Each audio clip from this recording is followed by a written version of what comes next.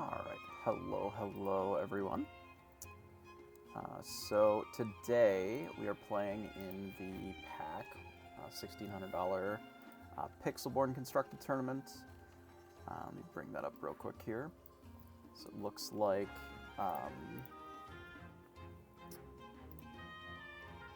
round one is starting pretty shortly here, but overall this is a pretty large tournament, which looks like it's probably going to be, based on the player count, 170 something. Should be about 8 rounds. We're going to battle all day, and then we'll see how it turns out. So, refresh it, see if we actually get paired up here. Alright, looks like we're just going to jump right into it. I'll show off the deck later. We should have plenty of time to talk about the deck list today, of course, given that we are... given that we're going to be here pretty well all day. So, I will be playing basically what I was playing on the stream yesterday, which is just Ruby and Amethyst, just an updated version, with a few tweaks based on what we had sort of discovered yesterday.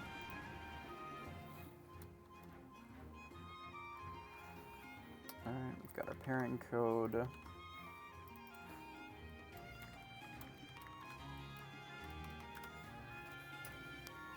Alright, so this is this, and then we play.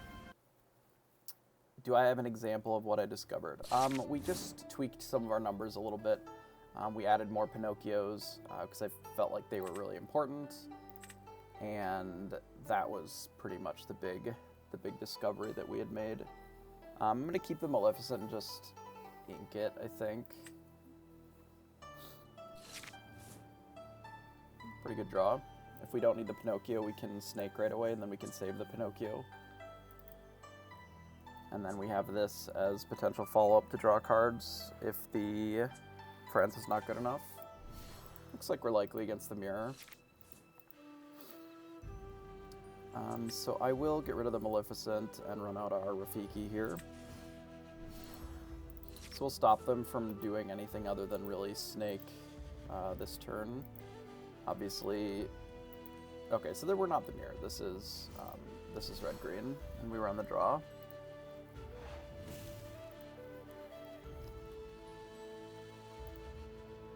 So they discarded our Friends, which is unfortunate, but it happens. So I am, I think, in the market to dodge the Kit Cloud Kicker by playing the Snake. I've been good, Shinaru. We need the Maui a lot less in this matchup than most others, so I think I'm going to use it as ink here. So we'll quest...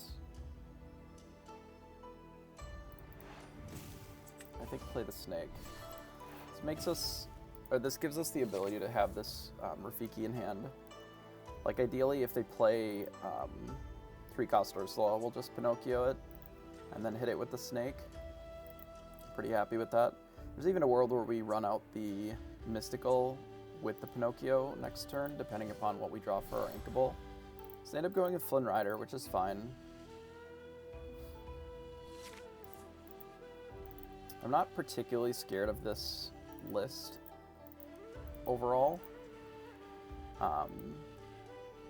It ends up being like not a very scary matchup as long as we can control their Ursula. I don't necessarily love it as a matchup, but it's not really that scary. I think I'm just going to play Crab and pass for now. I'd like to continue developing things, and then I think I'm just going to slam the Queen's Castle. We may want to deal with this Rafiki before we do that, because they have 3, 4, 5, so a single Crab would be able to kill our location. But in theory, we'd be able to clean up basically everything else. We'll see what they do this turn. We're going to need to deal with these Flynn Riders at some point. So they did get rid of a Cloud Kicker, mostly because it doesn't do anything for them. We'll see if they... It's pretty well all they do. Okay. I have a few choices. We can upgrade to the Mim Fox. Like, we can bash here. I don't necessarily want to discard any of our cards, though. I wonder if we can get them to overcommit into the Queen's Castle if we decide to play that. The only card that actually can interact with our castle currently is the Rafiki. We could, interestingly, take a turn off to Mim Fox, but I think what I'm going to do is I'm going to play the Kuzco. I'm going to play the castle and pass, and leave him with the Flynn Rider for now, and we'll see if they overcommit into dealing with the castle so we can get some pretty favorable trades here. If they don't, we're going to be able to suit up the castle and sort of bully what's going on here a little bit. Because I can reasonably Pinocchio... Oh, they're just gonna hit it for 3. Okay, that's fair. They might just hit it with the Ursula, and then we just get to attack both of these. So they don't hit it with the Ursula. So we can start cleaning up some of this. I think we can hit the snake here. I'd really like to start removing some of these Flynn Riders off the board.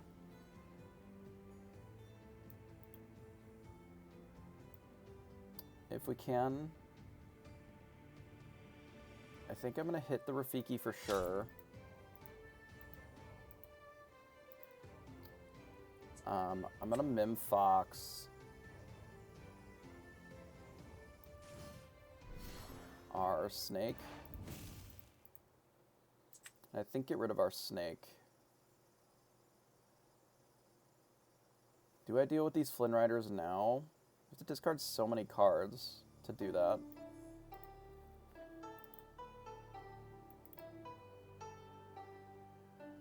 Which is really awkward. If I hit both of these down, they don't actually have a reasonable way of clearing this castle without adding a fox or something to the board, which they might have a fox in their hand. If they have a fox, they're going to bounce this rabbit, which is really unfortunate. Like, it's going to be hard for us to claw back from that.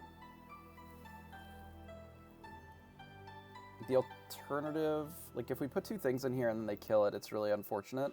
We could play the Pinocchio, hit the rabbit here, ignore the Flynn Riders for now, and then it makes the fox a little worse. Because we can still bounce this back with this one. Yeah, let's do this, and then just pass.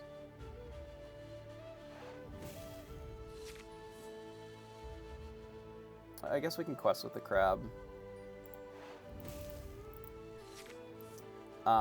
My plan, since we have so little cards, is probably to use the Madame Medusa on one of these Flynns, or potentially, like, exhaust our hand, and then just attack these for free, where it doesn't use our resources. If they play an Ursula now that we played the Pinocchio, we'll just use this other fox.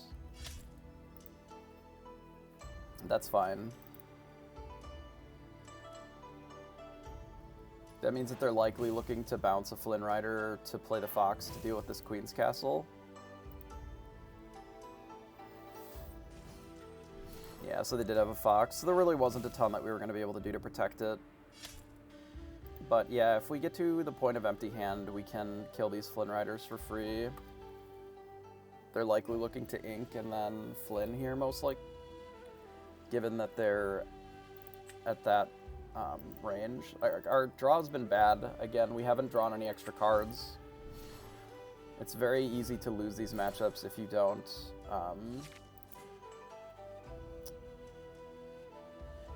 draw any card draw, right? So can I reasonably empty my whole hand and still do the Pinocchio? I don't think so. Like, if we bounce the fox, replay the Pinocchio, then we can't really teeth. We could teeth first. We could teeth the crab, killing one of these. We can actually kill everything on here except for the Maleficent. and not discard any cards. And we'd still get to keep the Pinocchio, but we're going to have to get rid of the Fox. It's probably fine. So let's do Medusa. We'll hit the Flynn Rider. We'll do Teeth here, dealing damage here and there. And then we'll just grab this thing and pass.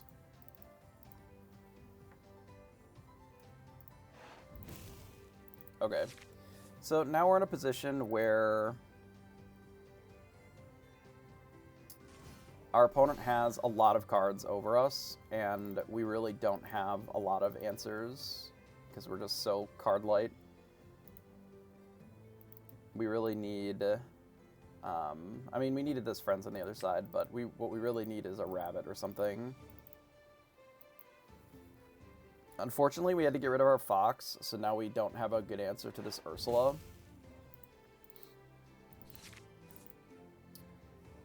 We kind of just have to play whatever we draw. I guess our game plan is just keep things off the board and start questing. We don't really have many alternatives.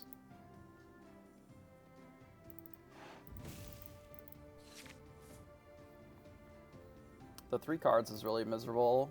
Like if they Friends on the other side sing with the Ursula, they're going to have, yeah. Okay.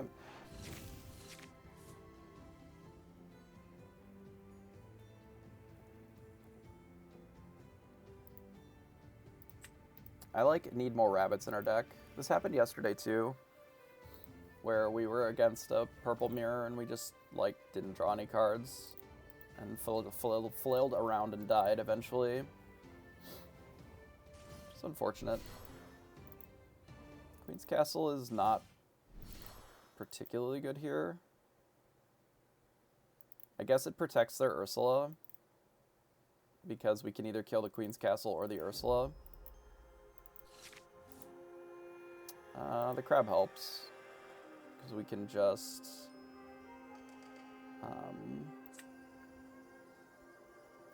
crab the Medusa or the goat, depending upon which one I want, to have damage on it. Kind of doesn't really matter a ton. We may as well just spread out our damage. So let's put this here. We'll bash the castle.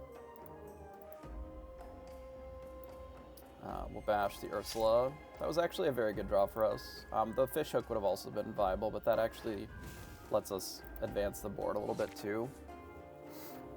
I still think that rabbit is probably one of our better draws, even rabbit into snake, just so we can start getting a few more cards, but we are losing pretty badly here, given that our opponent still has 4 cards in hand. I'm surprised that they're not playing any of these evasives. I would have expected them to... Sure, if they just have another one.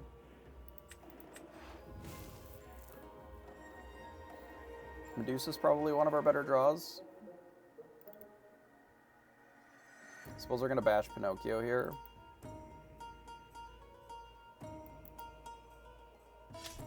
Yep. Yeah, another Medusa actually would be a pretty good draw here. Queen's Castle isn't actually terrible. So we want to take out the Fox, probably just with the goat.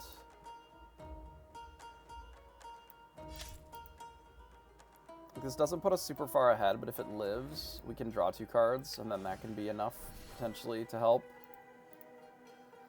Put both of these in the house here. Quest all and say go. And then hope that this is good enough. Obviously, we're not really in a good position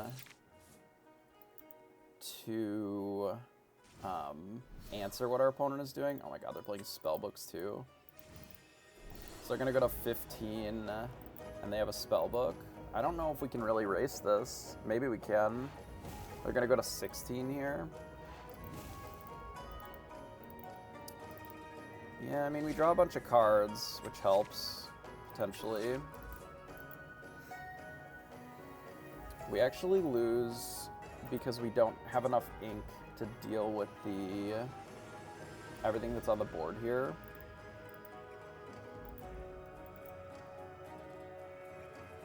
We can go to 14, which just isn't enough, so I suspect that we're going to have to friends to start this off. We'll see what we draw. Here's all of our card draw coming a little bit late. Alright, yeah. How you doing, Heather? If we had another ink to go to 18, or to go to 8 instead, we could mim one of these. But since we don't, I guess we're just going to have to goat. No, all we've hit are snakes. We could draw teeth, technically.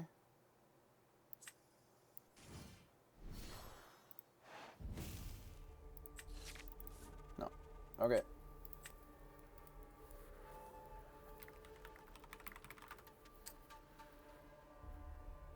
We have to rematch. Sure. That's nice that we don't have to leave the thing anymore. Alright, so game 2.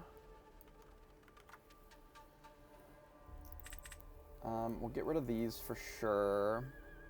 We don't need Jim. We can keep the Mal as ink. These are fine, I think.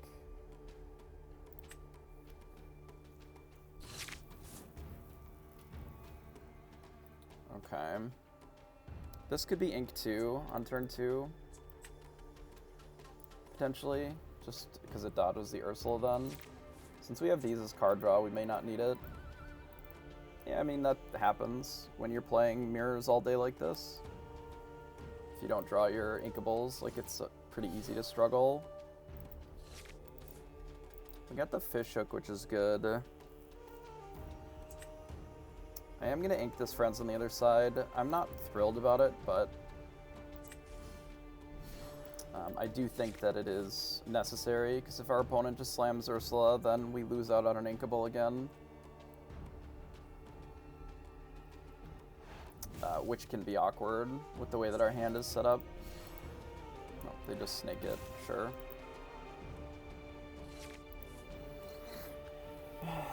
No inkables again. Drew B prep. Probably the worst draw at this point.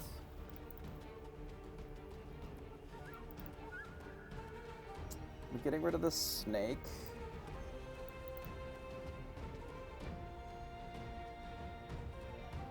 Play the hook. Could get rid of this too.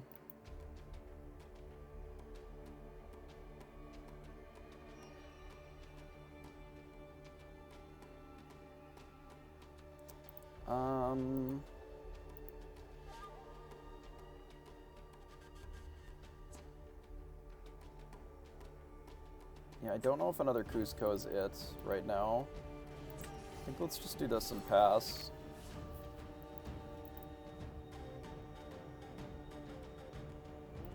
This could be good if we actually draw a rabbit, though. It's one of the reasons to maybe start getting off of playing Amethyst, because if you get into the mirrors and you don't draw a rabbit, like, ends up being pretty miserable.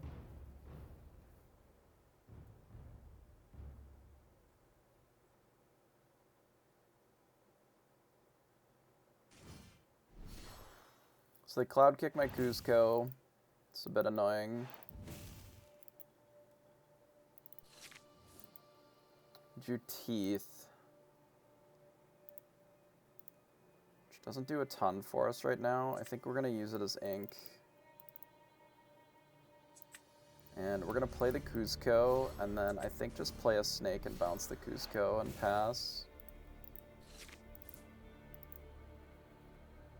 Which is maybe what I should have done last turn, but I thought developing the hook made more sense.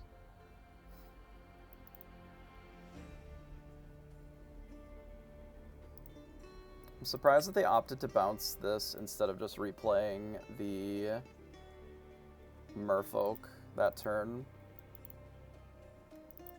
Given that the Merfolk is like a much scarier card, they just inked a Fox. Is their whole hand uninkable?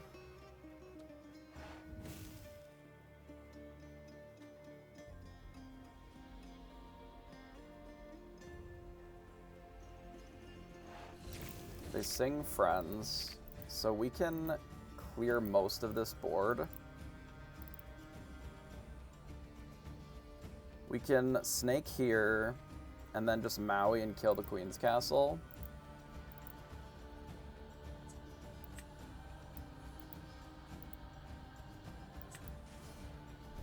So we'll Maui, do this, just straight kill the castle, and then kill the Cloud Kicker and say go. Like, there's a world where I kill the snake with the Maui instead, but I think this is fine. They likely don't have an Ursula if they're choosing to draw 2 cards with the Cloud Kicker, or they didn't have one. They might have one now, but they likely did not have one. Yeah, so they did draw it off that. It would be very nice for us to draw a... It's a second Fox that they've inked. It would be very nice if we were to draw a Pinocchio so that we can deal with this Ursula right now.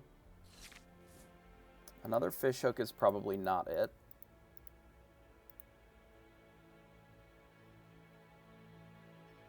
But if they've removed 2 of their...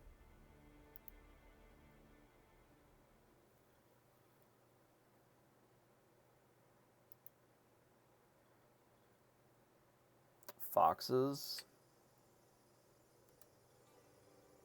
I don't think I need a second Fishhook. I think we can play this.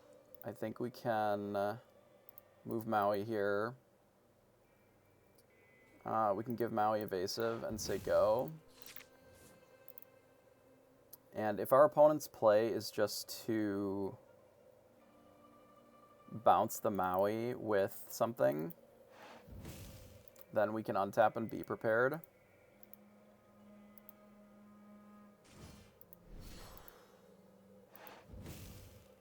If their play is just to not really do a lot and just do stuff on the board, then we likely untap and be prepared as well anyway.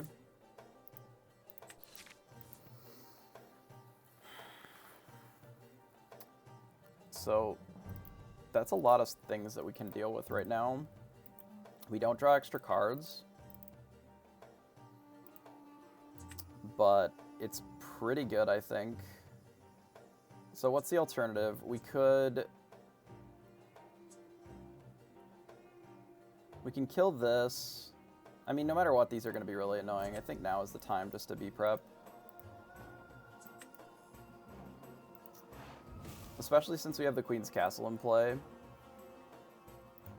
And we have a good follow-up to like an Ursula here as well. Or like a Rafiki or whatever. To curse Merfolk, sure. We have another Maui. I am doing well, and so far the tournament is going okay. Could be going better, but this game doesn't look terrible for us. So I'd like to wait until we're kind of empty-handed to deal with these cursed Merfolk. I think our play is to... We Pinocchio, we tap the Rafiki. We can Fox, bounce the Pinocchio, and then just hit the Rafiki, and then put the Mim into the castle, and then we can actually give it...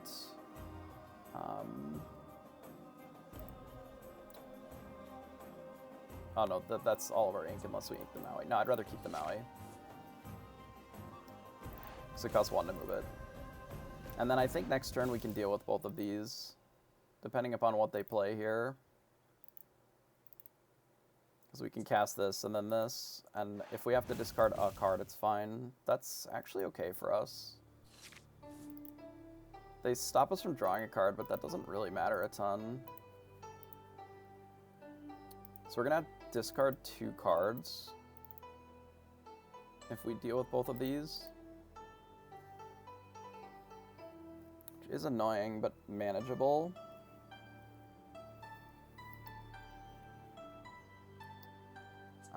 So let's do Maui. We'll hit the Cursed Merfolk.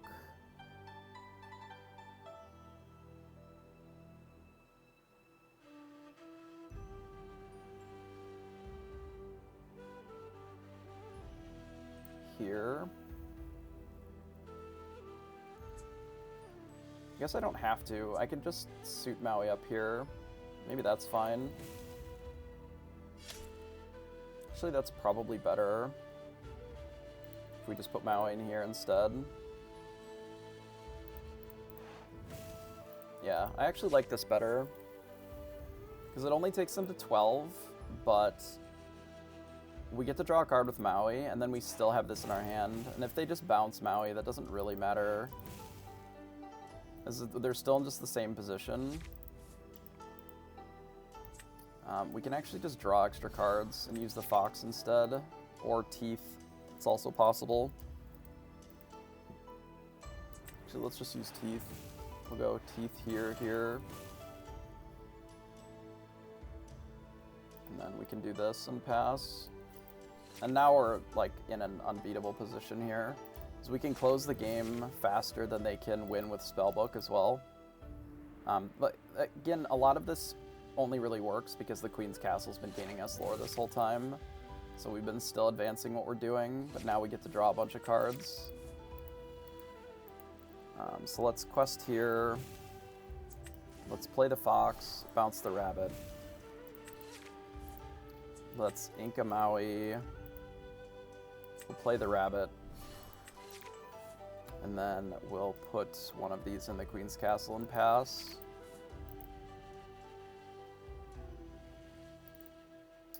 And then we've still got the Pinocchio to be able to deal with an actual problem card. Snake would be probably their best draw, but I know that this deck doesn't really play Snake in huge quantities. Ursula's fine. We'll probably tap the Goat and then just kill it with a Maui.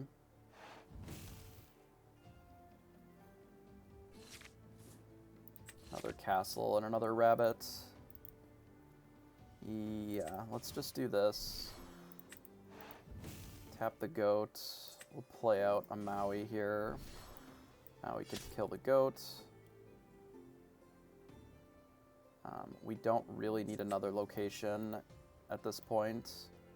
We can give this evasive so that it's not at risk of getting killed. We can move this here, and then just quest out.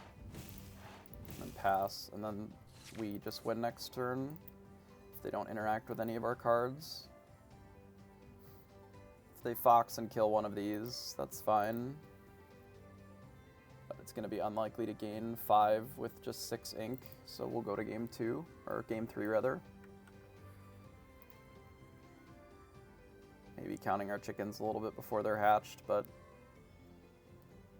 I don't really see a way for us to completely lose this game at this point.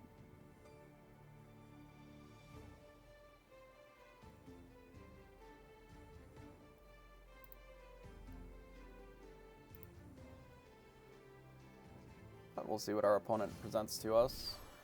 Cloud Kicker. Sure, it's pretty good. Draws us a card.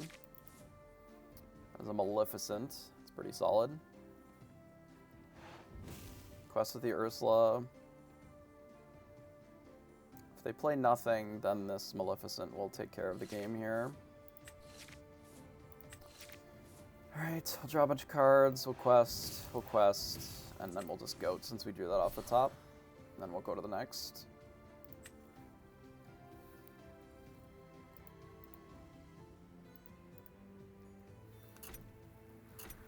Castle can get a little silly as a way of closing out the game.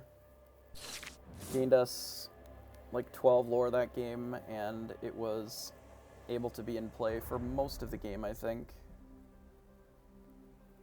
The Cusco's a little awkward in this matchup. Let's do these two. We have an ink here as well. The castle's not at its best here, but the goats are really not that exciting either. It could be one goat, one castle. Because we might just play this on 4. Like, our hand is really slow on the draw. This is not a good hand for this. If our opponent plays a really aggressive start, we're not in a good position here. If they play this into a 2 into Cloud Kicker, like, we're probably just dead. If we do get to untap with the Cusco, like, we have a bit of a chance, but this is not a great draw. Not a good start for us on the draw. Yeah. Alright, another Cusco. Cloud Kicker is about to boom us here, I suspect. I don't know if we really have time for this, friends. We definitely don't have time for another Cusco is the thing. So let's just play this and pass. If I can attack and kill both of these with the Cusco, like Cusco plus Teeth, I think we'll be okay, but if they have a bounce in this spot, it's not going to be great for us.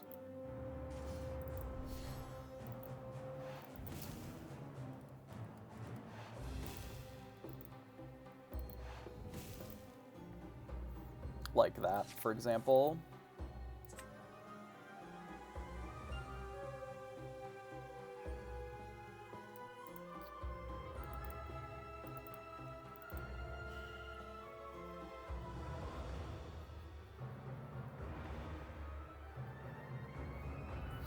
This is one of the reasons that I should have had less Cuscos. I wasn't even thinking of this as a problem. This should just, one of these just should be another mini, I think. It should be 8 and 2 instead of 7 and 3. It's okay. We don't really have time for more snakes. Am I really just running out another Cusco? I guess. Like, if they just sing Bouncer Thing, I think we're just dead. They played an Ursula, which is still not good for us. We can at least clean up some of the board. But it's not awesome. You can't play the snake on an empty board. The snake is better, but you can't actually play it without a card. So the only play that we had on turn 2 was the Cusco, so we couldn't actually play the snake.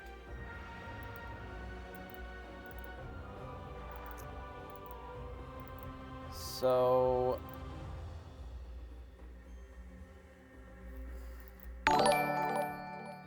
we have to kill these two for sure.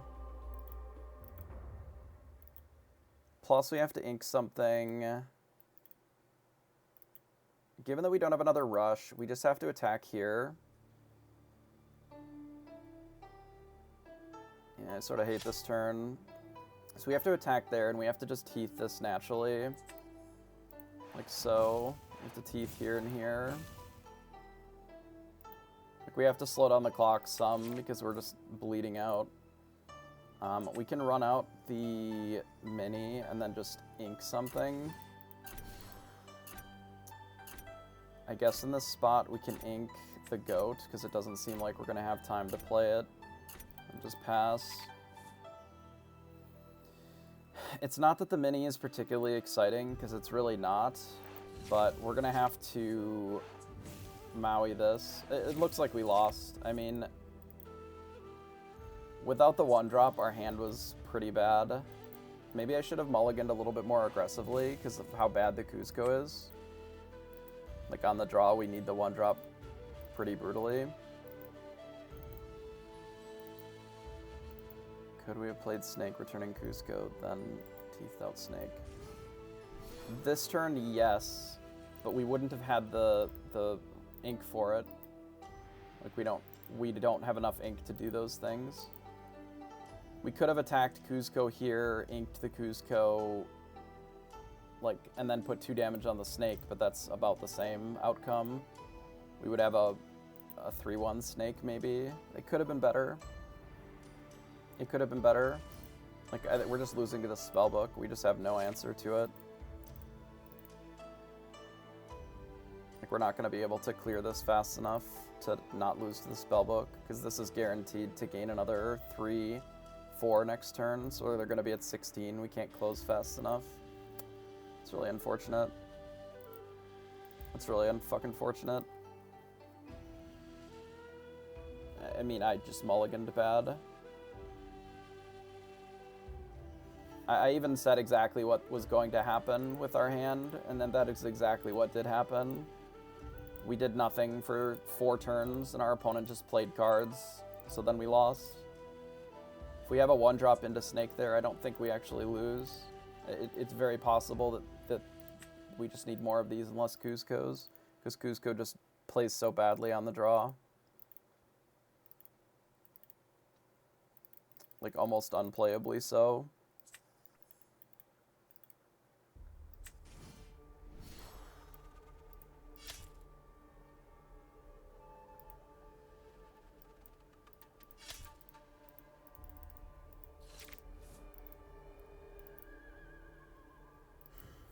I mean, we were on the draw this match, which already set us up for failure, given that it's an aggro deck. But we needed a better hand, and we should have just mulliganed more aggressively, because a bad hand is just a literal death sentence. We played a bad hand. I'm just done watching. Can do something else with our time. Sure. Alright, well, we lose that one. It's a good start to the day.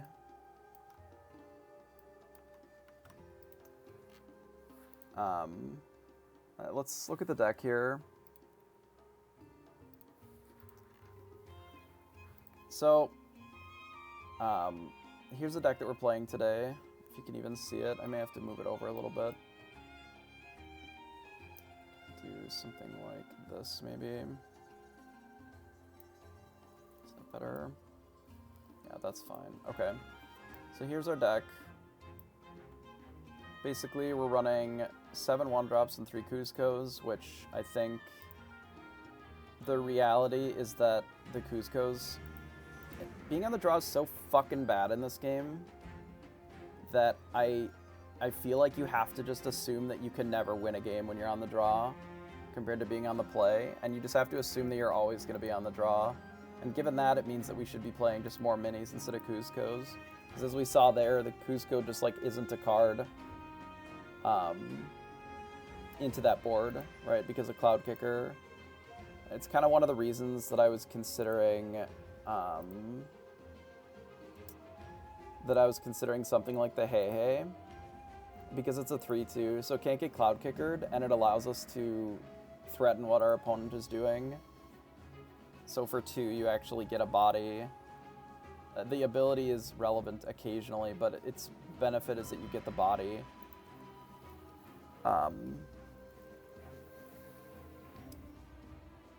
Which is something that is worth consideration, I think. I mean, that's really it. There isn't a lot that you can do on 2, and none of our 1-drops are any better for what we would want. Like, Little Rocket is good, but I just don't think Little Rocket is for the uninkable is worth it in this deck. Like, there's nowhere to fucking put it. You have to draw your rabbits and actually draw cards in order to compete. And we just didn't. We didn't really draw any cards in game 1 at all. And then we just died on game 3 because we didn't have a 1-drop. Which means that this number is wrong. It should be 8 and 2 here, for sure. But anyway, so we're playing Rafiki with the Pinocchios, because if we are on the draw and actually have it, this allows us to keep up with things like Ursula. It allows us to bully the aggressive cards if we're actually hitting these cards. Obviously, if we don't, it's hard to use them. Fox is great, obviously. The crabs allow us to bully locations. Goat is obviously still very good. Rabbit is still one of the best draw spells with all the bounce between the Snake and the Fox. We're on 2 Jim Hawkins with 4 Queen's Castles now. This can occasionally be a huge ink tempo swing, especially after Be Prepared. But this ends up being ink a lot. You rarely will run this out on 5, even if you have the location in hand, because if they can answer the location, like, it's not a super strong play overall. Generally, you would only do that if you're already pretty far ahead. But after a Be Prepared, doing Jim plus a location plus another thing ends up being like super backbreaking to be able to recover from. Just floods the board with a lot of different types of permanents, and then it sets you up very, very well for the future. Maui is obviously great. It's one of the best cards in the format. It kind of answers anything that you would want it to answer. The Medusa, I think, is one of the best removal spells that this deck can be running. Gives you a 4/4 body, which is very respectable in this format. Only really outclassed by a few cards, but luckily this kills a lot of those cards. It's good against things like Beast, it's good against Ursula, most of the flyers, in either like the Tinkerbell or Surfer Mini if people are still playing that. It's also good against like Beast and Genie on the Job. It just really deals with a lot of things pretty well. And even in the Amethyst Mirrors, it a lot of times will take out crabs and snakes, occasionally rabbits and whatever. Like, it just answers a lot of cards. I do think that Tremaine is still very playable. However, I think that Tremaine not being able to always target the thing that's problematic can be an issue, and it can come up a lot, where you really do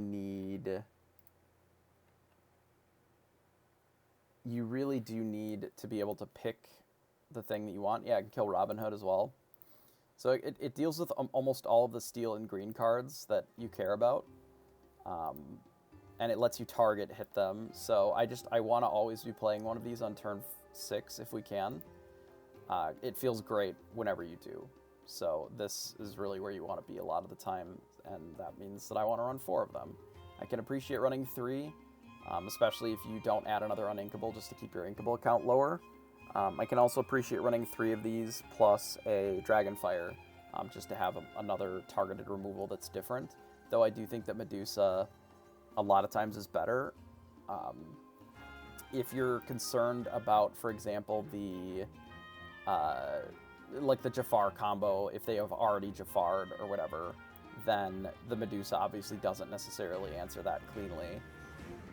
This answers all the Jafars up to that point, but it doesn't necessarily answer the Jafar once it's shifted, whereas something like Dragonfire can.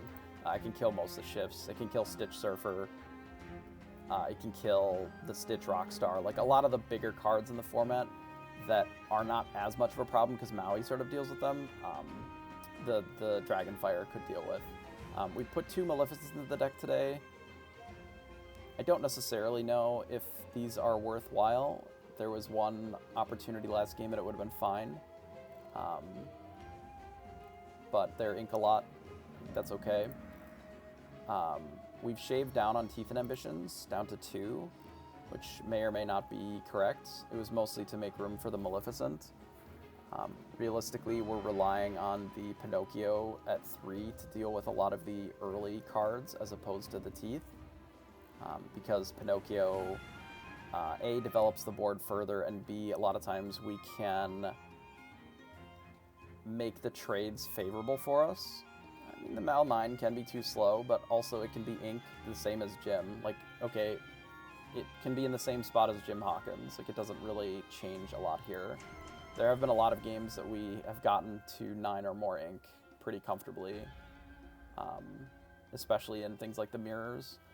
It's okay to have cards that are ink pretty consistently. Like, that used to be something like Maui, but now you really want to be casting your Maui.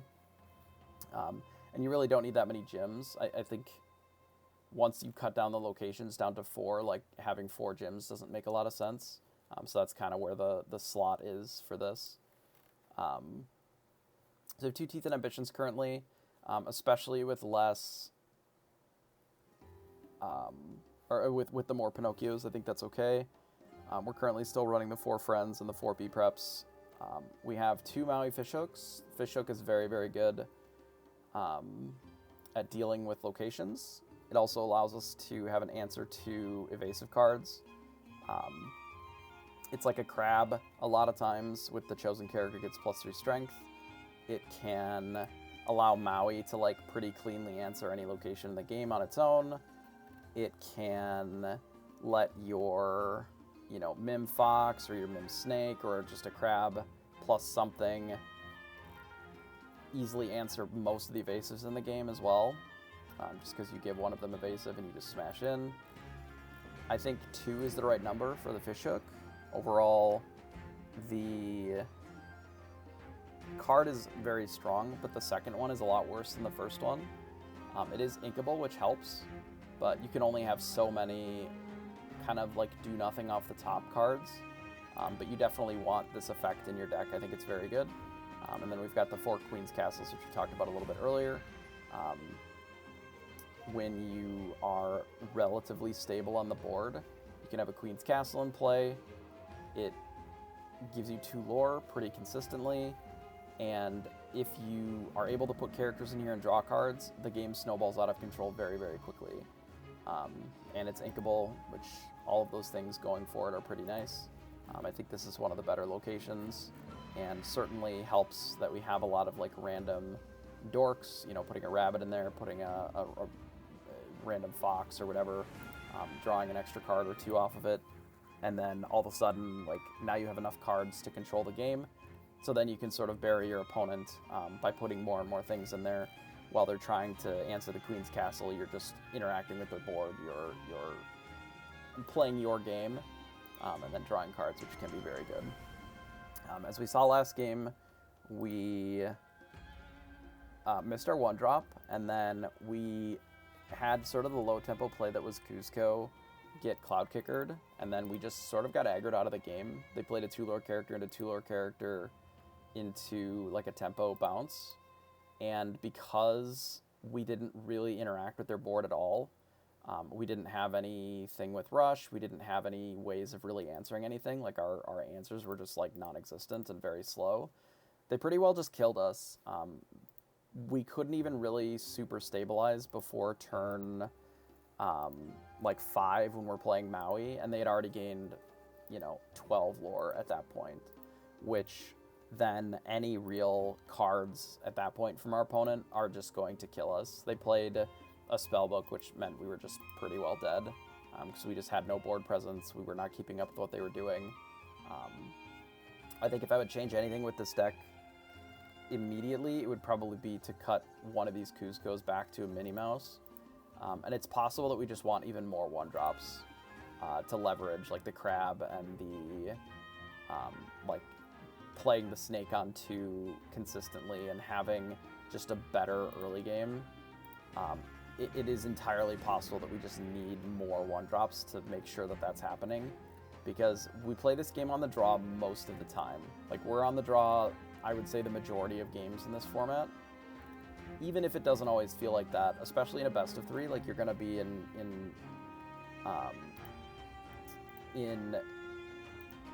the draw situation a lot. And if you don't have things that can answer anything, like if you're just doing nothing and your opponent plays a 2-lore thing and then plays another 2-lore thing, and then all of a sudden, like, you just haven't played any cards and they bounce your stuff. Like, green is playing a lot of bounce now with Cloud Kicker and Mother Knows Best and things like that. If you're getting tempoed, you just get buried. I mean, this is already a fair amount of 1-drops, realistically. Like, even with 7 or 8, you're going to draw them very often. It's very likely that we were under mulliganing on the 3rd game.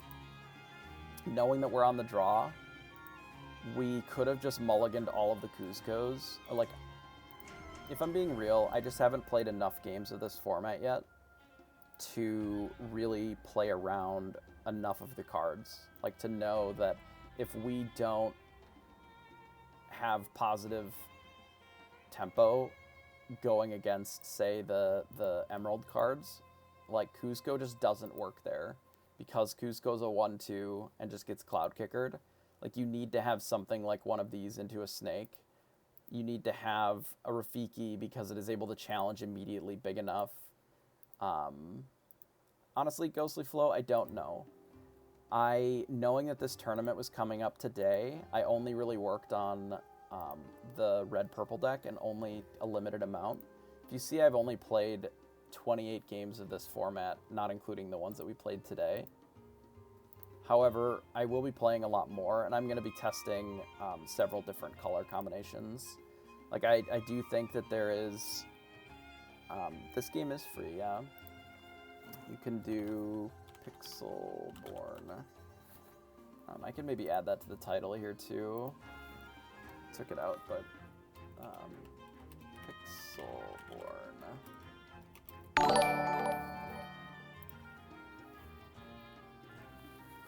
Hey, Awesome Hearthstone, appreciate that.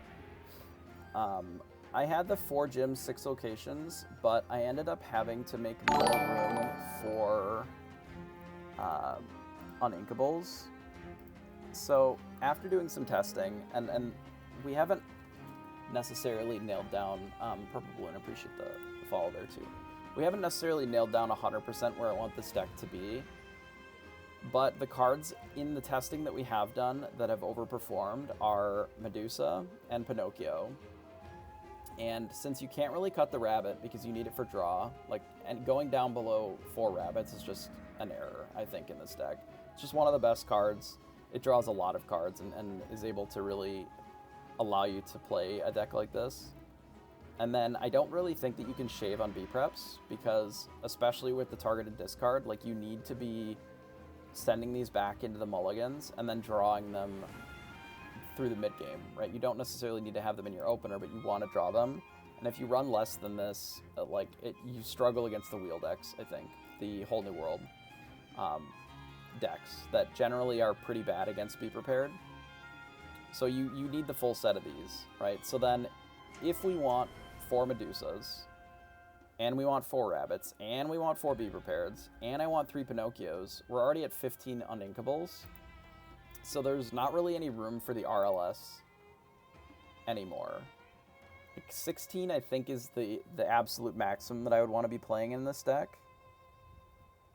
And once you get to 16, like, you've shaved one of the RLS, then you don't really need all 4 gyms anymore, because it doesn't feel great only running 5 locations, so then you kind of cut a gym.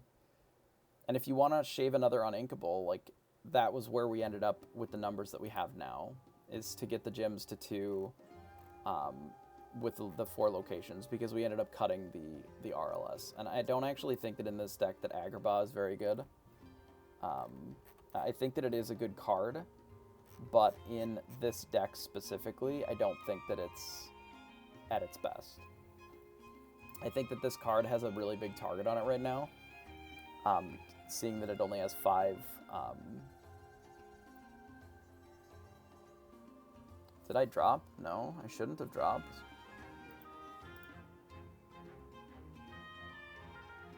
No. I lost. I'll play out the whole score. Oh, you're looking at the 1-2D. No, that's... we were on the draw. I can see how that would make... That would be... maybe I'll just put an asterisk or something by it for the play draw. They were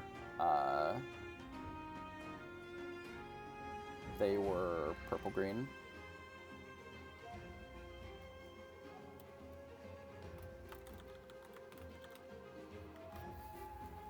No, that they were just on the play. That was all that meant.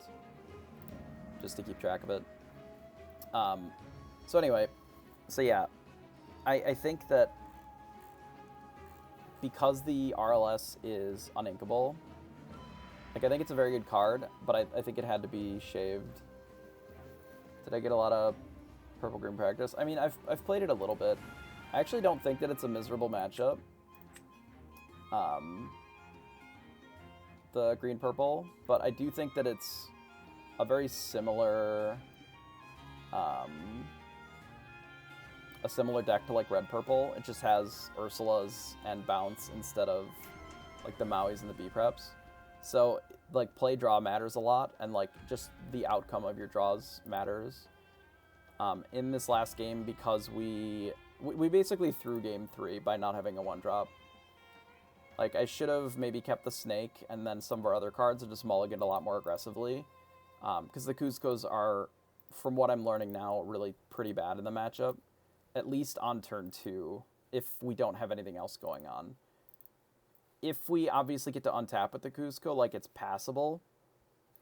Because it can sing the teeth and it can interact that way, or we can do whatever. But the fact that it can get Cloud Kickered, and when we're on the draw, like, we literally got time walked to turn 4. So they just got to start the game with 10 lore and 3 characters in play. Essentially. Which is just not viable. You can't do nothing for 4 turns, give your opponent half of their required lore that they need to win, and then start the game. Like, it just doesn't work. And it never worked in the original red-purple mirrors either. Like, it plays out very similarly to a red-purple mirror, like a red-purple aggro deck. Because that's basically what their deck is. It's like the old Arthur aggro decks, right? And normally our list is pretty okay against them, though they have a lot more draw than the Arthur decks did, just because of Ursula. You know, if we start with a Rafiki into, you know, maybe bullying something into a Snake, into a Pinocchio, we're generally okay. You know, we at least can keep up. If we do the Rafiki, we can maybe trade with something if they've got it, or we keep them off of attacking with it. We can follow it up with something like a Snake that they can't Cloud Kicker, and then if they play Medusa, we just play the Pinocchio and then replay our Rafiki or whatever as our turn 3, and then we can kill the Ursula, and then we're not down that much lore. You know, they maybe have gained 6, but their board is not full of cards, and we have interacted with what's happening. Like, we've been able to kill some of their things throughout that process. But because we didn't, because our only play was Kuzco, which got bounced immediately, so then our turn 4 was literally just like, or our turn 3 was literally replay Kuzco pass, which just, it doesn't do anything. It's really terrible. I would have honestly rather played like a Crab or something if it was available. But the way that this deck is constructed right now, if we don't have a 1-drop, a lot of our cards don't have a lot of text, which means that we probably just need a little bit more 1-drops, which is kind of what we're looking at here, to see if there's anything else that would make a lot of sense to run. And maybe there's a world where something like Felicia is viable, or even just a random goon. Since we have the Teeth and Ambitions down to 2, it's possible that we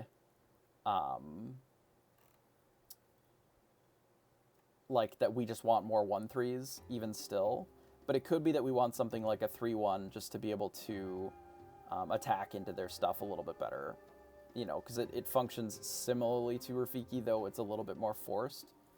Most of the things that we would want to kill, it's fine that Felicia just, you know, trades with them, since we can't run more Rafikis. Because like a 2/2 doesn't always solve our problem either, given that it just doesn't always do stuff. You know, I'd been considering a card like this, which suffers from a similar problem to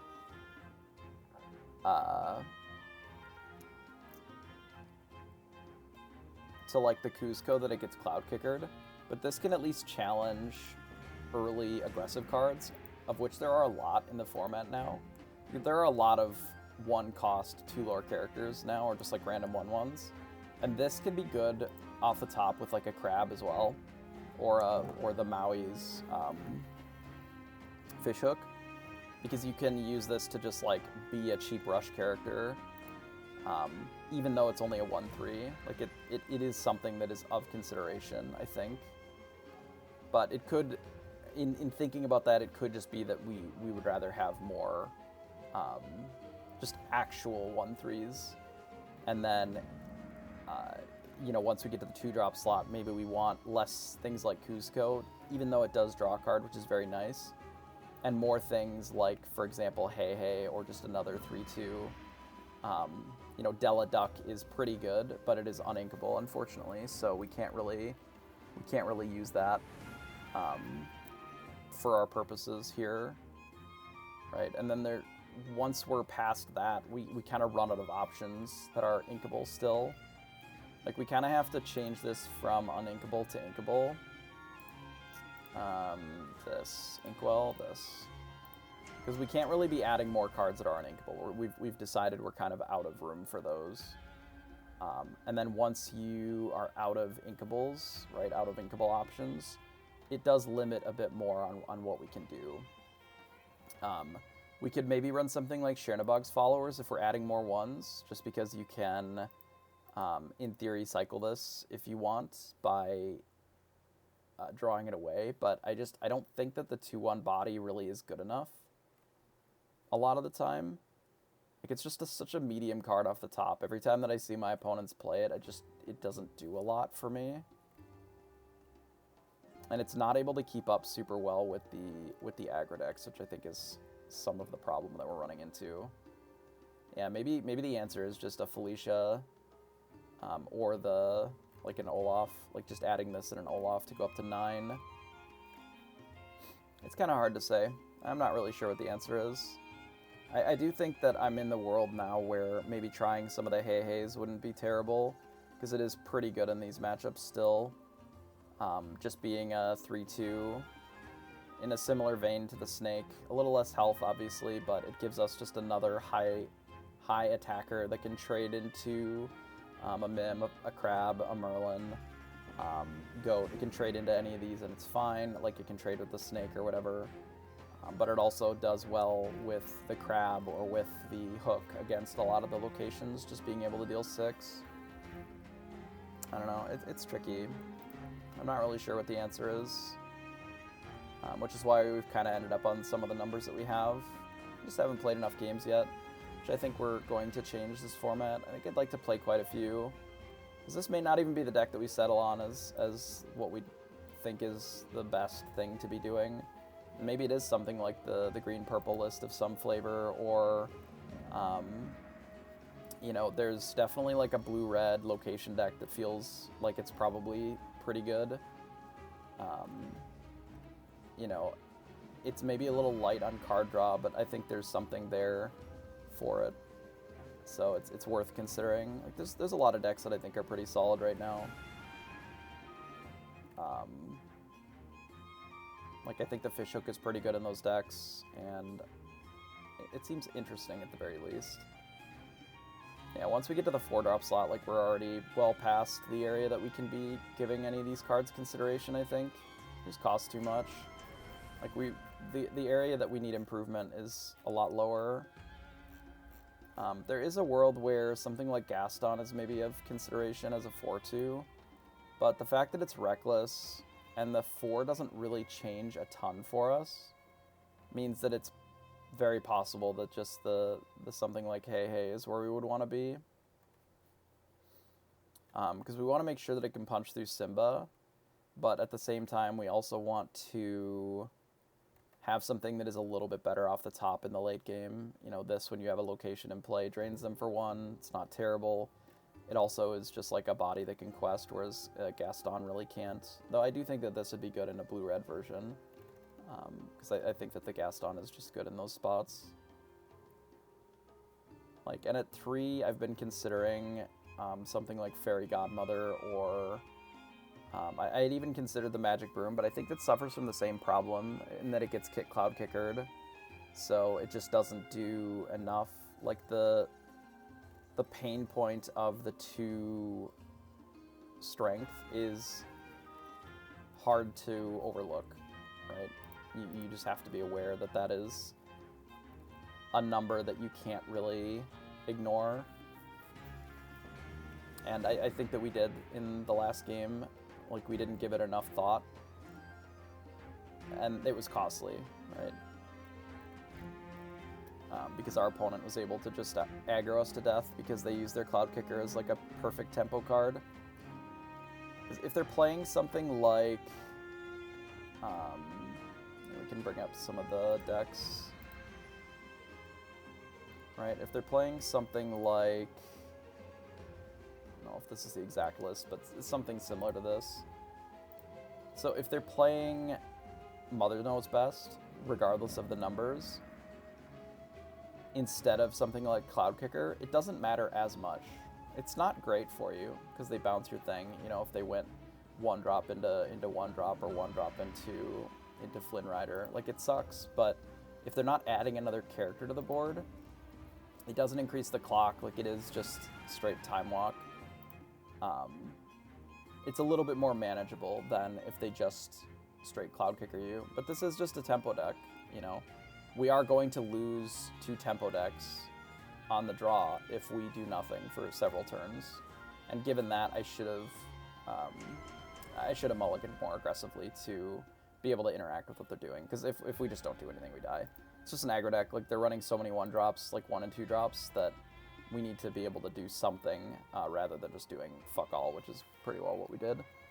They're in turns now, so the next round should be up pretty shortly, I would think. I don't know how long the turns are going to be lasting today. Hopefully it's not 15 minutes every single time, but it could be. Yeah, so some decks that I'm going to be looking at coming up here. So we may test out a Jafar combo, but I don't actually think the Jafar decks are that good. Personally, I think that they are a little awkward in that you have to commit so many cards to Jafar. These lists, I think, are a little bit less offensive than some. Like, I think that the 3-drop Jafar is just, like, not that good. The one that looks at the top and bottom card. Whereas I think that something like this is obviously a bit of an outdated list because they're not always running just the Long Came Zeus anymore. But essentially this is just a whole new world deck that leverages the Jafar. And then outside of that, it's just like a shift purple steel deck, kind of like the old ones were, and then it just has this as a sort of draw payoff, which they kind of did anyway. I don't know. I'm not really sure that this is where I want to be in my life. Like, this just isn't my style of deck. I don't think that this kind of combo and these kind of shift lines, like especially when Medusa's seeing a lot of play now, feels really awkward to just be playing this kind of garbage and then have it get Medusa'd. And this struggles a little bit with locations. Like, there's not really much in the early game here outside of the Captain Hook that's interacting with locations very well. So if your opponent's just playing a bunch of locations, you're kind of just committing all of your resources into fighting them, or you're just ignoring them and then they're doing what they're doing pretty well the whole time. Let's make sure that my round is actually reported here. It is. Okay. But yeah, so there's lists like this I may end up trying out.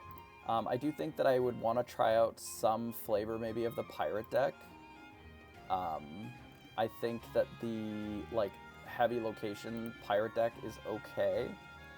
I do worry that this deck is a lot worse when there's a lot more crab and fishhook style of things going on. Like John Silver obviously is a great card, but is a lot worse when you don't have your locations in play, and if they're getting bullied by, you know, you can't really play the Bayou or the Jolly Roger if they have a Rafiki in play because they just destroy it, right? And that's pretty brutal. I think Mr. Smee is a very good card, being a 3/3 for 2. Even with the downside, I don't think that this is really enough of a downside to not be excited about him as a card. But if you look, this deck also has a lot of like deal with early problems. It's running a bunch of 3/3s for 2. It's running the Stitch for a little bit more rush.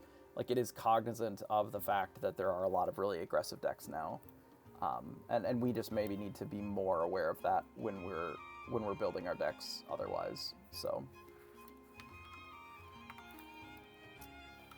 I think that we may end up trying the pirate deck. The next match is up, so I'm waiting for my opponent here. But we'll talk about this a little bit more after the next round here, because there's still a few lists that I don't think are that explored yet. Like, I definitely think that there's some of the, like, location blue-red decks, or even some of the Pabby decks that have gotten a lot of tools that make them more viable now than they maybe were previously. And we're going to test a bunch of Ursula decks upcoming here, too. But I'm excited for the ladder. It's going to be a fun climb, because we're not just going to use purple-red the whole time, though I do think that it is a pretty good deck. I'd like to explore some other ones while we're doing the climb. Alright, so we're on the draw again. This is a good hand on the draw, though. I think I might just keep it. Yeah, I think I'll just keep it. But we are on the draw again. We'll see what our opponent is playing. That'll dictate if we want to run out Rafiki or Minnie Mouse right away. And if we want to play the Mim on turn 2 or the Pinocchio. I am keeping 2 Pinocchios under the assumption that they're going to be useful with the way that our hand is constructed. We may even be inking the friends on the other side. We'll see. I didn't really want to mulligan any of our inkables because I feel like they're kind of necessary here. So they're green and something, I imagine. Purple, probably. Yeah. So it's green-purple again. So we can probably just mulligan the friends on the other side so that if they hit us with the thing that it's not a problem, because we have a very good hand otherwise. So I think my play is to run out the Rafiki and then pass, and then that means that they can't really attack with the Maleficent, and then we'll lead into the Mim Snake, and then probably looking towards doing like a Rafiki plus a Pinocchio turn on 3. So they may be snaking themselves, which is fine. So we'll just quest here, we'll get rid of the Always Classy, and we'll run out a Snake. Then pass. And there's a world where the Always Classy is good since we drew the crab as well. Maybe over the second Rafiki, but the fact that this has the 3 power on its own without the crab, I think leans me a little bit more into doing it. Though the 3 toughness is something of consideration for sure. Like, this makes me like Felicia even more, the more of these type of decks that we're running into, at least in small numbers. Hey, Gorm. Alright, so they got rid of an Ursula Deceiver instead of casting it, which does make sense. And they cast their second one, which we bricked because we did get rid of our friends.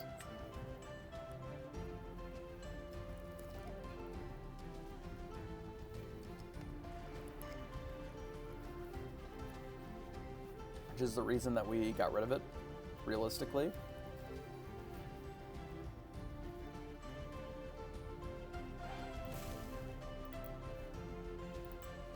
I'm debating on whether or not I run out a Pinocchio plus a 1.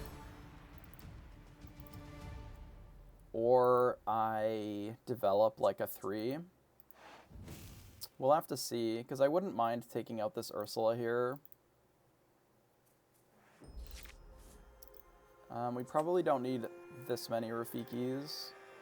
Like, I wouldn't mind doing 2 things this turn. If I develop a Pinocchio, I don't think killing the Merfolk is where we want to be just yet. Especially when we can kill this kind of for free. So we don't have to discard the card.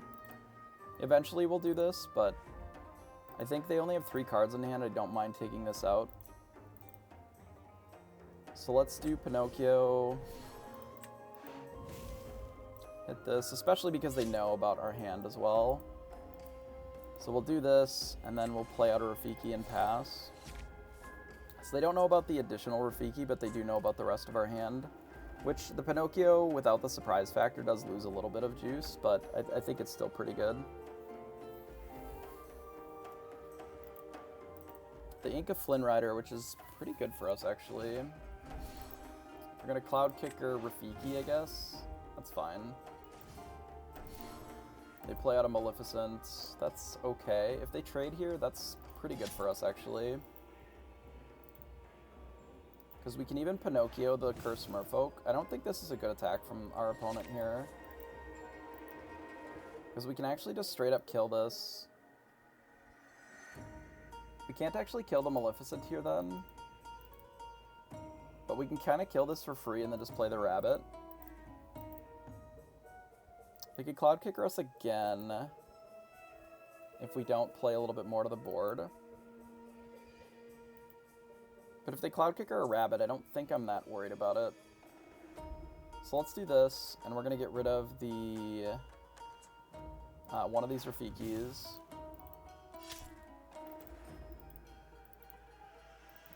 And then I'm debating on whether or not I need this crab if we have the fish hook. I don't think that I do. I think I'm going to get rid of the crab and just play out the rabbit. And then pass. It's actually not a terrible draw. It's not exactly what I was looking for, but it can be useful with the way that our opponent has been playing this game. So they're going to 5. They're going to hit the Pinocchio. That's not surprising. They're going to quest their Maleficent. Also not surprising. And they're just going to bounce the rabbit. That is not as big of a deal as another Cloud Kicker. So one of the reasons that I've opted to keep the Rafiki in hand is that we can have a turn where we develop 2 things. So I think we play the rabbit and the Rafiki this turn. We can get rid of a snake. It is good with the rabbit, but what we need is to...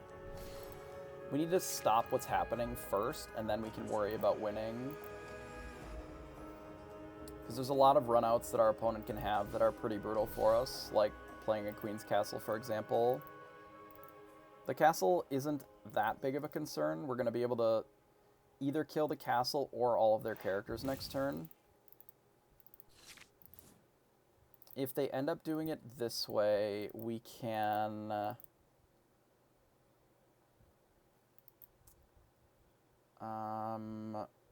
yeah, that's fine. We can hit here. We can't kill everything on their board, but we can leave them with just the Cloud Kicker. So if we hit the Maleficent with this, we can play the Mim. Bounce the rabbit. Draw a card. We can actually... No, we still can't. We just don't have enough... We don't have enough ink to do all of it, but we can do a lot of it. So we can hit the Queen's Castle twice here, and then just develop our fish hook, and then say go. And then now we're in a spot where even Spellbook I don't think is going to be fast enough to race us. It might be. Like if they rip Spellbook and then just a bunch of 2 lore characters in a row. But I feel pretty confident from this spot that the aggro deck has kind of run out of steam. So let's play a rabbit, draw a card. We can ink... This might be relevant, actually. We can ink the Teeth and Ambitions. Let's play the Fox and bounce the rabbit. And then we'll quest out, and then pass. And then now we're in a spot where we're getting close to being able to just Maleficent, and we can also B-prep if they don't have much going on. Kill Rafiki, I think that's fair. They may have a Fox. They have a rabbit. Okay, it's a good draw. We could have even removed the Cloud Kicker with the Pinocchio last turn, but I think this is okay. I'm likely going to remove their board now. With one of these Pinocchios, but let's draw a card first and see where that leaves us. Medusa is a very good draw here. I guess I'm going to have to ink the Fox. With the Medusa, we can actually ink the Maleficent now, because we can more reasonably bounce the Medusa throughout the mid-game here. So let's hit there. Let's Pinocchio. We'll tap the rabbit. We'll hit the rabbit. And then we'll protect one of these, I guess. Don't necessarily have to, but we're not running out another Pinocchio. This does make, like, Genie on the Job, like, not a good draw anymore. Doesn't really do anything for them. Any locations are pretty bad. Spellbook is probably their best draw here, just because we can't interact with it, but I think that we can close faster than this can kill us. So we'll quest. I should play this first, just in case we draw, like a draw 2 here. So we'll quest here. I will play another one of these, since we have an additional kill spell. So we can bounce the rabbit. So we did find a friends on the other side, which we can maybe use next turn. We'll do that, and then we'll just pass. Make one of these have evasive, I guess.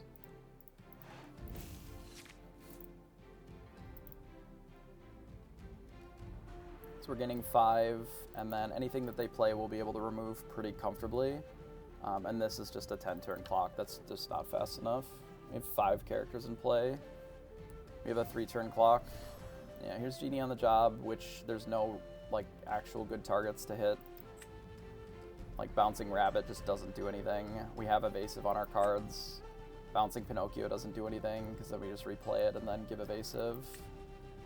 They don't know that we have the Medusa in hand for us to be able to just Medusa their Genie and move on.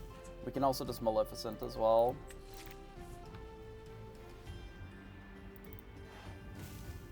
Yep. I might consider Maleficenting just because it costs a little bit better, but we'll see. It also gives us more of a clock. I don't really think that I need a friends on the other side here. We have plenty of cards. I'm just gonna ink it. So let's do this. I think we're gonna play the Madame Medusa. Just gonna take that out and play a rabbit. Our ordering was pretty rough there, but yeah, the Medusa's pretty good for us in this spot. So now we have 6 on board. Still a 2-turn clock. Their clock really hasn't changed much. We don't have as many lore-dense characters in this deck as what we maybe did in the past with Surfer and Tremaine, both questing for 2.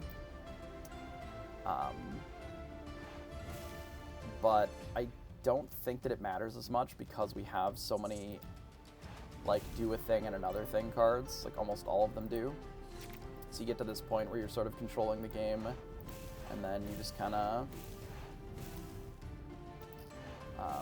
quest out, just play another one, get rid of this, and then just play another rabbit,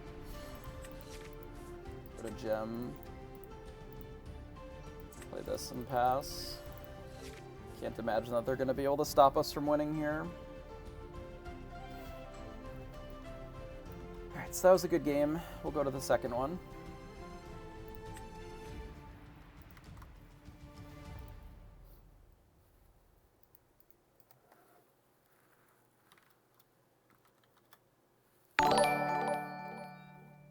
I am Spork, appreciate the follow. Alright, so that was a good game for us. So we have some of our 1-drops now. We do have a rabbit. We also have a Pinocchio. This is a good hand, actually. I don't think I'm going to mulligan this either. It's not the best hand I've ever seen, but it can deal with, like, a Maleficent pretty well. We do mini into Pinocchio, hit the Maleficent. Obviously, it's worse against, like, the snake openers. But it does still have rabbit as a follow-up. It's a little worse against the Curse Merfolk opener, but we can still kill the Curse Merfolk, which I think is of note with this. Which we may end up doing since we're on the draw, we have an extra card.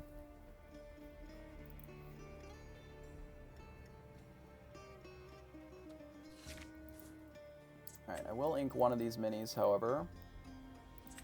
Play this and pass. So we do have something to threaten the Curse Merfolk. They may be fine with us just eating their Curse Merfolk for them to gain 2 lore, and they make us discard a card.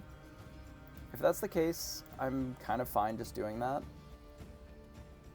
I may even develop another mini then instead of playing the Pinocchio. We'll see what our opponent plays this turn, because that's kind of what is important here on how we navigate the next turn. Because if they play out something like a Maleficent, for example, I'd rather hit that with our mini than the Curse Merfolk, obviously, because then we don't have to discard a card. They're both functionally the same.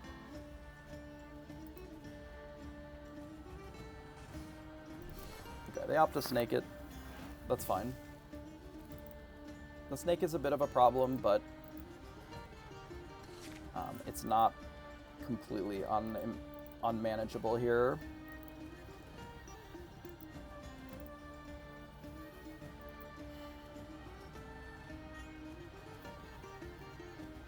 So, based on our ink, we don't have a way of dealing with Ursula, which is unfortunate. I think we probably don't need all of these Mauis, since we have double Fox. I think we can ink a Maui. And I am just going to play another mini and pass, because it gives us something that we can Fox with, even if they Cloud Kicker. Cloud Kicker would be our ideal run out. Ursula is probably our worst case scenario here because we just have minis.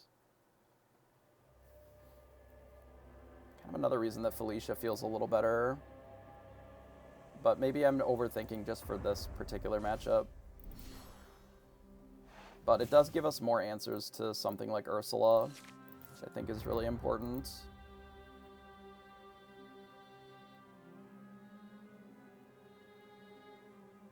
Alright, well they've got the Ursula, so I guess we're going to get rid of the Kuzco here. Play a Fox, bounce this and pass. I don't really think we have much of a choice. If they're using it just to draw cards, it's not great for us, but we can manage that since we have the Fox just to threaten it. If they're looking to bounce both of our things, I think that's also manageable because we can still Fox it either way. But trading 2 for 4 is pretty good for them, but we do get to Fox this here. Realistically, we could clean up the whole board if we want, but we'll see what they play. We may need to Pinocchio something. We'll see what the extra card is here. Just a Tinkerbell. Right now we don't have a great answer to Tinkerbell. Rafiki's actually a good draw here, because it lets us put another thing on board that can challenge what's going on over here. So I think we hit the Ursula for sure.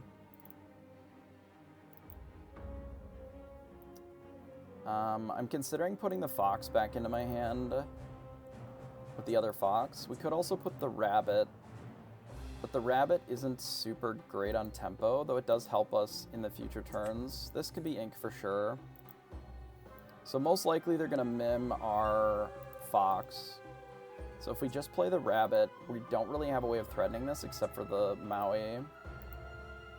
But then we have the plan of either Pinocchio plus Fox or Maui, which I think maybe that makes it enough options for us just to be able to play this and pass.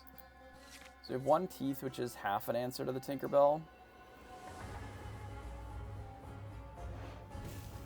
If they just opt for Lore here, and they don't answer this Rabbit, I think that's probably our best case scenario. We could also draw a Fishhook off the top, which would be pretty good for us, I think. Like if we rip a Fishhook, we can just Fishhook this, double trade here. Or it allows us to develop something like Maui and be okay. But without the Fishhook, we are in not a great spot since we don't have any Ursulas either.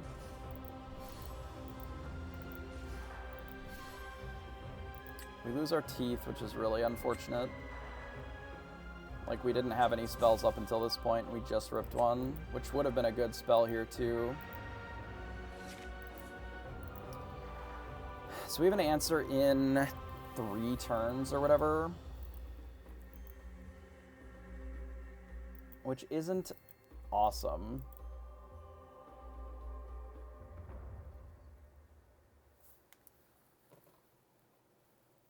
but it's something.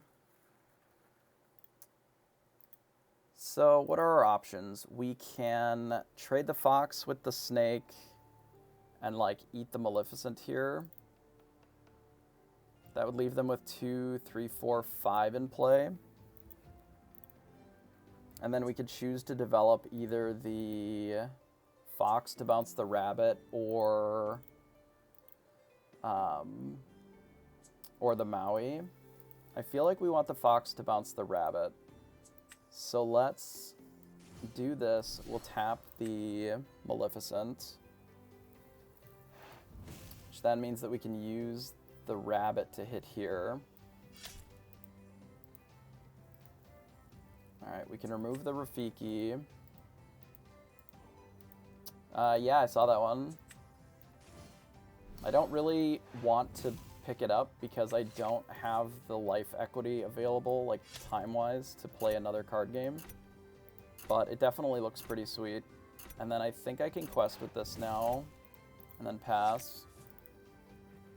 So we're trying to maybe set up for this B prep. We'll have to see how the rest of these turns shake out, but we're not in a spectacular position here. Outside of the... Yeah, I'm sure that I could, but we're looking to full degen this game, I think, instead. Okay, so we're going to need to deal with more of this turn to set up for this on the flyers, the following. So I think we can get rid of another Rafiki here. So if we remove both of these, they can go to 16, which is still not a great spot for us.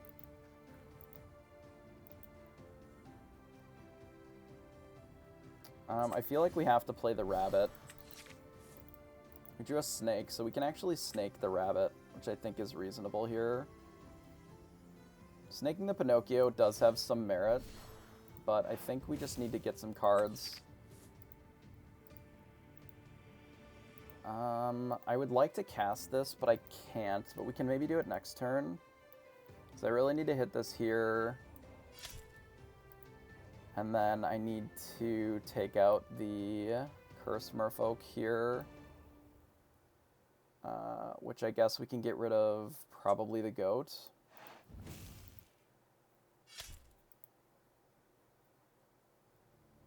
And then I suppose we can just quest here and pass. So they're going to go to 16 no matter what. I can't really stop them. But ideally what they do is they just develop another card on the board, like another character. Or 2 even would be ideal. So that we can B-prep and actually clean it up.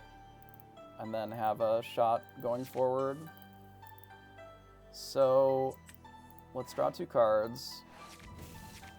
A snake and a Rafiki. So we'll quest out.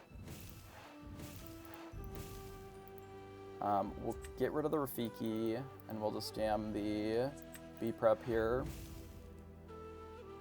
We're not in an awesome spot here because we still kind of have to kill everything going forward. Like basically every card for the rest of the game. They can still very easily bury us here. I'm surprised they didn't play the rabbit last turn, since that was what was in their hand. I guess they were hoping that I had an answer to their card and not 2, so then they were playing towards that. So they play 2 things. So we rip a crab. The crab is good. The snake is okay. I think we have to start with a rabbit and see where that gives us. So we did draw Medusa, so that'll be good. So we definitely want to keep this snake. I don't think that we need the crab here because we have the Maui to deal with the location potentially. So I think I'm going to get rid of that and just play the other rabbit. And then pass. And then, assuming that they quest with both, which is pretty likely, then we can try to clean up the board and then Medusa, whatever they play, in theory. Goat is a nightmare. Because that means that we just lose. Okay, I guess they got us. We have no way of dealing with the goat, so okay. We go to the next game.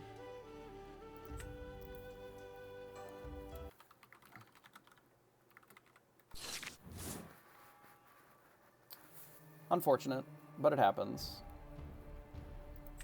So in these mirrors, the goat is okay. We can go 1, 2, 3, 4, and then we just have an extra snake. Maybe we just mulligan the friends and a snake. Can mulligan a little bit because we're on the play. Not an awesome card. Let's get rid of friends. We'll play this and pass. We do have an okay run out here though, where we can play 2, 3, 4, 5, 6, assuming that we're drawing stuff, but I think we can afford to mulligan a little bit there. A Pinocchio off the top would be huge. We didn't hit it, which is unfortunate.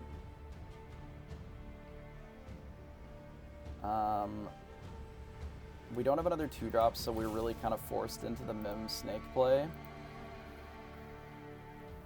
which is fine. I'm just debating on whether or not I get rid of this crab or the goat or the Maui. Not sure which one is our best bet here. So we really don't have a super awesome 4 if we get rid of the goat, but maybe the play is just like we keep the mini and run that out on 4, like we do a 3 plus the mini. Yeah, let's get rid of the goat and just play the snake here. Pinocchio would have been probably our best draw in that spot, because not only does it get rid of their 1-drop play, but it also would have, you know, bullied their Maleficent, which is good. Because now if they quest the Maleficent and play a snake of their own, like, it's pretty rough for us, for sure.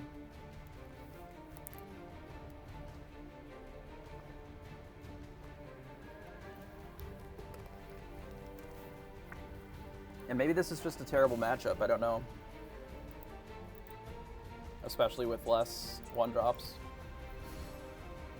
It's the Ursulus. We got rid of the friends so that we don't have to worry as much about it. Like, there's a reason that we're making some of these choices in these games, just because we don't want the... we don't want this just stealing one of our early ink, especially when we don't have a rabbit in hand. So we have another snake. We can actually play a snake mini this turn and then just have a mini in play. I think we hit this because it would also untap our snake.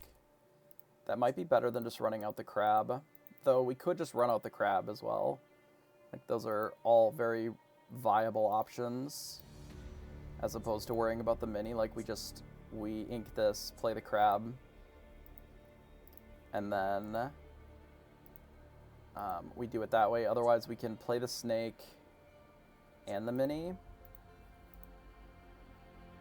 Snake and mini might be better. We just, like, ink a snake, because I don't want to ink this, or this. Maybe that's actually better. And we could bounce back the mini as well, but I honestly think that the mini is pretty okay with the crab, too.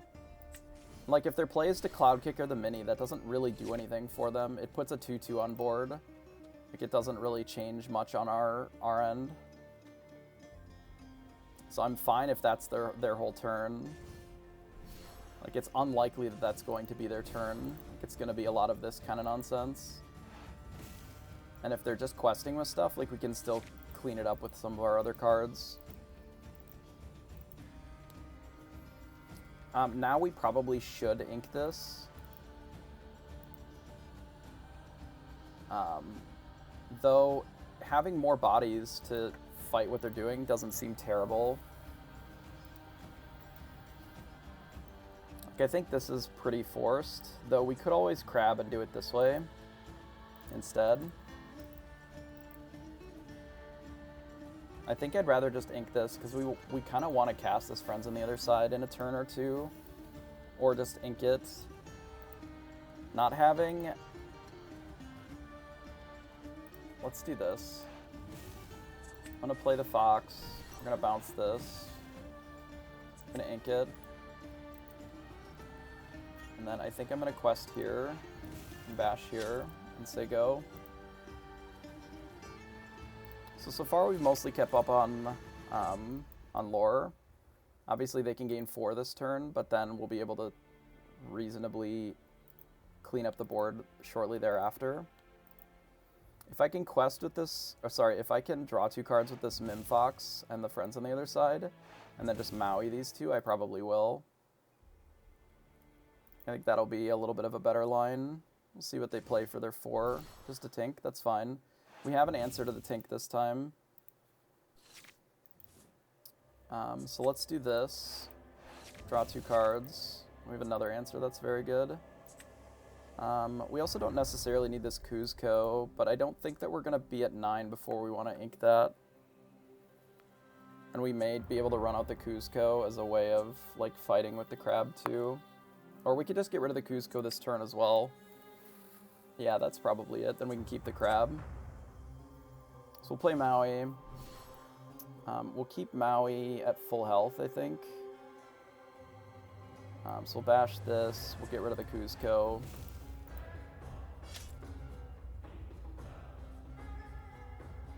We'll bash this, and then pass. And then now it feels pretty okay. Spellbook could still be bad, but we have double Medusa, which means that we can pretty reasonably keep up with their Air Force. Unless their play is just to play another Tinkerbell every turn forever. Which we could still rip a hook, and that would be good as well. They just draw 2 cards. Okay. That's manageable. So a good draw would actually probably be another Friends on the other side. If only because we can use Maui to sing it and still gain 2 lore. It's pretty forced that we are going to need to Medusa this. Since we have the Maui in play, I think we can get rid of the crab and keep the teeth. And then we just do this, pop that, and then quest for 2. And pass. And then this lets us interact with another small thing. We'll keep the teeth in this spot. If they end up Ursula deceivering us and taking it, that's brutal, but we don't have to worry about more strength right now. Like, we don't need the crab's effect because we already have Maui in play. Any location that they play, we're just going to be able to blast. And there's nothing that they can really bounce with Genie that matters to us in this spot. We just get to play another Medusa. And now they can't play another Genie because any of the cards that they bounce just gives us another Medusa. So we get rid of all these. We ink the crab, because now I guess Fox would be their best one to hit.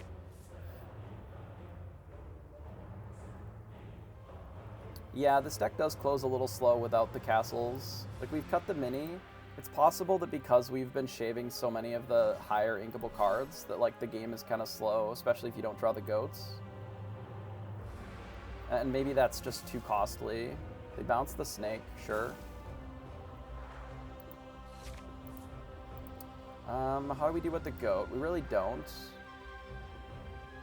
I think we just quest out.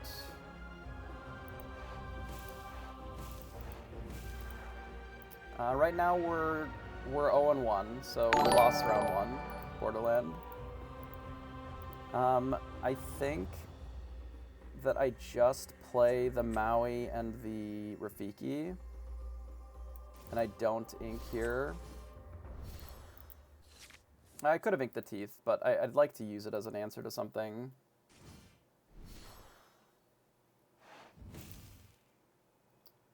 I don't know. I don't have enough information about all the decks to give a reasonable recommendation there.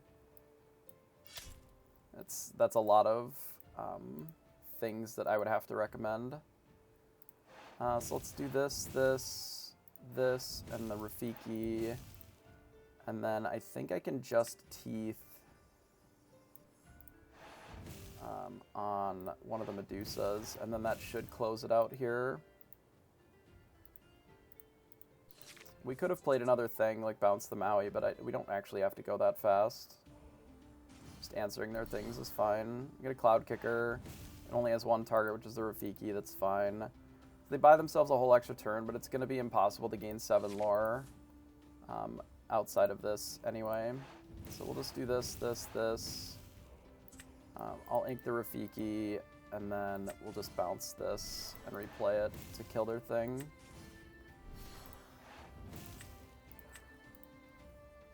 Alright, so it looks like we'll be good on this one.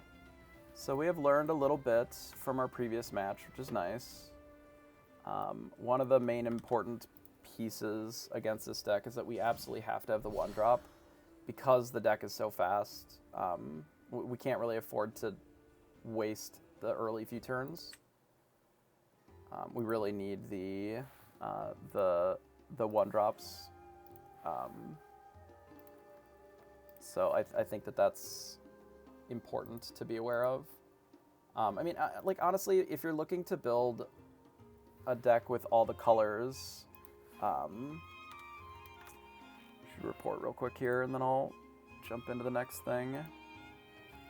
So we played 2 games. They went first, and I won. And then they went first, and I won. Okay. So, like, if you're looking to do all of the colors, yeah, like green, purple, red, blue, Steel Song is an option. You could do red, purple, which cuts out the red, purple option, which leaves you with, what, blue, steel, potentially, and then you can do, like, green, yellow, like there's green Fossa or whatever. Did they? You might be right. You might be right.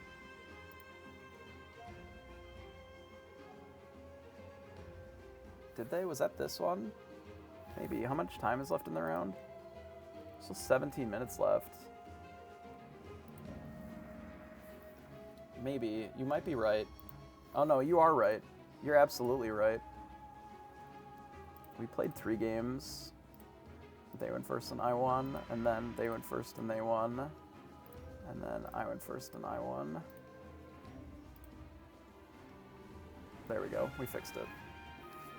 Out of your cheating, thank you. No, you're absolutely right. That was 3 games, because they, on the play, they got us with the goat. Thanks for catching that.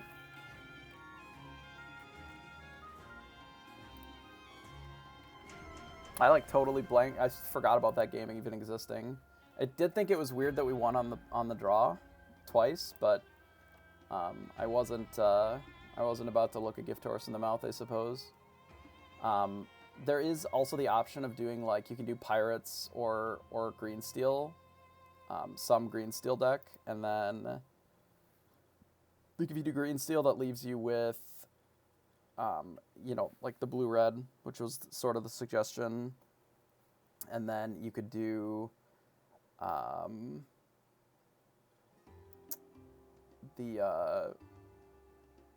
do we have left? Green steel, this.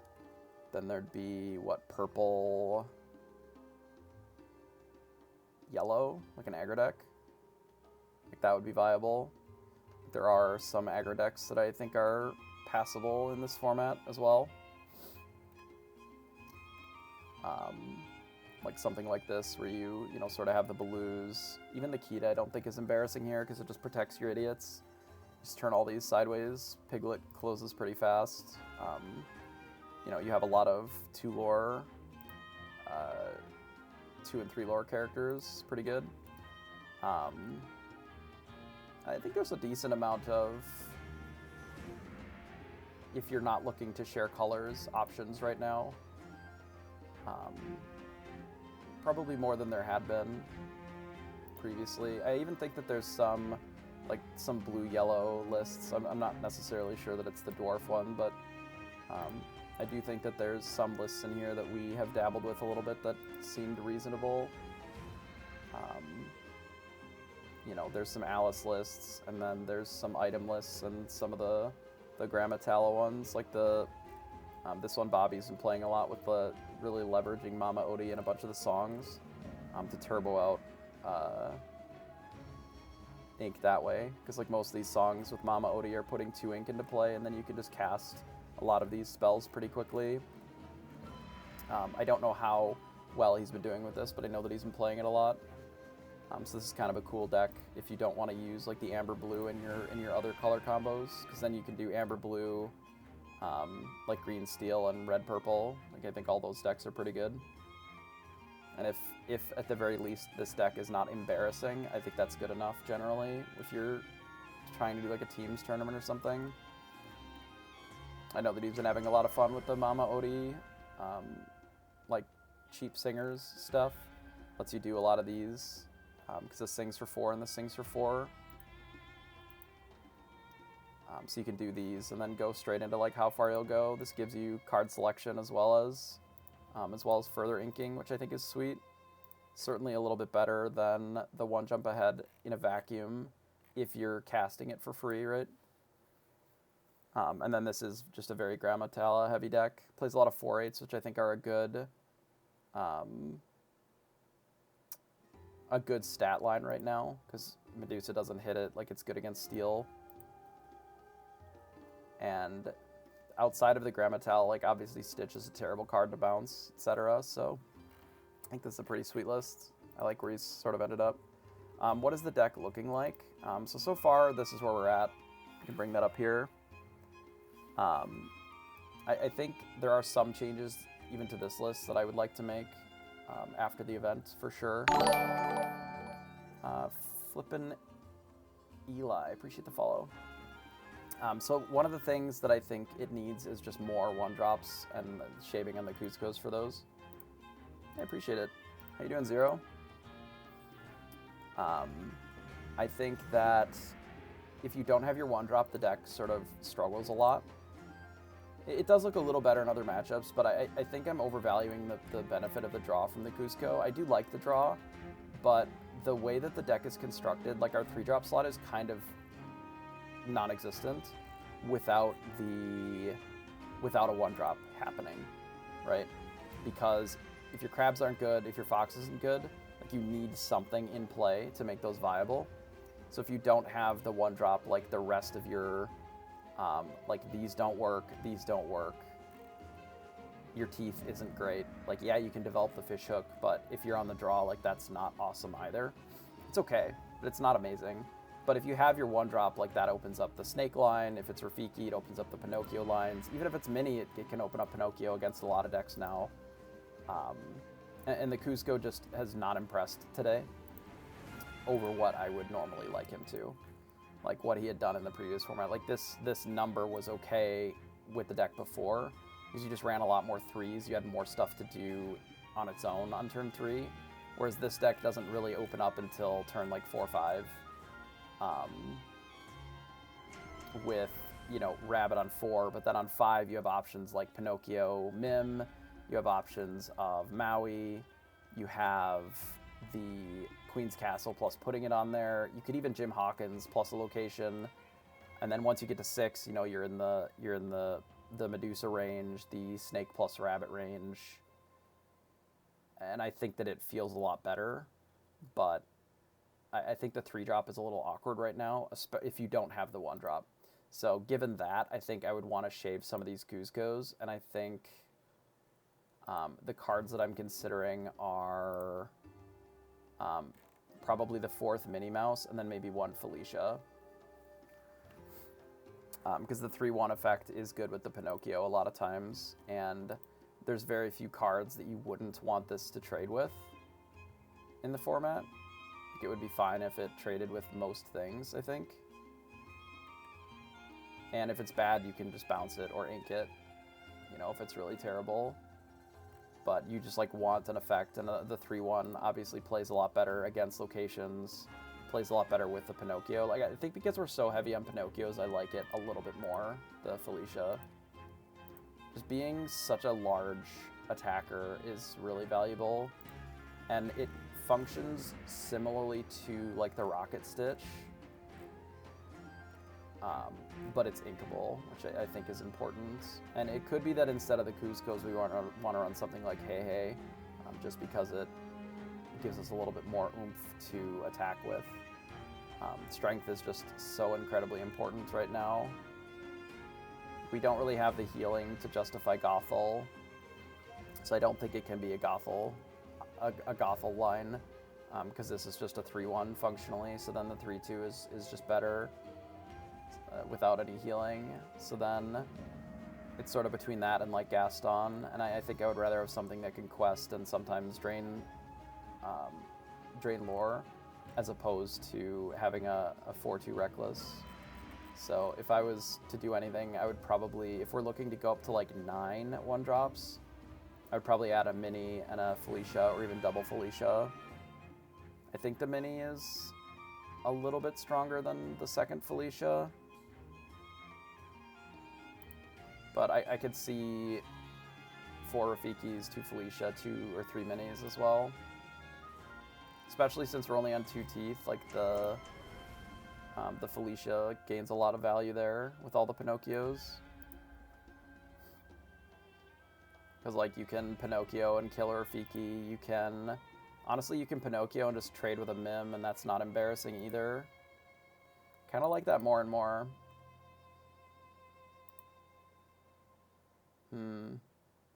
Interesting. Like, maybe we do keep 1 Cusco. I'm trying to think about how I would want to run that. It might be more matchup dependent, but, like, there's very few decks where you don't just want to be able to eat something with Pinocchio, whether it's Robin Hood. The thing is, none of our 1-drops really are able to trade and not die.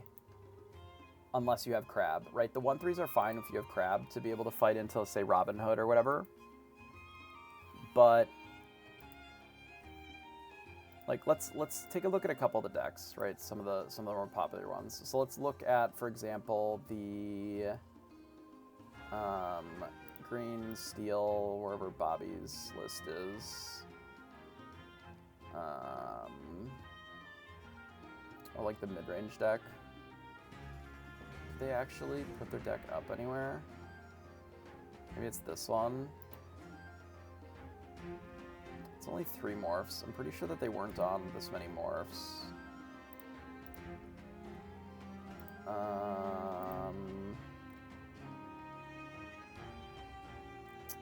Maybe they have it in their profile.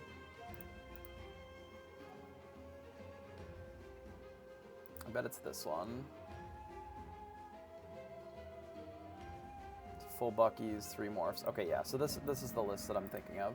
So a list like this is kind of Bucky forward, so it's a little bit of discard. I'm still not sure why they have the Beast Relentlesses in this deck, personally, but I'm sure that there's a reason that makes it worthwhile. Without the combo, I don't really think it's that good of a card. But anyway, so a deck like this, like, you want to be able to kill the Robin Hood or Morph or Ursula if you combo your Pinocchio with your 1-drop. And the 1-3s just can't do that. And the Rafiki with any one of these still dies the same. But you're happy with that. You're fine with that because you traded a 1 for a problem card. You know, you don't always need to kill the Robin Hood, but if they get an early shift, you can Crab plus Felicia to take out a Robin Hood or a Beast pretty easily as well. There is a downside with Felicia that it dies to something like Tinkerbell, but it's really not meant as a turn 3 or 4 play, right? In the same way that the Mini always is not always. It would feel more like a turn 1 or a turn 2 if you know, have just a couple of 1-drops. Like, if we're considering it as a card that we need to play on 1, I think I like at least a couple Felicias. I don't know if we want to cut Cusco entirely, what we would put here. Whether it's just like another Maleficent, or if this is a little too slow. If we would want to run another Inkable something. Like, I think the Maleficents are fine. I think the Gems are fine. I don't know if I would run the 4th Crab. If we do, then we would want more minis over the other one.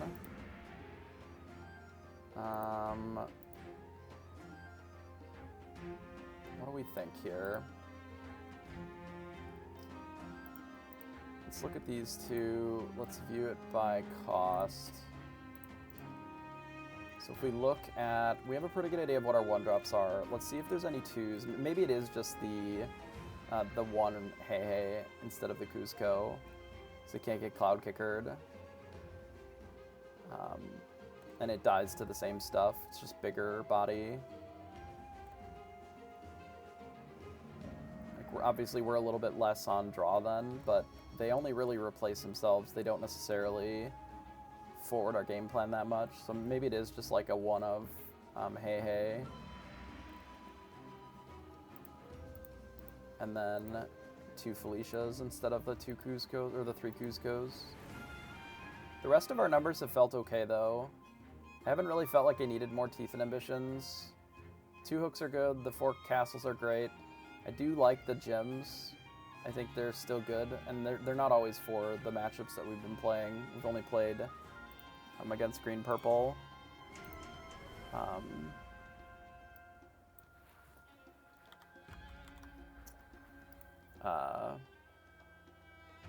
But yeah, I think the 1-drops feel desperately important in this deck, and it makes us want a little more of them. But maybe this deck does just close too slow to be where we want in our life, and then maybe the answer is that we just look towards a different type of strategy. There are other flavors of this deck that exist, but maybe we just don't worry as much about being in purple and having to be prepared, and maybe we look towards something that's blue. You know, there's some very interesting like blue-red options, I think. Why are we looking at this? That is not the right color. There. I don't know about the 1-turn kill with Ariel, but there are, I think, some decent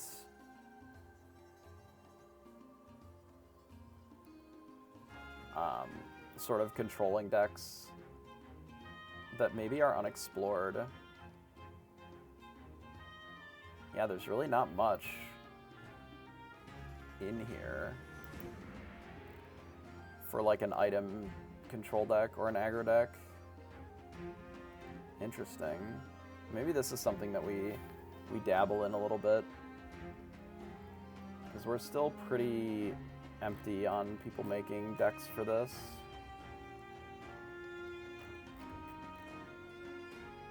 So like, what if we look at something like this? What is this dabbling with here? So we got Grammatala doing Grammatala stuff. You have the full set of Tremaines. Jesus, how many Uninkables are in this deck? This is 12, 20. Jeez, that is a lot. I don't know about this. We're doing either Popsicle or Develop Your Brain on 1. Yeesh, I don't know about this list. I mean, obviously, if you get to this sort of endgame stuff, you're probably doing pretty good. But yeah, I guess you just win. I mean, so realistically, like the 1 jump ahead is not a full uninkable. This is probably closer to like 18. And because you have these that can sing the 1 jump ahead to like put another ink into play. This deck doesn't really actually have that much draw either, which I think is a little awkward.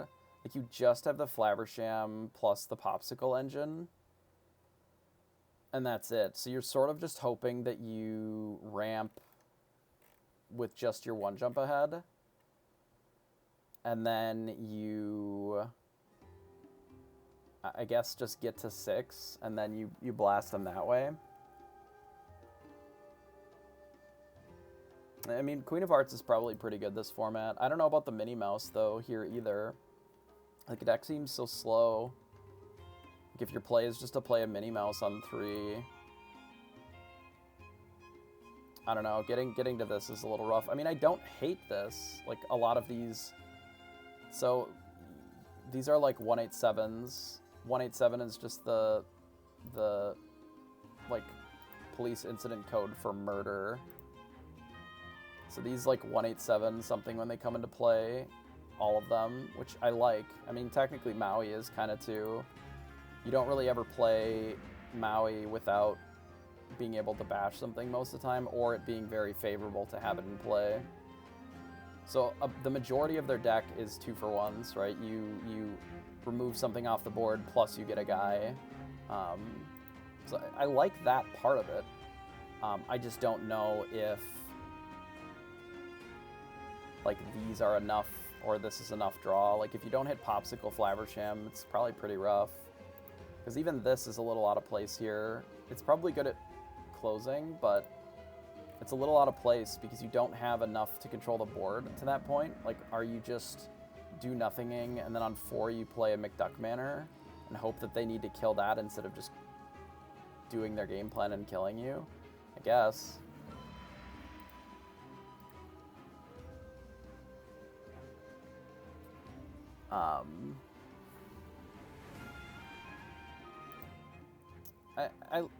If I was gonna make a deck like this, it would probably lean a little bit more into locations, I think. But you know, with how much red-purple has been popping up, I don't know if it's even really good enough anymore. Like, I don't know if it's a strategy that is viable, I guess, is sort of the thought. Like, if we look about something like this for locations, you know, I think I would probably want a little bit more RLS Legacies, but I do think that the McDuck Manor is a good location for closing, and I don't mind the sort of Agrabah stuff. Like, I would have the full set of gyms, because if you play gym on, you know, on turn 4 or whatever, you know, you Mickey into gym plus put a location, like, it is good. Like, I like the Gaston stuff that they're doing. I think they're overvaluing maybe the hey location interaction stuff. Perhaps, but I can see what they're doing, what they're cooking with this, right? Like, I look at a deck like what we're playing now and how many cards we're using just to have a game in the early part. And when we're looking at some of these other decks, like, that don't quite have early game cards, it's pretty rough to see how they're going to be able to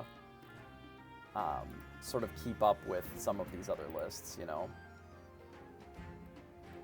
Not that they're necessarily bad, I wonder if it's enough when decks like this can play a fox plus a crab and just kill your location. It makes overcommitting into locations a little rough, you know? And it doesn't really seem like a lot of these lists have a great answer to turn 3 Ursula. Which, maybe the idea is that you ramp around it and just ignore it, but if you're not... If you don't have a great answer for turn 3 Ursula, I think you're going to struggle a little bit in this format. Sort of a Tamatoa deck. I don't think it has enough ramp to work. So it's interesting. So if I look at the deck builder, and if I were to, say, try to cook up something that was kind of location-based, or even item-based. You know, you start with your 4 popsicles, that's pretty obvious. I think I would unironically...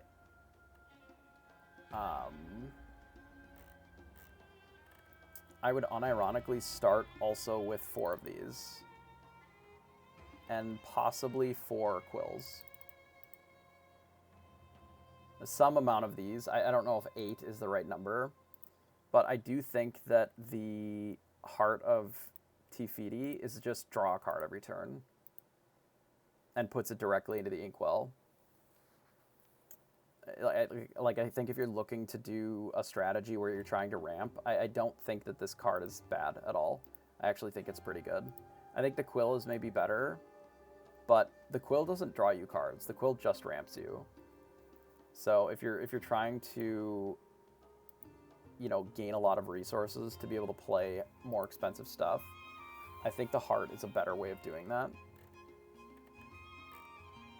But the problem is that something like Be Prepared is just incredibly unreliable right now, because you can't, like, if you have this in your opener and you're playing towards just, oh, let's turbo ramp into Be Prepared, it just doesn't really work, right? Because it can get stolen with an Ursula. It can get bare necessitied, and then all of a sudden your whole game plan of like, let's dump all of our resources into doing that, and then now it's dead, are pretty rough, right? That's problematic, more so than it probably ever has been. There's a world where you can just like do a bunch of item stuff and then still Pabby combo. So the Pabby combo isn't super vulnerable to, outside of losing like teeth. I don't think it's super vulnerable to the discard.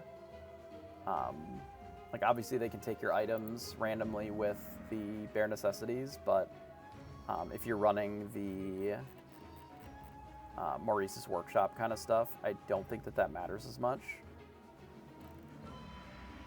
I suspect that this deck would suffer from the problem of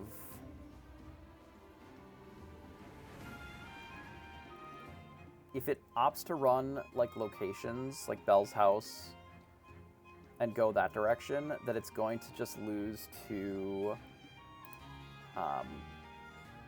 like Ruby Purple, because your opponent is just gonna like Fox and Crab your Bell's House, and then you just played a card that didn't do anything. Even something like Maurice Actual is kind of not at its best in this current format. It's really hostile, because while Maurice is really good, it only has 2 strength, which means it just dies to Medusa, which is awkward. Same with Maleficent. Like anything that has 3 strength and is expensive and doesn't have ward, like say Cogsworth, is really hard to want to run in this format. I mean, the Gatekeeper of the Decks is not actually red-purple.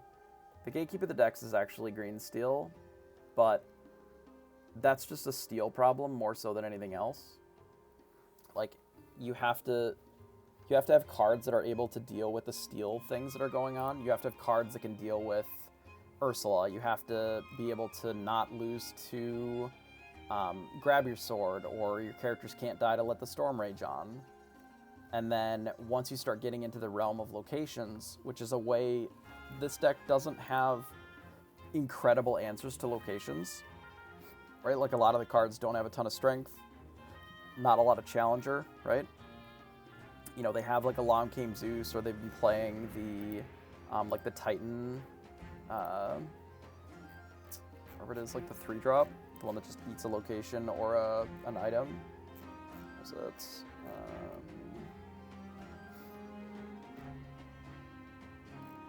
what the hell's it called? Treasure Planet, Broom, Rise of the Titans, this one. So Rise of the Titans is just banish a chosen item or location.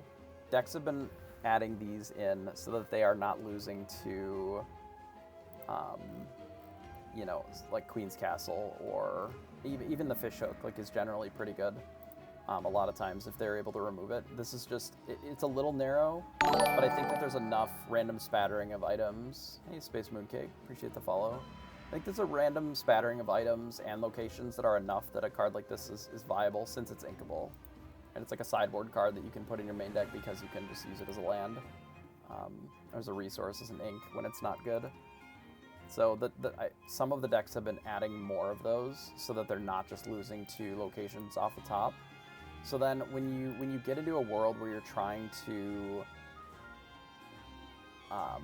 you know, really heavily lean into locations or really heavily lean into items, you know, something like the Lucky Dime, if it just gets blasted, that's pretty problematic.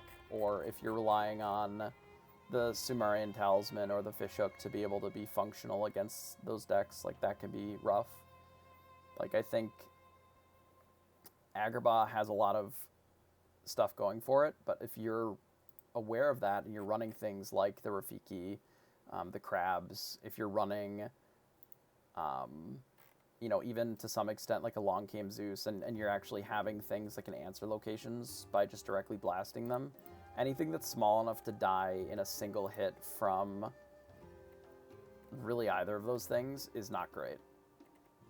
You know, it's sort of the Maui problem, where if it's not big enough to rumble against Maui, it may not necessarily be a big enough character. You know, if it doesn't have the 3 strength, it can be pretty rough against Medusa. You know, ramping into Medusa doesn't sound terrible to me. It actually sounds pretty good. I don't. So one of the reasons that I don't like the 3-drop Mal is that it doesn't do anything on the draw. It's really bad on the draw. Even the Cusco was bad on the draw, and it costs less, right? We had a game where we played Cusco on the draw on 2, and we just lost the game because we didn't have a 1-drop. You know, because your opponent can just go 1-drop, 2-drop, 3-drop. Like, playing a 2-2 that can get Cloud Kickered, or playing a 2-2 that, like, doesn't favorably rumble in to any of these cards, it doesn't kill any of them on its own,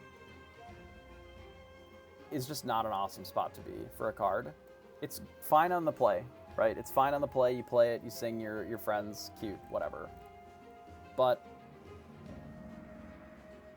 you don't really always have the time to be doing shit like that. You know, if your opponent plays the Queen's Castle, like, what are you doing against that?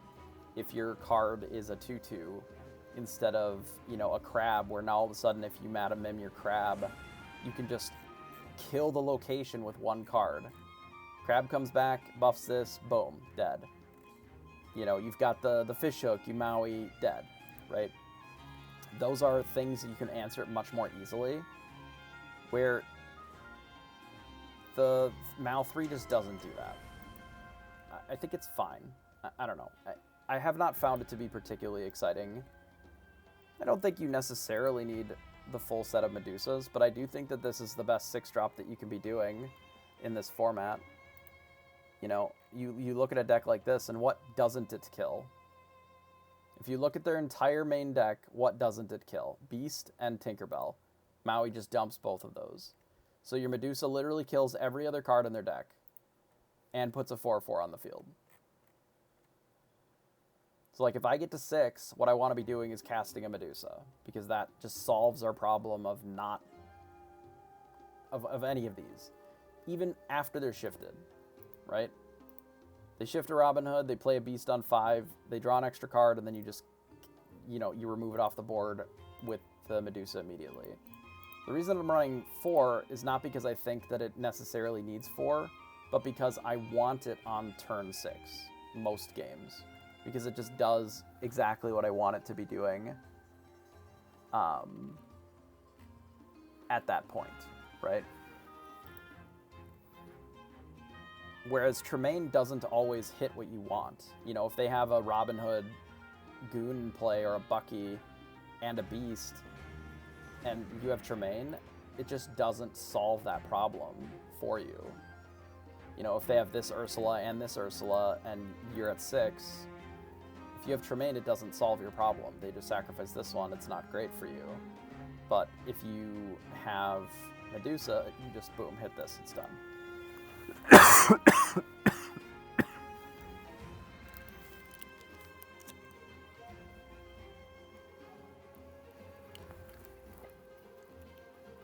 So, I think that's why I am so high on a card like that, because it does solve your problem that Red has with a lot of these cards in the format. And maybe it means that we need to adjust how we're thinking about this deck in general. Maybe the Jim Hawkins aren't good enough. Maybe we need to be more lore dense with some of our characters so we can close the game faster.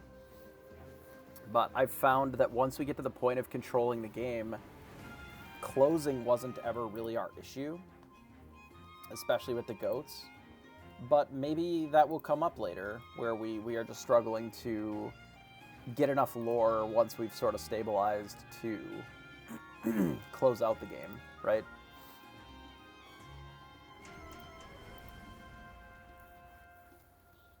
I'm not sure. You know, maybe the way that this format plays out, having something like the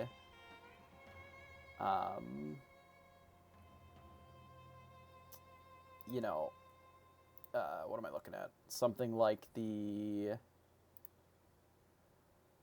deck like this where you have, you know, the Curse Merfolk, you have the Flynn Riders, like you have these 2-drop or these 2 lore questers, you know, you have your Tinkerbell. Maybe these are better at closing out the game faster. You know, you are a more aggressive deck, but you still have like sort of the Fox and Crabs to be able to bully the locations. And maybe there's a way that we can incorporate that into a deck like this as well. You know, something that's a little bit more lore dense, to be able to close out. That was what was always kind of nice about Tremaine and to some extent like the Surfer, is it was relatively lore dense. It could get you closer, you know, between your random 1s and 2s, you know, your random snake or rabbit to quest. It can get you to that 10 or 12 so that then you get closer to that goat range. And there's something to be said for that. I mean, all of the games where we've had a Queen's Castle in play that was relatively safe, we closed pretty quickly. So we draw a lot of cards, we can play a lot of our dorks, and kind of go wide with that. And maybe that is just the solution, is you just have more go wide cards once you get to that point. I know that there have been some, this is an older list, like Bannable started on sort of the 6 locations, and even something like Ursula over all these Medusas. But now that, you know, now that we're at the point of having more Medusas in the decks, like the Ursula looks embarrassing, right? Because it just dies to Medusa, which feels really bad. It gets Cloud Kickered and then they just bash you. You know, if your whole turn is drain them for 1 more draw card, and then it doesn't allow you to sing the Be Prepared, like that's pretty brutal. I think Genie's not good. So for all the reasons that we've just talked about, how good the Medusa is, like, if they Genie on exactly 4, you can still kill their Genie if you have a Pinocchio, and then they don't get to draw any cards. You know, you have a Pinocchio plus a plus like 2 things, you can tap it and kill it. But if you're at 4, like, that's the only opportunity when the Genie is probably better than the Rabbit. After that, like, if you're in the range of like 5 and 6 ink, right? At 6, you play it and it gets Medusa, so you draw no cards, which is unfortunate for you, right? Over Rabbit, right? We're comparing it over Rabbit, not Genie in a vacuum, right? Because that's really the slot where it would occupy, because you can't really afford to do too much of both. As a 3/5 for 4, it is good, right? It's hard to argue with that as a stat line. You look at Beast as a 3/5 that draws cards is kind of a similar comparison, but it's not inkable, so you have to sort of be aware of that, right?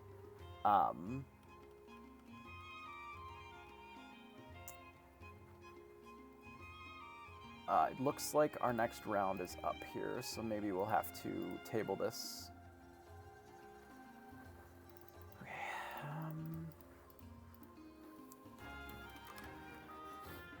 Yeah, we'll table it, but we'll kind of come back to it. But basically, Genie dies to Medusa, Genie dies to Maui with Pinocchio. Like, in those spots, it's really awkward of a card. Maybe I'm just thinking about the mirror, but the fact that it can die to Medusa, which is seeing a lot of play right now, is not ideal, right? You really don't want to be in a position where one of your more important things that you're doing, which is getting card advantage, is just dying to a thing that also gives you another card, a 1/8/7 in this case, right? You get a 4/4 and you blast their thing.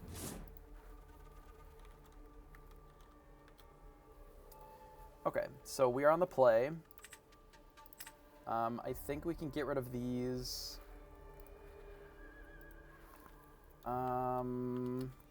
For sure. I would like a 1-drop. Maybe we get a little bit more crazy with it and get rid of the goat as well.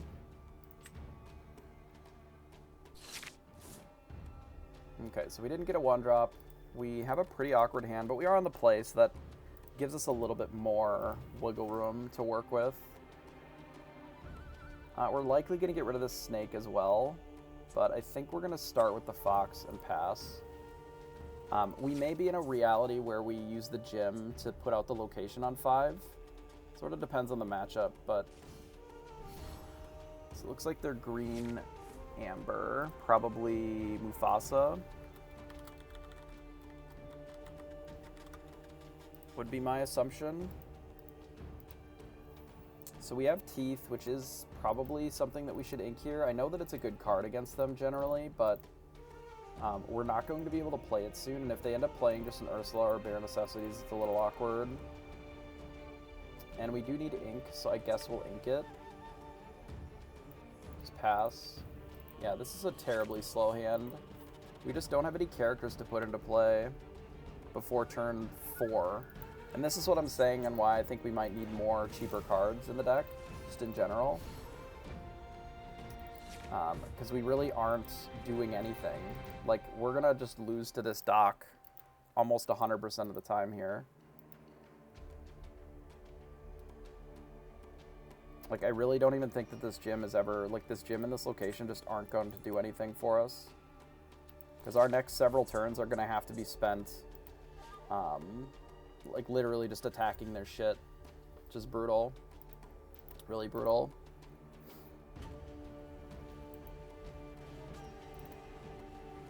Perhaps I needed to mulligan a little bit more.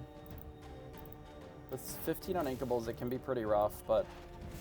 Like, the fact that we have such a bad game, if we don't, like, they just get to play Pluto Shift, which isn't that big of a deal, admittedly, because we have the Medusa, but it does make the rest of our lines a little awkward. I think we get rid of the castle and we just play a rabbit here. Like, we very well may have to rabbit into this Pluto and then play Maui just to bash the Pluto as well. Ursula takes the B prep. That's actually fine. That's one of the reasons that we got rid of the teeth. I don't actually care that much about that. They play Curse Merfolk, so they're going to go a little wide, so we very well may have to just bash this with our Maui and our rabbit here. Because I can't really afford to wait a full turn for the Medusa. Because if not, they'll gain 2, 3, 4, 5, 6, 7 for free. We'll still have a Maui in play at 2.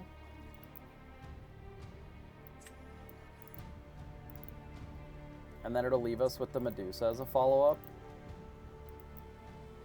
Unfortunately, we lose our rabbit, but I don't really see an alternative. Like, we're just not punching through this Pluto if we don't do this. Because we can't develop the board enough.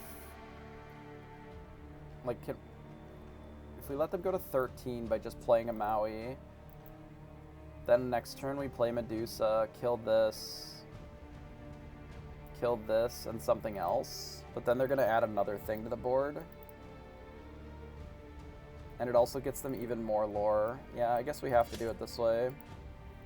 That is a line, though, is just like developing a Maui, but... I think we have the Maui. I think we use it the best that we can. And then just pass. And then we sort of just need to keep cleaning up the board. But because we have the Maui in play now... we even have some lines where we can, like, double Fox. Like, we can put the Maui in hand and double Fox next turn to clean up an extra thing. We'll have to see what else they develop. They can play a 4 or 5 drop this turn. We play Simba, which is fine. Makes the double Fox line not really work, though.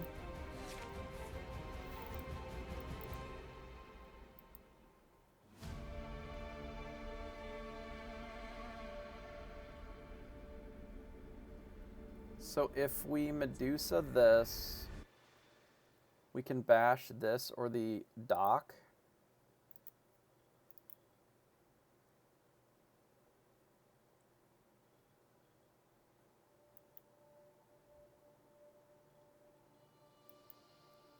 If we Maui, we can hit here and here.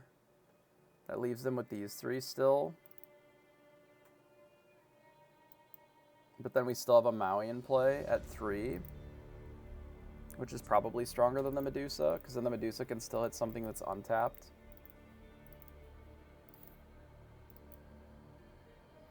Alternatively, I can play... Maybe it's better to play the Maui plus the Mini to be able to challenge like the Curse Merfolk next turn. Yeah, I think that's probably the line. So we do this. I think we hit the dock this turn because we slow down their resources. I think we're in the market to get rid of the snake. Hey, Keith. And then we play this and pass. I appreciate you too, Keith. Hope you're doing well. Alright, so we'll see what they've got with this Pluto here. They likely have a 4-drop of some sort. They can go to 15 if they quest out, but if they do this, they only go to 14. They played Pongo, which is something that we can Medusa here.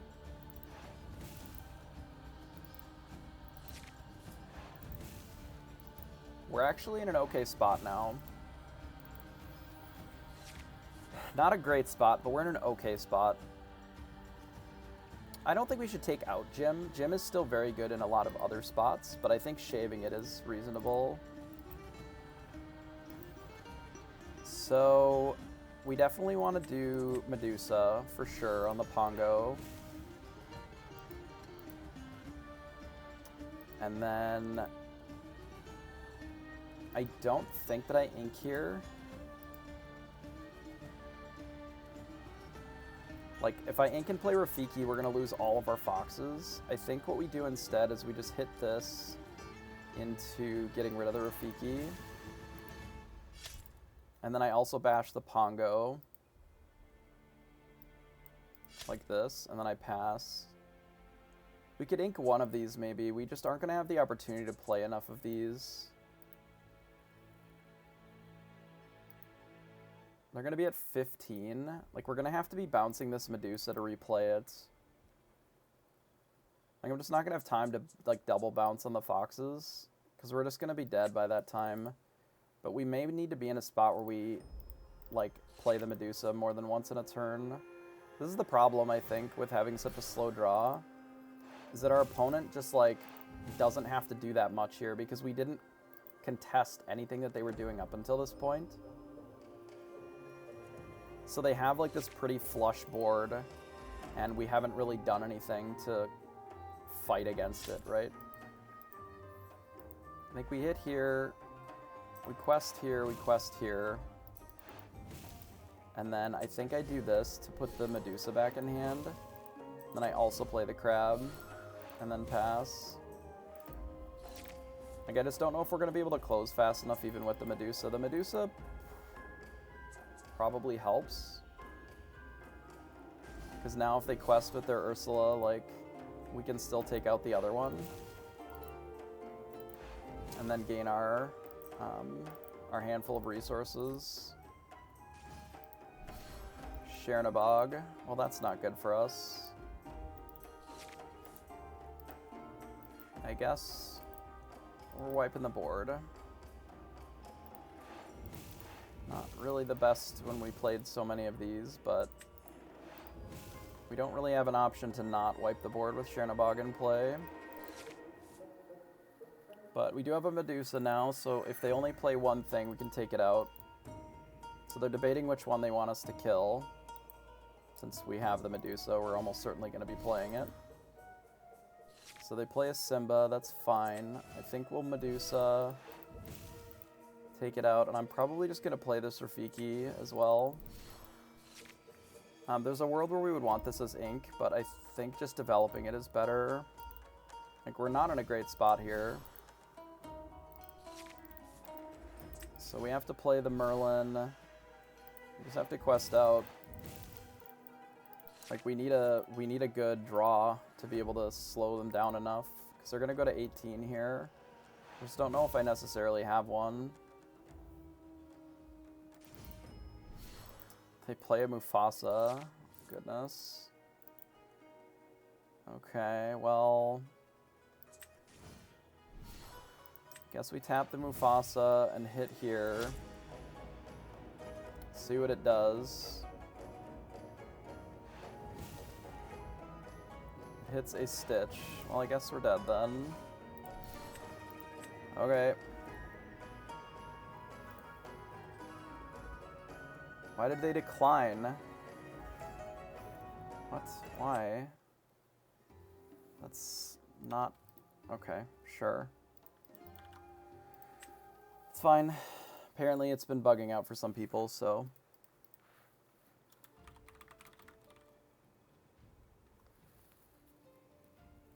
I don't think so. There was an announcement I didn't read. Maybe it's that we're not supposed to be using the rematch.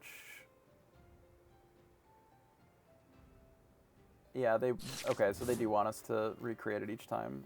Sure. It's fine. So we have Rabbit now, so we can actually get some value. The Medusa is good, but I think we can wait on it. And the Cusco's probably okay in this matchup. If not amazing. We want enough ink, and we want to be able to play some of these, so perhaps we keep the Cusco, and we can maybe just ink it as well. Okay, it's a pretty good draw. I don't think that we need the second one drop. I think we just need the one. And we'll pass. That was really not a great game. That was a prime example of why we need all the one drops. We just literally did nothing for the first 5 turns of that game. Like, actual 5 turns. Our opponent got to play unimpeded, which is a fundamental deck design problem. So we'll have to see. I'd really very much like to draw Pinocchio. We could teeth this immediately. Lose our Rafiki, and then we have the same problem that we normally would. I guess we don't have to do that. We can just develop a Cusco and keep the Rafiki in play.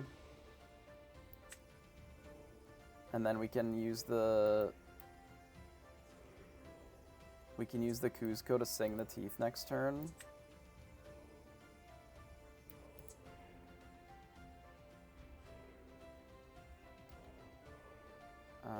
Maybe that's fine.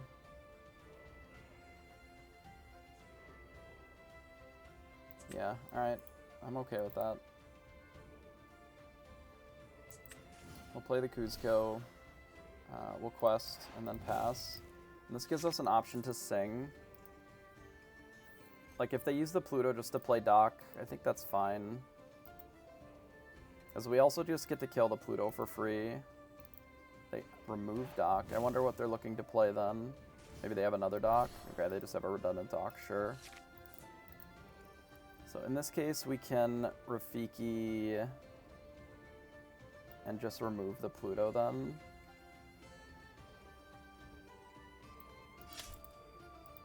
Maybe I don't need this Teeth and Ambitions. I'm trying to figure out what our next line, or like what our next turn is going to look like. We definitely want to have the Mim in play here. I'm just debating on whether or not I want to put this Rafiki back into play.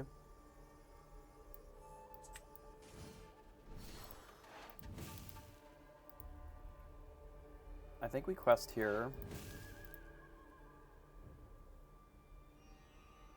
I really want this Maui. The Maui is very good in this matchup. The Teeth is pretty good. But maybe I just don't need the Teeth. And I'll let it bite me in the ass if we did. So we'll pass. So we have several answers to the Doc if they decide to use it to cast a 4 this turn. We'll just get to eat it with our Snake, which I think is reasonable. They opt to play another Doc into a Curse from our folk. So this would have been a good target for the for the teeth. But I think we're going to play the rabbit. Since we have the Medusa, maybe we don't need the Maui as much.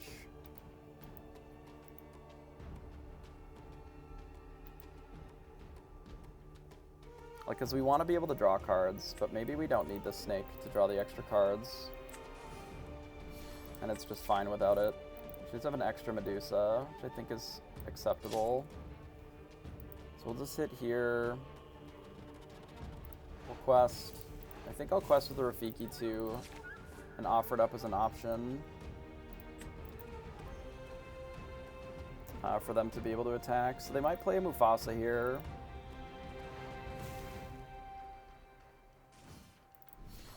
They play a Pongo, and they're likely going to activate the Pongo. No, they play a Pongo and an Ursula, sure. Hey Thea, how are you? Appreciate the follow. Hope the event is going smoothly for you so far.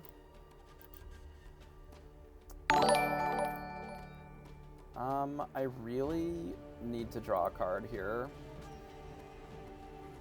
Like, kind of bad. Hey Darlik, appreciate the follow there as well. 5 tables? It happens sometimes. I wonder if I'm just supposed to do this, and then we use the rabbit to do it. We like need the card draw here. Because I want to be able to keep the more of our cards if we can. Like, I may even play this and put it on something. We'd end up losing the Maui if we do that. I think this is our attack.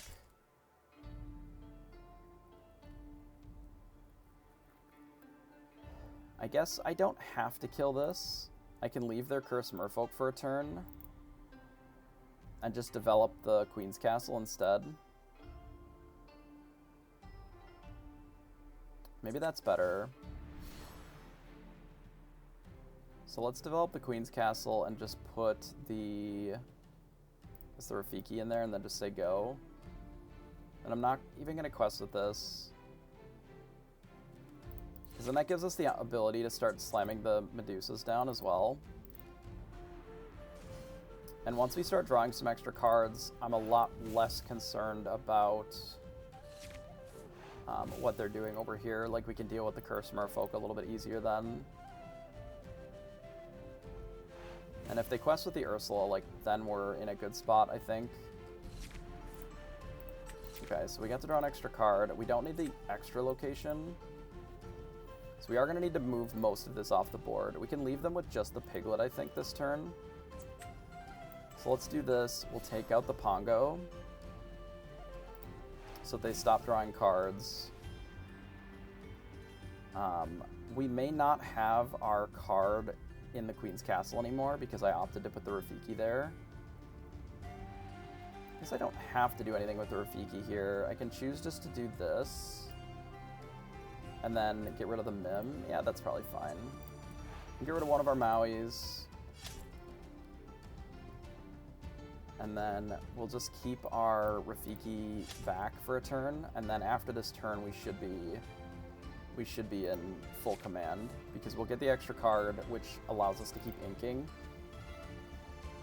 And if they play 2 things so that this Piglet is able to get the extra lore, I think that's okay, because it means that we're going to be able to Medusa. I do have to be aware that Chernabog is a card that they're playing, and they can very easily, like, rip a Chernabog and just play it for, what, 1, 2, 3, 4, so that's 6, so it's, I mean, they could just play it now, so they probably would play that right away. They just run out Mufasa, which is actually not that big of a deal. Mostly because I can Medusa the Mufasa, and then in theory, unless it's anything but Chernabog exactly, we can kill the Mufasa, right? Because if it's... So if it hits Chernabog, we have 7, 8, 9. We could even kill a Chernabog. We would just have to trade all of our cards. So I think that's viable. I think I just Medusa this, and then we'll see what it flips into, because we can deal with most problems.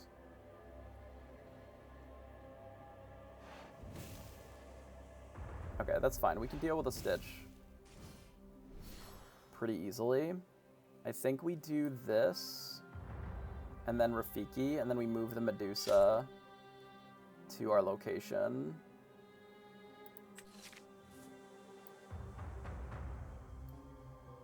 Like this. So we bash both of those. I think I can afford to quest here. And then we can get rid of the Rafiki. Since we have so many rush things, like we don't have to worry as much about that, and we can move this way. And then now we've caught up on lore. And we actually have an answer for Chernabog. So Piglet's gonna get their 3. That's reasonable. So we draw 2 cards. So we got a gym. So we can't exactly Fox plus Medusa. But we can pretty easily just do something like Maui here. We can Maui the Simba. We can Medusa the Piglet to pull that off the board. And then I think we just ink the gym. We quest here. And then we just move everything to the location and then pass. I was thinking about doing friends, but we may as well just move them to the Queen's Castle. So now we have an answer even for Chernabog. And the game's over in 2 turns. Also, we're drawing 5 cards this turn or whatever, so we're probably in an okay spot. Let's just play this, take out the Morph. We'll play this, take out the Pongo. Then we'll quest for 2. And then we'll pass. Yep, that makes sense. Okay, and then we will go again. And this will be game 3. So we are 1-1 with Green Fossa here.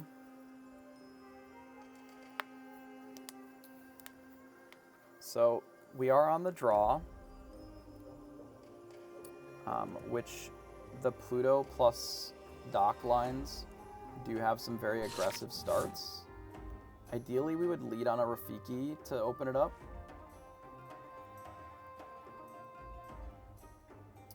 I think it's too good to be on the play, but there are some mirrors where I think it's okay to probably be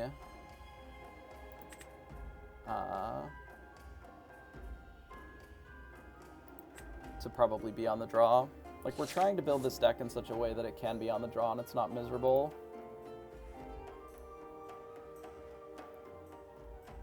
It's not perfect, but... So we do have 1-drop into Pinocchio. It is not exactly the one that we want, because it can't compete with a Pluto. Oh, that's good for us. Okay, well, that's a perfect draw. So we'll play a Rafiki here and pass, and then we can even challenge the Pluto, and then play our Snake out. Or we can play the Cuzco Llama. We'll see what they lead off to with the Pluto here. They just play Simba to protect the Pluto, I guess.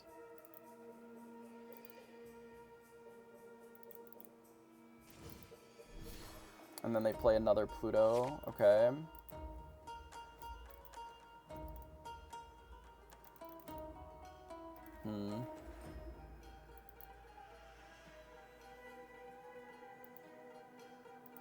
Just playing Snake is not the most exciting, but we almost kind of have to.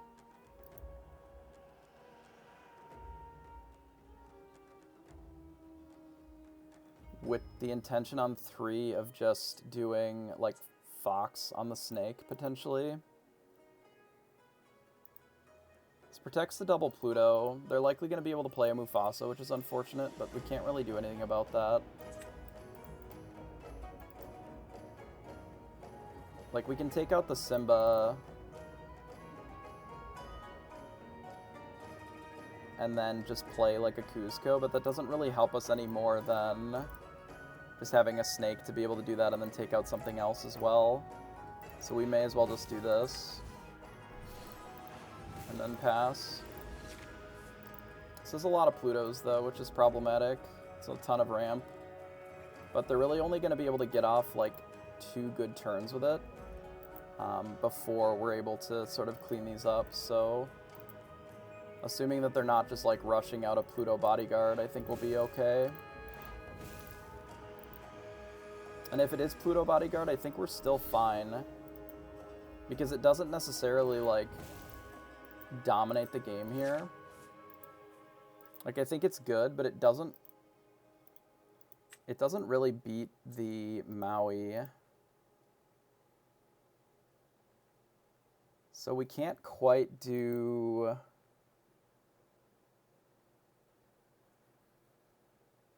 We can't quite do Fox plus this. It is problematic this early, I suppose. But we need to take out this other Pluto here, I think, for sure. So I think this is pretty scripted.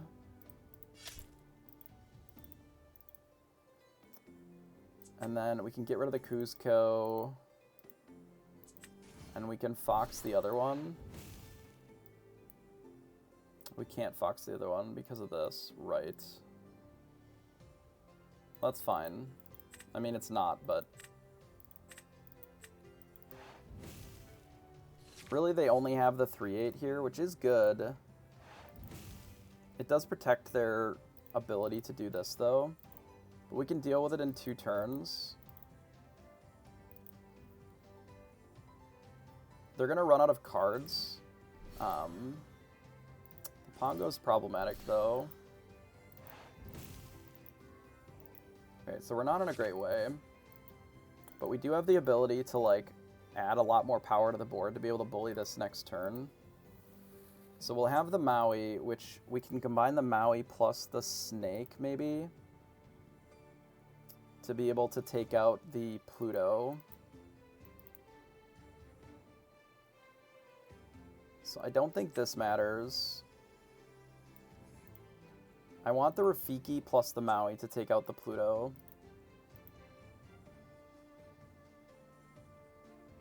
Which means that I need to play Rafiki, Snake, Rafiki this turn. Like, I don't think I can afford to just do Rabbit. Though I could do Rabbit plus Maui to fight the Pluto. It only leaves us with 1 character in play for the 4 that are here. I think I'd rather develop 2 things that can fight what they're doing. So we bounce the Rafiki, and then I think I just replay it and then pass. So unfortunately they have this Pongo here, which is a bit annoying. So they can draw a card with it. They can do this for 2 turns, and we can't really stop them.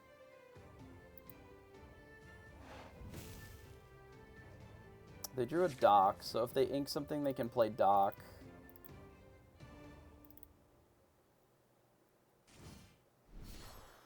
Ursula's fine. Okay, so we can get the Pluto off the board. We can get the Perdita off the board. We can actually clean up almost this whole board. So we get rid of the goat. We play the Maui. We do Rafiki.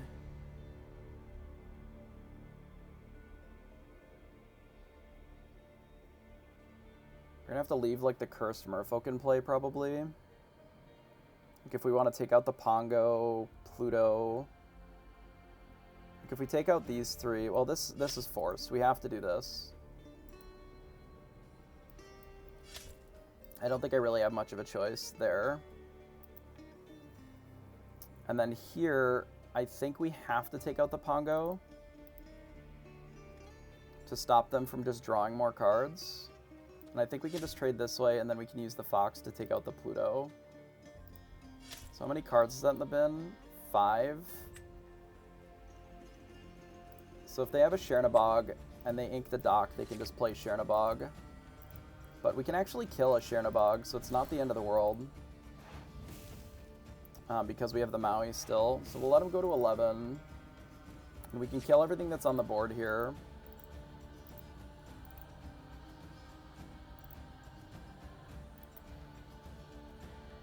We can kill it all with the Medusa then, and we get to keep an extra card. We'll lose our Fox, though. Like, we'll lose the Fox and the Pinocchio. Because we have to ink one, and then... what is our alternative? If we don't ink this turn, we play Pinocchio, Fox back the Pinocchio, sack the Pinocchio, then we have another Fox in play. But we don't have the extra ink.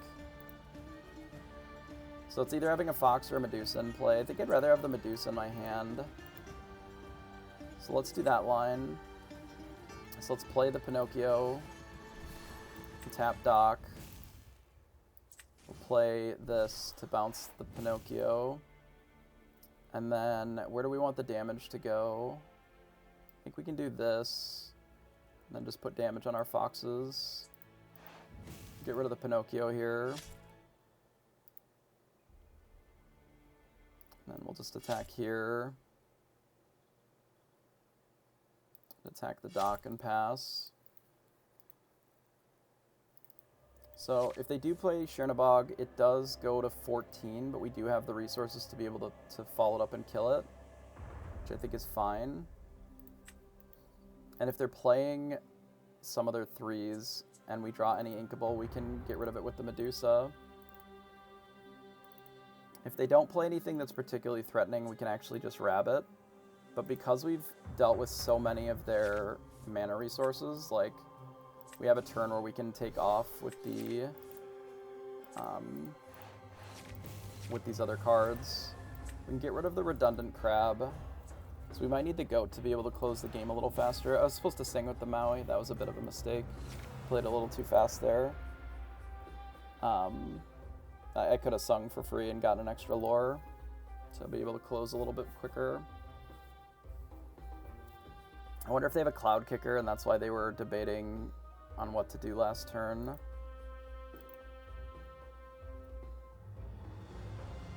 So they have a 4 of some sort. Lucky, perhaps. They did nothing. Okay. I'm on board with that.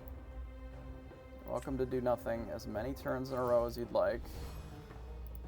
We'll do that, and then I don't think that we need the fish hook here, though it does give us an answer to evasives. I think we'll play the crab instead, because we can always use the crab and just bash in. So let's do this and pass. They must have a bounce spell of some sort, but none of our cards really were great for bouncing. I guess the Maui was fine. Curious what their hand is. Could be Bare Necessities or something. So the star is just who was on the play or who was on the draw. So they did have a Cloud Kicker, and our only target has been this rabbit this whole time. Makes sense. Minimizing the usefulness of Cloud Kicker. Another reason that Cusco has been disappointing today. Yeah, it's just who was on the play versus who was on the draw. To start the match. They play an Ursula, that's okay. I don't know if we use the Medusa on these. Oh, we especially don't now. We certainly just play this and put 4 guys into it. This, put the goat in there, put the crab in there, and we'll put this one in there. And I think my play is just to bash. And then even if for whatever reason, they decide to trade this off with the Cloud Kicker, I'm kind of okay with that. So we're just winning on board otherwise. Like, they're just not winning the game where they're doing that. It just makes us draw less cards. With this, we're just going to draw 4 cards next turn. So even Chernabog on its own, I don't think it's going to matter. Mufasa's pretty good. But luckily with the Medusa, we have answers to the Mufasa. So we can just hit it with the Medusa, and then even if it is specifically Chernabog, we can always fishhook this for 9, and then bash it, and that kills in a challenge, which is good. I think that's important.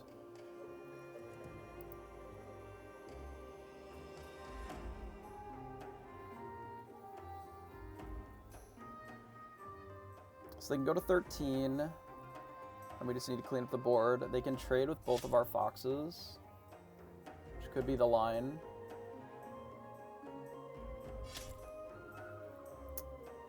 If they have 9 in here, they can play a Chernabog if they have it in hand. Would have actually been pretty good that turn.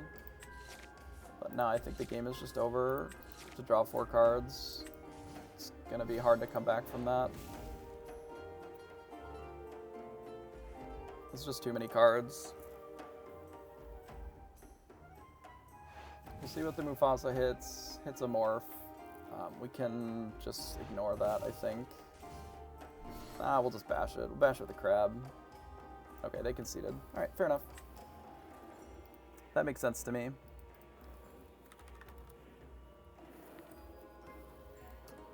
So as we saw that game, let me report real quick here.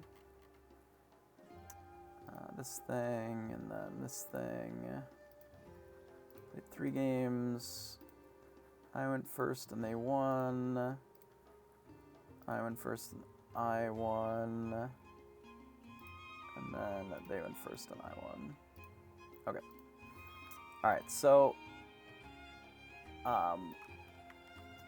one of the things about the way that we've sort of seen how these games play out, all we've faced is green today. And against green, you know, they've got the Cloud Kicker, they've got the things that can deal with stuff like Cusco and just steal all of our tempo from a card like that. I don't think that the Cusco is really that great in this format, at least if we're fighting against a lot of these green decks. Sure, which turn? That was the turn where we decided to send the Pinocchio to the Shadow Realm and clean up the board instead of playing the Medusa there. Yeah. Okay, what's your question?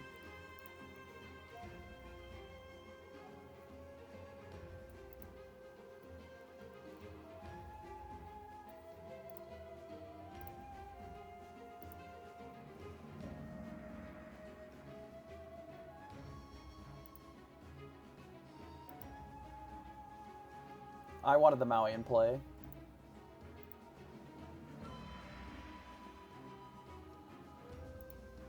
Like, we had to get rid of a card, you know? No matter what, if we want to fight the,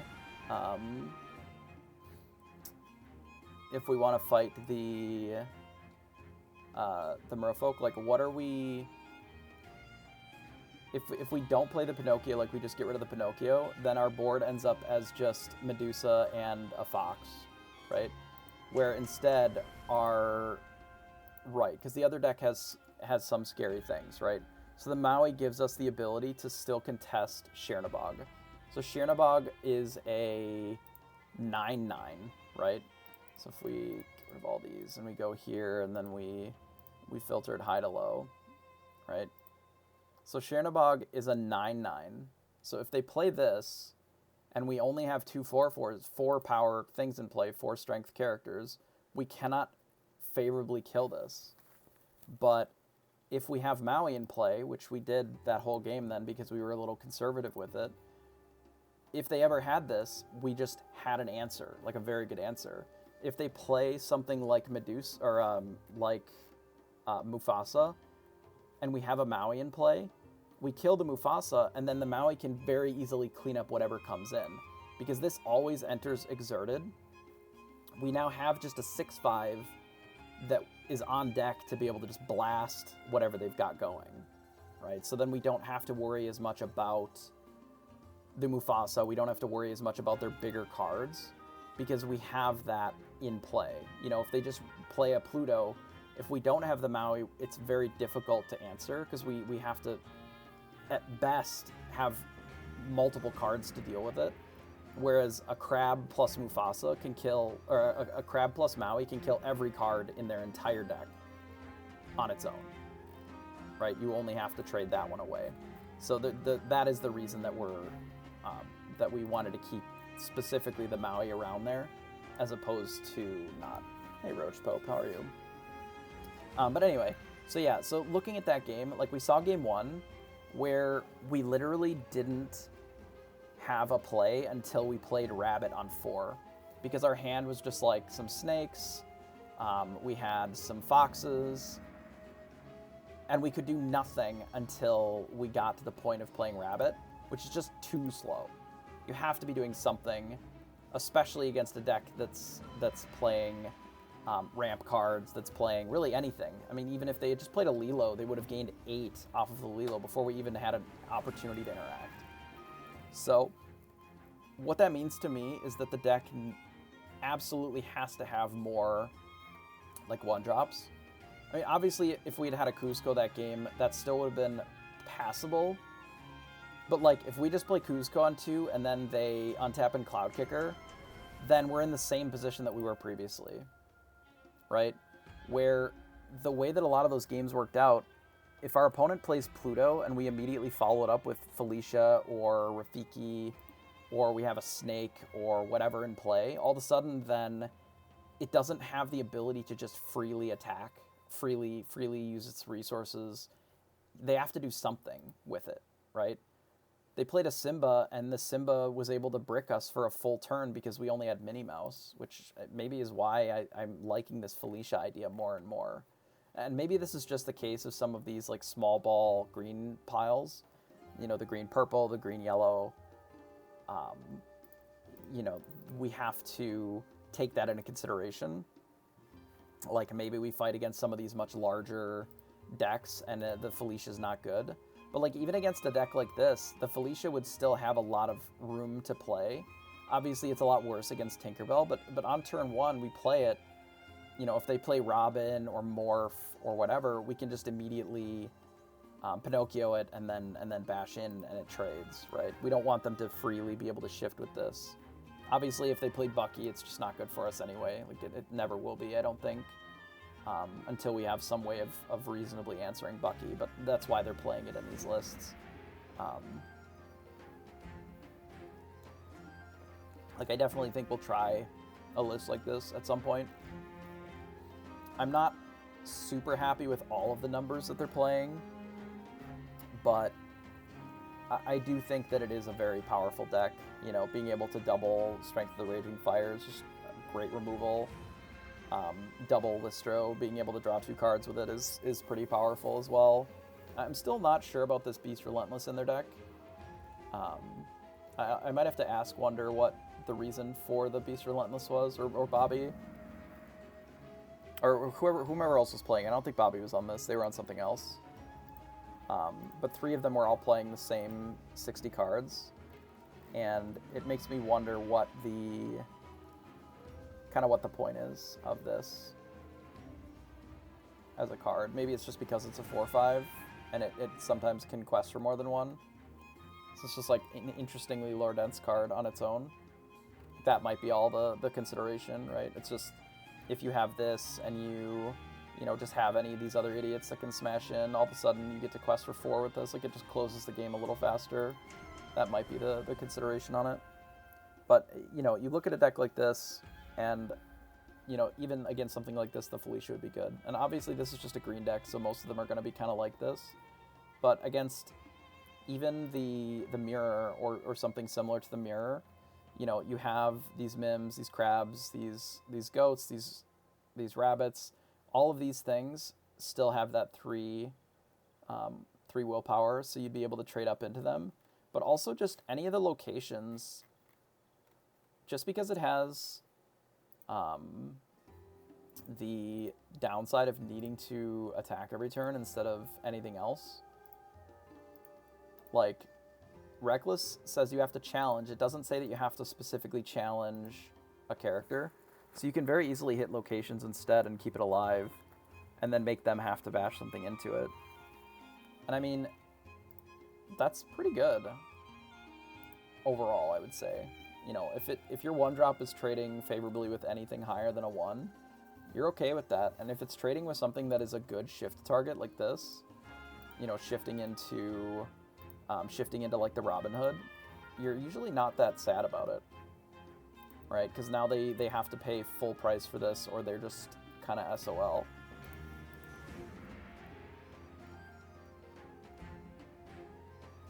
Yeah, it's something to think about. I would like to try this deck. It's kind of offensive to me that the Whole New World is up to 15. I guess it is a super rare, but like, this deck is just such a money pile. You know, you look at the location deck that we're playing right now, and it's 200. You look at the steel, and it's 3 times more. And this, you could even cut the gems. You could even cut the Maleficents too, and it would all of a sudden be a lot cheaper. You look at Medusa, it's $1. You know, like, some of the most expensive cards are 6 or 7, as opposed to 45. You could very easily play this deck without the Maleficents and the gems, and just run some other Inkables, and I think the deck would be able to survive just fine. You could cut another $100 off of it and make it pretty comfortably a budget deck. Like, the only expensive cards that you absolutely have to have are like these at 5. You need the B-Preps and you need the Mauis. And then outside of that, your most expensive cards are like, you know, Foxes or whatever. Which I think is interesting to think about. But yeah, overall I would say that we are learning how to navigate the deck a little bit. We're noticing some flaws in it. If you don't have your 1-drop, and especially if you don't have your 3-power 1-drops, some of your cards struggle a little bit. I think our numbers here need to be shifted around a little bit. It could even be to the point of like 3 Felicias. That might be something worth testing on ladder later. We just have more of these, more ways of interacting. Because it's not like the Minnie Mouse isn't ink a lot of the time anyway. And now that we've cut down on our teeth numbers, it makes the 1-3 body a lot less important. And there's not a lot of things that kill this that don't also kill the Rafiki.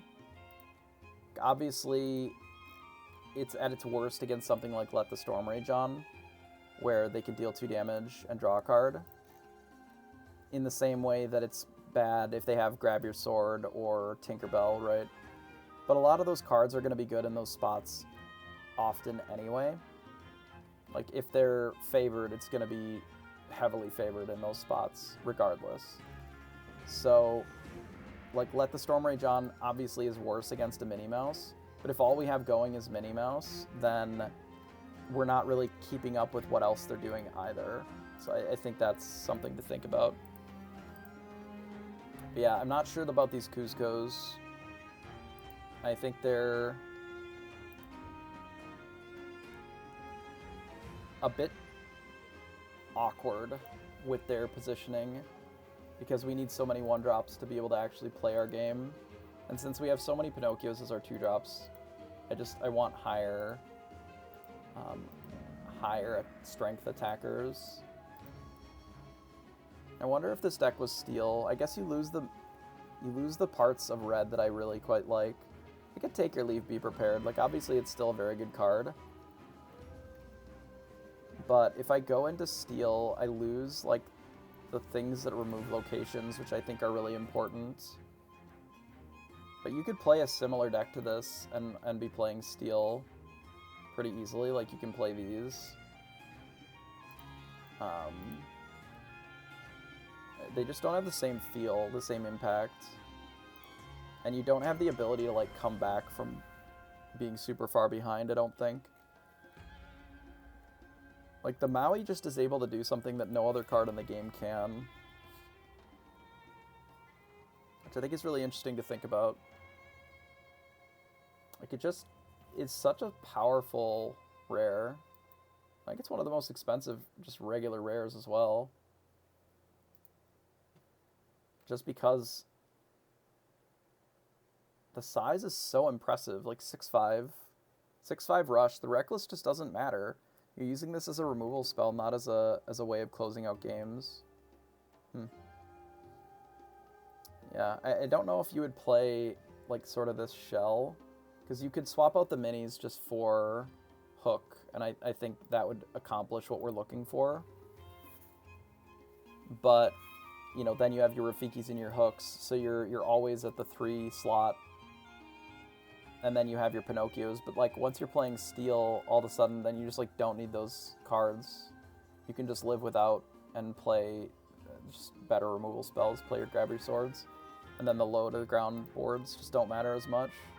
Which is why you end up on something like the Robin Hood Shift, because this can just immediately sing Grab Your Sword or Whole New World or whatever. I like the uninkable count in this. It's mostly just the songs. Like that a lot, actually. But anyway, so the next round should be up soon-ish, I imagine. It's been about 45 minutes, I think. Double check the time. Our game was pretty fast. Yeah, there's about a minute 30 or so left in the round. So we will wait a moment for that. And then I imagine that we're going to go to time, probably. So let's take a look at some of the other decks that people have been kind of cooking. Maybe trending. Let's see what it's got. If there's anything kind of sweet. So we looked at the Pirate deck earlier. We've sort of looked at some of these decks. I think the one, something like this, feels a little bit better to me than the sort of the mill deck, though I can see why people would flock to that. So this is RMB's flavor on just doing like the blue steel. It seems like there's no more. That's interesting. I'm surprised not to see Quill in here anymore. But I guess maybe your deck can't support Quill in this format.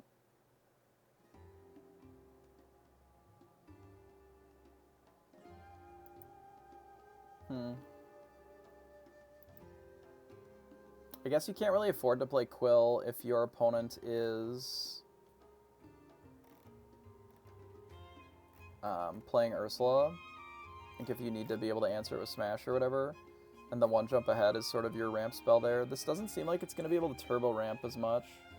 Like, the heart is really good, and it allows you to just keep ripping off of cards so that we have better card advantage to work with. I guess you're a lot less reliant on Whole New World then, because you're not using your hand for the resources, you're using it for, you're using the top of your deck. You do have a lot of sort of redundant pieces, I guess. Not really sure that the blue adds a ton in this, unfortunately, over just, like, the green. Because the Grammatala is nice. The Cogsworth is very good against steel. Like, they don't really have a way of getting rid of the Cogsworth if you put a couple of them down. And the Bucky is kind of awkward, like both decks are Whole New World decks. They don't even really have a great way of dealing with Go Wide anyway. You're sort of doing the same thing, except your bigger payoffs are, I mean, kind of mid. Ugh, that looks like it would be terrible to play the mirror, like the steel mirror, that you just don't have any answers to dealing with steel stuff. So you just go big on both sides. So I guess why the Strength of the Raging Fire and the Long Game Zeus are pretty good. Long Game Zeus can just like dome either of these pretty comfortably. But if you have a Cogsworth in play, like it protects them, so that's interesting. Yeah, so we get something like that. I think it's a reasonable offering. I've seen some lists running Quill still that are a lot more familiar with some of the... they're a lot more similar to the old lists, which I think I like a little more, I guess. So here's a list that I think is sort of... It's like a combo deck, right, that uses the Pride lands, and it uses the Merlin. So if you have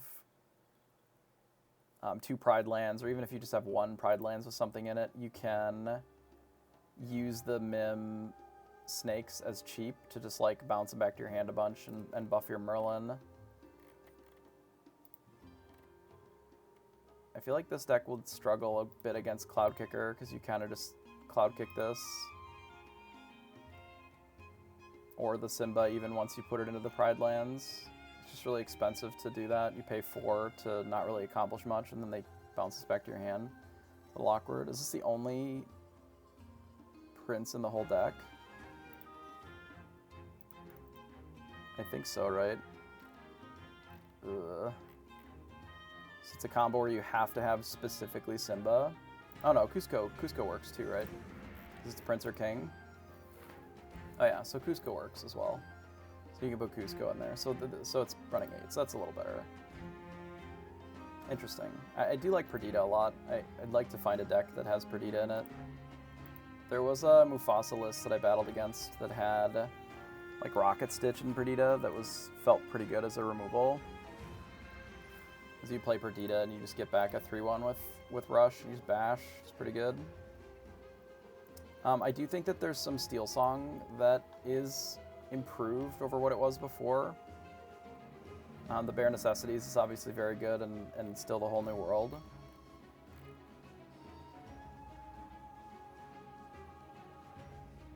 I think it's kind of underrated a little bit. I'm not sure exactly what the list would look like, but I do think that there is some realm where the Steel Song lists are okay. Not really my style of deck, but I do think that they're pretty good.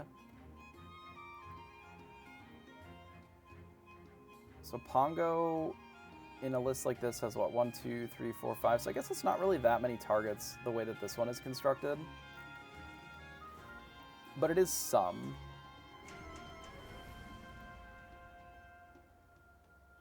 I don't really know about the Ray. I don't really also know about running Mufasa and not having the full set of Mufasas either. And Hades plus the Shirnabog is kind of a non-bow, but I do think that it's interesting at the very least. Yeah, I almost want to whip up one of these decks, some flavor of it. Because I do think that there's a realm where a deck like this is pretty good, and I don't know what the exact configuration is, but I do think it's pretty solid. We got here, Brooms. How many Brooms are in here? These 2 plus the Rush one, and 2 of these sweeping it in. I'm surprised at the location spread, to be honest. If you're already going to be running the Sorcerer's Tower, I would think that the other one that you should run is the Queen's Castle, and I would run a full playset of it probably. But I do like the idea of what's going on here. It's like kind of aggressive, kind of not. Like it doesn't have the Be Prepareds.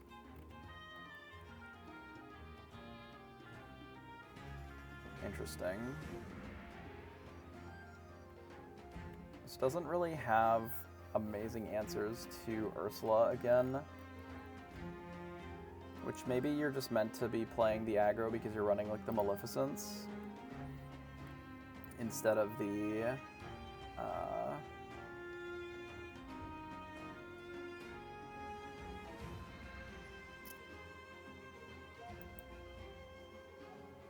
instead of more of the defensive cards. Like, you don't have any Pinocchios, right? So it'd sort of be in your Pinocchio slot, because it's uninkable. Not the full set of Rafikis, because, you know, you're sort of in a position where you have to play a little bit more aggressive, but like the deck seems pretty slow.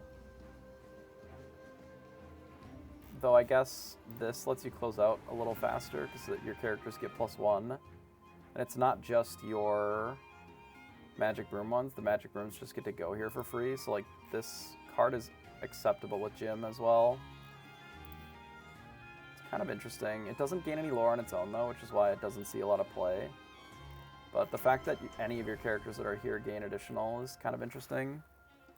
Makes Jim a little bit more valuable. This looks like the 4th round is up, so we'll go refresh here.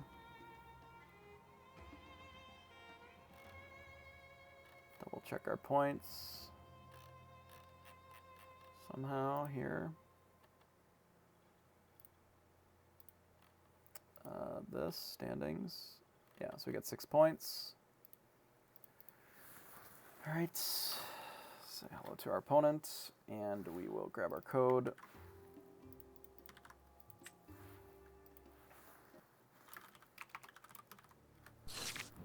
All right, so we go second again.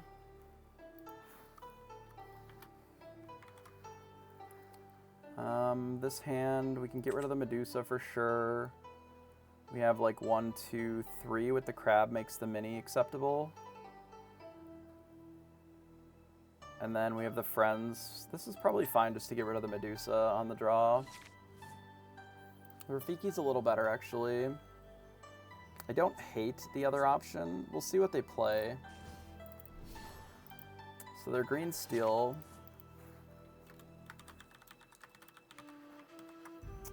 So they are green steel, so I do think that I want to play the Kuzco. Because I wouldn't mind killing this immediately. Which makes the Kuzco less important. So we have other options now. Play the Rafiki and pass. So we'll see what they play on 2. We may very well knock out this Robin, or we might ignore it for the Maui. But if they play Bucky, I'm probably looking to just remove this Robin off the field.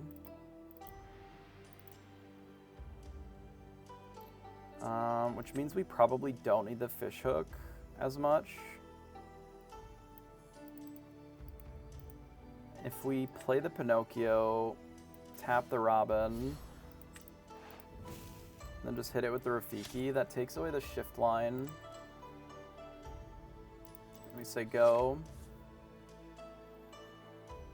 It does mean that we don't have a way to deal with Ursula for another 2 turns, which is unfortunate, but I don't think we can allow them to just have the Robin shift for free either.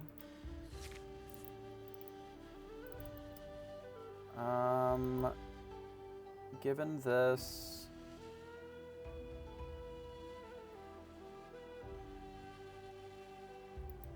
there's not, it's specifically, no, you would not have to do that. It's because the ladder is generally best of 1, so it just evens out that a little bit.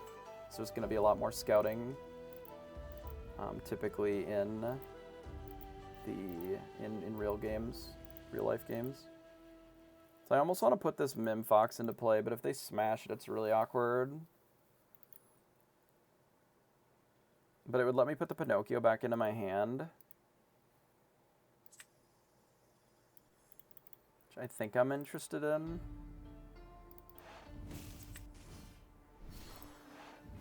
Let's do this and pass.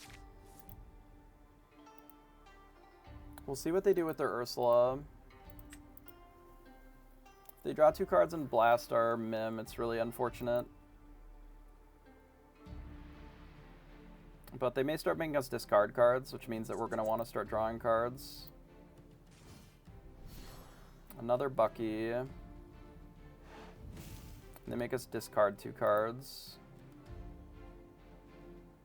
So with an additional Bucky,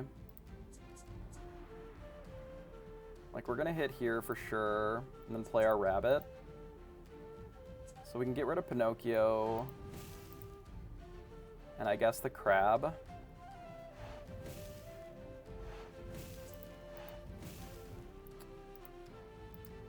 It's kind of annoying, but it's kind of fine.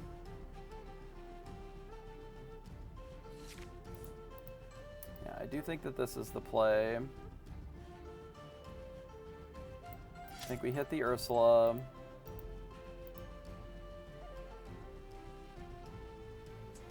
Do we have to get rid of this Maui? I think we have to get rid of Maui, unfortunately, to play the rabbit and then pass. So I can discard the Kuzco and the snake to keep the friends on the other side, potentially.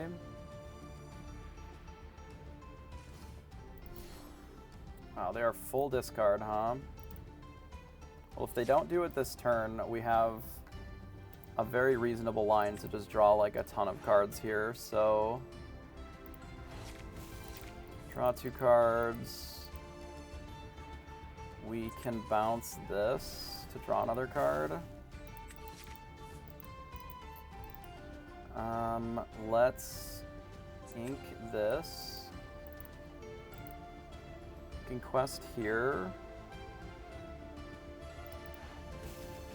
I don't think I play the Kuzco. I think I just pass. Our intention is to try and set up this Be Prepared in 2 turns. So they played a beast. This is the worst card for us to see, honestly. But there's not really much that we can do about it, right? We can just set up for this Be Prepared in a couple of turns. If they sing and make us discard more cards, it's gonna be fucking miserable. Okay, they didn't. Alright, so ideally what we do is we rip another Inkable so that we can rabbit, bounce rabbit, and draw an extra card because it lets us get our ink on. And then I guess we can quest. As we're literally forced to be prep next turn if we can to get rid of the double Bucky, and then we'll just have to play the post be prepped game.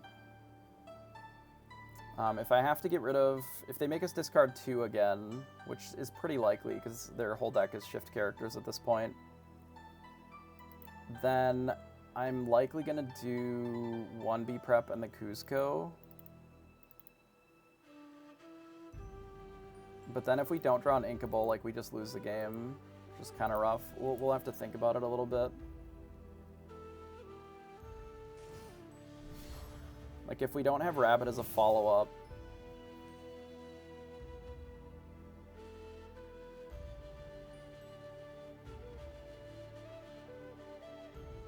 they're gonna have 3 cards either way, or 5 cards.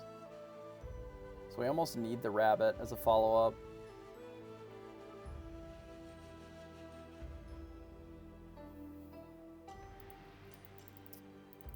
Wish I could see my discard. But I guess we'll have to live without seeing our discard. Okay, so I think I just have to take the risk.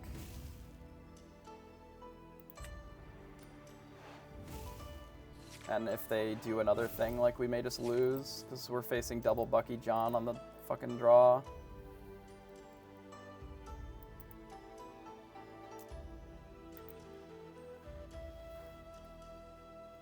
So they ink. If they just play a character, that would be good for us. Looks like they're just gonna sing something. Sudden chill. Alright, well. They got rid of John.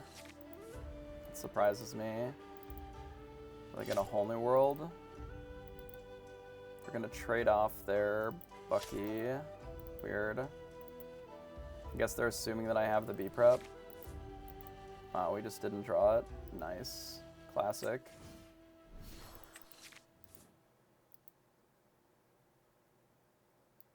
I guess we take out the John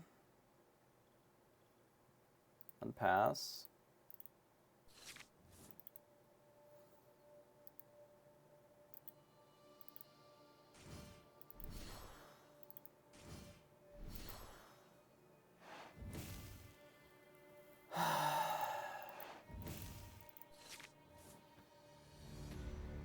I literally cannot stand this card. This is the least well-designed card I think I've ever played against in any card game.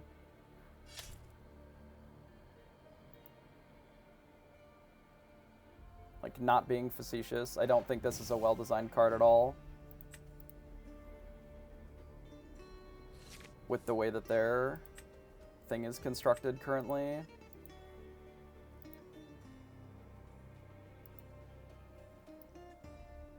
I guess I have to try and draw into another B-prep, but...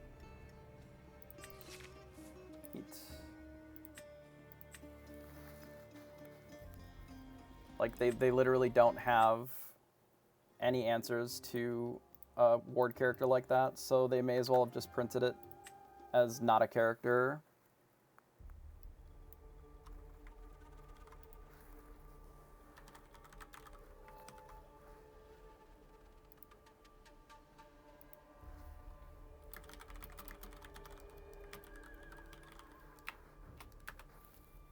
I'm trying hard not to be really upset about cards like that existing in the format, but it is difficult when they have just not addressed that cards like that exist at all.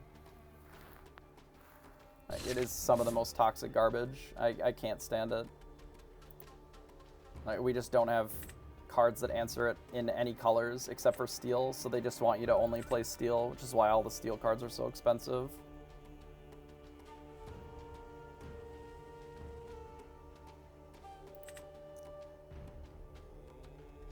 I guess we can keep this for ink.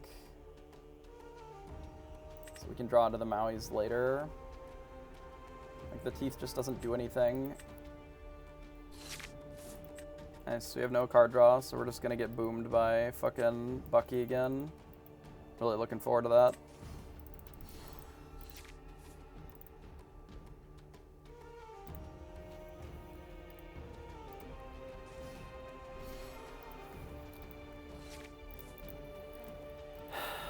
I guess we're probably just gonna have to play this goat as a card. We'll Rafiki, we'll ink this mini. Do we want to play the other Rafiki, I wonder? Does it even do anything? We need it as ink, I think.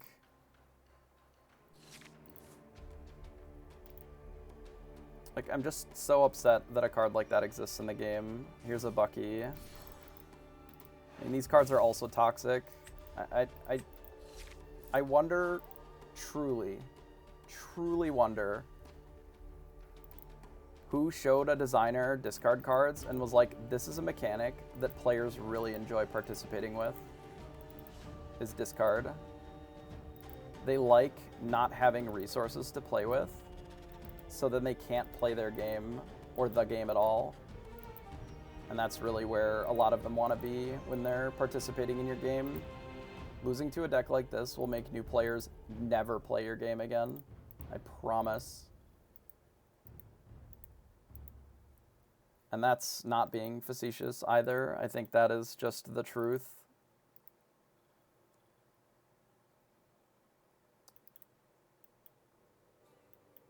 Like, I have to deal with these or they're just gonna burn me out. I think I can maybe afford the Cuzco, but it's not great. I maybe just play this and get rid of the second Rafiki and get rid of the Cuzco here.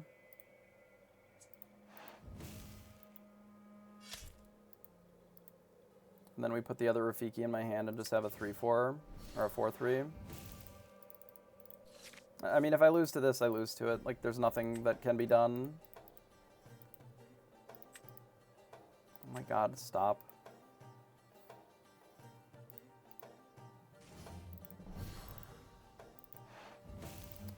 There's an Ursula. Well, I don't have an answer to Ursula, which is neat. So I guess we just have to draw some cards. We have an answer for Ursula now. For next turn, I guess.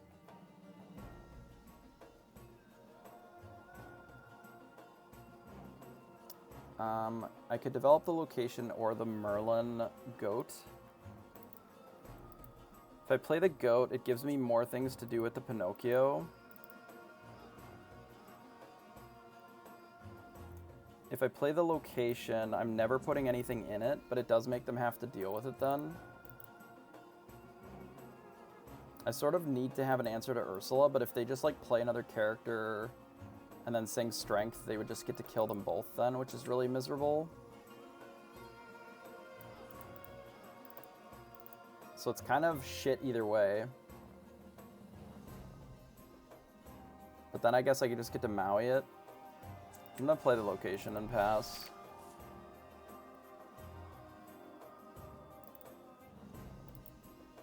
And if they opt to use like Zeus plus a thing to kill the Queen's Castle, that's fine.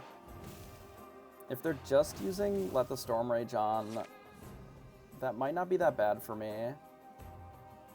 Because I still have the Medusa to kill the Ursula. And then I have the Maui to kill the Ursula. And then I have the Medusa to follow up after that. Great. Bucky, a card that we have so many answers for. It's good for us. Okay, I guess we play this. Bash here. Say go.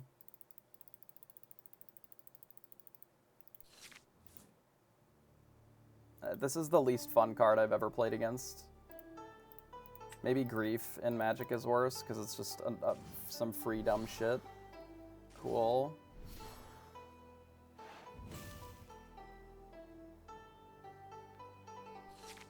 Love this for us.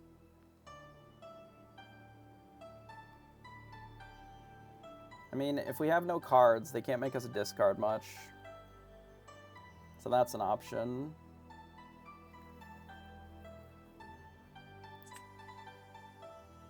I think we get rid of this.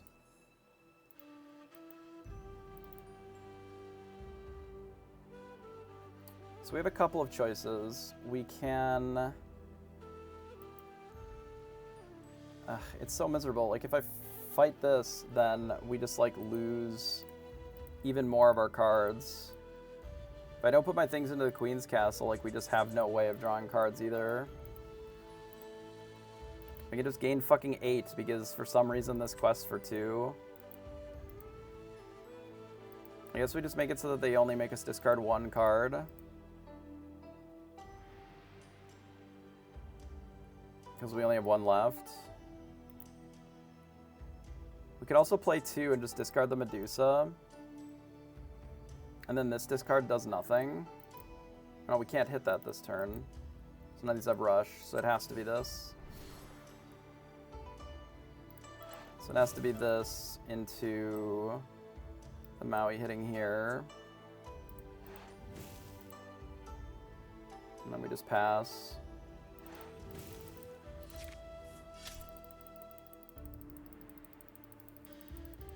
Sometime today.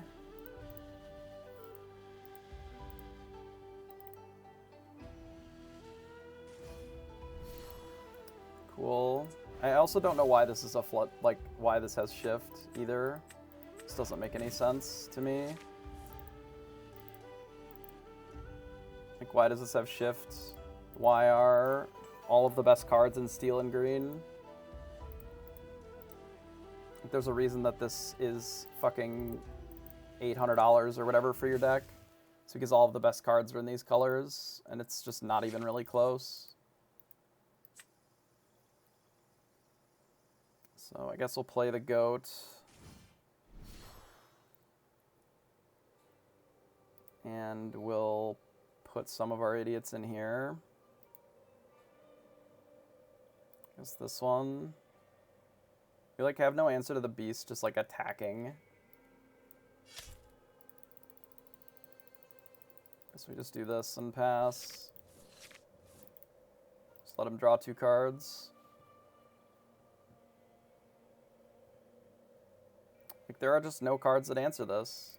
There's 1 card in the whole game that doesn't cost 7 that answers Bucky. Actual fucking 1 card. It's insane. And it's in steel.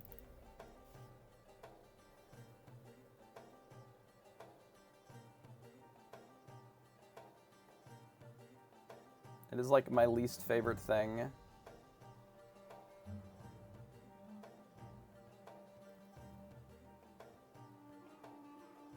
Do you have too many cards? Is that the too many choices or what?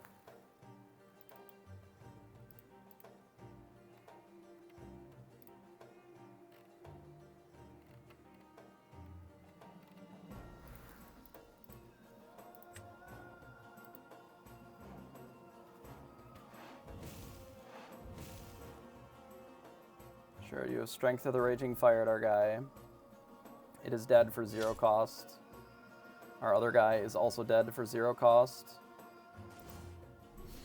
Ah, more Buckies. Excellent.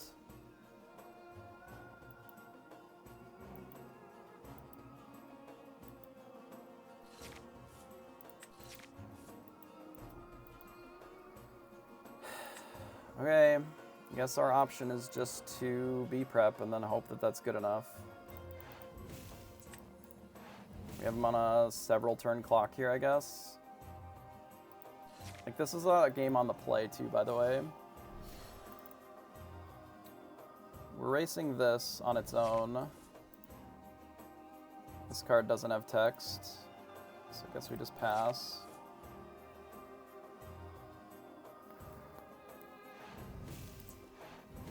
Okay, sure. I thought about inking it, but it doesn't really do much. Play Rafiki, put him here, pass. Alright, I guess we got him. Insane. You play the only answer to those cards, and then their deck just doesn't function.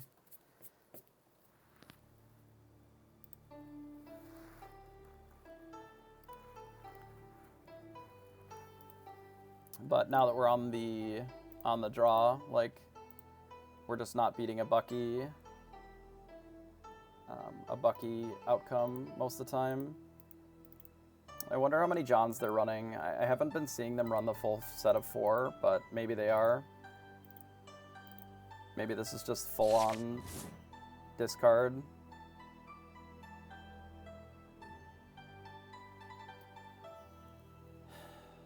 Doesn't do anything. You can keep the rabbit and the fox. I think I just have to get rid of the rest. Maybe we keep a Maleficent because we need ink anyway.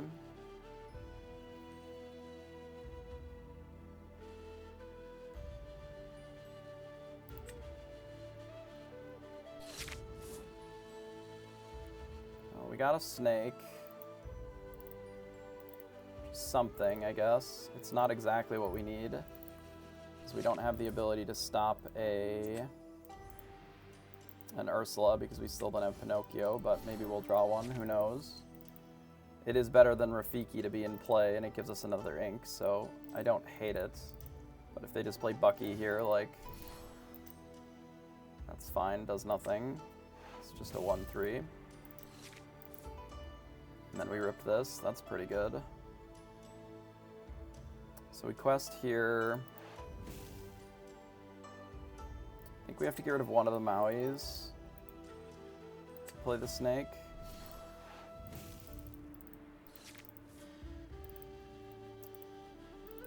Our ideal draw is probably Pinocchio, just to deal with this Ursula if they play one.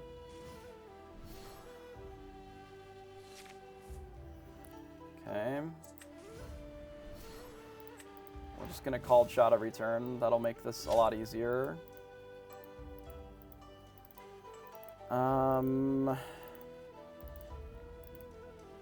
debating on whether or not I want to play this Rafiki or if I just use it as ink.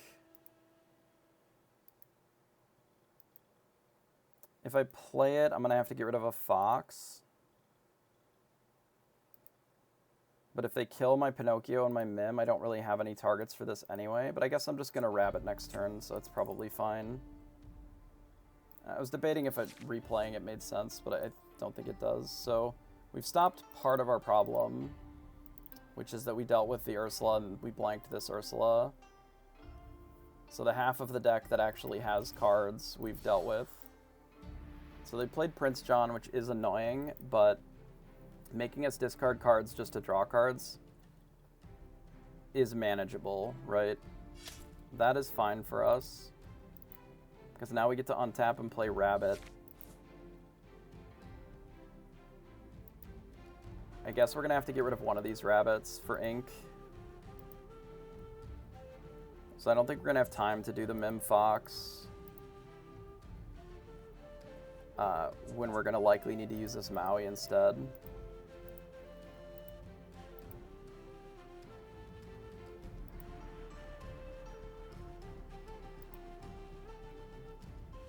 If they play Beast, we can hit it with the Rabbit plus the Fox.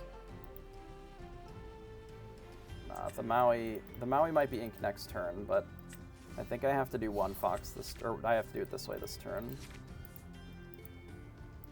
So we have to work under the assumption that they might make us discard a few more cards before we're going to be able to get to the point of doing anything else.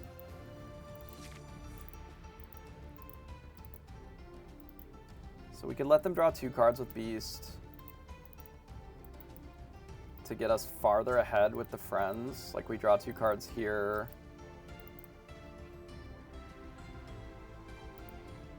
Or we can do the option that we considered, which is that we smash the Rabbit and the Fox into this.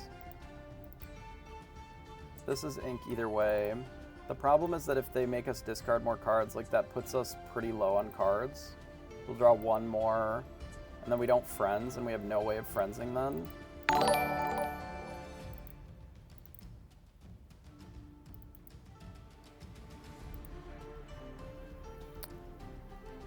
Alternatively, we can sing here and just play another Rabbit.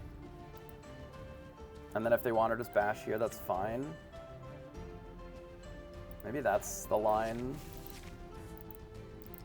So we have Teeth. Teeth can actually allow us to kill the Rabbit, or kill the Beast with just the Fox, right?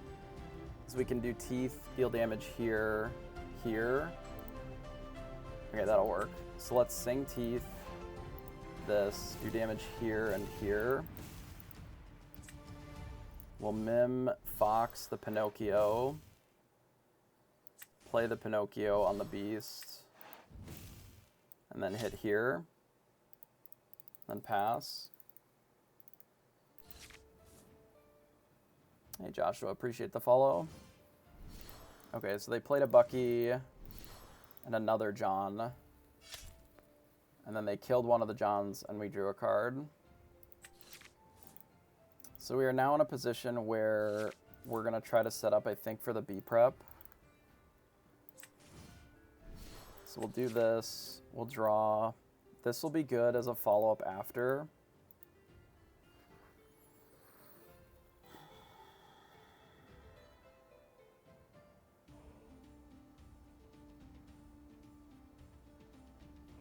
Is it the Fox?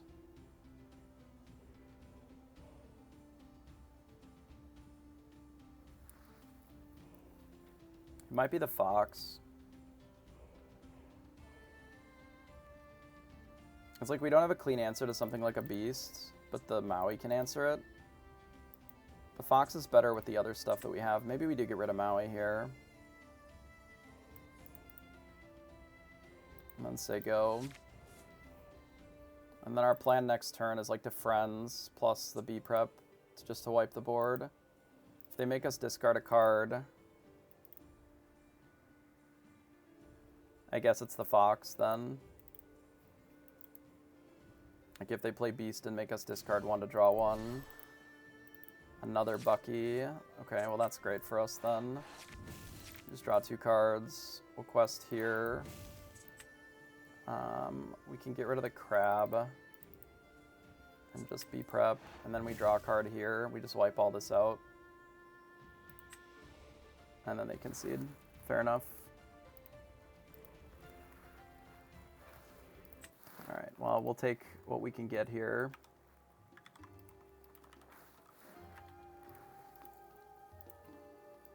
Like, I still think that the Bucky stuff is pretty degenerate, but the things that realistically happen in those Bucky decks is that they lose to themselves, and that's like kind of the only reason that they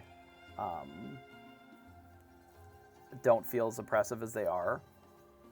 Like, I mentioned this on Twitter, as soon as they spoiled additional discard cards and additional Floodborns without really giving us any true answer to just shit on the board. What this game needs is something that's like, deal 2 damage to all characters for 4, or something along those lines. Not necessarily just to make a deck like this better, but to keep strategies like that in check. Because if your game plan is just to be like, oh, I'm going to play Bucky, now I'm going to play John, and then your opponent follows up with just deal 2 damage to everything, you don't gain the value off of stuff like that. If your game plan is to play a 1 and then 2 1s, then there's a safety valve that prevents you from just doing that in every single game. If you look at a lot of the decks that are doing well and that are seeing, play, it's either leveraging stuff like this, because this singing 2 cards is insane. It's essentially draw a card. If you cast a draw card, it draws extra cards. You're seeing cards like this, which are looking to answer that with some of the slightly overcosted things like Foxmim and Maui. Slightly overstated for their cost, that have Rush to be able to try and battle it back. But if we go and look at the... if we go and look at some of the other popular decks, like we look at some of the aggressive decks, right? So something like this, it's just playing a ton of locations and then just cheap cards. The curve, while it does seem pretty high, most of your 5s are shifts, right? The Beast technically has shift. The Jim Hawkins and the Captain Hook can do more than one thing at a time. They are... The majority of the deck is cheap, including these. Your 5 costs are just drawing 7 cards. You look at like your hyper aggro deck, and it's 1 drop, 1 drop, 1 drop, 1 drop. Oh, we got some 2 drops, which are just 2 2s.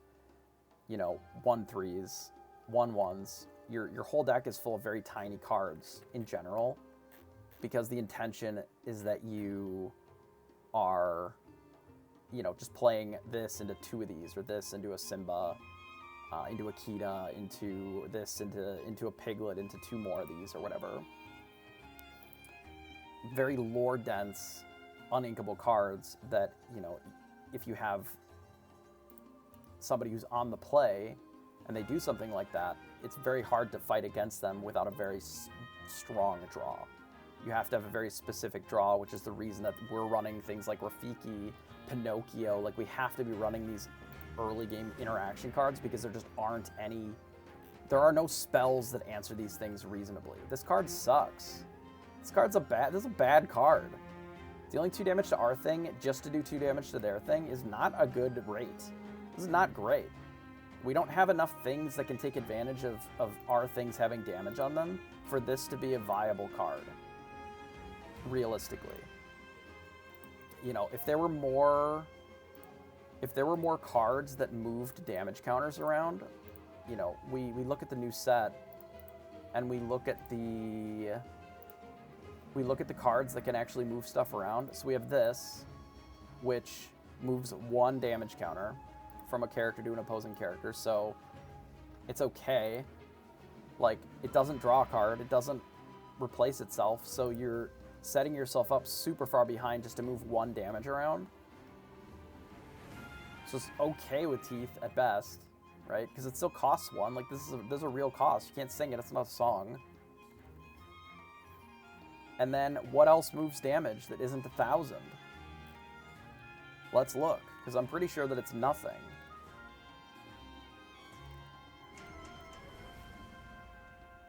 This doesn't move damage, it just gains lore directly.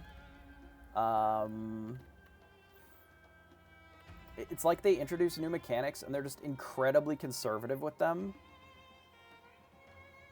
for most of the colors except for steel. on some of the specific mechanics. So the next card that moves damage counters is Maleficent specifically, which costs 5. And you have to draw a card in order to trigger the ability, and it's just a 2/3. If we look at a similar card from Steel, which, you know, is their legendaries, you look at all the Steel legendaries, and pretty well all of them are huge, which is Steel's thing, of course. But all of the answers in the format deal with a 2/3, literally all of them. And this doesn't do anything when it comes into play, which is why this is worth nothing. Like, a 2/3 with no ability when it comes into play is not good. It is not usable. Not only does this die to Medusa, which it does, it also dies to Smash, and it dies to Strength of the Raging Fire, and along comes Zeus. It dies to the Tinker Grab Your Sword Shift. Like, all of those things, it can get Cloud Kickered, for Christ's sake. Like, how can you play a card like this? You compare it to something like Robin Hood, which is a 3/6 stat line, but then also it has Shift, so you can pay it cheaper, but also it has abilities that do more. Like, if they fight this, you just get to draw a card. Like, this just draws a card every turn. It has so much text, including Shift. Like, if this had Shift 4, it might be more viable. Because you can play the 3-drop Maleficent or the 1-drop one and actually put this into play without just paying 5 for a card that doesn't have any text. You know? Like, I don't know why it doesn't have a bigger body or it's cheaper or something. A 2/3 just, like... You compare it to something like Ursula. At the same rarity, in the same set, just a different color. They get a 2/3, which is the same size as this one, for 3. So body-wise, the Maleficent is just miserable by comparison to Ursula. But Ursula literally doubles your spells that you're casting if you're singing them. Whereas Maleficent sometimes can move damage counters if there are damage counters to move. And if you look at these games, sometimes our Fox or whatever will have a little bit of damage on it that could have, in theory, been moved. But, like, this requires that you play songs that cost 3 or less. And then play it and sing them. This requires that you jump through a bunch of hoops to have damage on your things and then also draw a card. Like, it's rough. Like, it doesn't add damage, it just only is moving them around. And it costs 5, so this just isn't a card that you can reasonably use with something like Teeth to be able to deal with early cards, which is sort of what we were talking about. Is, if you're in a spot where you need to deal with relatively early aggression, you know, when they print cards that are like the fucking Merfolk, the Cursed Merfolk, which is just... Not only did they discard a card, but also it's a 2-lore character. You combine this, you combine it with the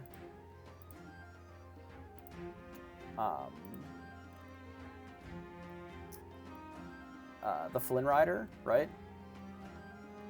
Like, you're just getting incidental value on something where there's no real cards that remove that shit outside of Steel.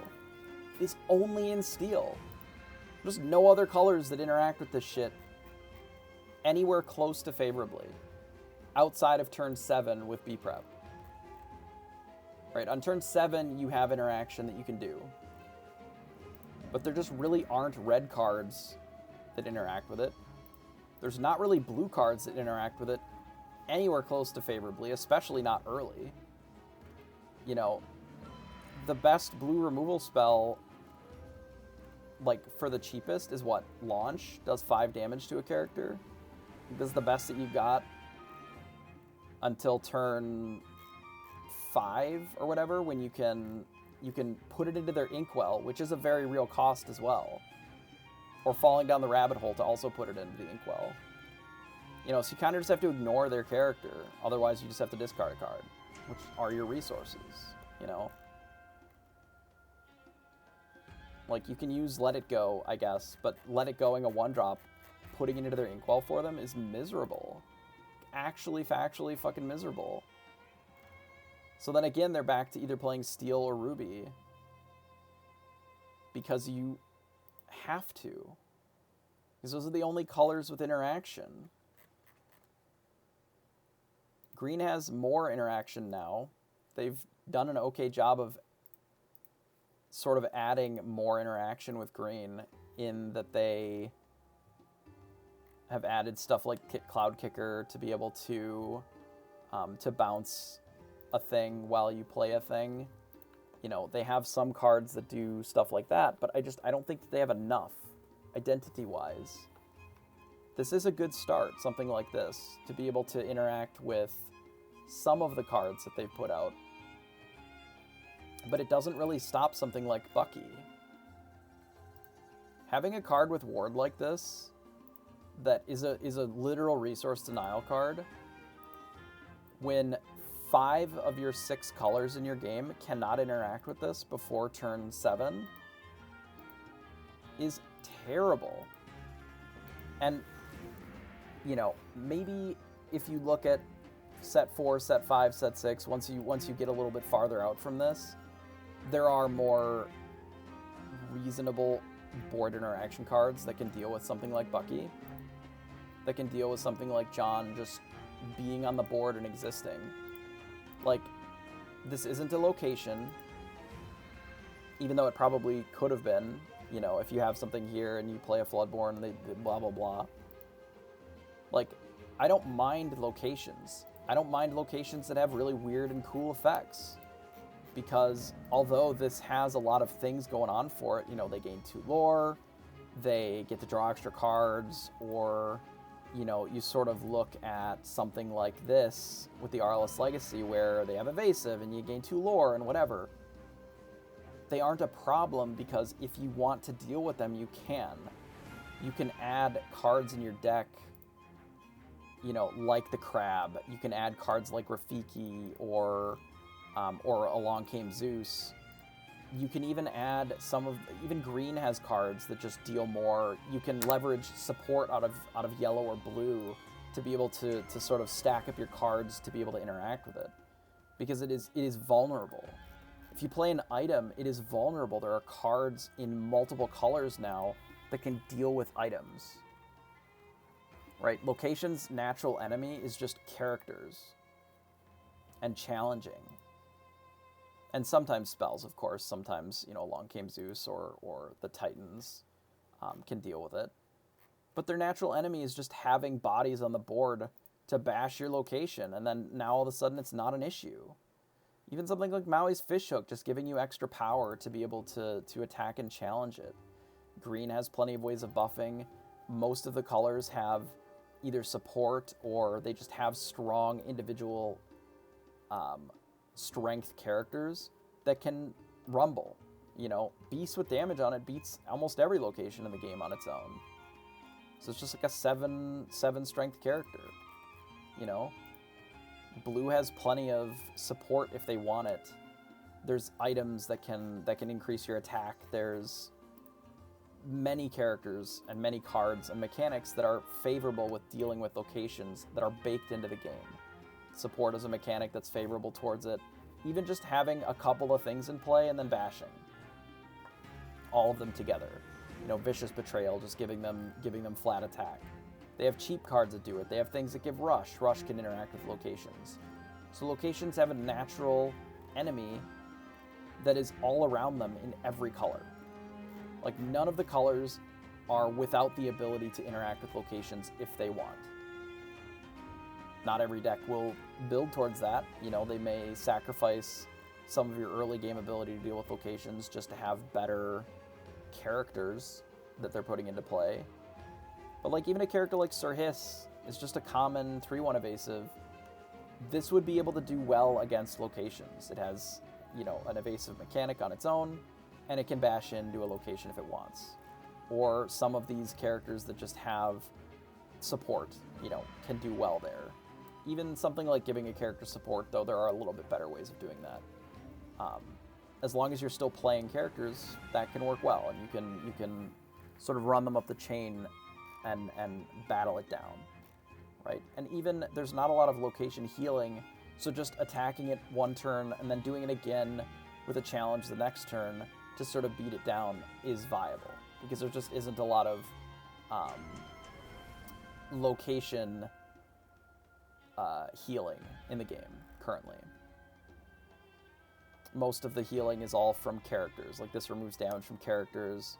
I would assume Gumbo Pot removes damage specifically from characters. I don't know if the damage removal stuff in purple, yeah, it's just characters. So currently there isn't a way of moving damage off of locations outside of this quick patch, which just removes 3. It doesn't mean that there won't be forever. If locations are going to be sort of ever present, they may add in more things, putting this on a character or whatever, having really high willpower locations just so that you can get damage on them and then heal it up is interesting, right? But even printing cards like this are very good because it gives them extra strength, it allows them to move to a location, but also you can just rumble against locations or against other characters pretty well then, So it's a lot of little things like that I think locations are reasonable. And the same is true with items. There's even more answers to items than there ever has been if you want them. Obviously, there's a ton of answers to items in Steel with several cards, in fact. But there are more answers in other colors now, too. There's I thought it was 2, but maybe it's 3. Oh, here it is. It has Set My Heart, right? It's just banish an item, and it's a song. So if you're really struggling to battle items, you bring in some of these into your deck. It's inkable. Like, if items were a huge ever-present deck in the format, like, there are answers to it. You can even put it with Ursula and double blast items if you're feeling spicy about it. And then, like, red doesn't really have any way of interacting with items, but it can be paired with a color that does pretty easily. Because most of red is really thin, if I'm honest. Like, as far as the cards that actually are incredibly playable, I think red is quite thin, though the cards that are playable are very strong. Right? And we can touch on that in a minute here as well. But like, the things that make your opponent lose lore are just not powerful enough to be able to compete with that. And the threats are always better than the answers in the format as it is right now. I guess technically repair can heal a location or character as well. So this is another location damage removal option.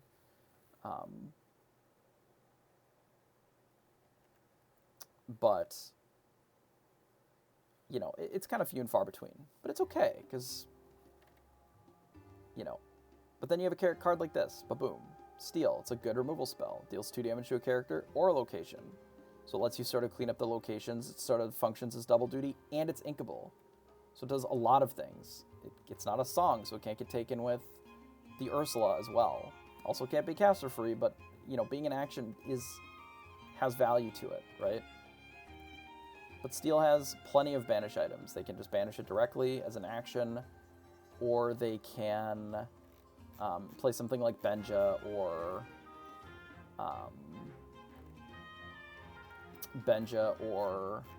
Beast, to deal with it. There's Judy Hops in blue. I think red and purple are the only 2 colors that can't remove items, right? Once the item is down, it's down. So there's a lot of colors, 4 of the 6 that can answer items. All of them can answer locations, all of them can answer items. Pretty well all of them can answer characters, just through challenging as well. Even if the answers aren't always as good in certain colors. If you're playing characters, you can generally challenge opposing characters if you want. to be able to remove them off the field. That's kind of the way the game is built, right? But when you look at something like Ward, I don't have a problem with Ward, really. Honestly, I think Ward is a good mechanic. I think something like this as a Ward is perfect. This is a really good card. It probably could have been a 3-2 and it would have been okay.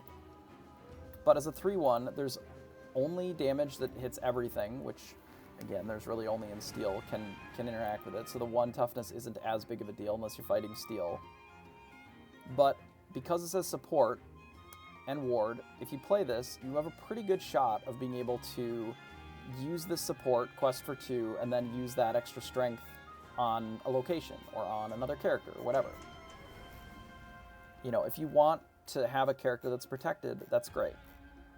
Because it doesn't do anything just sitting there. You have to quest with it. You have to engage it in the game. And by engage it in the game, I mean you have to either sing something with it, or you have to challenge something, or you have to do a quest which exerts it. Any of those things exert your card so that then it is participating now in the game. Because the way that you are able to compete with opposing characters outside of them just existing is through challenge. And the only way to challenge, for the most part, is if it's exerted. So, what answers this card? What answers a card like Bucky in the entirety of the game outside of B-Prep on turn 7? So, if it's untapped, if it's exerted, or if it's not exerted, we have Namari. If I can actually spell Namari.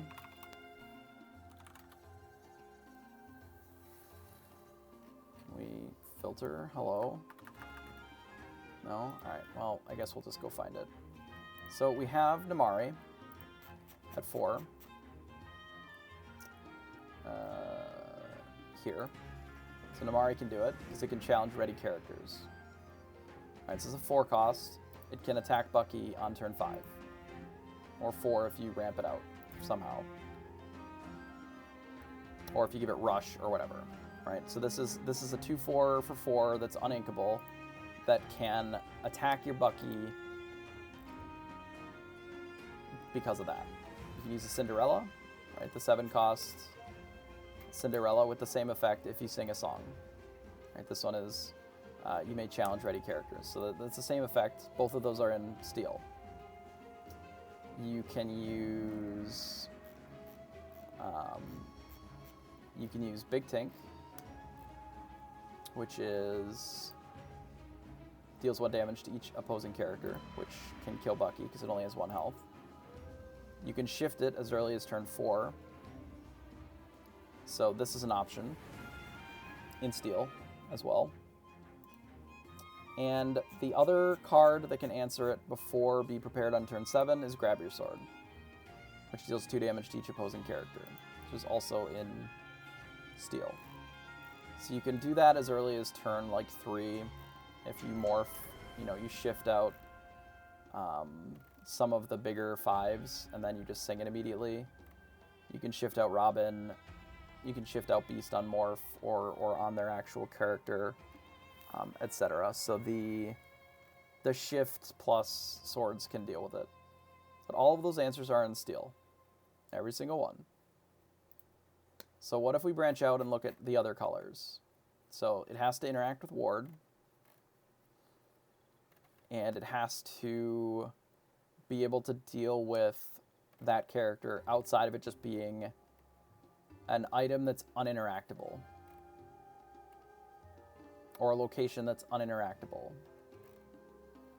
And I'm going to tell you the answer because I already know what it is. We'll scroll through all the cards. But the answer is there are none. There are no characters outside of steel before Be Prepared at 7 that can actually stop Bucky from just existing.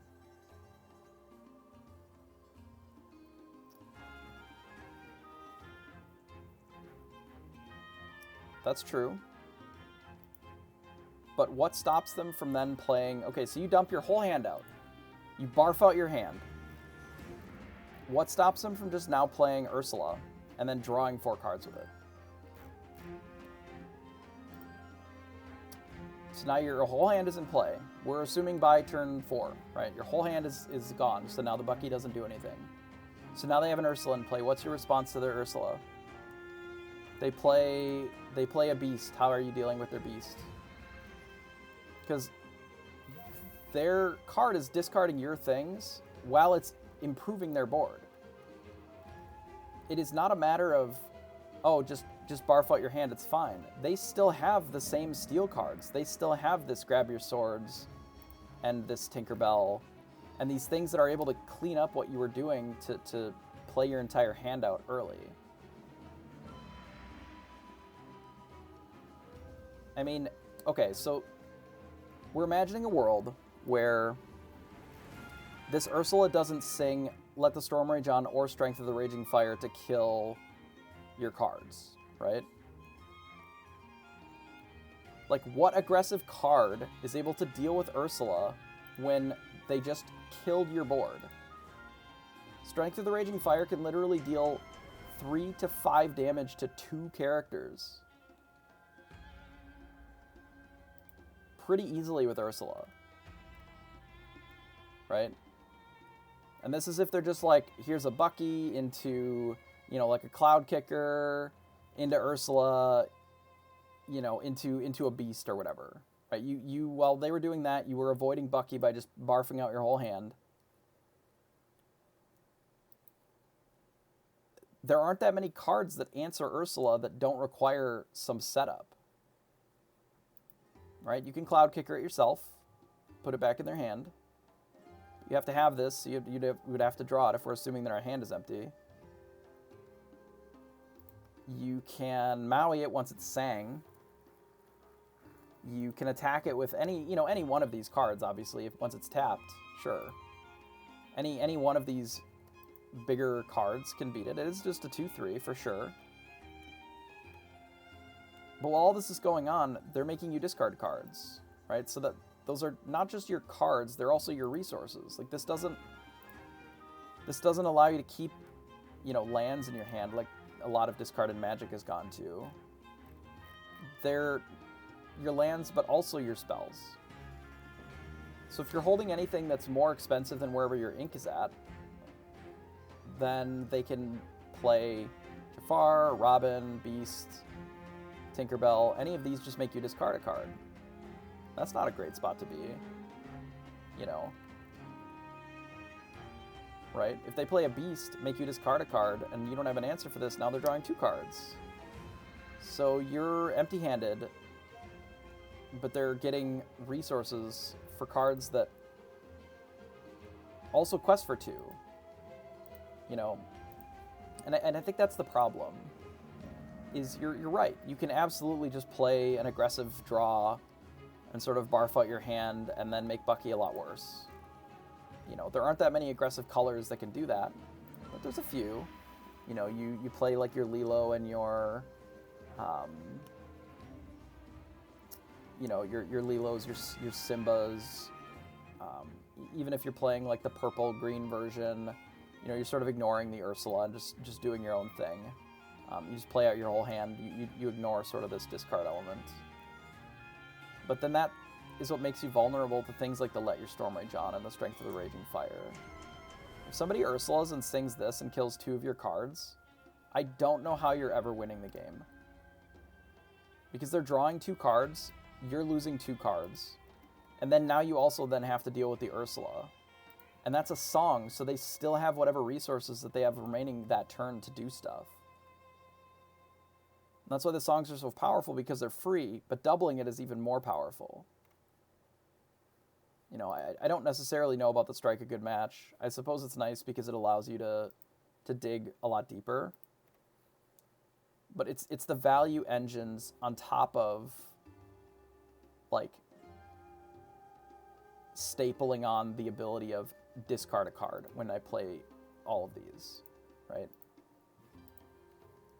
Because there just aren't answers for Bucky if you're not playing Steel. I mean, but we've talked about Ward. Ward is problematic for every color but steel, really. Mine's not reported. I thought I reported it. I'm so sorry. I swear to God I reported it, but I could be wrong. It looks like I didn't. Well then, I'm the worst. What were the results? We went first and lost, and then we won one.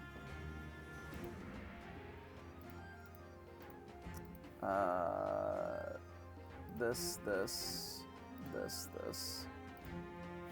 Well, thank you for telling me. That was me. My bad.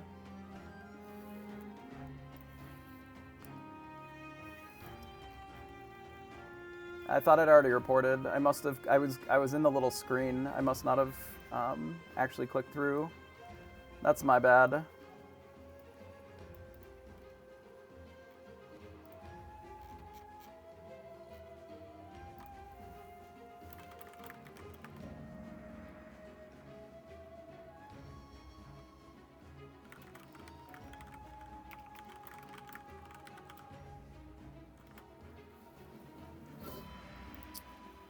I appreciate that.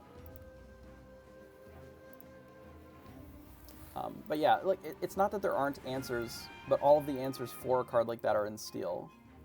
Playing like super aggressively just doesn't always fix that problem.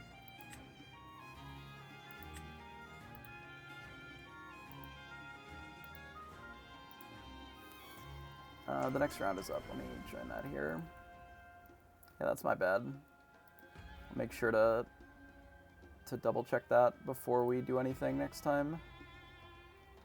Alright, run 9 points, which is accurate to what we have here.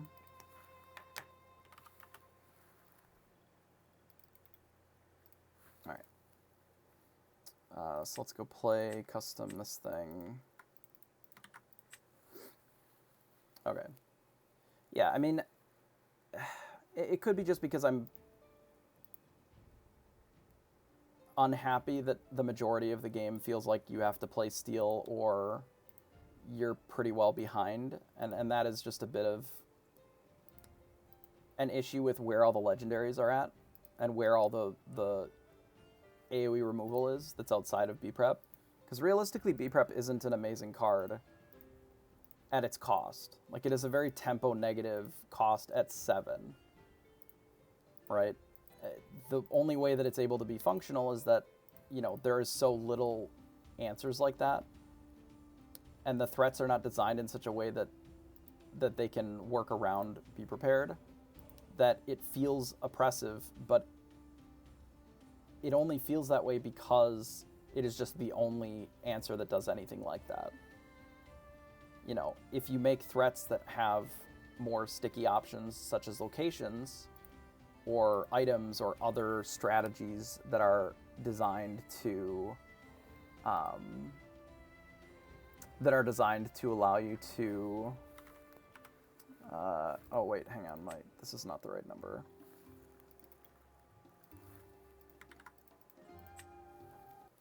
I somehow was in the wrong thing. Okay, so go second again. Nice. 1 for 5. So we get rid of this. We have 2 foxes. I think we just get rid of the Medusa.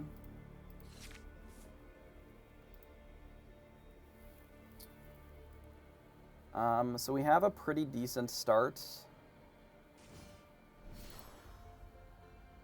We drew another Rafiki. I think we'll get rid of the Minnie Mouse.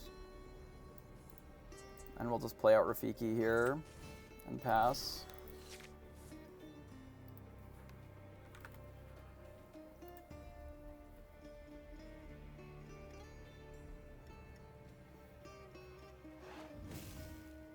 So they're likely going to snake us here. I think that's fine. We could opt to Rafiki the Mim with Pinocchio here.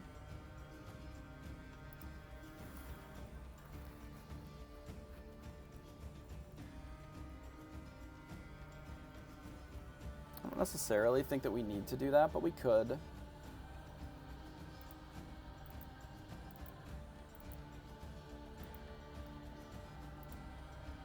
We would remove it off the table.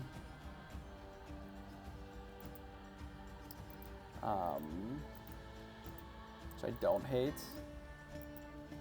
Then that leaves us with just Pinocchio in play, which is a little awkward. And it denies a fox target. In the mirror, there's not that many uses for these 1-drops. Or the Pinocchio, admittedly. I think I'm fine just doing this, because it makes our Rafiki, like, actually do something here. So we can always bounce this back to hand. If they play Surfer, we do have some options with, like, the Fishhook as well. And I'd like to try and save these for drawing cards with the Rabbit if we can. But this does make this turn a little awkward for them. Yeah, they just did nothing. Yeah, that's pretty good for us. I think we can quest here. We get rid of the Cusco. We have a couple of options. We can choose to bounce the Pinocchio back to hand and just play the Fox. Or we could just develop the Fishhook.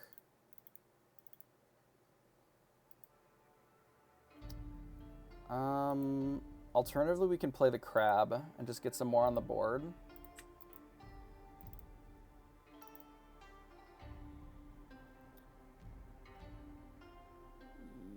Yeah, I think I'm just going to get more on the board. And just say go.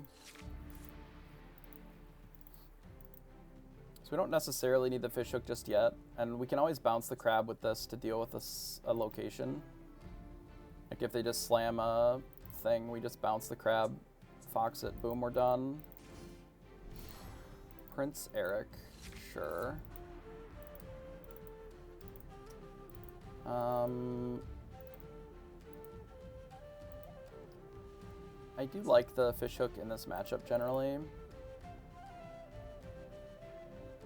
I think I'd like to keep it. This would be our turn 6 play. Get rid of a Fox. Maybe that's worth. Let's do this. Play the Rabbit. Just pass. I could maybe quest with this. If they play Maui, then it's brutal. Let's just pass. I don't want to give them easy Maui options, and if they decide to Teeth and just like kill 2 things, that's kind of fine. We even do have the option of next turn we play the Snake and the Fishhook, or we play the Snake and the Fox. With this. Like, I'd like to put this Pinocchio back in my hand. Okay, so they decide to Teeth, that's fine. I don't actually think that this is a super good play. I think it's fine. But it depends on what they end up shooting for the other half. If they hit the Rabbit, it's fine. We'll just draw our card. It's acceptable. I think this card is not good because it's only acceptable when you have the Teeth line going. I just don't really think it's that strong otherwise.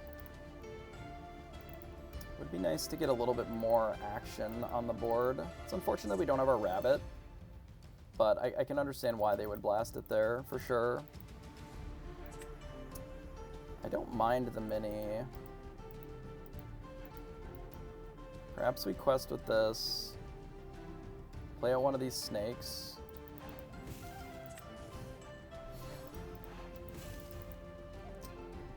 Buff here. Maybe we don't need the mini. Just gonna play the crab out again. Pass. Yeah, there's a world where I was supposed to scoop up the Pinocchio just so that we had it. But if their play is just to draw cards and they don't bounce this, then we're going to be in a good position. If they do end up bouncing the rabbit, it's probably going to cost us the game. Just playing another rabbit is not that big of a deal. Just means that they've drawn more rabbits than us, which is not great. I think that's already bad for us. We can just take out both of these rabbits. I think that's worth it. So let's Pinocchio the rabbit. Just bash them both. One, let them draw their cards. Just want to get them off the table so they don't have the option of bouncing it. Do both of those. We should ink something. Probably the redundant crab, and I'm just going to develop the hook now. And pass. And if they play something that isn't dealing with this Pinocchio, then we'll probably bounce it back to hand. Ideally, we draw another rabbit, though.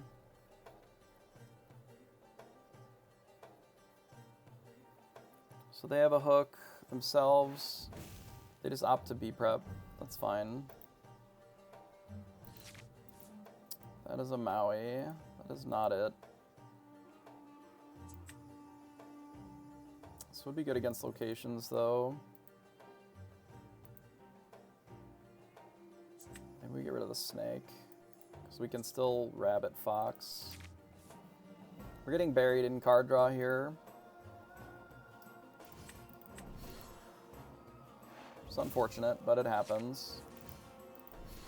These don't matter. This is good, but it's likely just gonna die. We'll play it anyway. Just pass. They more than likely are gonna Maleficent it and then Maui. There's nothing I can do about that, though. But if it stays in play for a turn, there's value there. If they don't have the Maui. They draw 2 cards. They didn't Maui it yet. They still could with Crab. Double Fox would do it too. Or Fox and Maui, sure.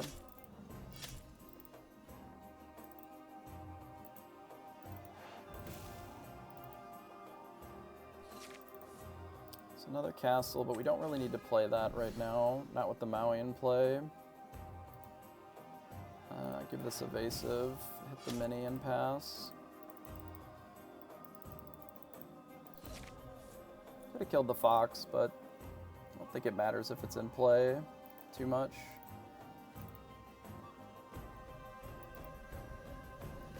Yeah, I was getting bodied and they just had a bad draw in the third game. An awkward draw that really didn't do much.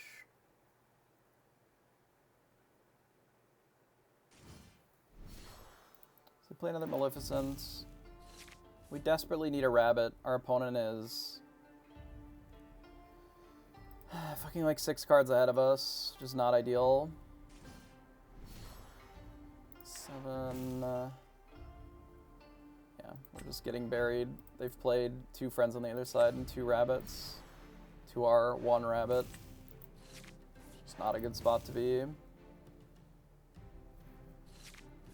mean, the be prepared isn't even really much of a problem. It's just like the overall issue is that we're down 8 cards. Like, be evasive, hit here, pass. We're gonna be buried by ink as well. It was smart for them to use the removal that they had on our rabbit when they could. 'Cause if we had the opportunity to actually bounce it, we would have had a very different game. Luckily, they're only doing this with Maleficent Sorceress to get a little bit of value every turn, but it's still more value than we're cooking with. Unfortunately.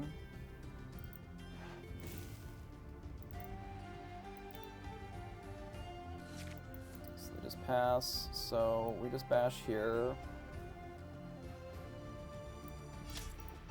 Trade that off, and then I guess we play the goat here. Could just bounce the goat with this, but I don't really think that that helps us a ton. Let's play the goat and pass. We could have given this evasive so that they didn't have the option of like Pinocchioing it. Because it was also free. Like, there's no reason that we shouldn't have done that. So that was a bit of an error. I just don't really see how we win this game. We're 11 cards down now.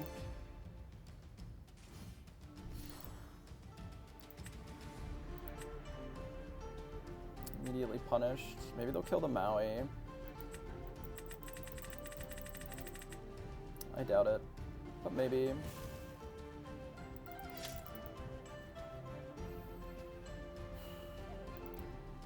Punish me. It's fine.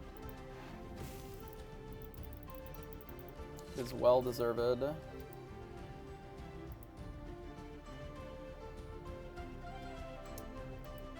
I don't really know how we win this in a million years at 10 cards down.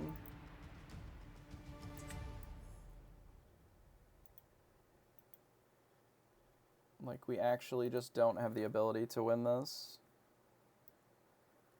But we'll do what we can, I suppose. Hit here. Bounce Maui.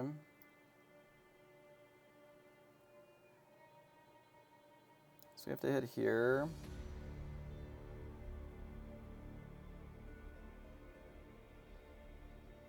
Now, if we hit here, we can play Maui and then give it evasive.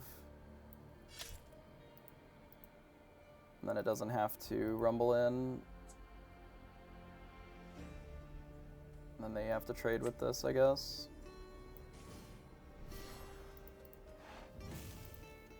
Oh, I'm a fucking moron. Nice. Holy fucking shit, I'm so dumb. Sick. Actually, moron. I love that for us.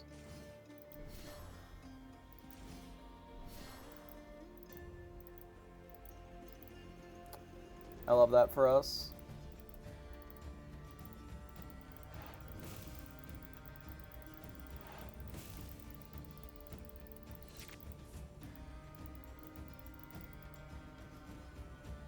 I'm just gonna concede.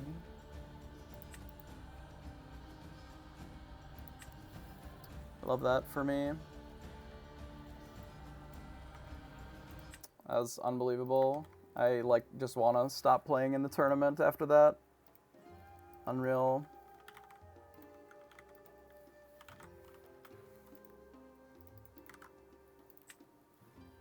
I think that's the worst play I've ever made. Holy fuck.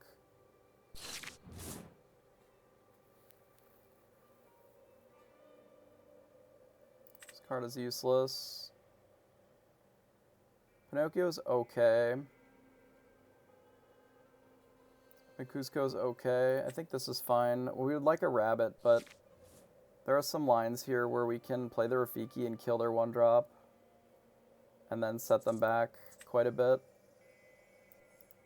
With the Pinocchio, which I'm here for.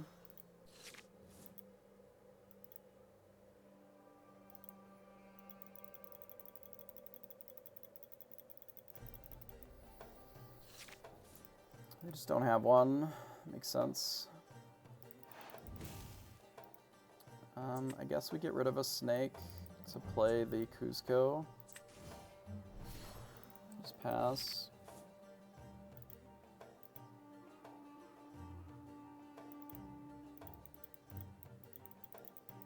Inca Castle.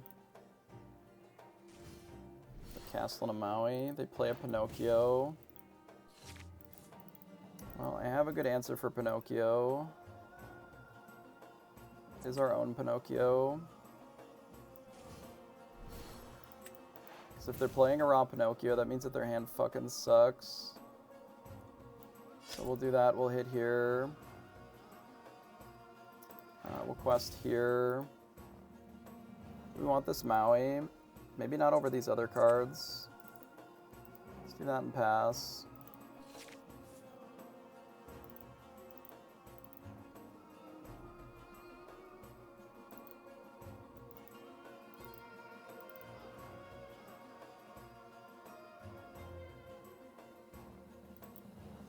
So now their fox is a lot worse. Their hand is probably a bunch of foxes then.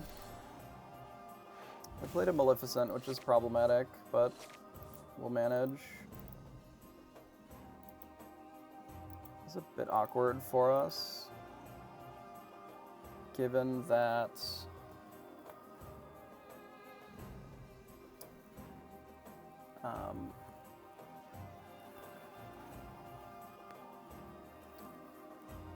I think I quest with these two, play this, and bounce the Pinocchio.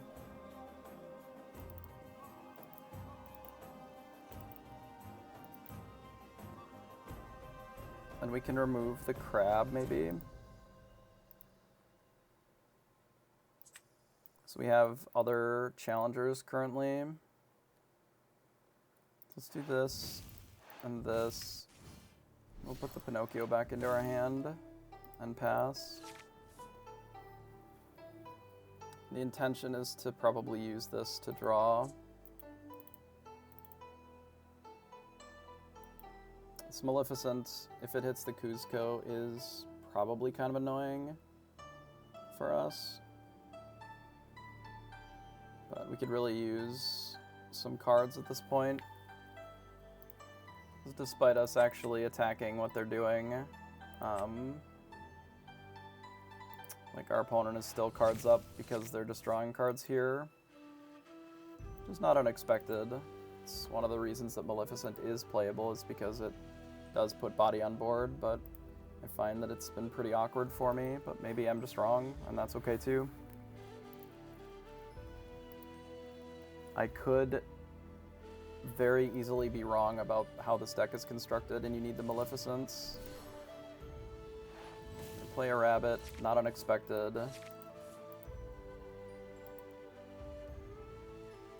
If I play the Pinocchio, I can kill both of these. Leaves us vulnerable to Maui. I think it's probably better just to friends. Could put a location in.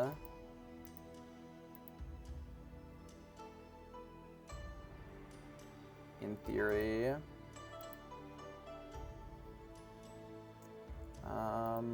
Is that even good? If we do gym plus a location, is that even solid here? Maui can just kill the Queen's Castle. Like that would be their turn. They rabbit plus Maui and they kill the Queen's Castle.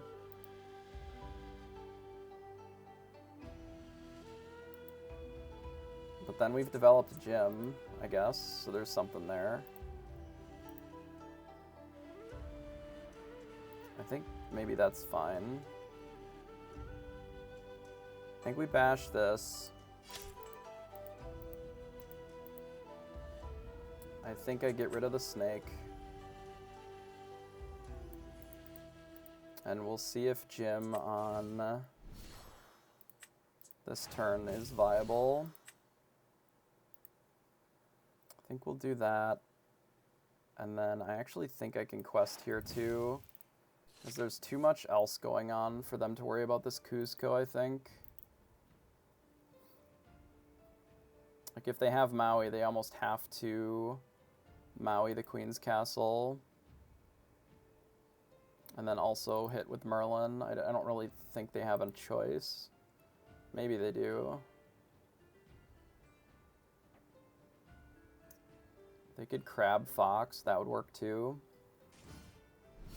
Yeah, they just have Maui, so they straight bash it. This is the reason that the gym is just not that strong. So now we just have a Maui in play that we have to deal with. So we can attack it and then just hit here. That is a way of dealing with the Maui. Just with the Fox. I'm just debating on what I do with this Friends on the other side.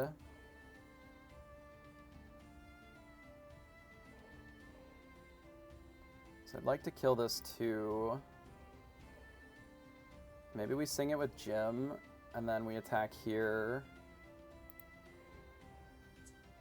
Because this is 2, 3, 4. Let's do this first, because I think this is almost forced. It's just to get the 1 damage on that. Gives us a Queen's Castle. They would have to have another Maui to be able to stop us. No, it'd have to be more than Maui. We can make that work, actually. So I think we bash here. I guess I could kill Jim, because Jim's going to be tapped if we do it that way.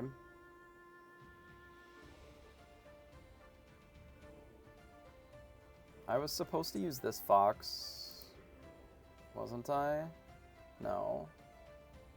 How am I supposed to sing this? I guess I have to sing it and then bounce the gym. I guess I could do this next turn then. Yeah, that's fine. Let's do this. Draw 2.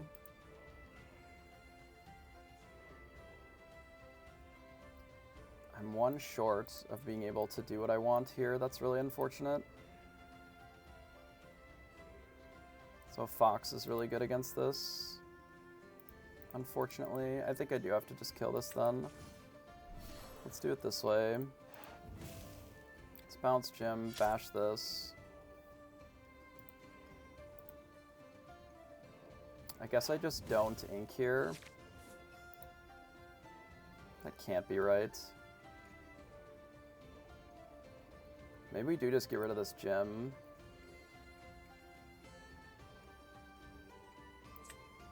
Yeah, I think I can get rid of the gem actually. And I can do this, untap it. It feels really weird. But like, I don't foresee our next turn being play gem plus do the thing. It wouldn't be terrible, but I'm likely just going to be playing this rabbit plus this fox next turn. Or I could do Pinocchio to tap this Maleficent, and then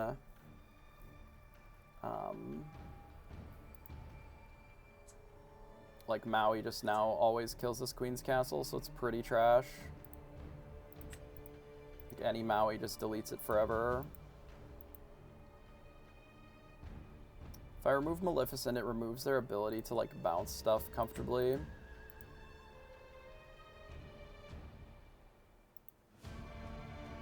Which I don't hate. Let's start with this. We have a hook of our own. Yeah, okay. So let's do this. Tap you, bash you, and pass.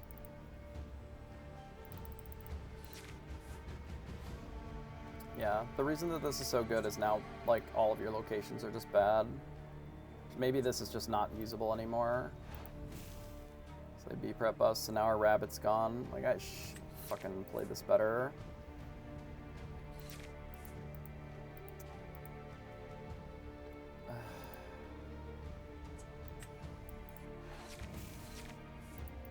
Alright, let's watch our location get smashed here, I guess. Just won't ink either. I don't think I'm playing this matchup very well.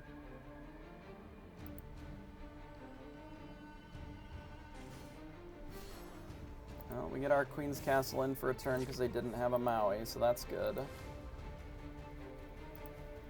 We get 1 turn of reprieve. Hopefully they don't bounce this rabbit, so that we can kill it before they get to bounce it. Okay, that's 3 of their rabbits. That's neat. Super neat for us.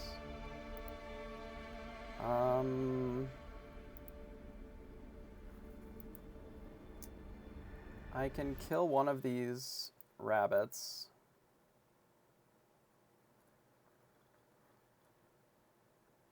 I can kill it either with this. I can't kill both no matter what I do. I could use the Medusa to kill one.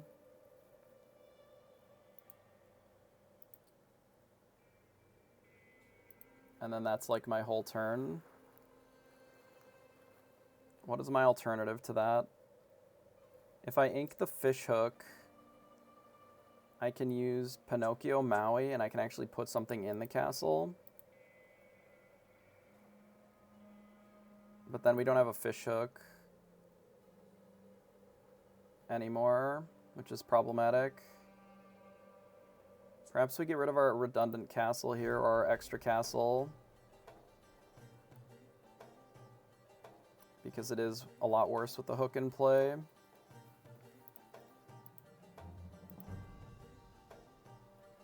We could also do Pinocchio plus the Mim.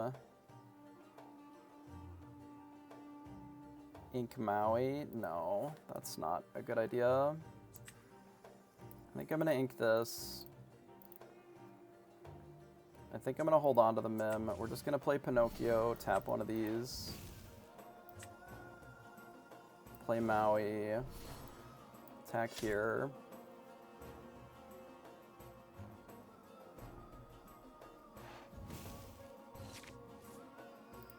We'll put this in there and pass, I guess. So they can pay 2 here. That makes it 5. Fox just kills the castle. And then we're pretty dead. So then they've got Rabbit and Fox. My matchups against purple today have been abysmal. We've been getting buried on card advantage because we're just not drawing our rabbits. Or they're the only one that we see is getting killed. And then that's giving us a very lopsided game. Perhaps they just don't have any rush, but it seems really unlikely.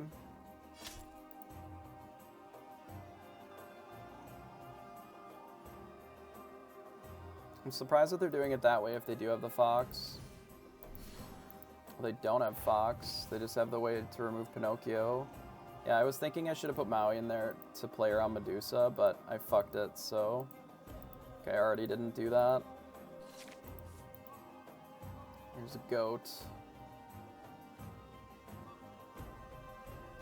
So I guess we have to bash here.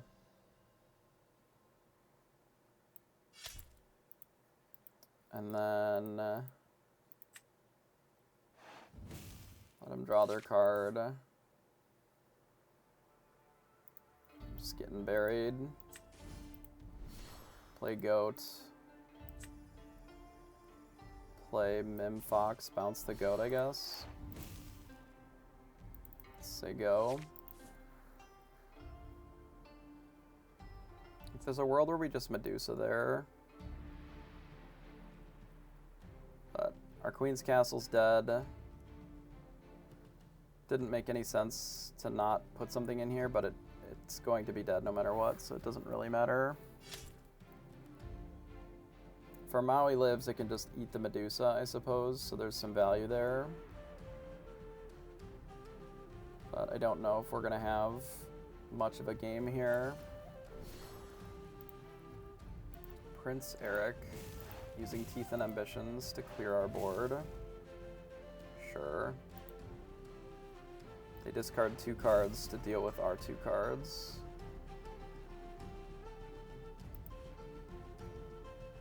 Because they have them to spare. They play a Cuzco of their own. Alright, goat. Fox. Bounce the goat, I guess. Do we leave this Medusa in play?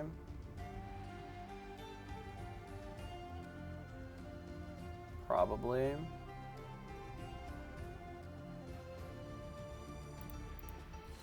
So we can try to push lore with these. Good, they tapped our things, so they took the choice away from me.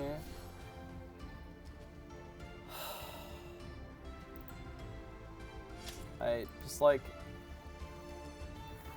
I don't know, dude.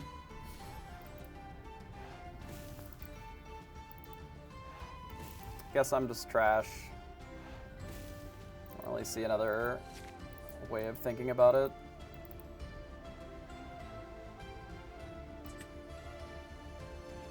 So we kill 2 things. Or we kill 1 thing and then we play our Cuzco here. So just the Pinocchio. Let's do this and pass.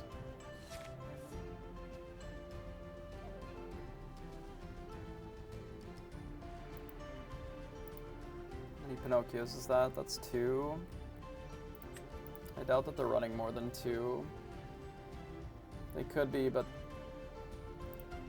with also running Eric, there's not really much room for more than 2.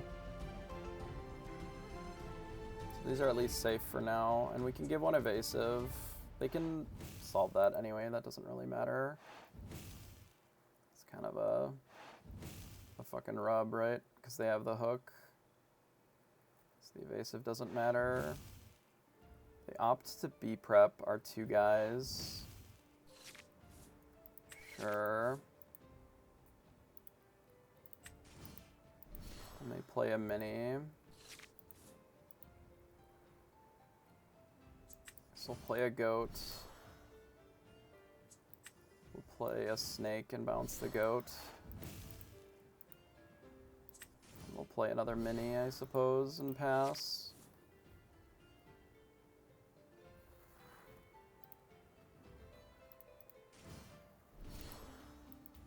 They finally have a goat of their own.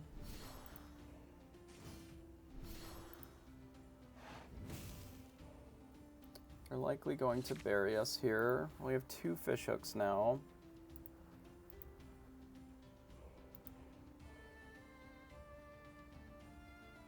We'll go to 17, 18.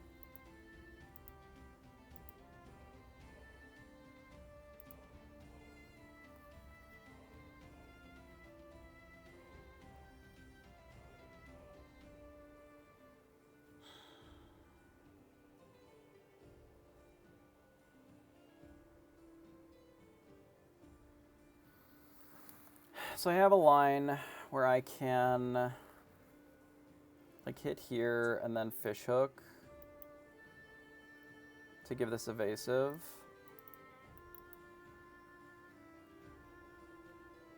To make it so that they have to goat plus evasive it, I guess.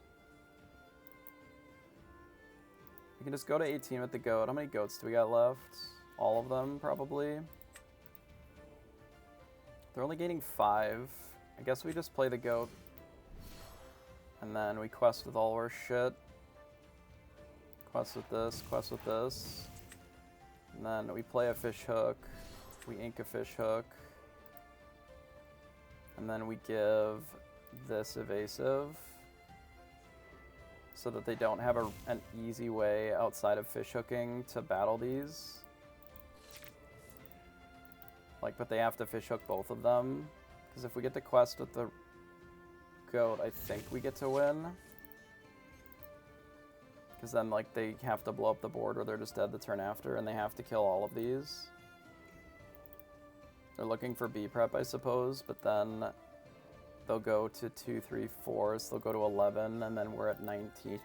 So anything is lethal, basically.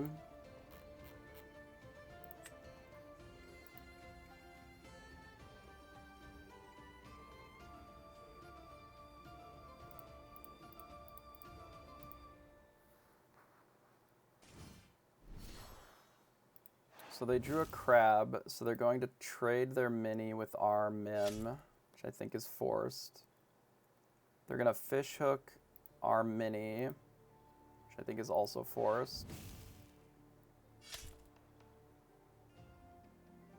They'll quest, go to 8.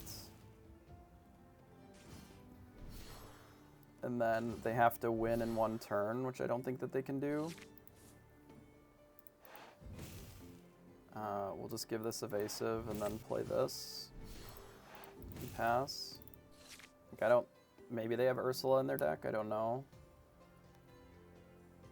Otherwise, there's not much hope in this spot for them. Okay.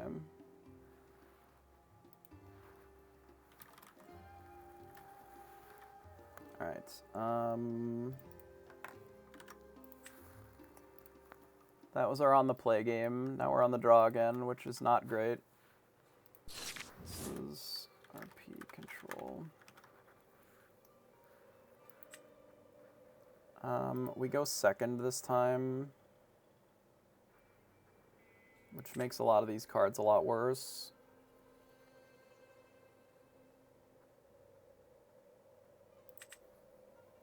Like this, and the Kuzco is a lot worse. I mean, the Kuzco's fine. fine as a guy or fine as ink. Maybe we get rid of the Maleficent because this could be better later.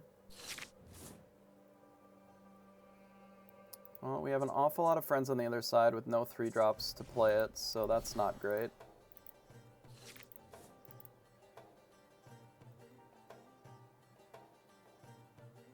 So I guess...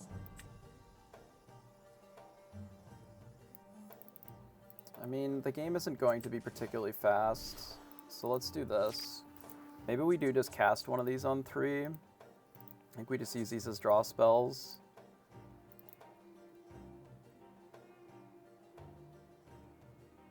Teeth and Ambitions. And they do nothing.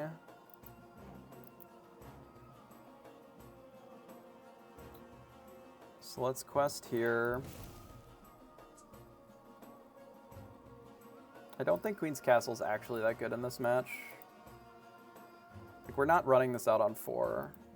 Like, I'd rather have these, I think, and the 2 snakes. I think I'm just gonna do this and play the Mim and pass. There's a world where we Pinocchio and kill the Olaf if they don't fox it on turn 3. I guess now that they have the Maleficent, that line doesn't really do much for us. I really hate just drawing 2 cards. But, I mean, with the way that our hand is, that's kind of the hand, right? Okay, we'll do that and pass. I don't need to put the Mim in danger yet, so we can hold on to it for now. So they sing, if this Olaf gets tapped, we very well may just like Mim and hit. Like hit, Mim, bounce the snake back. We're gonna hit this one. So I don't want this to draw extra cards. So we'll probably Pinocchio it. We might need the crab.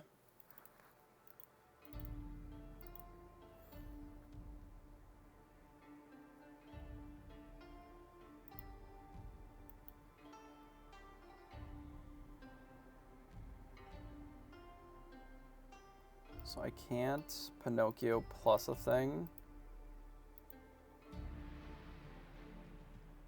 Okay, I can't Pinocchio plus a rush, so I can do this. Pinocchio the rabbit. Hit the rabbit. I can untap the snake even, so that it lives. Or I can put the Pinocchio back in my hand. Those are sort of my options. I kind of want the snake to live. Or at least to be untapped. I mean, they have their own Pinocchios, right? If they really needed to deal with our Pinocchio. I think I'm getting rid of this castle. I think it's too early to worry about those. I think I'm going to do this and just bounce the Pinocchio. And if they want to trade with our Mim, they can. But then we have our Pinocchio available.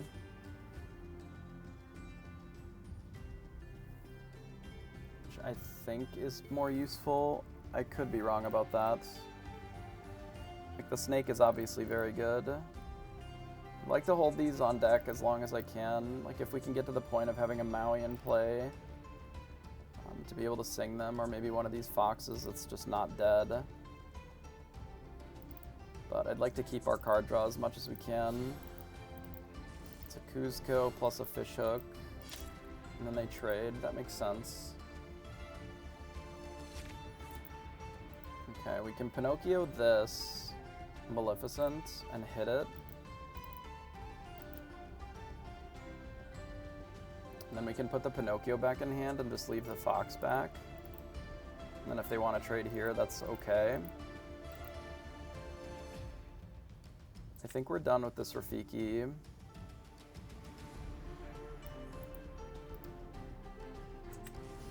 It's Pinocchio, the Maleficent. Let's hit the Maleficent.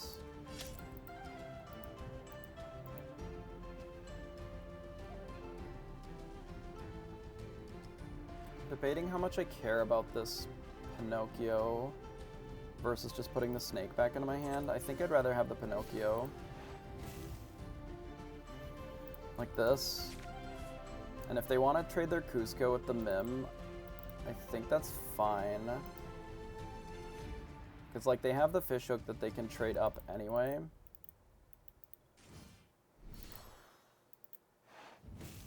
Like, they're very deep in their deck compared to us. They've played a Rabbit and 3 Maleficents or whatever. And the Cusco. And we've played none of those things because we still haven't found a Rabbit. We're just, like, struggling to keep up with their 3-for-1s. Which is unfortunate.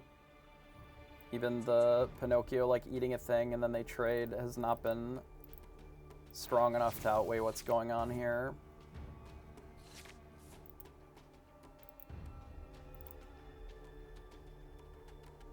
So if I play Pinocchio,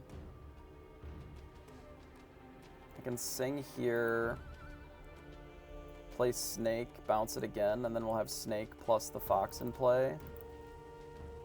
And I still get to do the friends on the other side.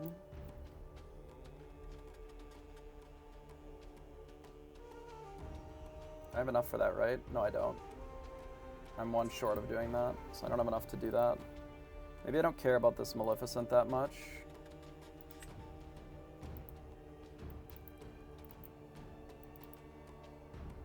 No, I do care about it. I just don't know how to save it and still get the friends on the other sides.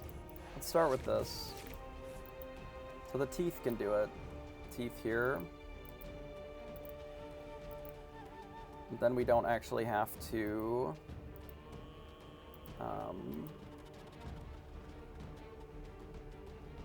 we don't have to do much to it.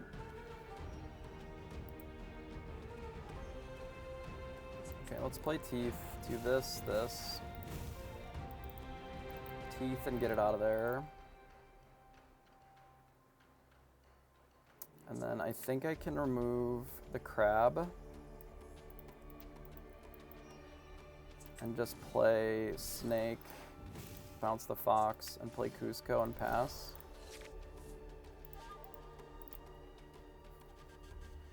So we don't have anything to sing again. Our opponent has 5 extra cards, which is not the best.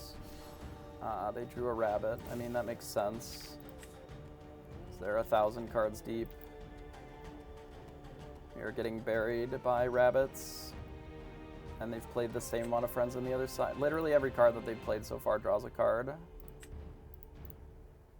Which is just miserable.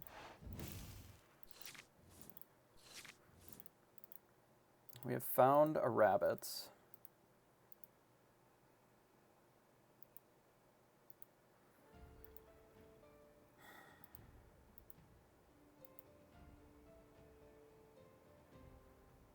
I assume that they have a B-Prep, which is not ideal. We could kill this, but it leaves a Rabbit vulnerable, which I don't think is a good idea. We can quest with these and make them choose.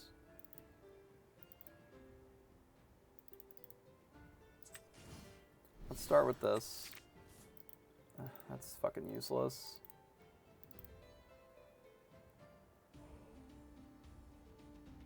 We're in this really awkward spot now where we have to decide if we want to get rid of Maui or our draw.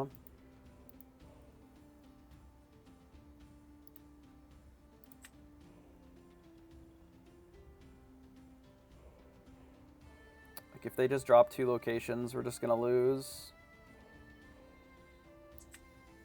But I don't think I really have much of an option here. I think we do this and we just quest and pass.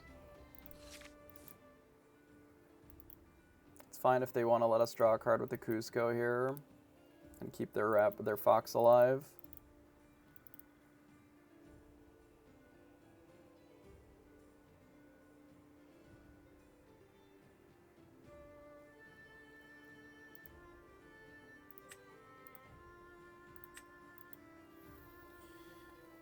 Not having a Maui is really unfortunate. But I don't think I can get rid of friends on the other side here either. Maybe we needed to try and navigate in such a way that we kept our fox in place so that we could sing. I'm not sure. There's even a world where we, like, play the rabbit. Sure.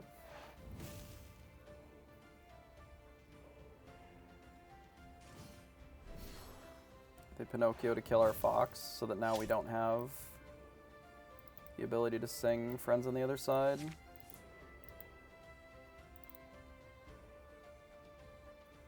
I don't really need to be prep this. It's not enough.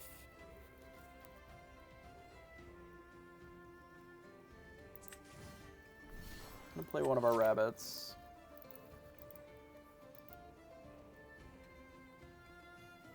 I'm debating on just bouncing it. Yeah, you can do exclamation jack or dex. Lol, that'll let you see it. You could just quest with Kuzco. Could draw 2 cards as well. So we haven't inked yet, right? Let them try and kill our rabbit since we have a redundant one.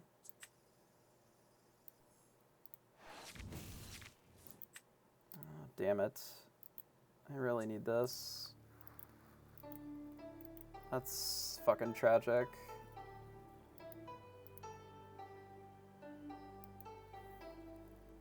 It's really good in this matchup. Can I afford to just not ink for a turn?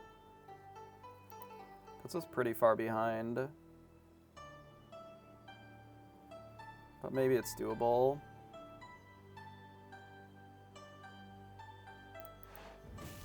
I think I can do this for a turn.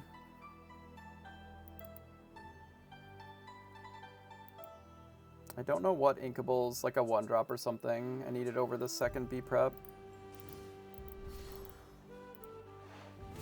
We knew about that rabbit. And they snake. It's drawing infinite cards. We know about that. There's nothing we can do to stop that.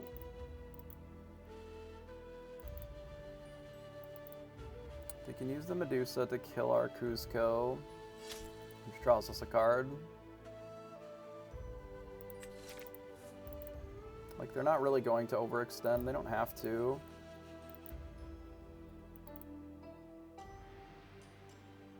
Another Pinocchio would be nice so that they tap this.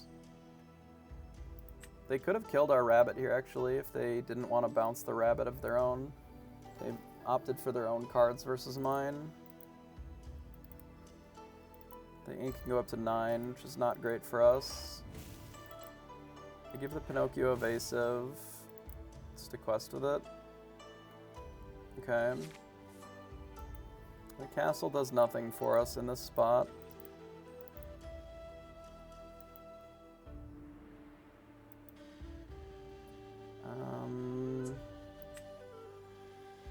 Get rid of the llama. This could be good later, though.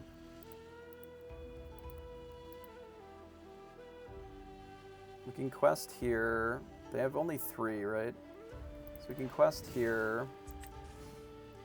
Can bounce it. Is this a 1-drop? It's interesting, actually.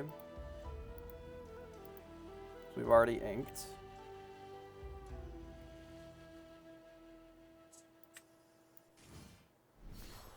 Play a Merlin. Maui's good as well. I think I'll play this and pass.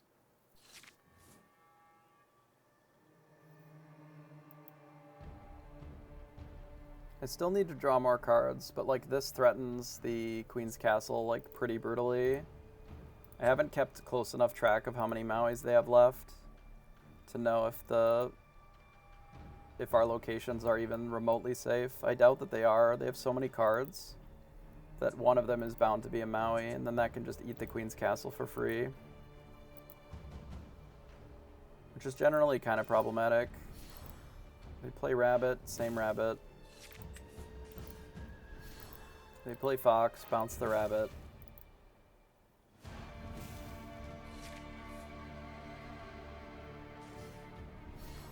I play Pinocchio tapping our rabbit. It's fine.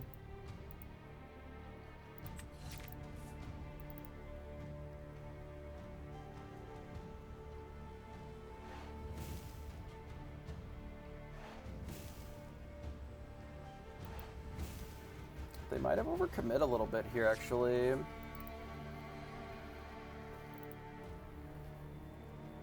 Like, we can kill a lot of these cards without having to B-prep. We could always B-prep here anyway, right? But we don't necessarily have to now. Like, we can kill both of their Pinocchios. If we play our own Pinocchio,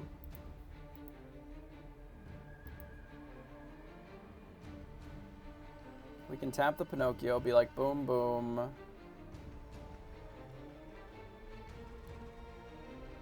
And then we can, like, Medusa one of these. We could leave a Pinocchio in play.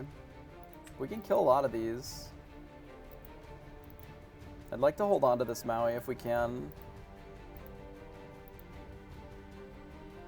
I'm thinking I don't need this, because they have the fish hook.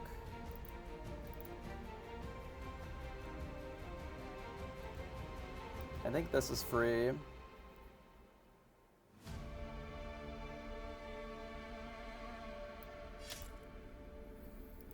think we hit there. I think we snake here.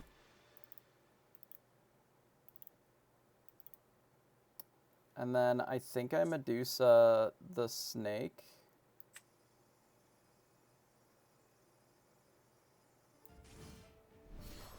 Like this. We've already inked, yeah? We inked. So I can play the Rafiki if I want. Which I think I do. And then I'll pass. I'd like to hold this for more bounce if we have it. 1, 2, 3, 4. 5. So we have 3 more bounces in our deck. Ugh, that's not a lot. We've used a lot of them already. Our opponent has used 1, 2, 3. Oh my god. That's why we're getting buried. We've used a lot of bounces on not drawing cards, which is pretty brutal. We have the ability to bully locations. There are hooks in here too, so I'd like to hold on to this as long as we can to deal with hooks. They almost certainly have a second rabbit in hand at this point. Like, there's no way that they don't. They play Prince Eric. Sure. It's a card, I guess.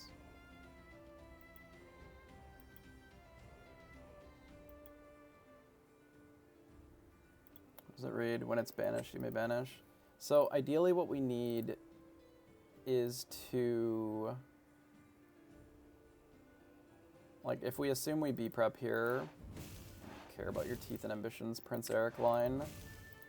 You're like bending over backwards to discard 2 cards to kill 2 things. That's fine for me, I think. 3:45. So we have like 15 more minutes. Jesus, that's so much. Why does it say round has completed? I don't understand. It's so confusing. They must have fucked something up with the round. So I could B-prep this board. It removes 1, 2, 3, 4 cards. And we have a follow-up B-prep and a follow-up Maleficent. Alternatively, we're like attacking a Pinocchio or whatever. That doesn't really help us. We can use our Maui on this, but I'd rather not use our Mauis on this. I think the play is just a B-prep and pass. So we'll quest here. We'll cast a Be Prepared. So we cast the B-prep. I don't really want to get rid of this goat. I don't really want to get rid of the crab either.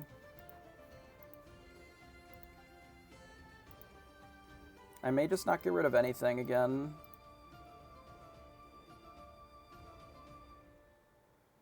I could play the Pinocchio, but I think I'll just pass. Playing the Pinocchio is of consideration, just to give us a little bit of board presence, but I don't think it's necessary. I think I'd rather pass. So our opponent likely has a bunch of B-preps too. Do I care about this even?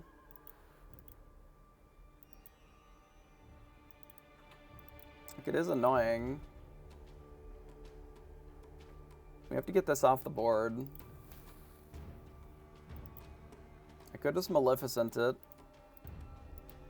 and pull the goat off the board and then just only have Maleficent in play.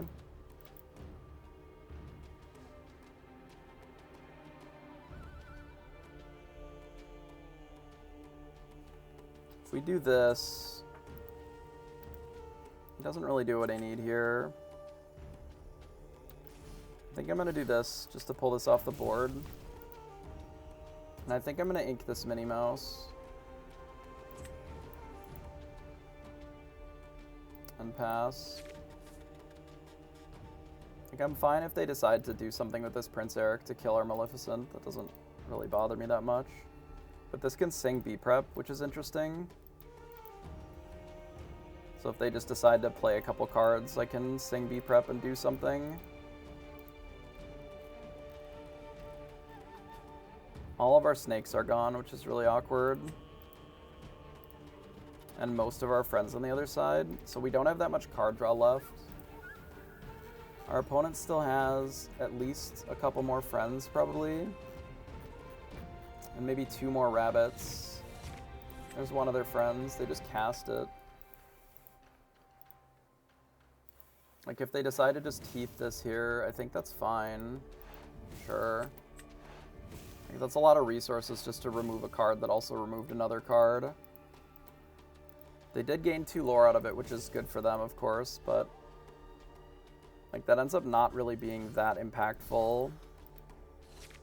So here's the Queen's Castle, which I think my intention is just to Maui buff here and take it out.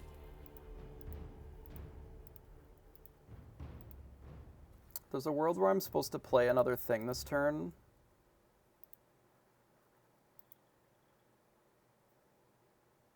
Is now when I'm supposed to play the Pinocchio.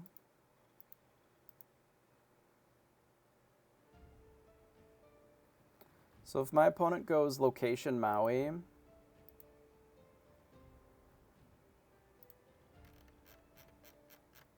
then I don't really have an answer to that. This leaves me open to Medusa.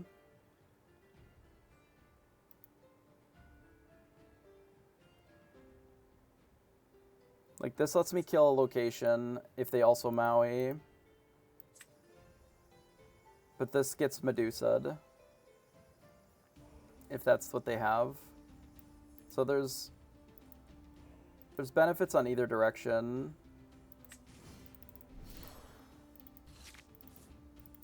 I think I'd rather just have it. Because if they specifically go Maui to kill Maui, and then they play a location, they just B-prep 1 Pinocchio. I mean, that's fine for us, I think. Rabbit drawing that is unfortunate. How many B-preps is that? Just the 1. I guess I just play Merlin and pass. Should have given it evasive. How many of their Pinocchios are gone? 2. I don't need 2. They can't tap our things anymore. They also don't have any more Prince Erics, so they basically just have Medusas left. There's a world where maybe just playing the goat was better than the rabbit here, so that this isn't vulnerable to death until we draw some of our other draw, or some of our other things, but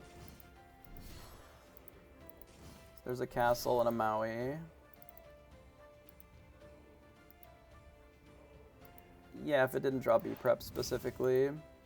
So they get Maui evasive. It's fine. We don't actually even have to use Maui to kill this location. I can just use the crab, which I think I'm happier with. Unless we just want a quest here, I'd rather have the Maui on deck to kill another location. So I can do this. Buff here. To this. Do it plus 8 or 6 to make it 8. And then I can just bash the location and pass. I don't want to play another rabbit. And I don't really want to commit the goat, because if they B-prep here, I don't want to have that in. They have maybe one more friends that they could sing in theory, but the Maui really doesn't help them a lot. Their hand is probably pretty bad. I think it's mostly B-preps and Mauis. But they could have the last song here as well. There's still 5 cards ahead of us. So they do have their last friends on the other side. So there's 7 cards ahead of us. So they played I mean, we're just going to die to goats and bounce. I don't think we can beat that, actually. Oh, that's unfortunate. I don't know if we beat goat bounce. Pinocchio helps a little.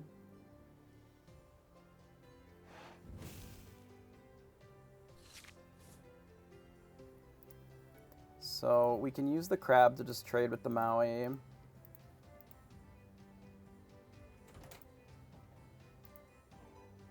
we can just kill this. Like, I can actually just quest here, and then the crab will trade with the Maui or whatever. I don't have to go out of my way to deal with it. They have 17, so we're not really going to deck them before they can win with goats. Because they have too much bounce left. They have 1, 2, 3, 4. So they only have half of their bounce used. So I don't think that that's really viable for us.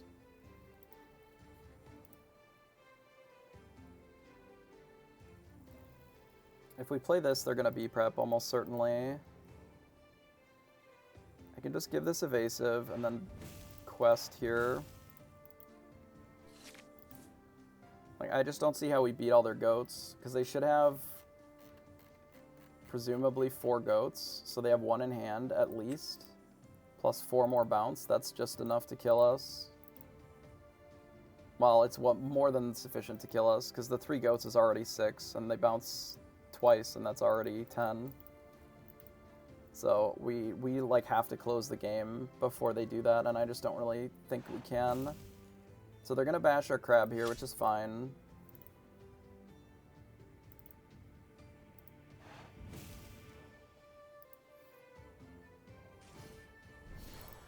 So they play another Queen's Castle, 2 more Queen's Castles. So we don't have enough crabs to deal with 2 Queen's Castles. Do we? We can deal with 1 straight up. If I draw a crab, I can deal with the second one. Crab or the other fishhook. So I think I just cast this. Those are not it. So I guess we only deal with 1.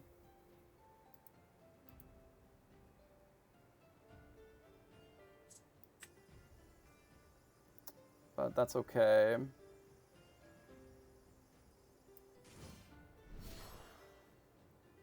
I could leave it at 1 and then just play my Pinocchio. This is really awkward. They're going to be able to have 1 in play for like 3 turns. I didn't need to play Maui. I'm so stupid. Oh, that's going to cost us the fucking game. I could have just fishhooked one of them, and then I don't play Maui at all. And then we don't leave the 1 in play at 1. We just get to Maui. Like, they get to gain 2 off of it, but we get to Maui at the next turn, because their hand is just B-prep, so this one's going to be in play for 1,000 turns. Fuck me, dude. I can't believe I did that.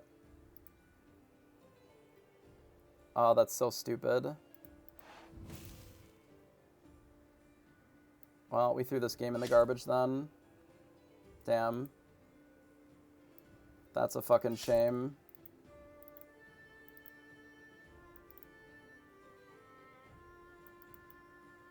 As they're almost certainly going to be prep here.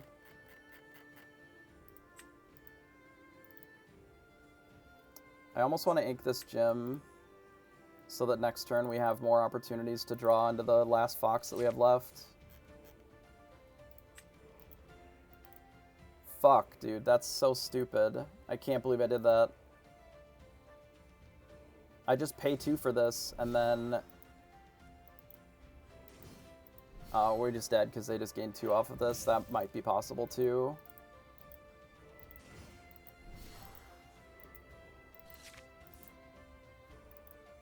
That is also possible.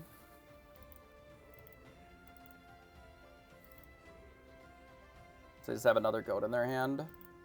Or at least one.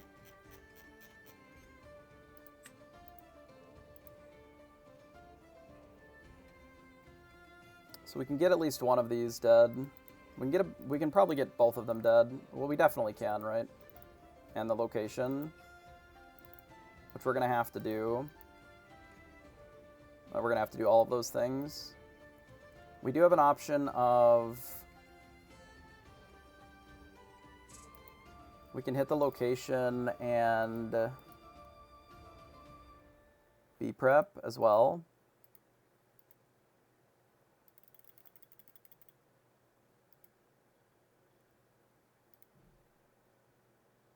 Is that better than just like hitting these and like we would play this and this? It forces them to be prep instead of goading us, I guess.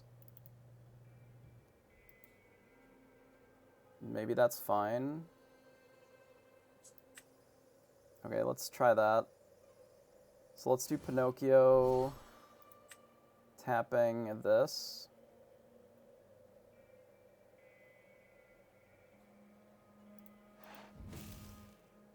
Play this, blow up the snake. We'll hit here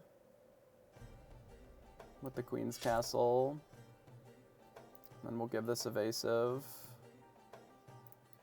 And we'll hit here. I don't know what their hand is, but I assume that it's just B preps and goats.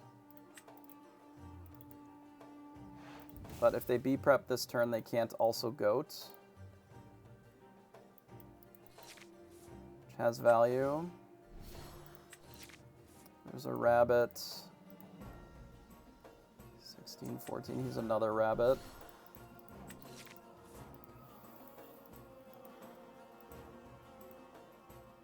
I don't think I'm close enough to my goats to like ink one of these for the goats. I think I'm supposed to just do this and then pass. I can ink this next turn if I don't need it. I mean, at 15, like double goat, double bounce kills us, but they're gonna have to have that, right?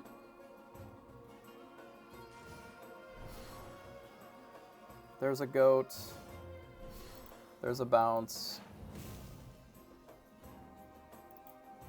Puts him at 17, and there's a Rafiki. So we can deal with one of them, which leaves us lethaled. We know that their hand is goat. I don't think that I can leave them with anything. They don't have any locations left, right? No, they have no locations left. I think the play is we get rid of Rafiki. I go quest. We didn't actually need to get rid of Rafiki, but we B prep.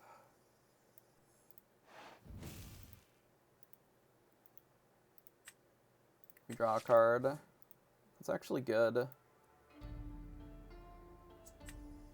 think I do goat and Rafiki and pass.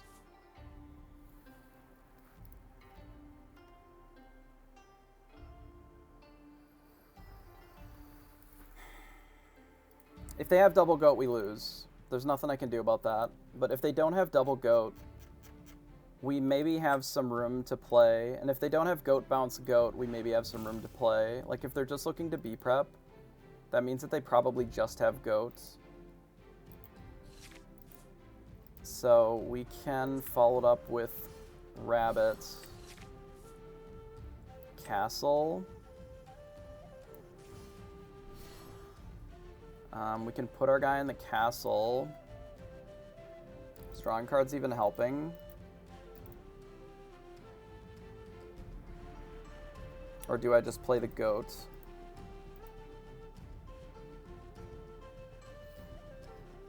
How much bounce do we have? 1, 2, 3, 4, 5, 6. So we maybe have 2 left, so we can use that to bounce the goat. I think it's this.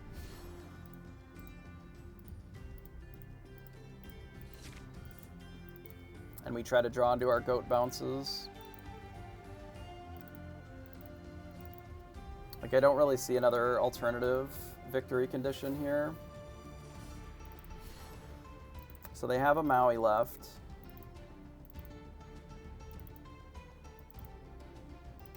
It's unfortunate.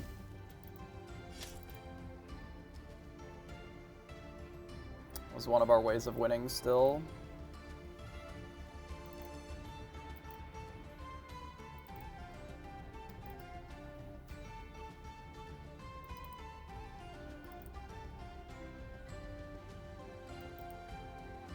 I don't really see how we win this game if they just play goat here.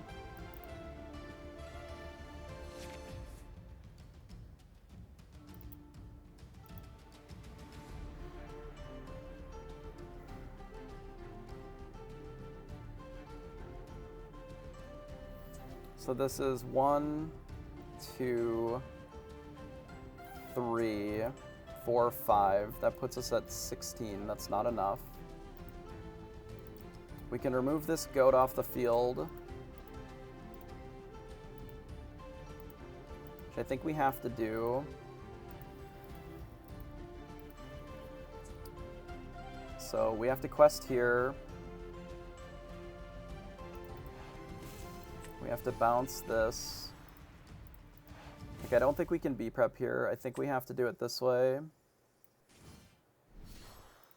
And hit the goat. And then we can do it with the rabbit to draw a card. Or we can go to 13. I think 13 is better. So we'll hit here. We'll go to 19. I think we have to give this evasive. I guess it doesn't really matter if this has evasive, right? I think we just have to quest here and play this and hope that it's good enough. If they just play goat, we lose anyway. I think this is turn 1.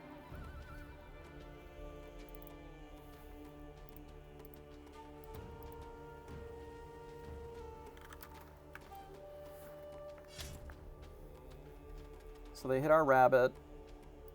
We draw. Get a crab that's useless.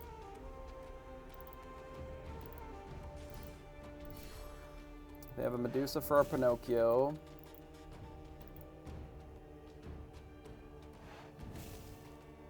They give their Medusa evasive and they play a fox to bounce Maui, maybe. So there's another goat. Yeah, I know it's turns I saw. So this is 2.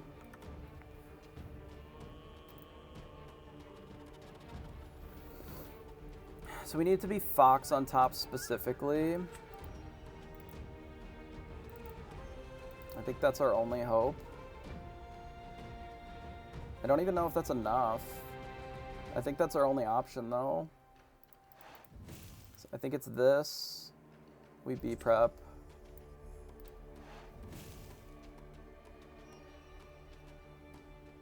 I don't even know if we have another fox left. But I think this is our only option, so we'll do what we can, right?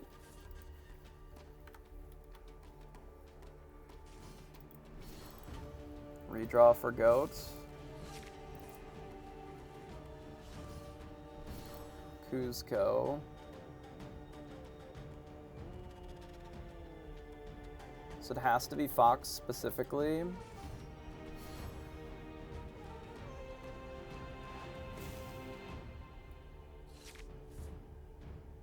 Goat would also do it.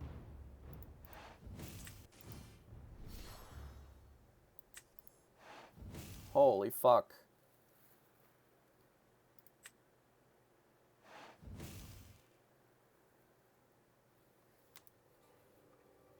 I think we had a fox as well.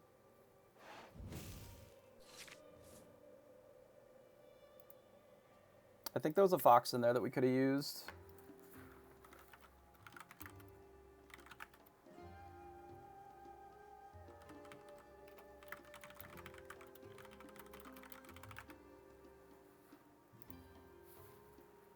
Okay, let me mark down the results real quick here. So that was 2 and 1. We're 4 and 1. And then that was... did we lose round 1? I don't remember. Please help me. Help. Help. I think we lost the first round. I thought I threw it in the garbage and I got rid of that Maui too. Holy fuck. That was so bad. I was like fucking boomed there.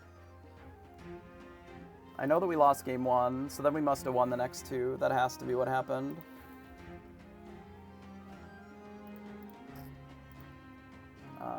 And then they went first and I won.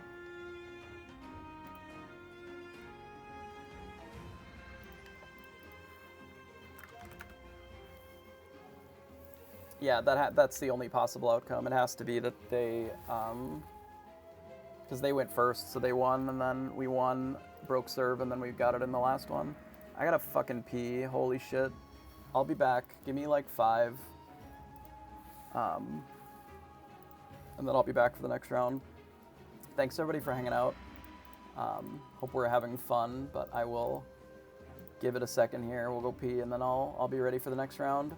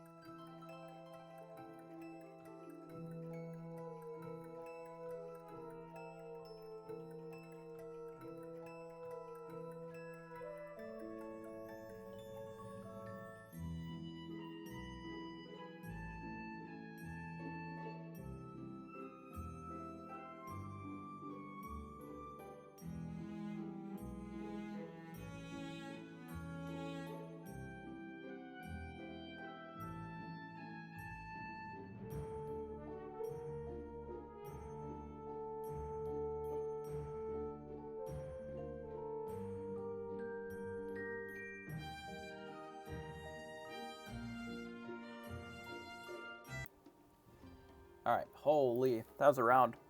Pairings are up. Okay. So let me refresh again.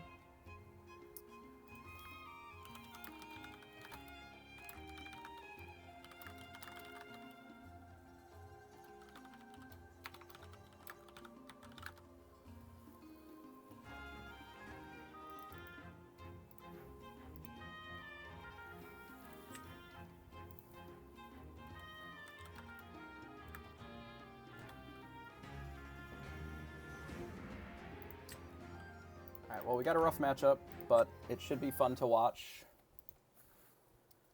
At the very least.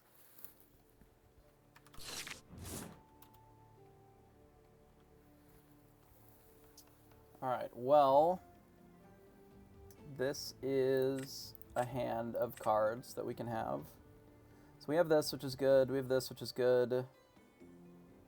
This could just be ink, pretty much.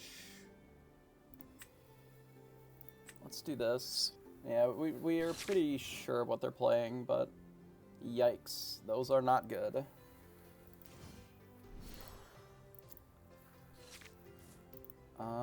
Okay.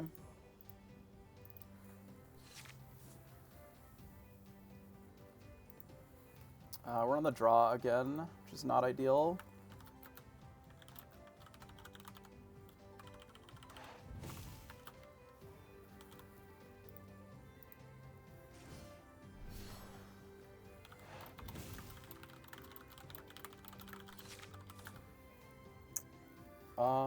Alright, what is our plan? I guess we're getting rid of this goat. Since we're just Medusa rich here. We may even just play this on the next turn, or develop the fishhook. Both are good options, I think. We maybe don't need to play the friends, because we can just play the fishhook. Unfortunately, we're getting a little buried by them playing stuff, but like bouncing that doesn't hurt us too badly. I think we can get rid of this. And then maybe just develop the hook. There's not really a great time to develop the hook anyway, so we may as well put it down, and then we'll just get the rabbit in and hope that it doesn't die. Because if we can have the rabbit sing friends and then we bounce it with the fox, I think we'll be in a good position.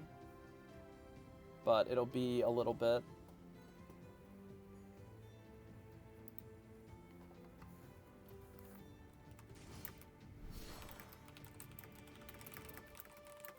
That's not a great card for us. That's kind of bad, actually. We could maybe deal with it next turn, I guess. Or deal with one of them. Let's get rid of the castle. Just play our rabbit here. And pass. Honestly, if I could have played this turn, I probably would have. There should be standings somewhere for the event. Or at least the event.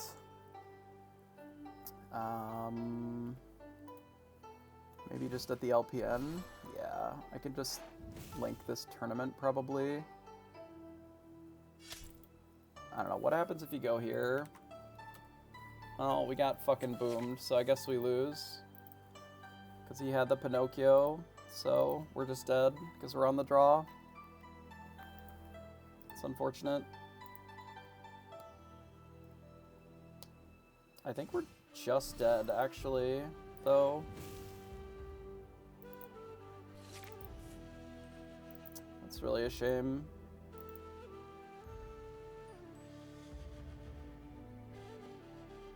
Do we have any real recourse here? Not really, huh?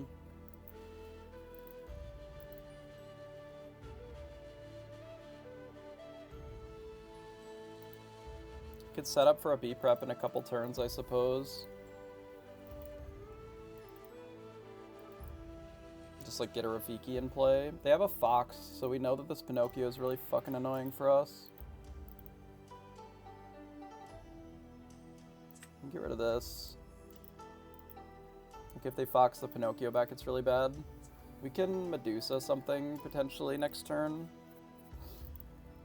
Maybe I just draw 2 cards.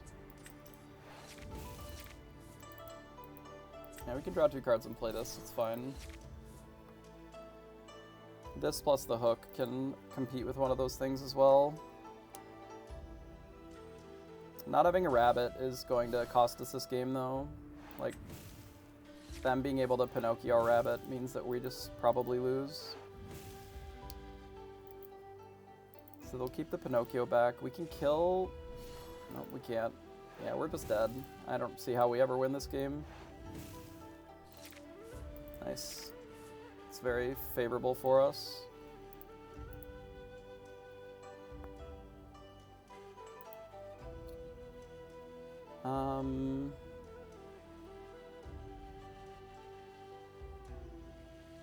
Like, it's probably something like this. Like some sort of an RP control deck where it doesn't have a ton of the inherently expensive cards in it. Like, if you cut the gems and the Maleficence, this deck's only like $100. So it's probably something pretty close to this, but without the legendaries. So I can fishhook one of these, and then I have 4 left. I could fishhook plus Mim Fox one. I don't think that's really gonna be it. I think it's probably better just to do Medusa on Pinocchio, maybe. And then pass. Or potentially just quest here is also fine. But I'd rather not give them the option of just killing that for free. We'll get it with the B prep anyway. We're unfortunately in this really shit position where like the locations are going to be a big problem. We do have a combo of Crab plus the Fox, but he's just going to draw like 6 cards here. And then I'm going to be kind of buried. He's already at 7. If he bounces the rabbit again, like, I don't even know what I do here.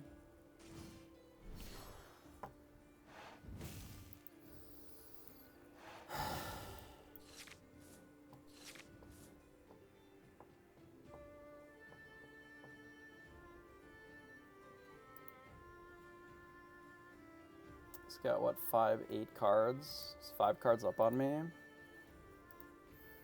Like, I almost have to be prepared. I don't really know if I have much of a choice.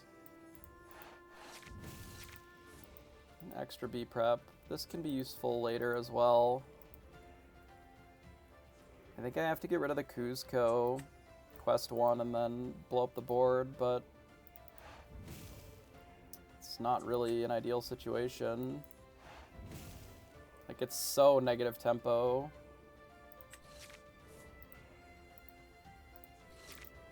If he just has double location here, I just don't know how I win. If it just has 1 location, I can manage 1 location, but like, how am I supposed to ever beat this much card draw? I hate it. It's obnoxious. We are perpetually in a land of no fucking rabbits.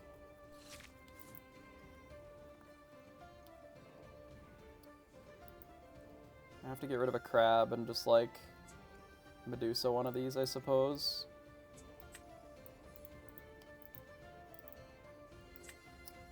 Play Medusa, hit one of them, hit this. And then we'll just fish hook and give this evasive, I suppose.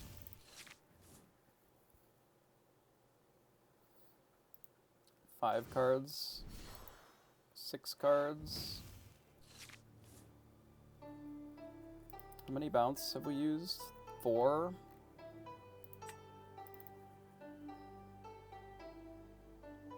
They're really not. This whole deck is $200, and if you cut out 4 of the cards, the deck is $100. The steel deck is almost $600. Almost $700 even, if you play some of the versions that are green steel.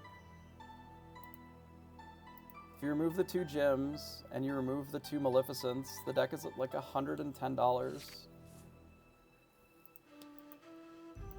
So there's multiple rabbits. We're at the point where we could B-prep this again. We could B-prep it right now. Or we could just bash both of these using the Pinocchio. Like, hit the Medusa here, hit this one.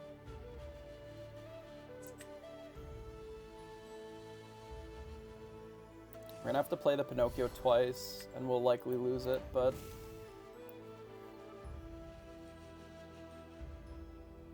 I don't think I have a choice.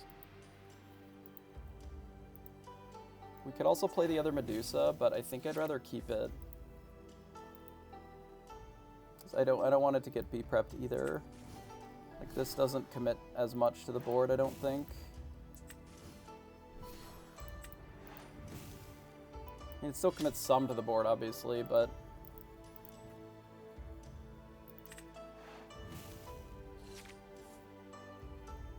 If I get rid of this crab, we're, like, out of resources entirely. The crab doesn't really do anything for us anymore, so... We'll do this and pass. I don't know, maybe the 9 cards that they've got up on us will be enough to make them mill out.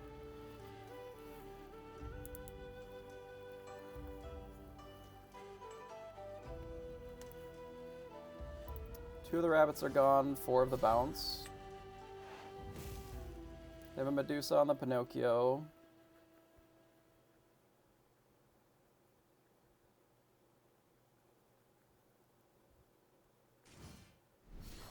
And they play a crab.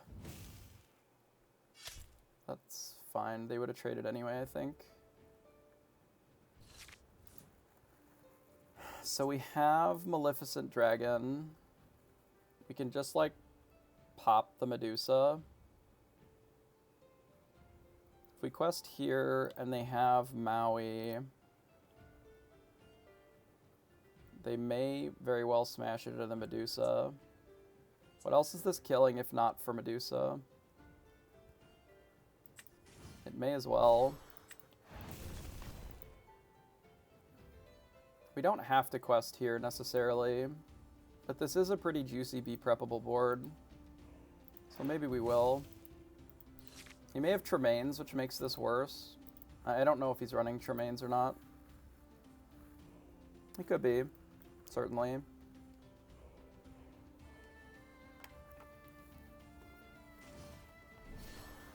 Yeah, here's the Maui.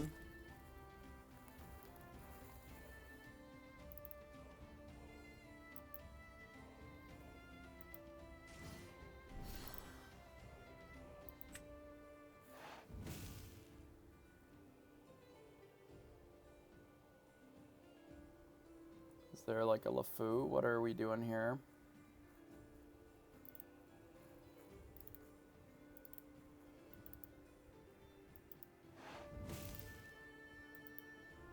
Just putting Pinocchio on the board, I guess. They decided to keep...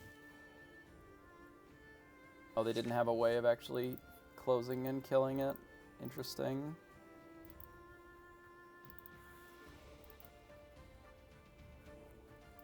So the crab is back in hand. And they're down another one of these.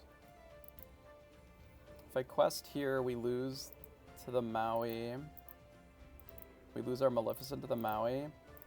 We could sing B-prep, actually. I mean, it only kills like 2 things. Is it even really worth it?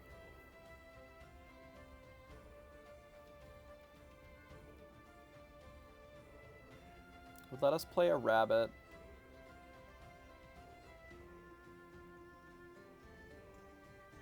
Maybe I just give my... Here, I have a different idea. Let's quest here. We'll fish hook. How much bounce have we used? Literally, like, none. Let's do this and pass. I'd like to try and hold the rabbit to see if we can grab a bounce spell to go with it. So play an RLS Legacy. And they give this flying, sure. So that lets them trade with the Maleficent. We can just Maui it, so it's not so bad. If they quest with it, we just get to eat it with our Medusa then. Which I think is nice.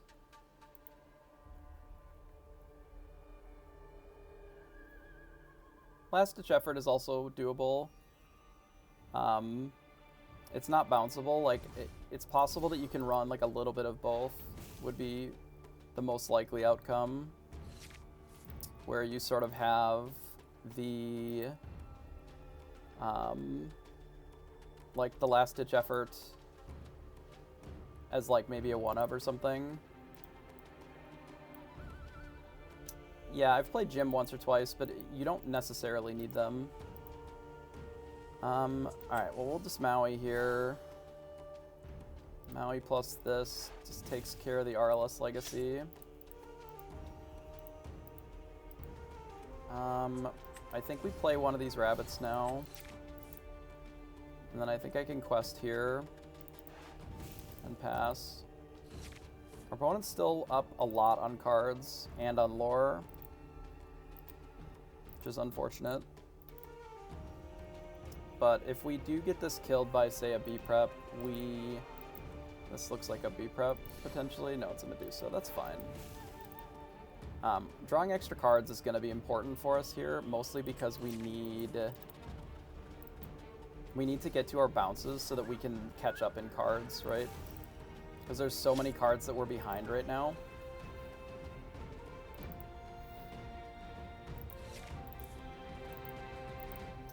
That is unfortunate.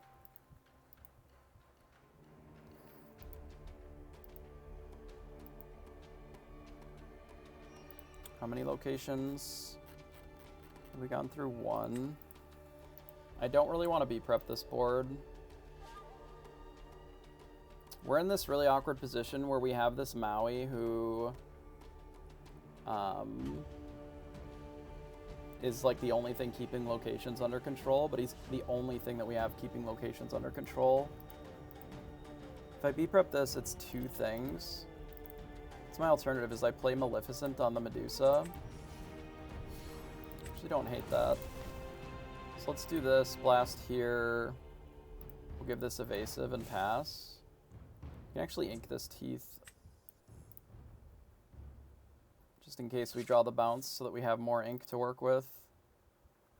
Like, we're too far away from being able to interact with the locations if we B-prep and he just slams Jim at a location, then all of a sudden we just like are dead in 2 turns.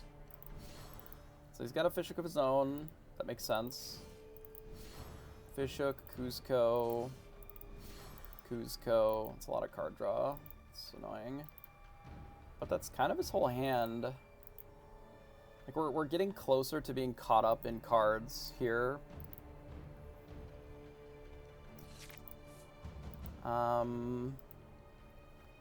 Do I use this rabbit? It is my last bastion of cards. If we don't hit like something good off of it, we're gonna be in a really bad way. They can't actually kill our Maleficent with these. They can bash our stuff, but they can't kill our Maleficent. I think I am gonna run out the rabbit, but I'm not gonna run out the goat. Like, we want this as a follow-up. I think we're gonna make this evasive, and then quest for 2. And then if they B-prep, we get to draw a card at least. That's 3 of our rabbits, though, which is a problem. Because he's still got 2 rabbits going. But we do have a world where we, like, hit a bunch of bounce in a row, and we just bounce the goat to death. Pinocchio tapping our rabbit to kill our rabbit. Okay. Kill it with a Kuzco, so they draw a card. Okay, I can appreciate that.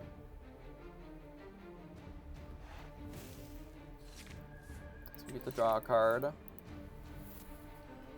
That's actually useful.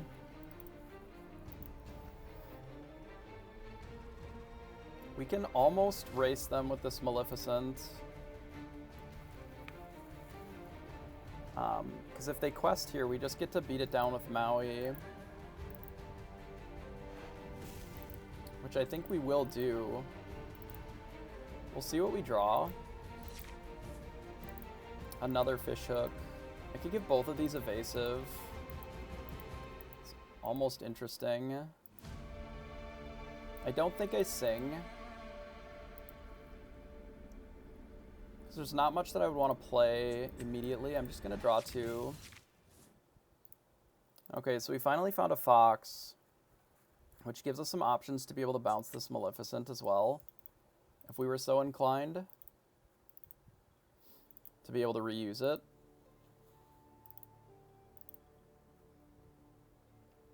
This could be a line where we sing B-Prep, and then we play out the, like the goat, and bounce it with the fox. But then if they B-Prep back and play a location, it's bad.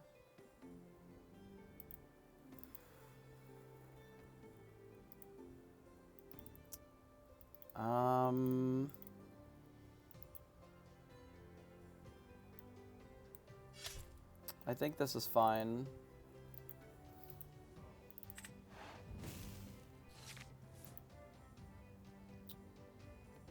I really need to keep this fox to be able to deal with the location,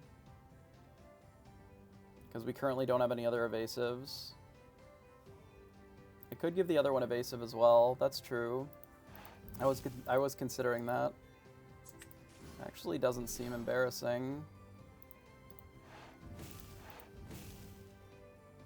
I think it's just these two, and then pass. They can still easily kill these with their hook, but it makes it so that their hook has to commit to doing that instead of buffing their things. 1, 2, 3, 4, 5, 6. So they have 2 foxes left, so they could fox the crab back and then hit the Maleficent with it. But if they run out of bounces, then they can't goat the same way that we can, which I think is relevant. Like, they're gonna have to try to win with locations, but if this Maui is still in play, they really can't play any locations. And as long as we sit on this fox to be able to rush and kill a location, like, the best that they can do is play 2 in a turn. And if we ever find another fox, like, that just doesn't work either. So they can crab and then trade here with one of our things, which the Maleficent is the better target, of course. Unfortunate, but there's not much that we can do about it here. They played another fishhook, so they can actually trade the Pinocchio with our Maui. Okay. Exciting. We're hooking now. Let's draw 2 cards. Okay, that's actually good. Let's play a goat. Let's play a fox and bounce the goat.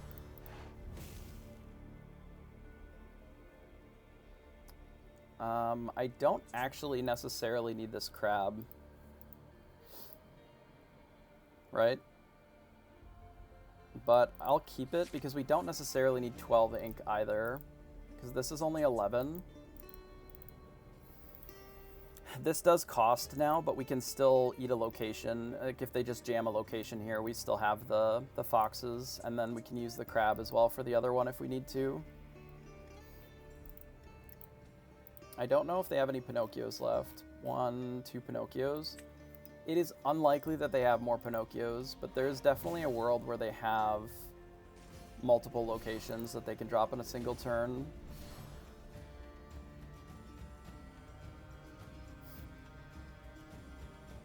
Which is fine for us, because we've planned for that.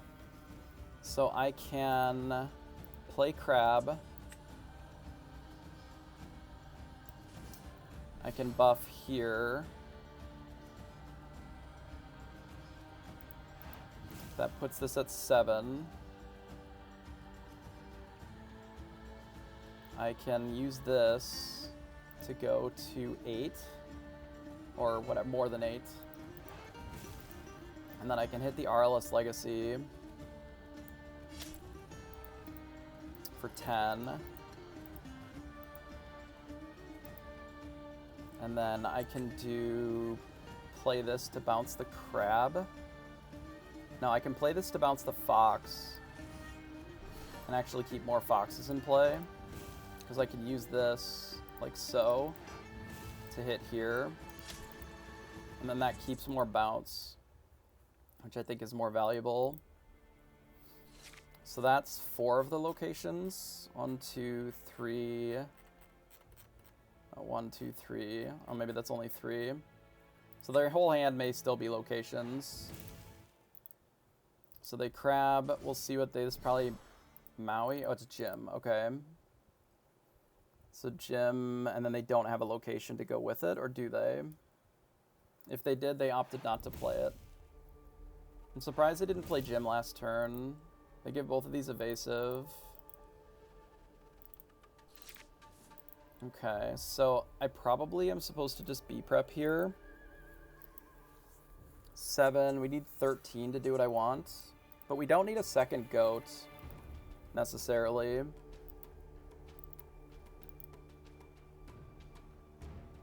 Like, we can quest with both of these, B-prep, play a goat, and then not commit more resources to the board. I think that's fine. 1, 2, B-prep.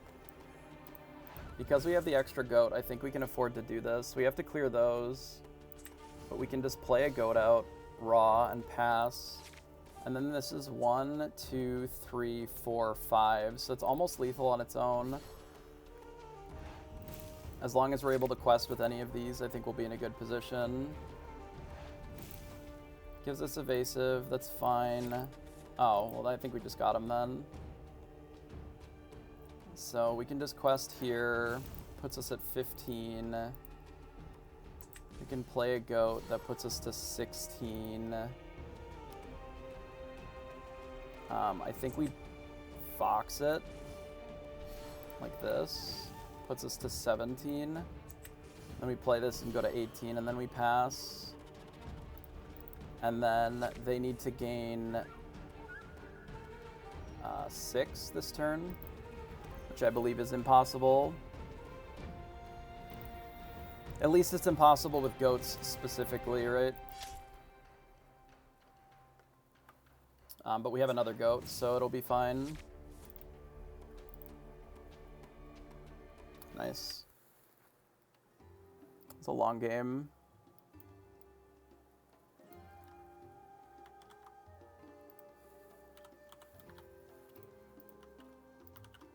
That is not it. What's our code? This thing.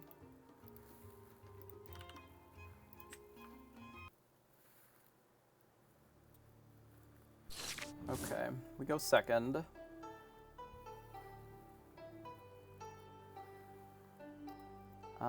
We don't want these locations or this gym, realistically. And I don't really want this Maleficent either. I think going second, I send all of this back. So I want those cards later, not early. These are not the best cards, but they're okay.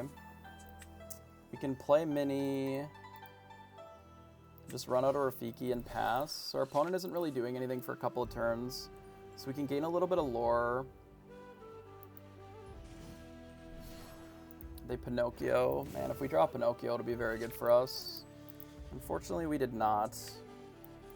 So we probably have to hold back the Rafiki then. We'll just play Cusco and pass.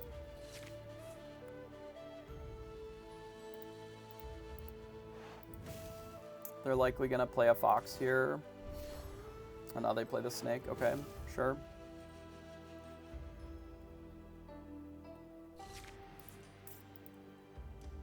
That's really unfortunate. Yeah, I went second last turn. I have to keep this fish hook. And losing a friend really sucks. Like, maybe I'm just not supposed to play this Kuzco here. Like, assuming that we're gonna just rip uninkables. Because I want this fishhook, but I also need these friends. I think the fishhook is a little bit more irreplaceable because it combos with Maui just to kill locations. He's pretty location heavy. I think we can bash with the Kuzco. It's likely that they'll kill it, but we kind of need the cards. He's going to kill Rafiki. That's bad for us. Maybe the Rafiki just wasn't a good run out. Because it did nothing for us and then just died to the Pinocchio that we knew that they had. Yeah. It's awkward.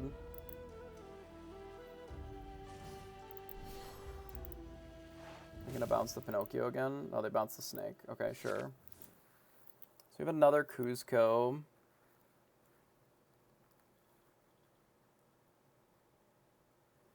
I don't really think another Kuzco is it. So we have a couple of options. We can choose to run out the fishhook and then just pass. Which means that we're not dead to a location.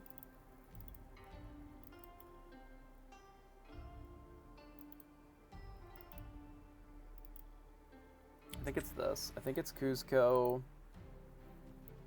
We quest here. We go snake. Bounce the Kuzco. We play the Kuzco.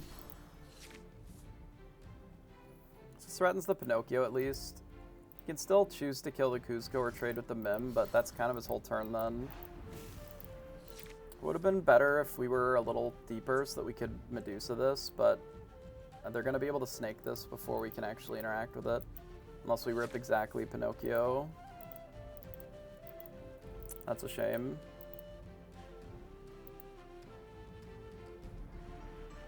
Guess Crab is out. The hook is in.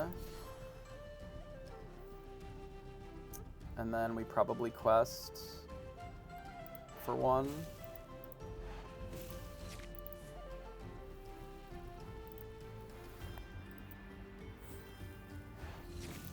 They draw 2 cards and then get to snake it. Ugh, brutal.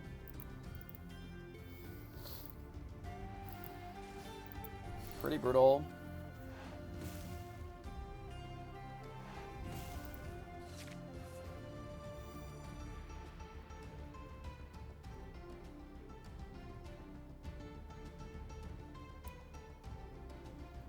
I don't know how many B preps they played last game. Maybe the bottom 3 or 4 cards of their deck were just B preps.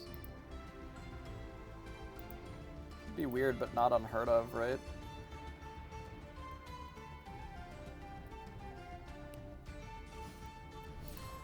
If they play out the rabbit, we can kill it with a Medusa.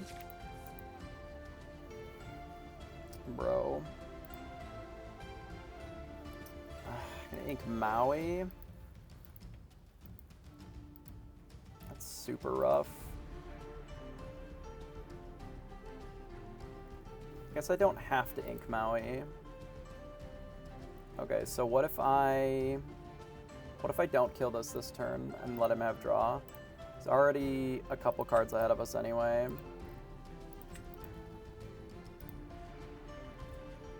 What if we buff the Kuzco and attack and see what we draw before we decide? Like this.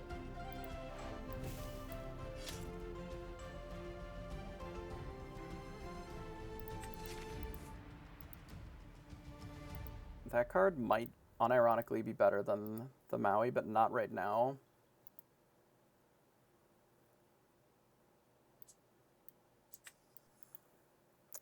So I think we're gonna do this. Okay, and pass. I don't know if I could roll my eyes any harder, but we will try. So they get to friends again. We inked one of our friends, which is gonna cost us a lot this game. Drawing all Be Prepareds all the time is just like not it. Holy shit, dude.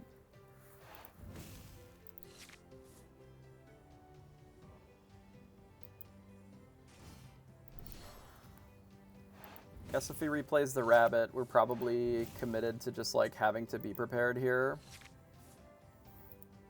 I don't know if we need the second hook. What's my alternative to be prepping this turn? We can Medusa the rabbit. Trade here. And then what is this doing? Nothing.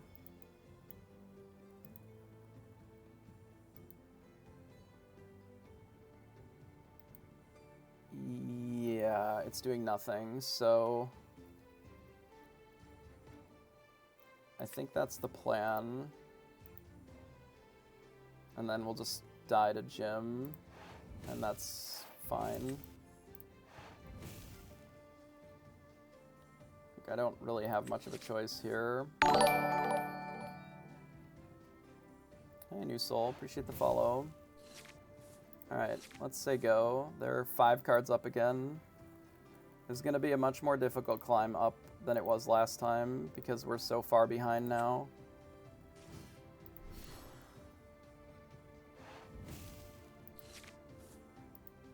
If they're just going to bounce us again, yeah, okay. I mean, if all their follow-up is just draw cards and then have the Mim Fox plus an Olaf, like we have options to deal with that. Not great options, but we do have options. Like we can take out the Fox with the Pinocchio plus Maui. Do we ink the Cusco as well?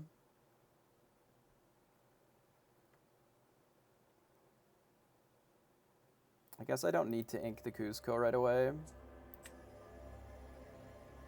I do think it's a good idea to take out the Fox, however. Because it's kind of free.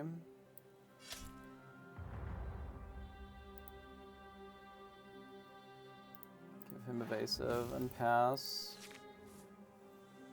7 cards up on us, which is pretty miserable if I'm honest.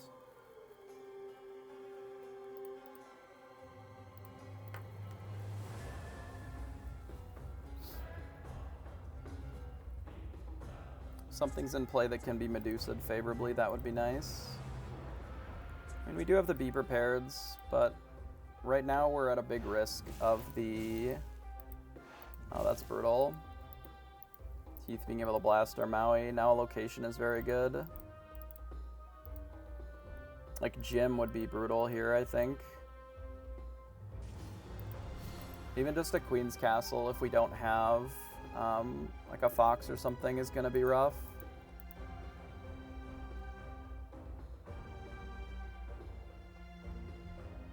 Like we need a Maui or a Fox or a Crab this turn. One step, COD. Appreciate the follow. So they put Cusco in there. So I mean, we have outs to be able to not let the Queen's Castle exist. That is not one of them.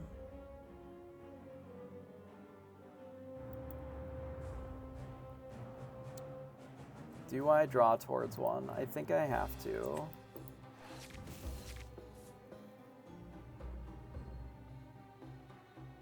That is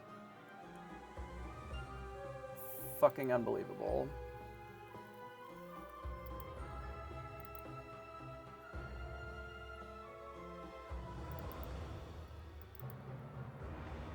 Okay.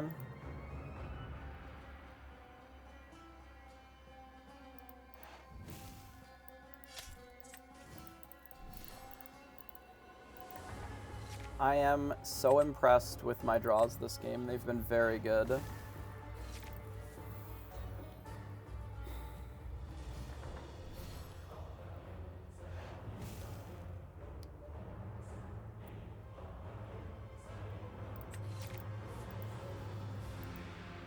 We're gonna lose to this Queen's Castle.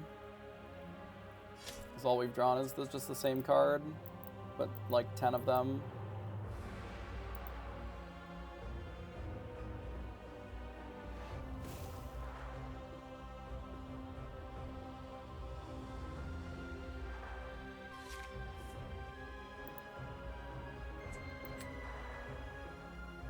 Medusas? That's the first one, right? So the second Medusa is just going to ruin my life here.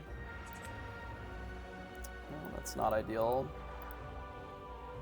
I think I have to B-prep this board and then play Rafiki.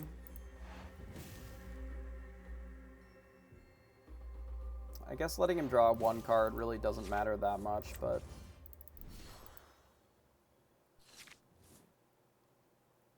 like, if they just play another location, I don't know what I'm supposed to do. Draw more cards, sure.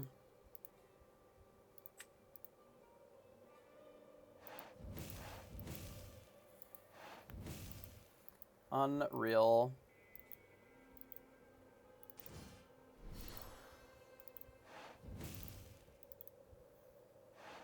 I just don't know how we're ever gonna beat this fucking location with our draw. A fucking shit hand.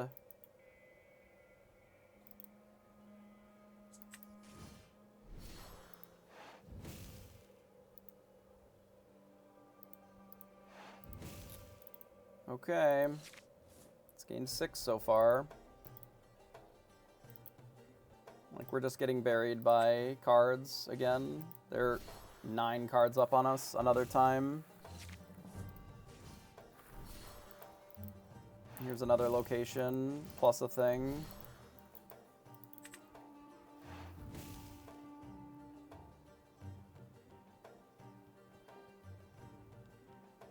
I cannot imagine a worse set of draws for us if I tried.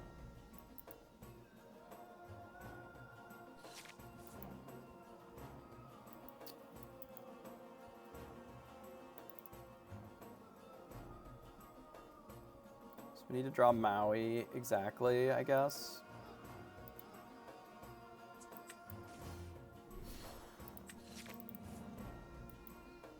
Crab is not it. I can kill the RLS Legacy over the Queen's Castle. But they're still gonna go to like 14. If we kill Queen's Castle... I can't kill the RLS. I could get rid of the Rafiki to kill the RLS Legacy.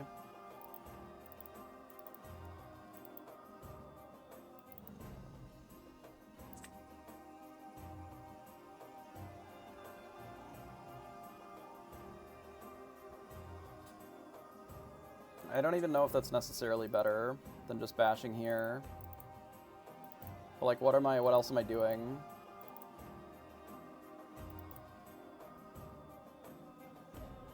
Like, it may as well be this one. Like, what does drawing a card do for them at this point? They're already 7 cards up on us. What the fuck's the difference?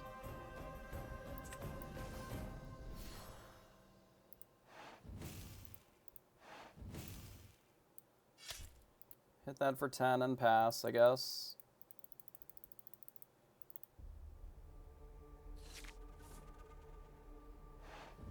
Have they played any goats yet? I wonder if I should concede to go to game 3.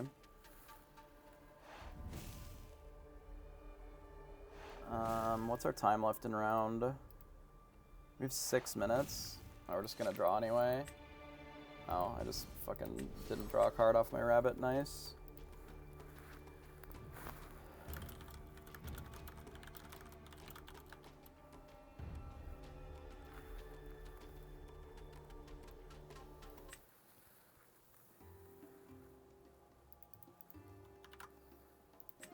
Oh, we'll try it.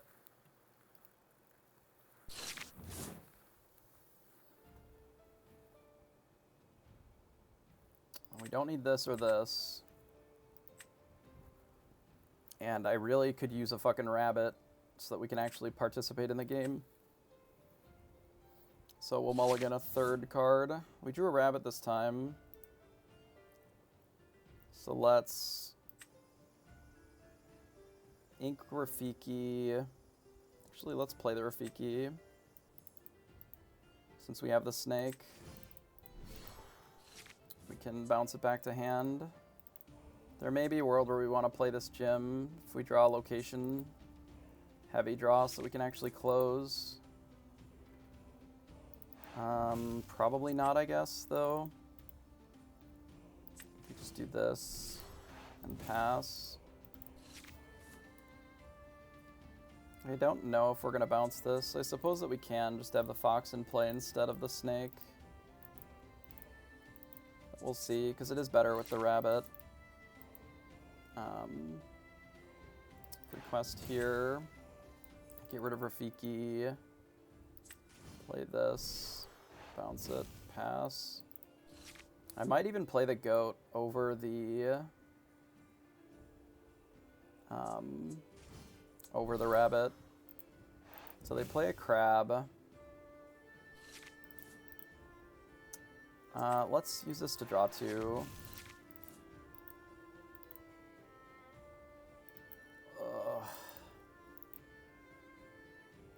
Why are you here, Schmidt? If you don't like it, leave. Nobody's forcing you to watch, sir.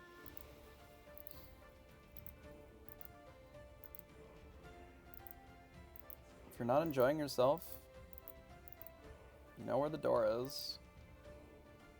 Yeah, I guess we can get rid of Maui. And how this game looks like it's going to shake out. I think we actually do have to play the Merlin Rabbit so that we can bounce it. If they Pinocchio the rabbit, it's going to be unfortunate though, and that was one of my fears here.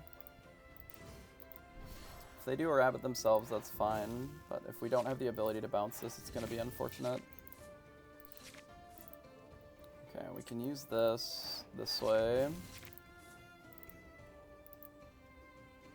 We don't actually necessarily have to bounce this now.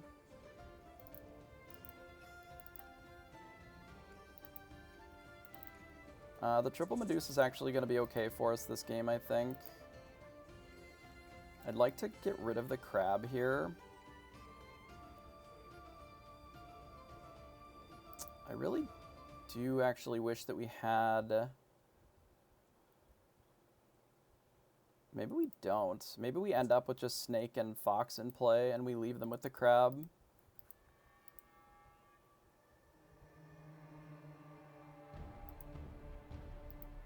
Like, I'd like to ink something other than this goat, and I'd like to try and keep this Maleficent if we can.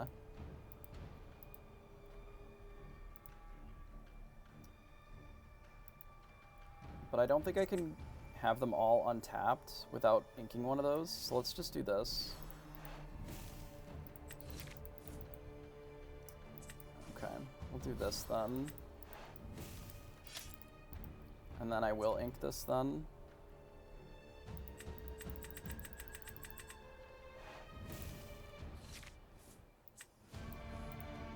Pass.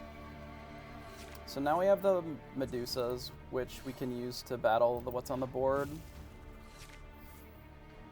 In theory, even the rabbit here, like if they end up crabbing the fox, that's fine. We'll play a Medusa to take out the rabbit and then quest. They're likely just going to pass here, so then we can go quest. We'll ink this.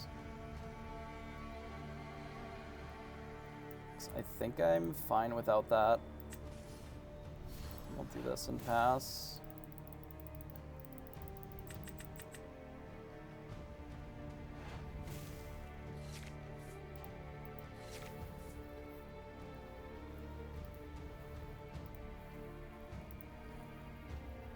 So we're at 6. They probably Medusa back. Likely taking out the Pinocchio. Which is unsurprising. Is the play just quest, or is it play a rabbit? I think we play a rabbit. Ink Rafiki here. I think I just quest with Medusa, maybe? If I quest with both, maybe it's fine to quest with both. Like, it's fine if the Medusa just eats the snake in this spot.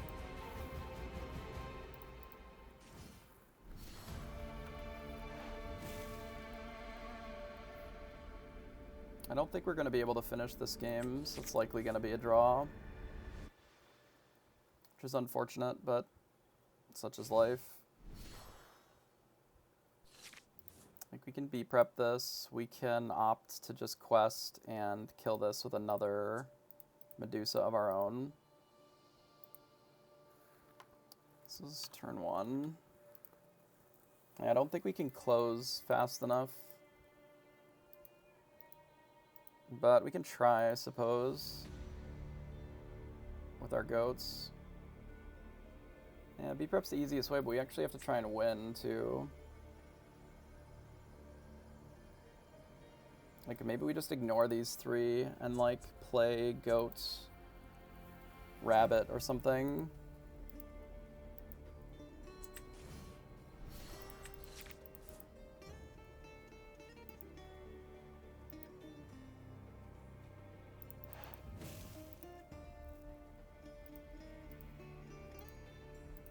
Yeah, you can B-prep a zone, too. Guess we don't need the fish hook. We goat and say go. So this is turn 2. He only has 2 turns left of the game, unfortunately. Looks like we're gonna draw.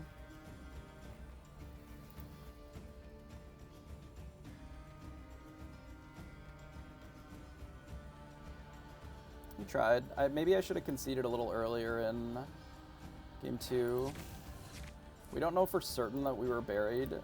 I guess we still had some room to play, but like if we end up drawing out game 1, or sorry, game 2, we could have just completed it there as well.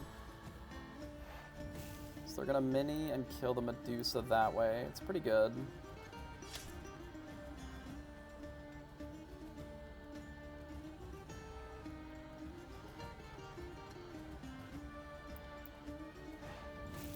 So we go to 1.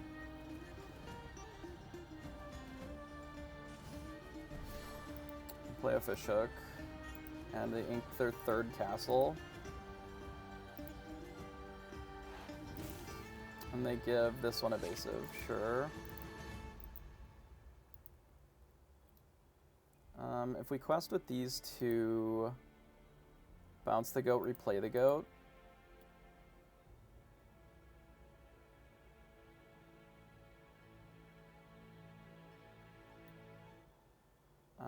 That feels pretty good.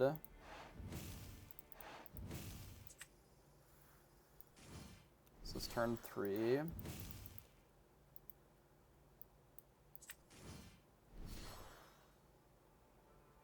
Bounce the goat, replay the goat, and pass.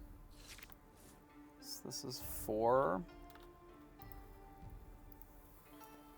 Yeah, I think we're going to be a turn or 2 short. Most likely.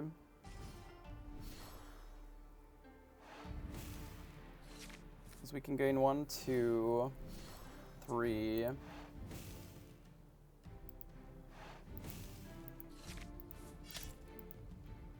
See what we draw.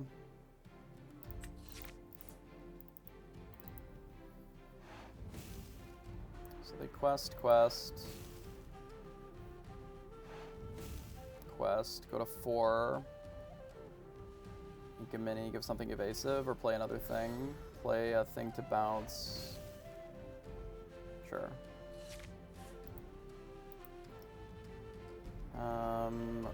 Teeth isn't what we're looking for here.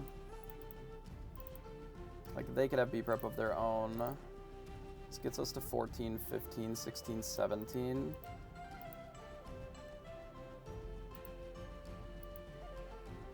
Can't ink this and also do something. But like I can be prep here, I guess. I'm probably just gonna play the dragon. I think we just quest with these 2 and play the dragon.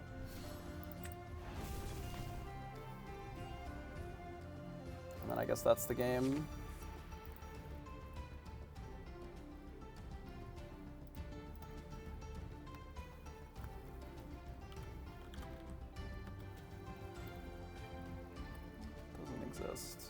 I see.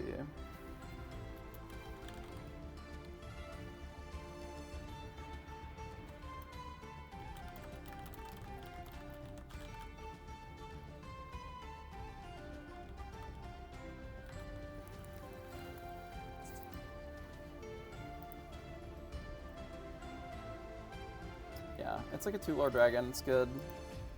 Like, I don't think we have another turn. I think we're just done.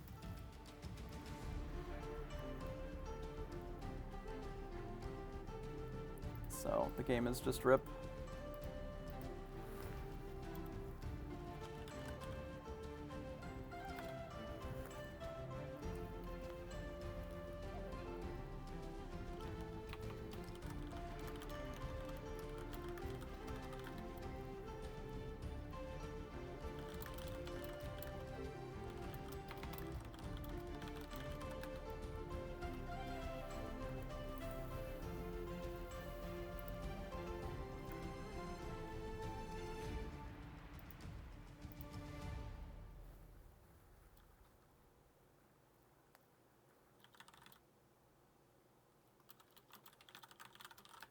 Well, that's nice.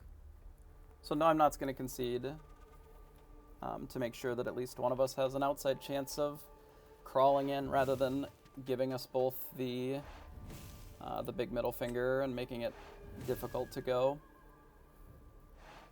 Yeah, let's get the B prep. We'll slam our goat either way. We may finish our game because we have a minute or two anyway, but... that was game 3. Oh, sorry, I didn't update the thing. Yeah, that was here.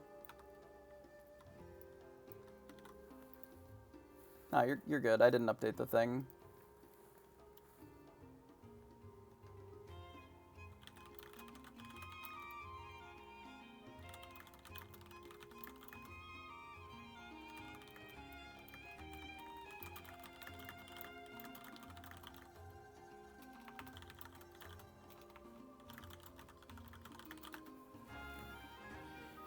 Okay, well, we appreciate No, I'm not. No, I'm not being one of the other sort of premier Jund players who's been kind of running it for the last forever. They went first, and they won game 1, I believe. And then we went first, and we won. And then they went first, and we'll win here. I believe that's right.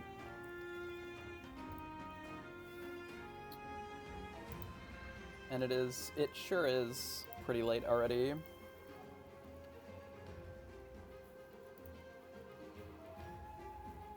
Alright, well, we went to turns again against the mirror. We may need some potential solutions for, like, closing our games a little faster. May require a spellbook again in the deck just to be able to, in those longer games, to close. Or it could just be more Maleficent Dragons. The dragons have been pretty good in the mirrors today. Like, quite good, in fact.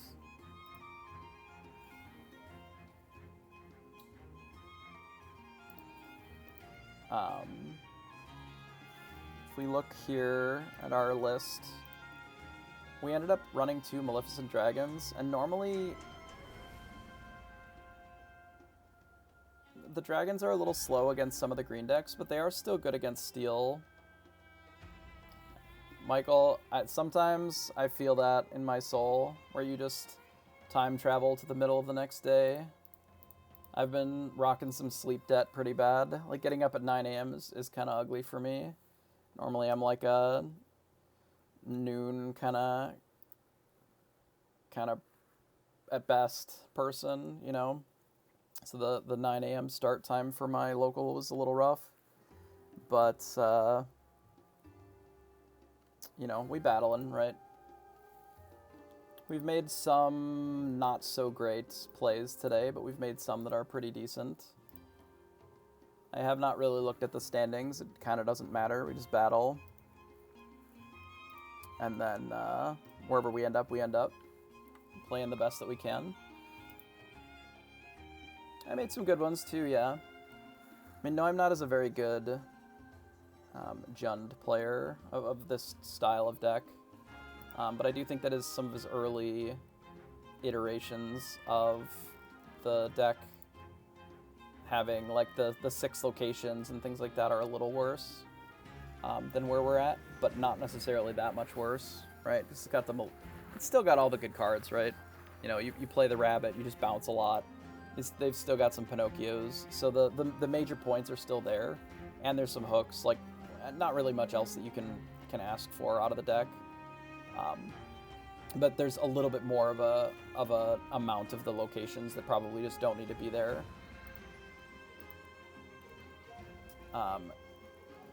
It is still good in these just because it fills the board a little bit, but it's not that bad. I think as long as you are not getting bodied by like losing your cards for free, and you just play the game of doing a bunch of rabbit and whatever stuff to the later part. I think that they're not as necessary. Like, I think the crabs are a lot more useful. I think the goats are obviously very critical for finishing some of these games. And I wonder if some of these Felicias like would just be more valuable because you just don't care if they trade into a thing as much. Obviously they're not good against something like Teeth, but in combination with the Pinocchio, I feel like they're worth trying a little bit. And it's possible that the gems just aren't necessary and they should just be more Maleficent Dragons. And that the gems are better served in some of the other flavors of location decks. Like, this deck is slowly aired away from being a location deck and more of a like Pinocchio value deck. Like, you shave on the gems, you add more Maleficent Dragons. There's some other reasonable expensive cards that I think the deck could support as well.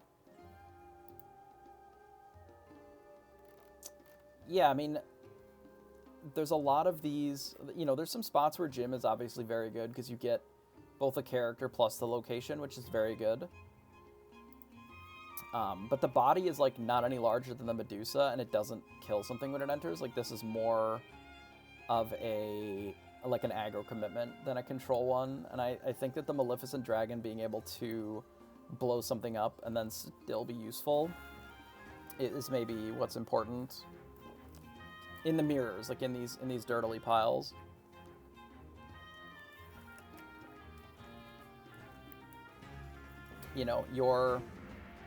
Your rush cards with the hook already can kind of deal with the locations pretty well. So I think that's how you interact with them, and then you just use some of your other cards to deal with the characters. And then if you get to the late game, like you're playing a Maleficent that can either sing a B-Prep or just, be a more Lord-Ents card later, that might be something worth looking at the drawing board for.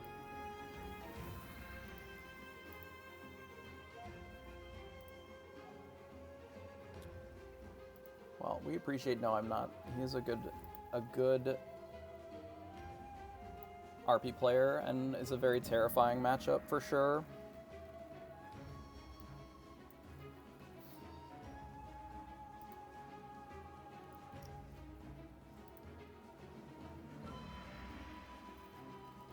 In general, not somebody that I'm looking forward to facing if you're trying to win the tournament, because they can always pull a game out, All right, who are we facing? All right, we are against Briscoe.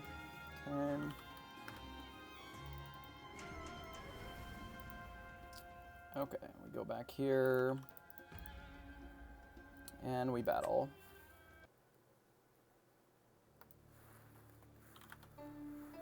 Alright, we'll see if we play or draw. So far, we have been mostly on the draw today. So statistically, we should be on the play at least a little bit. Outside of our second and third games, right?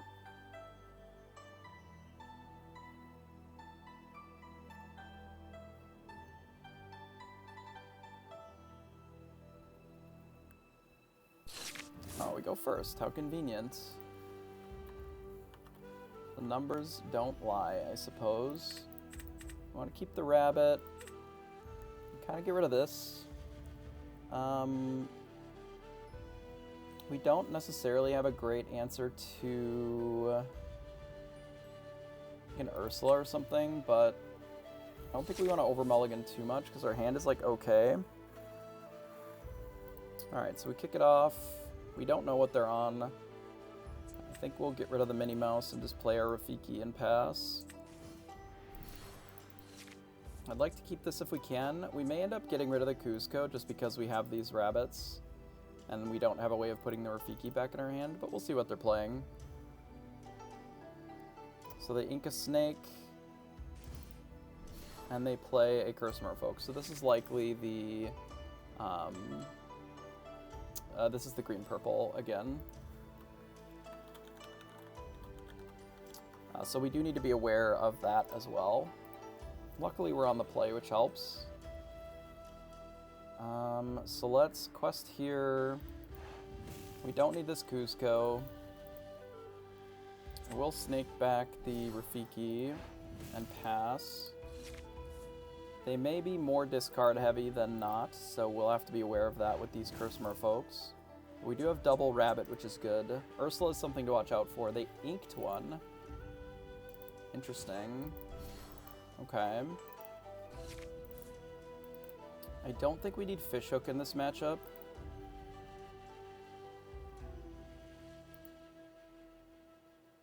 So I think that can be ink.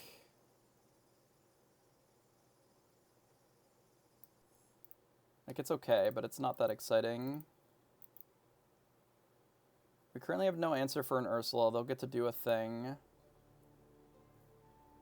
I could just bash here and then get rid of the Rafiki so that we can start playing these rabbits. And then let's just pass. Currently, we're not particularly scared of most of the discard.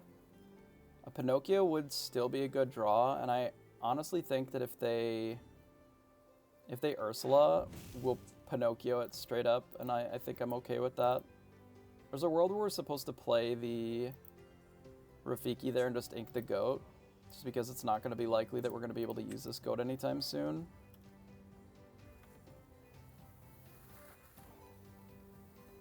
But I think we're okay. That's another Ursula. So if they play a third one... Okay, so now we really want the Pinocchio. Well, we didn't get the Pinocchio, so... I guess we allow them to have it. So there's not much that we can do to stop them.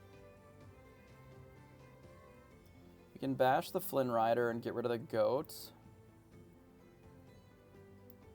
I think that's fine. And then pass. If they opt just to draw 2 cards, we very well may just Maui it, as opposed to hitting it with the snake, but we could do either way. Okay, so they just use it to draw 2 cards. Realistically, they're going to be down to like 1 Ursula, assuming that they don't untap this. Which means that's kind of their whole strategy.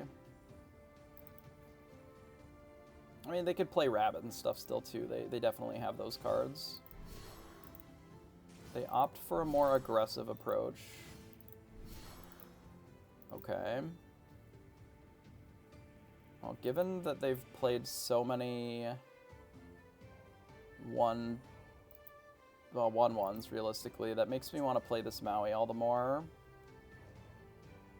And then just sing this to draw 2 cards instead. I'm going to play another 1-drop. No.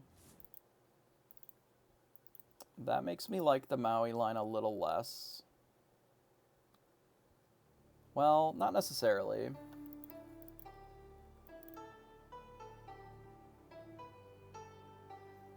Not necessarily, actually. Because if I play this, that's literally like my whole turn. Which I don't think is great. And I can do this to draw cards instead. And I think that's going to be more useful. And having the Maui in play will give me more juice to do this next turn as well. So we'll bash here. and then we'll just quest in this spot and say go. If they decide to use the Chernobog to fight the Mim, I think that's fine. If they decide to use it to quest and then draw a card, that's also fine. Like, I just want to keep the board a little bit more clear. They decide to leave it in play, which I think is reasonable. Our biggest risk right now is that our opponent plays some sort of a flyer, some sort of an evasive character, before we have an answer, or a way to get an answer to it. Cloud Kicker doesn't do much, just draws us a card. Okay, so they play a rabbit, rabbit's fine. And they play another Curse Merfolk.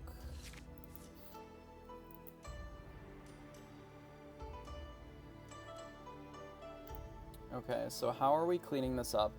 We need to kill most of these cards. I don't know if we can afford to Friends on the other side here this turn necessarily. I can hit the Mim Snake here. I can hit the Rabbit here.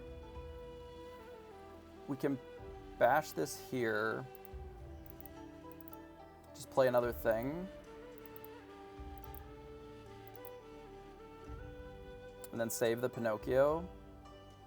And clear all this, save the Pinocchio.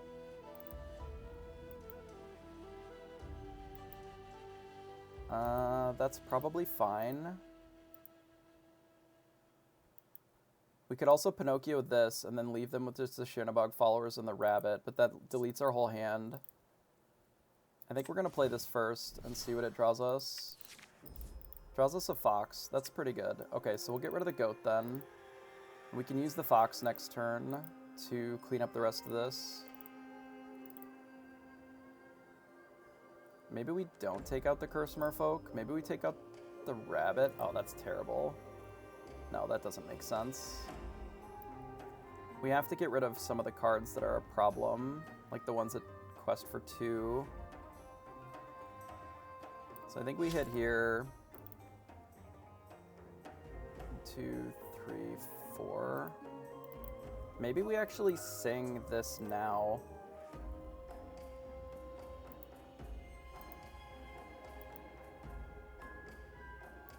So that we have more options, because we only leave them with just the followers. That's not that big of a deal. I think we can do it here, actually.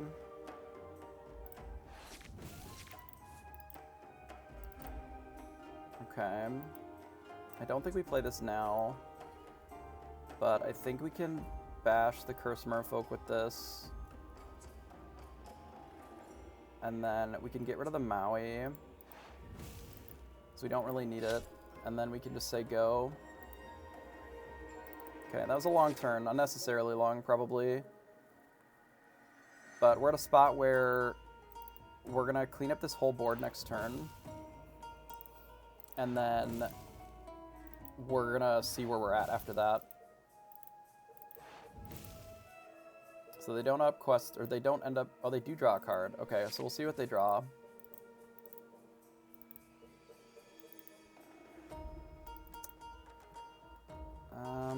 Which one are they gonna bounce? So they bounce the snake, that's fine. So Medusa's our best draw here by quite a bit. Which we have a lot of Medusas, so they're gonna bounce Maui. What are we bouncing? Hook would also be a reasonable draw. Though Hook is a little bit tighter if they bounce the Maui. We definitely need to take out this genie one way or another, though. They bounce the snake. Okay, that's fine. So now Hook would be a good draw. Friends is acceptable, because the second rabbit can't do anything anyway. That drew us into Jim. It's not actually that bad.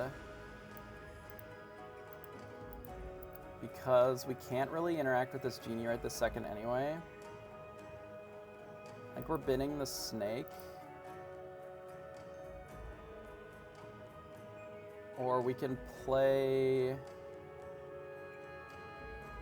Okay, so we're hitting here no matter what.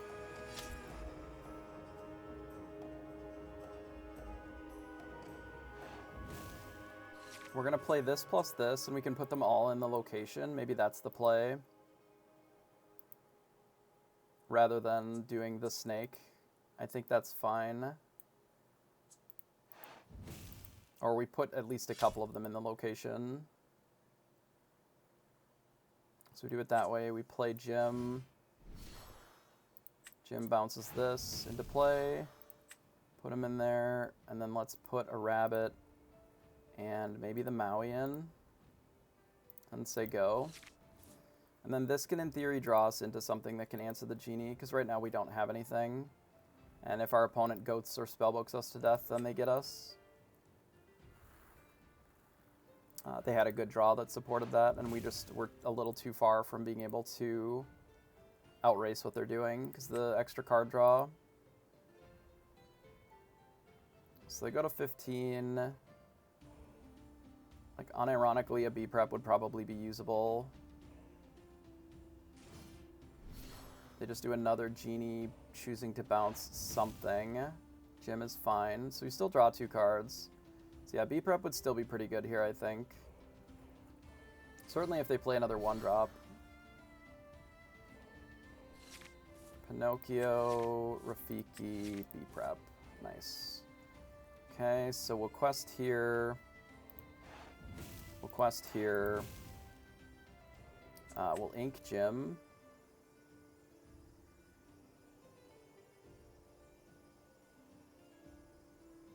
Well, we don't have to ink Jim yet. We can B prep first, because we're forced to use that no matter what, otherwise we're just dead. So we do this, we draw 2 cards. Yeah, so we ink Jim, and then we're going to play Rafiki. And then pass. And then what this gives us is the ability to play the Pinocchios with the Rafiki to attack something. Or if they play another large individual threat, we can just Maleficent it. Especially if it's evasive like this. They just play 1 thing, or do they play 2 things? Hopefully it's just 1 thing. That would be ideal. It would be better if we drew a Medusa to be able to deal with this. They may just bounce the Rafiki. This might be Mother Knows Best, and they're just considering, is this Rafiki something that matters? Yeah. So that's good for us. So we have Rafiki in hand. We bin this crab. And we just straight play this monstrous dragon. And bash the Tinkerbell and pass. Alright, so we have a fast clock now. As long as we don't lose to whatever they play off the top for the next 2 turns, I think we'll be okay.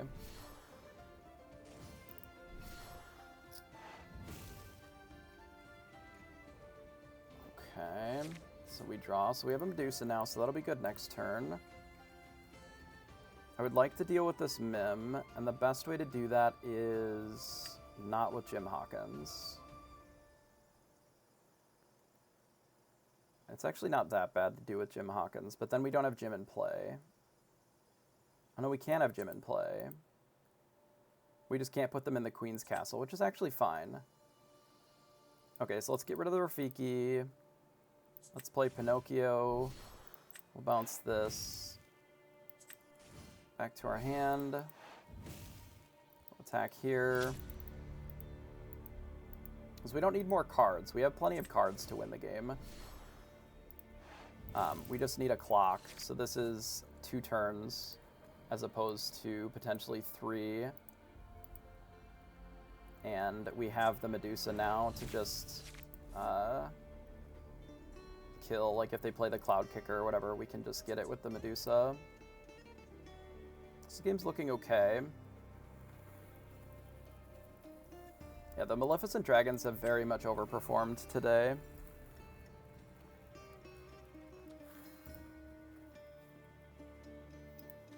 And honestly, the Cuzcos have kind of underperformed. The Jim has been alright in this matchup, in this game. Being able to do two things. But I don't know if more than two in this specific deck is really where you would want to be. Like, honestly, you could maybe even run one just as a side way of dealing with like post B prep nonsense. So here's the Cloud Kicker, and they pass, is my assumption. Yes, that's good for us. So we quest, and we just play this, and then pass. I mean, I guess we cram these in here, but if this untaps with them in there, then we win anyway, so it kind of doesn't matter. There's no way for them to gain 5 in these colors. Nice. Alright, so we'll decline. So we took game 1.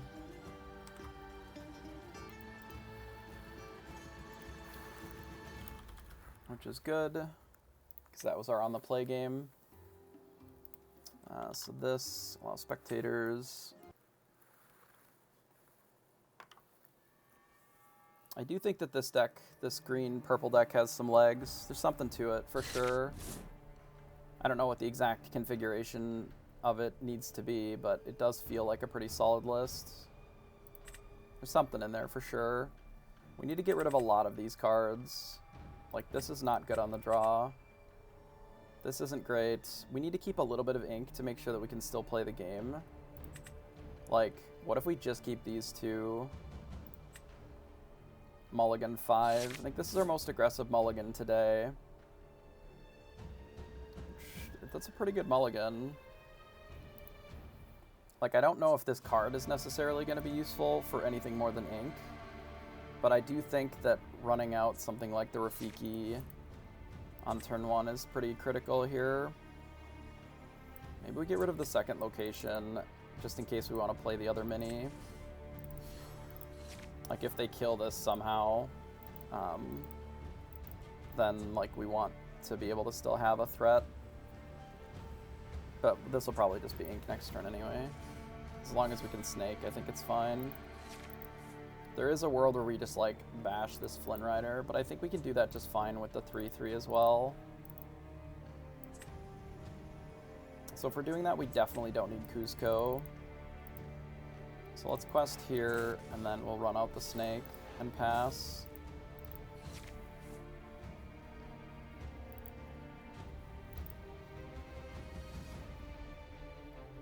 Yeah, right, they're green-purple and they didn't have a 1-drop.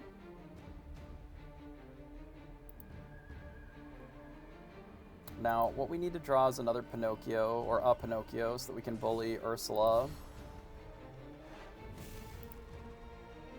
Since that's really the way that we are able to pull ahead in these games. So we didn't get it. Which is fine. I feel like the play is just to play two things. I think that's our best hope in this spot.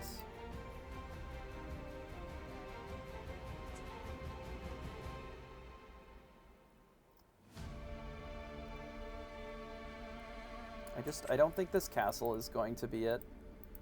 I think our play is just to play the Rafiki. I'm going to play the Minnie Mouse. And I'm going to attack here, and I'm going to get rid of the goat.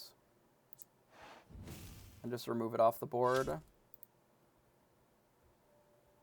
And then this means that we can always deal with this Ursula.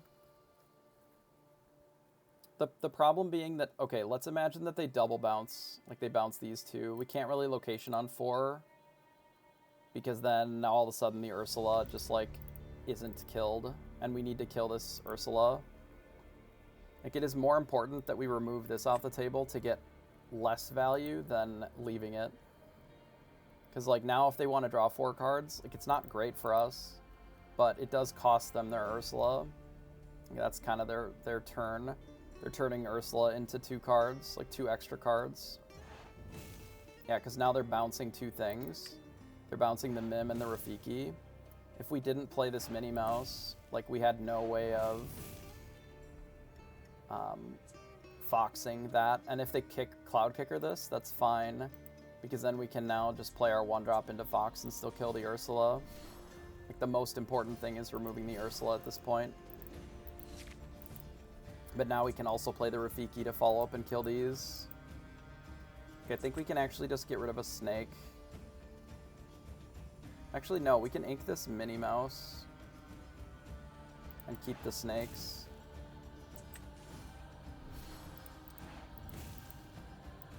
So this, we play the Rafiki, and we bash this and pass. How am I always so right? I don't know. Good intuition with the years of grinding of card games and such. So now we got a Queen's Castle. So we can use the Mim plus this to deal with the castle. And then just use the Maui to take care of the Flynn Rider.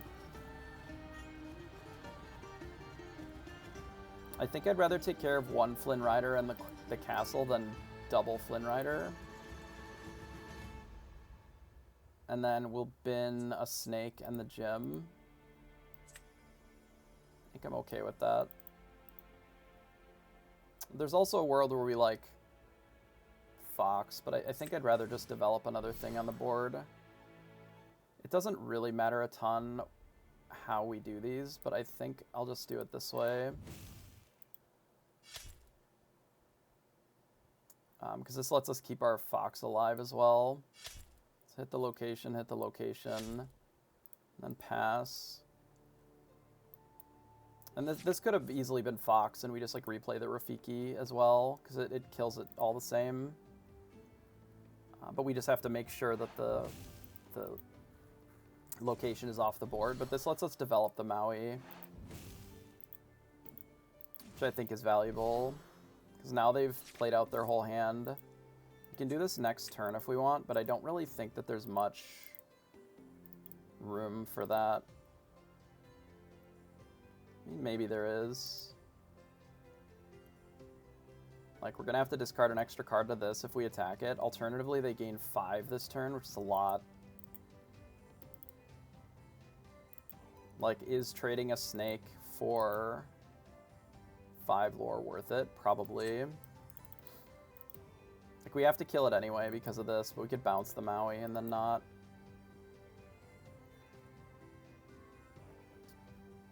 I don't think we get rid of the B-Prep. I'd rather use it, I think.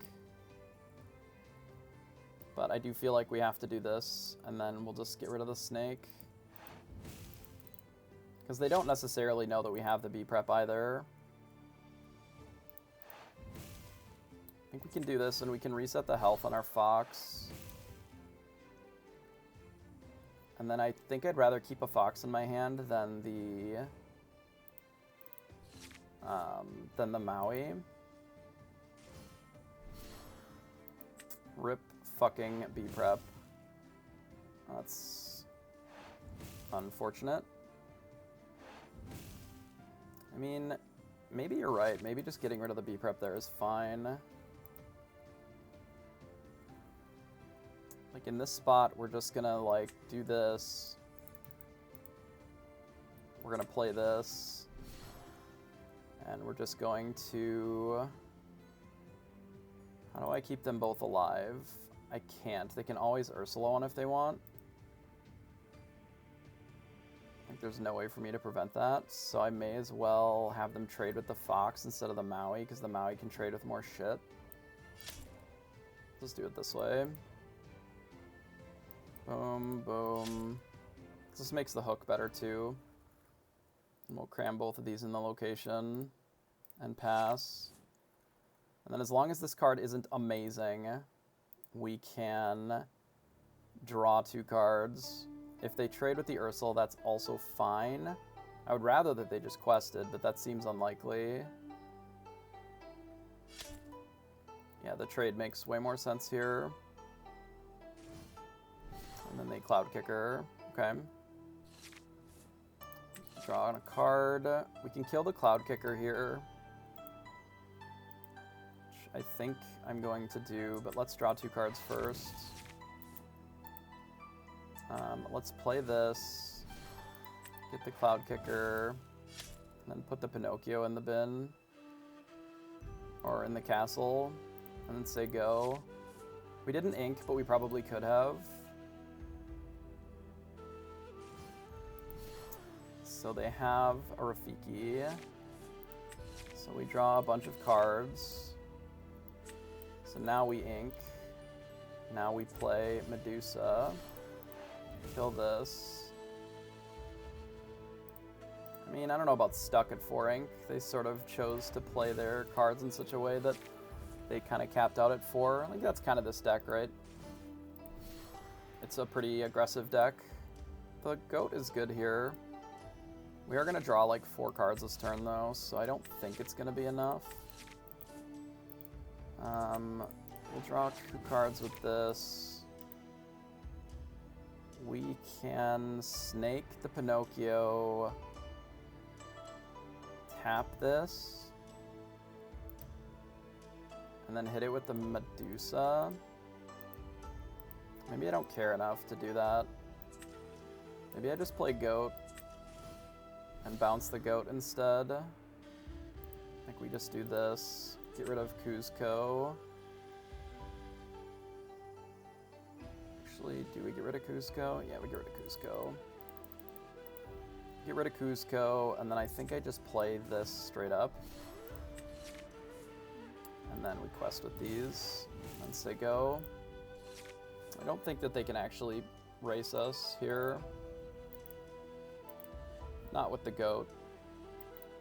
Plus the castle cooking. Because they just don't have enough ink to replay the goat fast enough to be able to race. It's a good effort, though. But we're going to draw way too many cards. So we'll just quest out and then Medusa that, I think. Or wait, we just killed him here with this. Right. Alright, so those were those 2 games. I think we've learned a little bit of how to battle that matchup.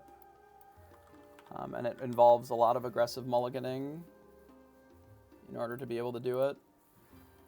So we are 6-1, which is nice. We were on the play and then the draw, so let's mark that down. We played 2 games. This, and we won. Then we were on the draw. Alright, nice.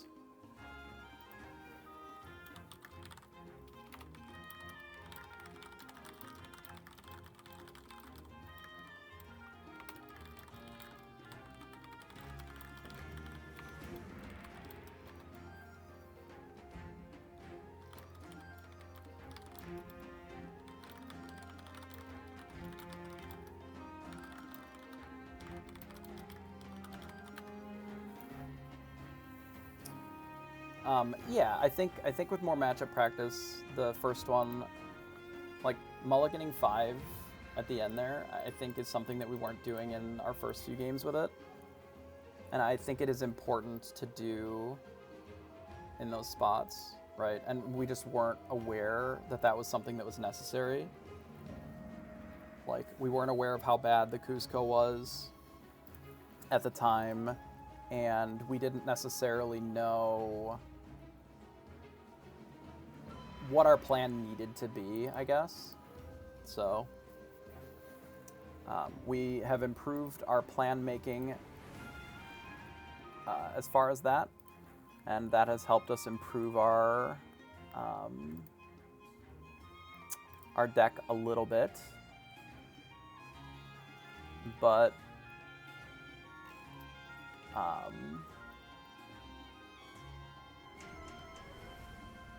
yeah, so I'm looking here just to see. We can bring up the standings, I guess, just to look We may as well. Candio is also 6-1. Alright, so we'll bring up our standings real quick just to see. Our breakers are dog water. Yeah, Steel Song is good, but it's a little bit inconsistent, I would say, overall. Like, it's not unusable, but it is a little inconsistent. Are there no undefeateds? There's 2. Oh, no, there's a handful yet. They just haven't finished their games. Okay. There are a few people at the undefeated mark, so... Did Decandio just lose this round?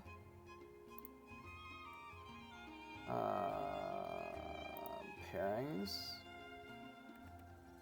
Oh, Decandio won. Wonder what round they lost. I guess I can find out if I look. Well, it must have been like round 6 or something. Because that's the only thing that would make sense for where they were at.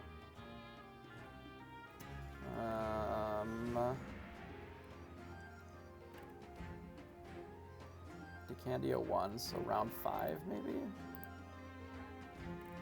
They had to have been undefeated for quite a while, I suspect. I guess I could have searched. There is a search function that would have been more useful than just scrolling through the list, I guess. You still could use that, perhaps. But that's lame. What if we just randomly look and hope that we see his name?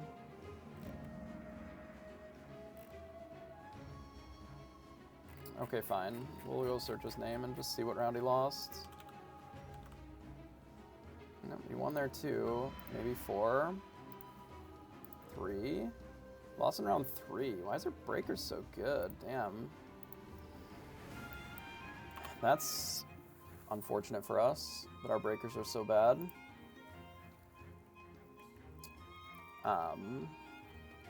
Which means that we just have to win next round, which is fine. This person at 5-2 has 73%. Damn, that's crazy.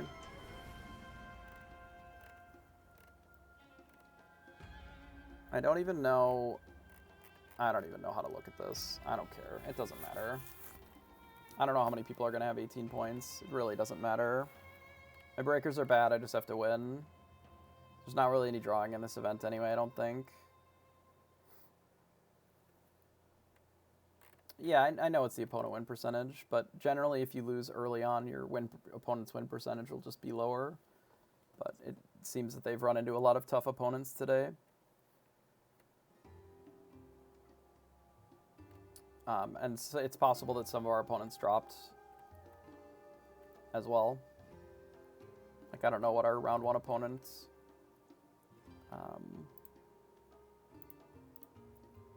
it was Pharaoh.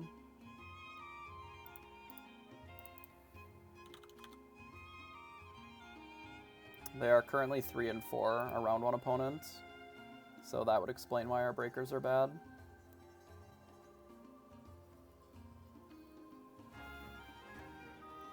I would assume that that's the case across quite a bit of this too, is that our opponents just have not had the best days, which happens.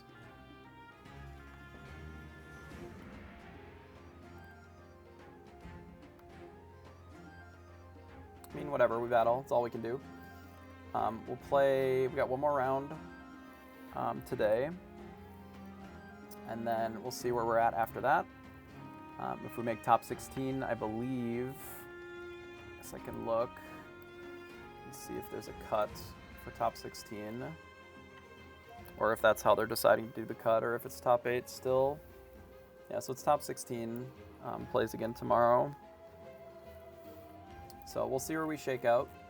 It'd be cool to make a top 16 to be able to battle again tomorrow.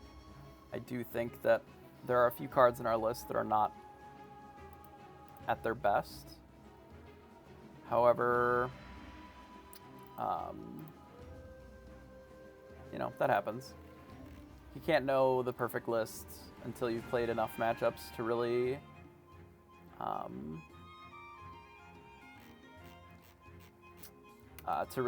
understand at some of the higher level, like where your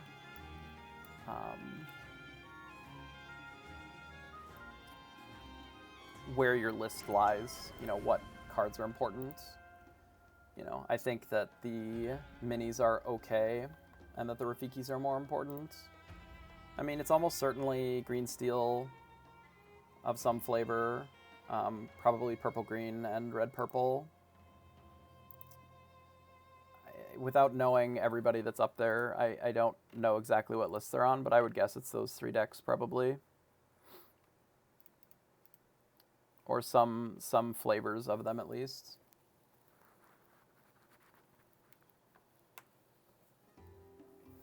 So we have about 15 minutes left in the rounds, probably 25.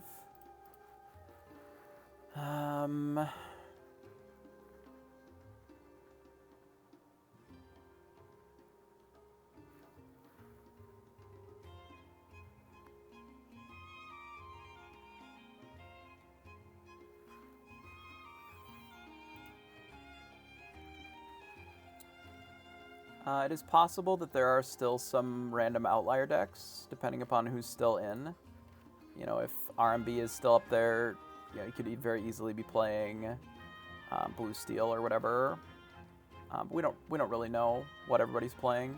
But I would think that there's going to be a lot of green steel, a smattering of either red purple or green purple. You know, we can kind of look at the decks that have been doing well just in general. Where were the last tournament results? Here, tournament results. This thing, where's the deck lists?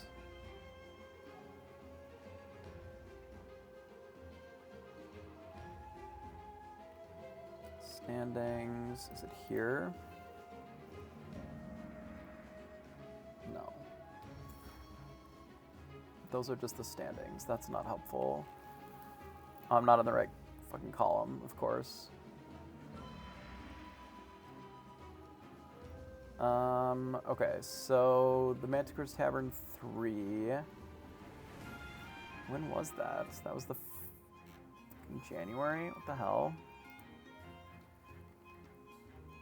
Well, I got no idea. Must be in here. Here we go. So, this was a recent, you know, not a huge tournament, of course, but a handful, and it's about what we would expect. There are some Amber Steel, though. You know, they didn't have the best results, but they could definitely be sneaking in there for sure. But it is a lot of Amethyst Ruby, because unsurprisingly, like, it is a deck that people, already have. Like, this list is literally... Wait. That is an OG list. When is this from? February. Okay, well, I have no idea how to look this shit up. I'm too dumb. I am too dumb to find this information.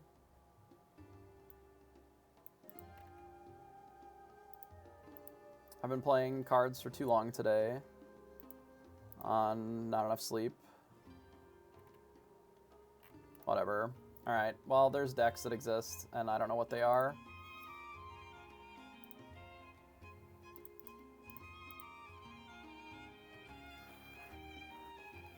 So whatever people played last weekend, I guess, is what some of the decks were. I know that it was a bit of,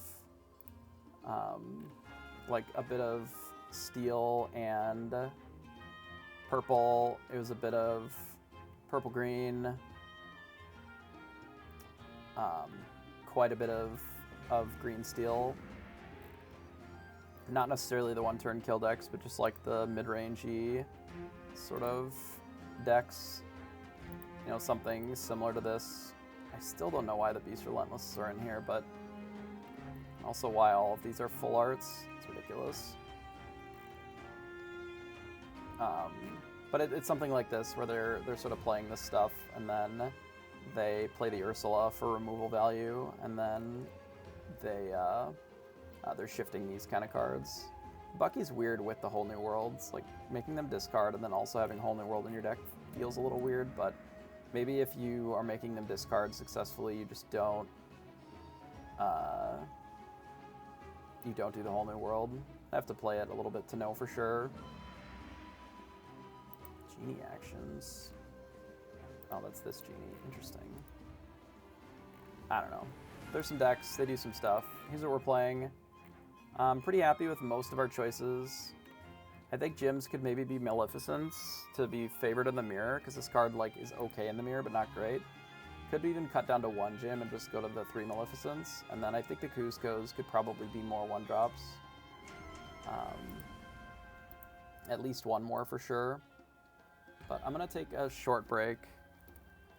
Maybe go find a bite to eat or something. We currently have about 10 minutes left in the round, so I would assume with the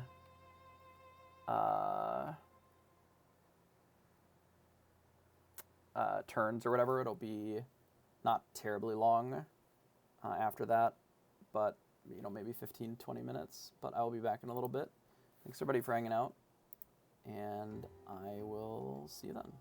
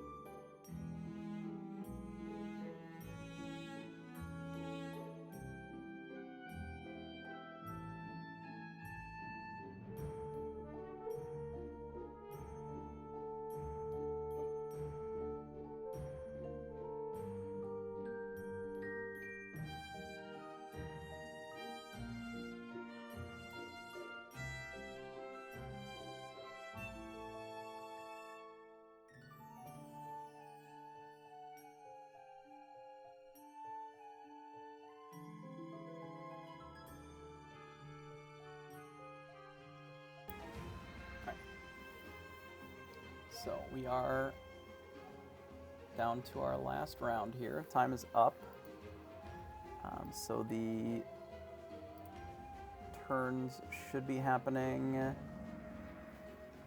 They're still in the no ID land, so we just battle, which we were going to have to do anyway because our breakers are terrible, and I just assume that we're not in. So we will, like always, just battle it out, and wherever it lies, it lies. So this is what we are playing today. And we will be playing for our final round and the top 16 if we end up making it. So we've got 7 1-drops, leaning heavily on Rafikis to combine with the Pinocchios to be able to bully some of the things that have 3 health. It's also good against locations. We've got some Cuscos and some Snakes and some Pinocchios as our 2-drop slots. Pinocchios are obviously great, but they are uninkable, so you have to be a little cautious with them. Cusco is good, it draws a card. Realistically, I think that we probably could have ran a little bit more 1-drops and a little less Cuscos, given some of our matchups that we've done today. It feels like that would be a little bit stronger because of how important the 1-drop is for us. But we've been mulliganing a little bit more aggressively and still hitting them,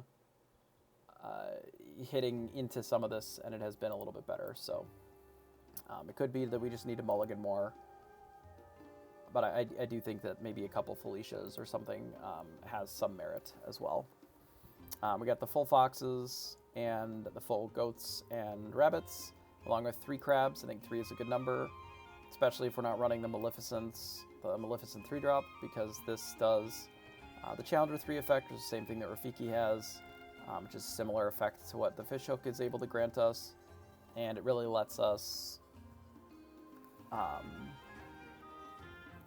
be pretty far ahead against locations. Like, locations, for the most part, haven't been a huge problem for us, especially with the Mauis. We got a couple of gyms to go with our 4 locations. We have some Queen's Castles. I think this location is the best one in these colors, and it is also inkable, so when it's not great, if your opponent has a fishhook or just your opponent has a bit of a board presence and it doesn't work, you get rid of it. But if it is able to be down, it does run away with the game very, very quickly, given that it draws so many cards so quickly, and the longer that it's in play, the more characters that you end up putting in there, and then the more cards it draws. 2 or 3 turns of this with some characters on the board, and all of a sudden the game is basically just over, which is very nice. And Jim can be a really big refuel if your opponent, say, B-preps your board, or just wipes it with something else and they don't have anything, you don't have anything. You play a Jim Hawkins, it automatically puts this in there. You maybe run out like a Cusco or a 1-drop and then put that in the location as well and then just pass it back. Now all of a sudden they have to decide, what do they answer? Do they answer the board again, leave the location? Do they have to commit, Maui plus a crab or whatever to try and clear it? If they even have that, it's very, very good. Though the gyms likely could be Maleficents. The Maleficent is overperformed and the gym has been fine. Maui's obviously awesome. We have the Madame Medusa as a full set of 4. I do think that this card is very good against the metagame. It does something very similar to what the Maleficent Dragon does. It just does it on turn 6 instead of turn 9. And this kills almost everything that we care about. The only thing in our deck that it really would need to kill and doesn't currently is like the Merlin. But most of the rabbit, crab, the snake, these are some of the targets that we would want to be hitting a lot of the times. And it does manage to bully those pretty well. So I think that we have 2 Maleficents currently, and this likely could increase. These have overperformed today in the mirrors, especially because there's a lot less things like Tremaine. There's a lot less just targeted removal for something like Maleficent. So it's a very large card. I mean, if you think about the removal that we have, we don't really have anything to remove this easily either, outside of the Maleficent Dragon and B-Prep itself, because the Medusa doesn't hit it, so Tremaine doesn't hit it. If people are running a little bit of Tremaines, obviously you want to try and play around it with some of your 1-drops, but if they're not, the Maleficent Dragon comes down, banishes one of their cards, and then you still just have this 7/5, which is very big. It also quests for 2, and it works really well with the fish hook to give it evasive too, because even if they have something that can rumble into it, generally it has to be big enough that it will kill it, something like a Maui, and then it just trades, which makes some of your other cards better, like your locations, because they have to use a premium removal spell on your dragon, which also removes something. The 2 teeth, I think, is a concession to a couple of things. One is we don't really want to be teething our cards early.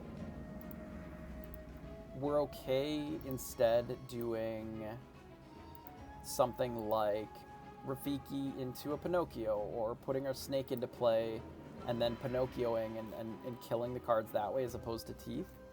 We're able to remove quite a few of the cards in the format with just our characters being large enough to fight them, as opposed to the teeth. The teeth really doesn't do enough damage. It doesn't kill Ursula, which is the problem. Whereas the sort of Rafiki, Pinocchio, Mim, like all of these cards are a little bit better at killing the early cards. And since we have so many Pinocchios, we don't need as many teeth. It's still a good card, but it is a little less good. We got the full 4 friends still. We use it just as draw card. It's very strong if it's working. Obviously, it can be a little awkward against some of the green matchups if they're making us discard a lot of songs with Ursula. This can be ink more aggressively than it was maybe in the past. Obviously, in the mirror, this is an insane card because it just draws 2 cards.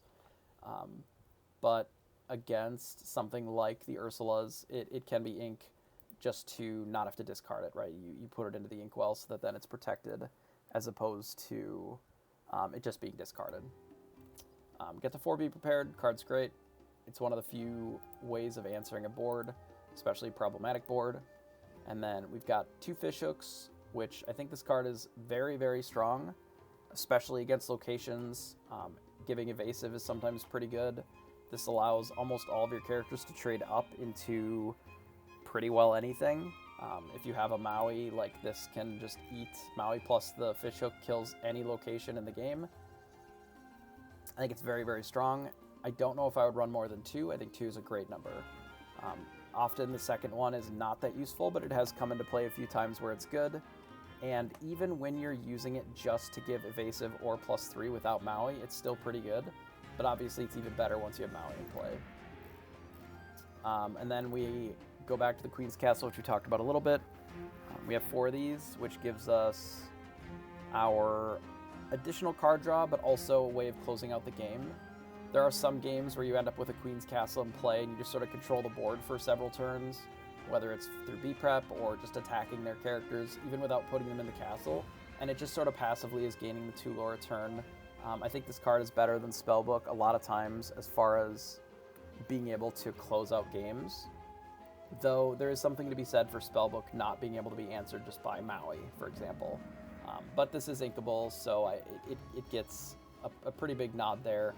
And when this is full of characters, you run away with the game very quickly. Even if you don't close that fast, once you've drawn 10 extra cards, you can figure out a way to win most games, even when you're a little bit behind on lore. Just because you have so many choices, whether it's B-Preps or in some cases just Medusa, Maleficent, the Pinocchios. Like, we have a lot more answers to unexerted creatures, just regular creatures that they play, where you can, get them with the Medusa, get them with the Maleficent, tap them with the Pinocchio, and then fight them with almost anything. Pinocchio plus Fox allows you to reuse the Pinocchio more than once and just really keep them kind of locked down while you're drawing all these extra cards. So I think overall the deck I'm pretty happy with. Again, I think that the Cuscos have kind of underperformed a little bit. But overall, I think we're doing okay. I think we're doing okay with where we're at. We have fought quite a bit of purple today. We have fought a lot of green. More purple. Actually, no. It's been more green than purple. It's about an even mix. So they're not always green-purple, but 3 of our matchups were. It's a tricky matchup, especially with the way that our deck is configured. Like, the Cusco's really bad in that matchup. It gets Cloud Kickered.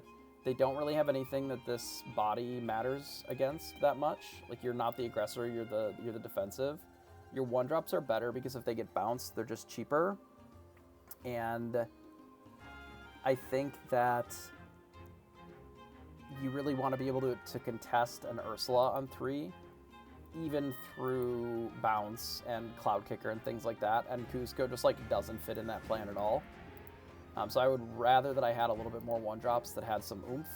I think Felicia is probably the card that I would be looking at to help shore up that matchup a little bit, just because it can combine pretty favorably with the Pinocchio to fight an Ursula, to fight some of the earlier cards, and it doesn't trade. It doesn't just get eaten, right? Because it's 3, even just a 3/1. I played it a couple of times. There have been a few games where I've played it, but most of the time not. It has not been very impressive as a card. It doesn't necessarily make it bad. The few times that I did play it, like I would play the gym. Even last round I played gym, put the location in, and also put it on something else. And then our opponent had to decide like what they were dealing with. Like we were on 6 ink or something, so we loaded up 2 characters into it. They were able to remove one of them, but we still got to draw an extra card, and then we just also had the location in play.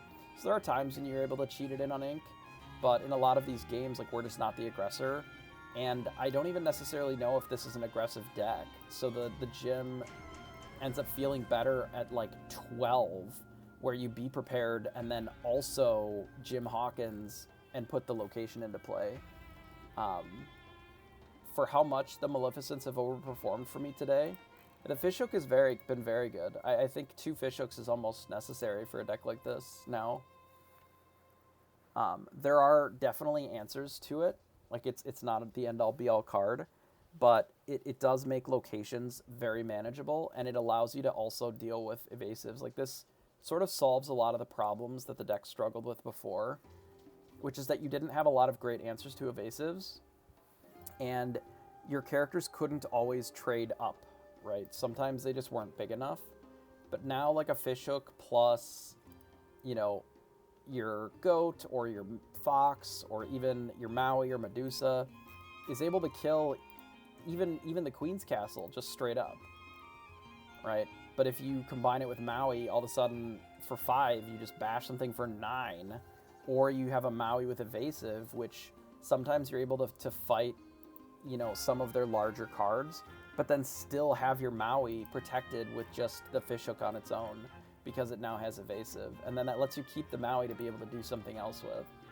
And whether that's just singing a friends on the other side the next turn, or, you know, being able to, like, Pinocchio and take another thing out, it just gives you choices. It is a card that has multiple modes, and all of them do different things, right? So the chosen character gains evasive. That is a mode. Evasive until the start of your next turn is also technically a separate mode. Like, it does a different thing. Because if you're on the defensive versus the aggressive, those are 2 different modes realistically. Like, it feels like that. You know, and then the chosen character gets 3 strength is also awesome. I don't think I would, if I could go to 14 on Inkables and feel okay about it, I think I might. And the reason being is that you really want to make sure that you're hitting them, but I don't think there's anywhere to cut. Unless you really want to go down on Medusas. I think you could do that, I suppose. But I think the card is just like, there isn't a better thing to be doing at 6 ink. In this format, it feels like. You just play this and it just kills something straight up and gives you a 4/4. You know, you take out a beast, you take out an Ursula, you take out, even just taking out like a rabbit or like a snake or a crab felt very good all day with the Medusa. And it's not vulnerable to Medusa, which is also interesting. You know, it just does a lot of things, and I just want this effect on 6 every game. Even the games where we've flooded on Medusas, the majority of them were still okay. Because we would just be able to play a Medusa and sometimes just play a second one the turn after, and it was okay.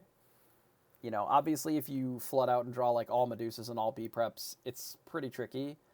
You know, ideally you want a random sampling of your cards, you know, Rabbit and some Bounce to be able to give you more of these resources and then draw into them eventually rather than just ripping all of them off the top.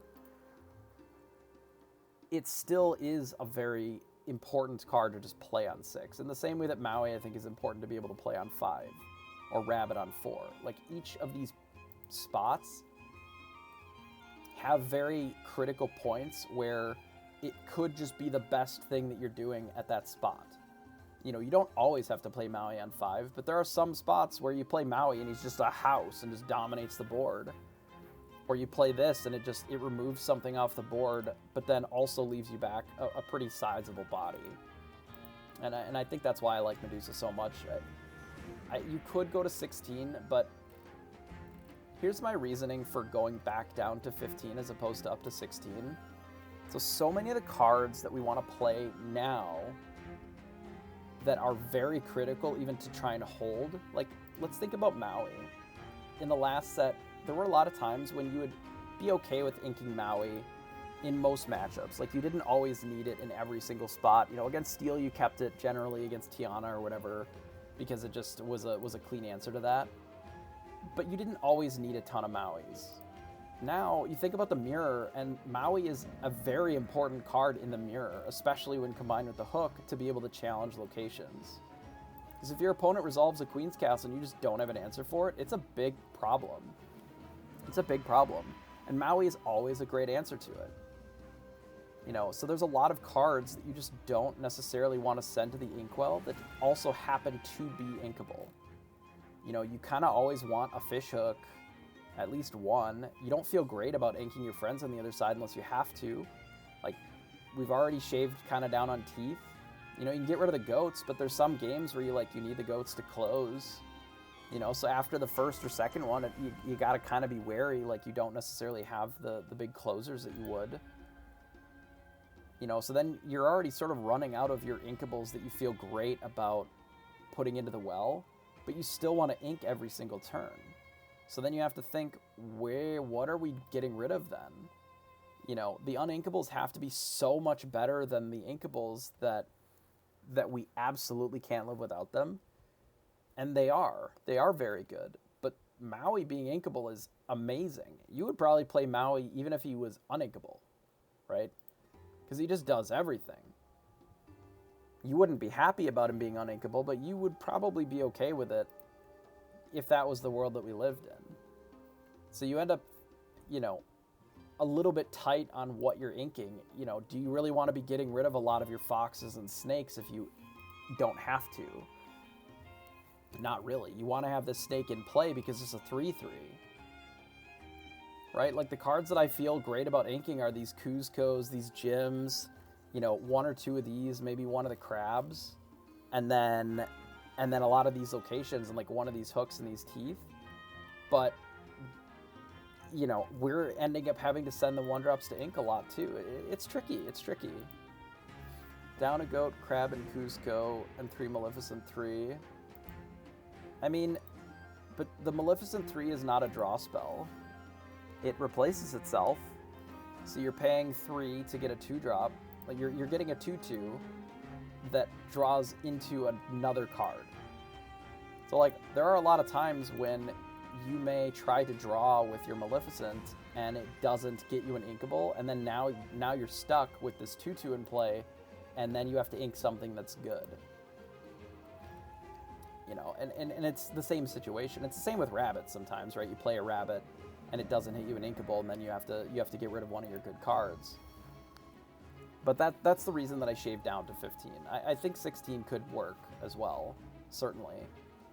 But that is the reason that I went down to 15, is I felt very much in my games that I was playing last night that you definitely wanted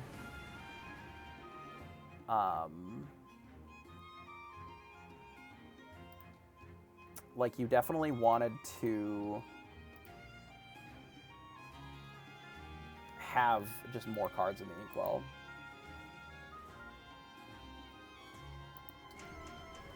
I mean, the thing about Elsa is that it just dies to Maui.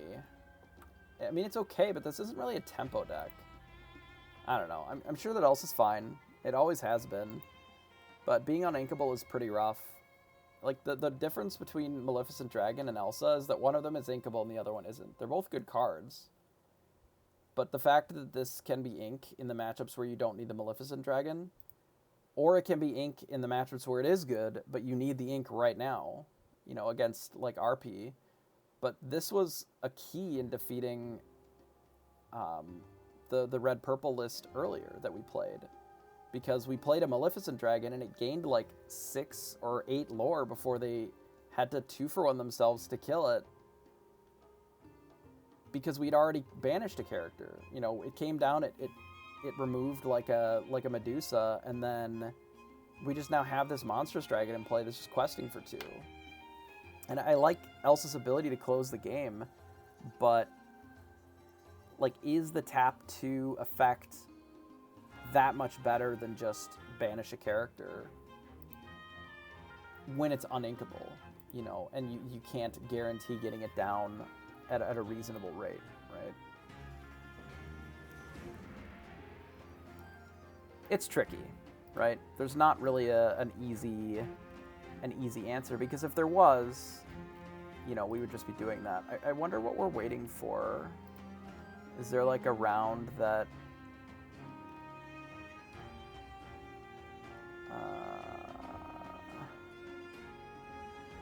that is in turns or something?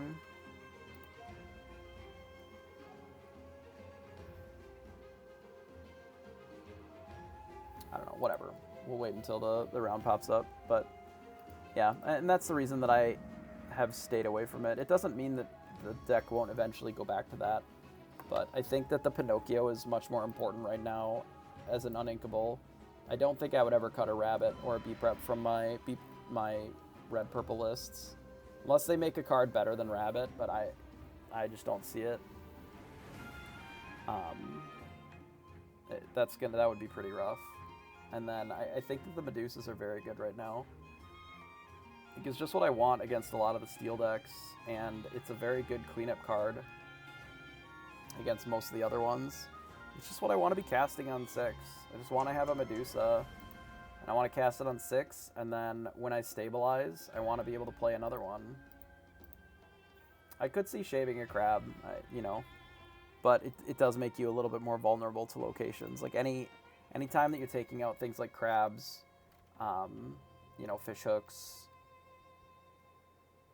Rafikis, those kind of cards, you're sacrificing a bit of your equity against locations, which is not always the end of the world. You know, you just have to be more conservative with your crabs that you're using, as opposed to just sort of throwing them out there as a 3/3 sometimes. Yeah, so I've seen the lists with Genie, and it is a little inconsistent, right? It is a 3/5 for 4, which is good. The stat line is great on it as a card. You know, it has the B stat line for 4. But it dies to Medusa, and you don't get any cards out of it at all. You get 0. Which is terrible. Like, that is not a good spot to be. If your opponent Pinocchios it, and then they, like, Maui it, or whatever, in some of the later game, even if they don't Medusa it, it's miserable, right? You need those cards. If you're playing in the mirror, what you want is to be able to have Rabbit, and then you bounce it with Snake. And then you play Rabbit again, and you bounce it with a Fox. Basically how No I'm Not was playing. Where every turn it was essentially draw 2 or 3 cards. Draw 2 or 3 cards, you know, play a couple cards, draw 2 or 3 cards.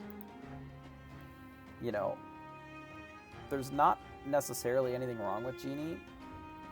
I just think that it is too vulnerable to attack, which, if that's your draw card, like, you also don't get to keep it on board as a body, right? Rabbit can just be in play.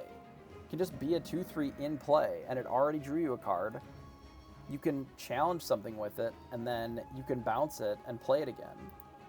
The only way to get draw off of Genie is to quest with it, and then it's gone. It goes back into your deck. Like, there's maybe a world where you run 1 Genie and the rabbits, like, just to have a little bit more draw. Because it does shuffle itself back in. Like, if the game ever gets to that point where you're needing to really be heavier on draw, but I think it's cute, and if I had the option of playing Rabbit with the bounce, I probably would do that instead. I mean, it's Minnie Mouse pretty easily, I think. Olaf is just like a dumb snowman. Look at her. She's classy. It's a classy lady. Gotta stick with the classy lady.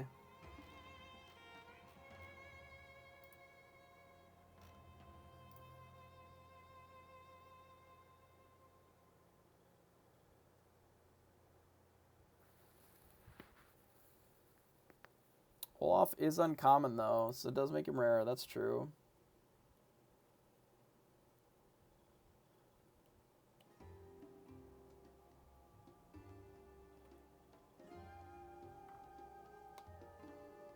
Yeah, it makes our graph a little more even. Feels like we're not just a purple deck that has Mauis and Medusas in it, and B-preps. Yeah, I mean, there's some argument for playing Olaf, but, I mean, honestly, Rafiki is just like a better one-drop most of the time, and I'm considering something like Felicia or some of the other one-drop options, because when it's good, it's very good, and I feel like some of the time we're needing some of these other cards.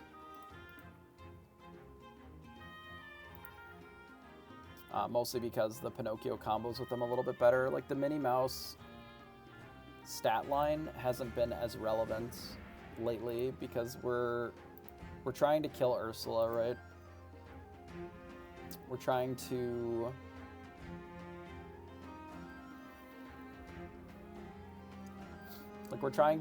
threaten this card, and the Minnie Mouse just doesn't do that. The Minnie Mouse doesn't really threaten. It doesn't threaten Robin Hood. It threatens Morph, and none of these other cards. Like, at best, it lives against Storm Rage on, but a lot of times they're double casting it anyway with the Ursula, and it loses to all the same cards, but it can't get Cloud Kickered, you know. It does have Reckless, but like, maybe that's fine. Maybe you just Maui is Reckless. Doesn't seem to be that big of a deal. I see. So there's an issue with the website, so they're looking into it. So it'll be a couple minutes. It's fine. I think if you're running a little bit heavier on the teeth, then the 1/3s go up in value. Like, the more teeth that you shave, so putting less emphasis on the teeth, the better off the Olafs and the Minnie Mouse type cards are, because it gives you a thing to teeth, you know, on 2 or whatever. Probably something with Bucky in it. I'm not 100% sure. I haven't played enough games to really truly know what the worst matchup is. I mean, it might even just be itself, like the mirror or whatever. That's why you're running the hooks, to be able to battle the locations and stuff. But generally it's Bucky, because you just, you know, sometimes they Bucky and then you just lose the game because you just can't interact. They don't always have it, but especially in best of 1, like, you're gonna get boomed by that a lot. Like, a lot of our losses were to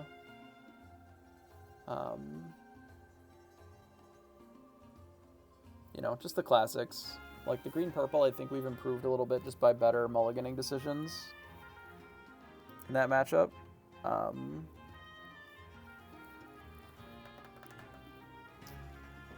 Which certainly helps. But the red-purple, like, I think more Maleficent Dragons might help there. But it just like red-purple has always kind of been, it becomes who draws better, who draws more rabbits in a good order. Are you able to answer their rabbits while still protecting your own? Like, can you bounce one basically every turn to have enough cards to interact? You know, do you have to fire off the Be Prepared? Like, who has play draw? You know, a lot of those things in the mirror matter. They mattered a lot more last format.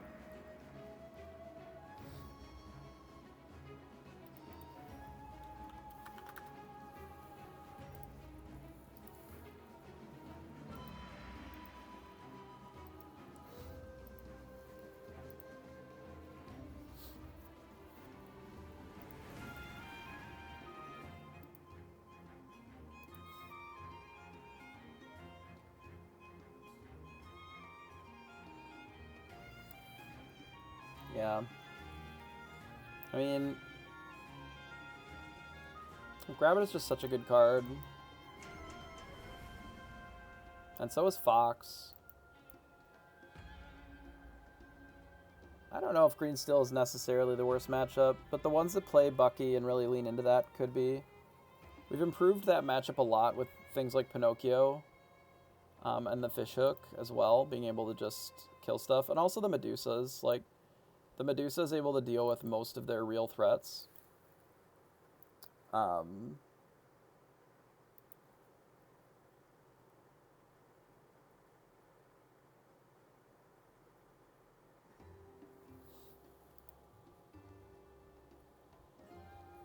Like, having something like Pinocchio to be able to try and threaten the Ursula helps a lot.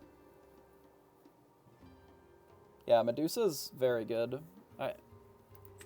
I'm pretty happy with the list that we settled on, minus a few little changes as far as some of the one-drops stuff, which we've sort of helped mitigate a bit by our mulligan decisioning. Like, because this card is not super great against, you know, green-purple, for example.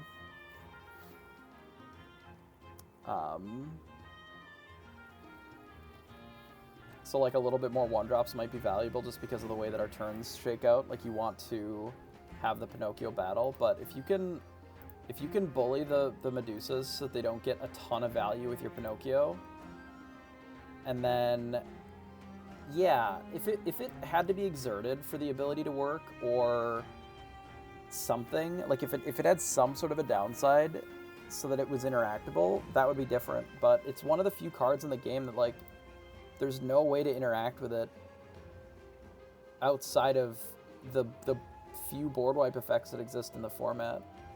And there are not that many. It's Be Prepared, Swords, and Tinkerbell, and that's it. There's nothing else.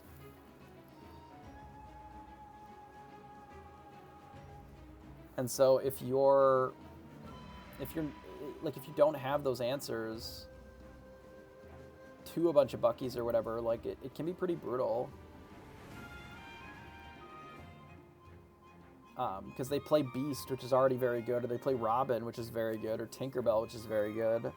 And then they also make you discard one or two cards, whether they have John or not. Like, it can be backbreaking, you know, because you just don't have great answers to it, you know?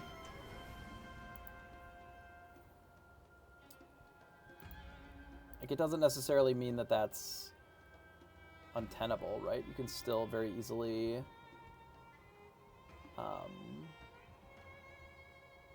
win in some of those, right? But the deck loses to itself more than it loses to anybody else, I think. That's certainly not red-purple, and maybe I hate the deck so much because I'm playing red-purple. Like, it's possible that some of the blue decks just don't give a shit about it because they're running, you know, they're running the Grab Your Swords, they're running the Tinkerbells, and they just, like, play Tinkerbell on 3 and then shift it, and then all their Buckies die. And you just don't care that they're playing Buckies because they're just not great, you know? So it could be because I'm just not a Steel gamer. You know, I'm not really a Steel gamer anymore because I don't have, like, I have 2 Beasts instead of 4. And I think I have, like, 2 Robins. You know, so all of a sudden we're $200 short of playing Steel. You know, you look at a deck like this and it's an insane price tag, which, you know, generally price doesn't... I don't care that much about it. Like, I could just buy them and it's not going to ruin my life. But it just feels bad to spend, you know, $50 per card. Yeah, it definitely feels like you're sort of gate-kept out of Steel. I guess I don't have 4 Ursulas either. I think I have 3. So I'm even more. I'm like $300 away from Green Steel even. It's a lot. That's enough to get multiple other decks if you wanted. You know, you can play the aggro deck for $100. It's literally just the Steel decks that are all $500 each.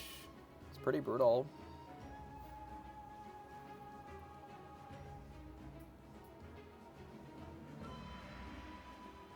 Like, every deck that adds steel is just immediately much more expensive.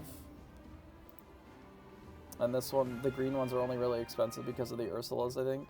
I don't think it's anything else. I think it's just Ursula. If you cut the Ursulas out, the deck's like $60. Yeah, the only one that I actually opened was a cold foil one, and I got rid of it right away.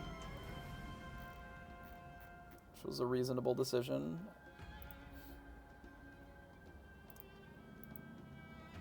But it doesn't really help me for playing them, you know?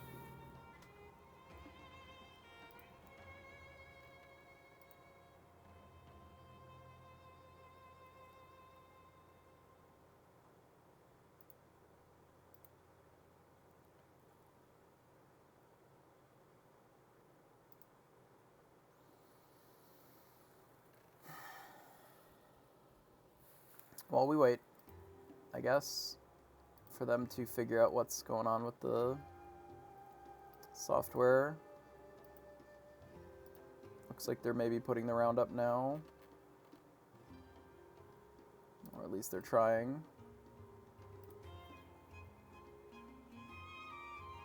They are doing a hard reset, so apparently the tournament reporting software has crashed, so they're doing what they can to fix it.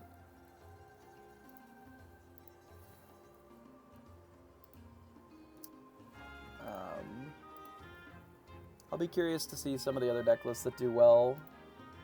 Give us something to try on the ladder. Like, I'm not entirely against playing some of the steel decks, but it is really tricky to, like, in good conscience, recommend some of those decks. You know, be like, hey YouTube, or hey Twitter, or whatever. Here's this deck that I whipped up. You know, why don't you go down and buy it? Like, literal money pile. Like, how do you suggest this to somebody who's kind of newer to the game and doesn't have every single card? Play this at locals. You know, you can't. It's impossible. Like, I think it's more reasonable to potentially play some of like a blue-red deck that maybe still is a little expensive, but like the majority of it is going to be from, you know, the Maleficent Dragons or the Hades, which people that have been playing a little bit may already have because they got them from set 1, you know, your Mauis. Like, if people have been playing red, they generally will have these cards, and then it's just a matter of like scooping up some of the other sort of staples kind of thing. Yeah, exactly. You know,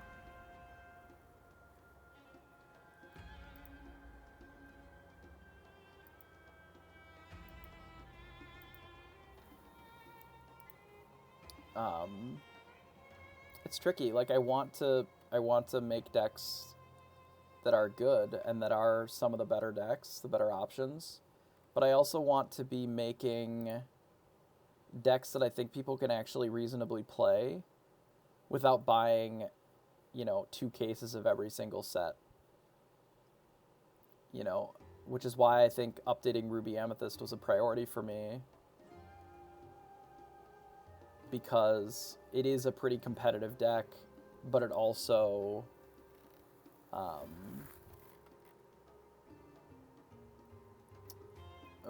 is not that expensive. I mean, I don't even think that much would need to change with this list. You know, you'd update it a bit, but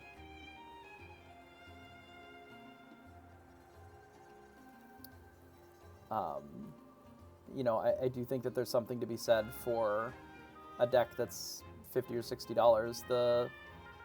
The deck that I had last season that was okay, like this one. I think this deck could be reasonably updated, though it probably would need to include Ursula, unfortunately, which makes it a lot more expensive. But like, this deck was actually very playable, and it wasn't that expensive. You know, you could play against RP and body them because you just like played 3 spellbooks and they couldn't win. You know, you closed the game out with goats and spellbooks. right? The inkable count was fine, but it was cheap, right? This is nothing. This is actual Pokemon prices as far as a deck. You know, and that's kind of what I want to be able to spread, is some options that are not incredibly expensive. Like even this felt crazy high, you know, because all of a sudden once you add in, you got a set of these, you got a set of these, set of these, set of these. Like it really does feel like Amethyst is the one color that is just dirt cheap, because none of the good cards are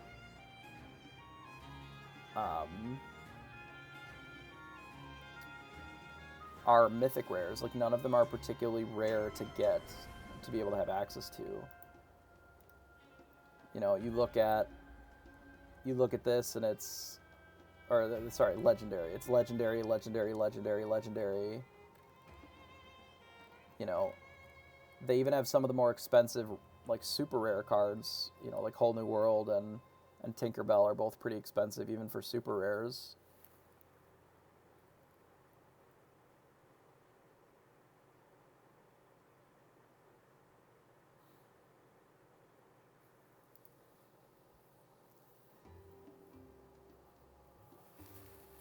Yeah. Yeah, and it's not that I really don't think that much about budget when I'm thinking about building them, but one of the reasons that I have stayed towards like Amethyst in general is even when you look at some of the expensive, you know, like green, purple, or whatever, you're still at a reasonable amount. You know, and this is including 4 Ursulas, right? Which is an expensive card, right? 4 Ursulas is not cheap. But the rest of these cards are worth nothing. They're rares. Like one of the best, you know, some of the best purple cards are all just rare. Rare, rare, rare, rare. You know, or even Rafiki's rare. A lot of the best green cards are just commons. Like Tinkerbell's one of the best green cards for sure. For sure. At least it certainly was in the last format.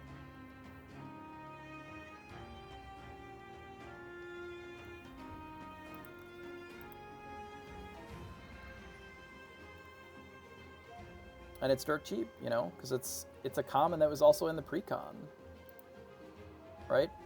The Amethyst cards are also even cheaper because they were in the pre-con, right? Like there was a fox and a rabbit, plus like a handful of these in the pre-con, which is great. I just want that all the time. I want all these cards to be nothing. Cheap, cheap, cheap, cheap.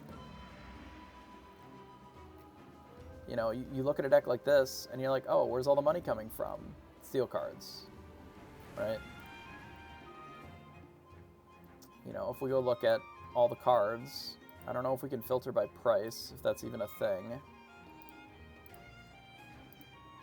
No, I don't think it's a thing in this. Maybe TCG Player.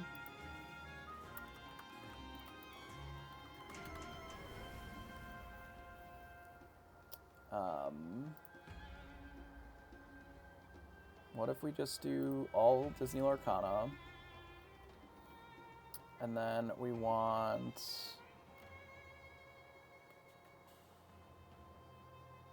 this, this, this, this, this, and this. Probably would have been easier to pick the actual types because there's less of them, but so we do this, and then we filter it by price, high to low, I guess. Of course, it's going to come up with the promos. Oh, hang on. The final round is live. All right, well, we'll go do that. We'll table this. But outside of the Enchanteds, like...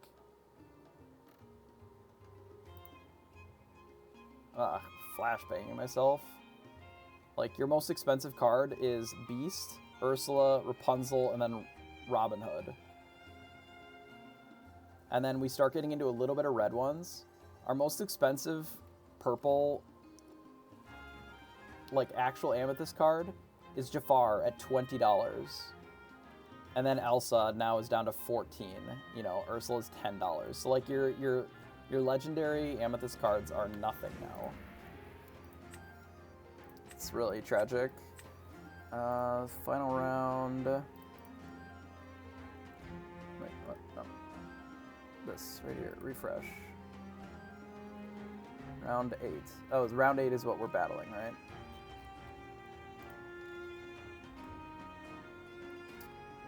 Yes. Yeah, because it's only an 8-rounder, not a 9-rounder.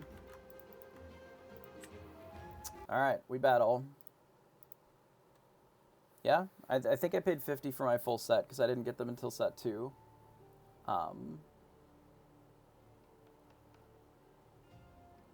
But yeah, like, the reason that I think it's easy to stick with Amethyst for me is because it's easy to recommend Amethyst decks, because they're not unreasonably priced. Which, you know, secondary market is what it is. But when the only good cards, when all of the good cards in Steel are just all legendaries all the time, it's rough. It's rough on the prices, you know? Like, it's one thing when there's a playset of a legendary that's $25, you know, it's $100 if you want this, and then the rest of the deck is another 50 or 60, right? And then a playset of Maui's to put you at 100, you know, for the remainder, get you up to $200. But it just isn't always, it doesn't feel like that with some of the Steel. Oh my god, we go last again. Ah, that's brutal. So we're 2 for 8 today on going first. We need to mulligan some of these. Let's get rid of one of these and this as well. 2 for 8. That's a good mulligan, actually, for being on the draw.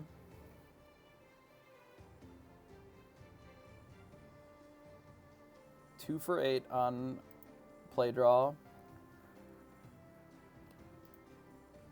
So they ink a Teeth and play a Minnie Mouse. Okay. So we're likely in the mirror. So I guess we're inking Jim. Then we're gonna play Rafiki and pass.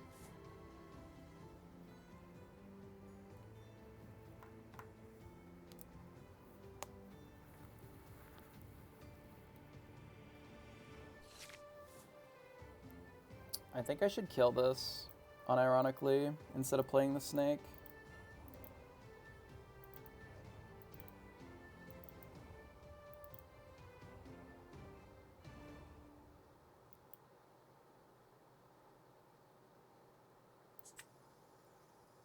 Because it stops Fox and snake lines pretty aggressively.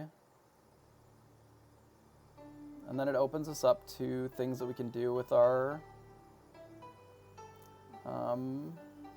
Pinocchio. Like, the Pinocchio isn't at its best in this matchup unless we're killing things favorably. And this is pretty favorable, because now they don't get that as ink, and it just did nothing. They just discarded a card. It's another Teeth. Teeth is not great in this matchup, of course. Here's a Fishhook. Yeah, we've bought quite a bit of tempo for ourselves. I don't really know if I want to get rid of another Maui. I would like to play this Fox, I think, so that we can sing the friends on the other side. I think I can afford to quest with both of these. I think I can ink the snake.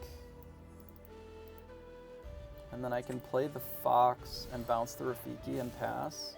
This gives us another ink that we can work with in our hand. Obviously, there's a world where we want to deal with a rabbit if they play one with the Pinocchio, so there's some value in potentially bouncing this, but I think what we need to do is actually draw cards with this, given how our hand was operating. So we'll get rid of the Rafiki here, and then we'll just play our own rabbit, and then we'll pass.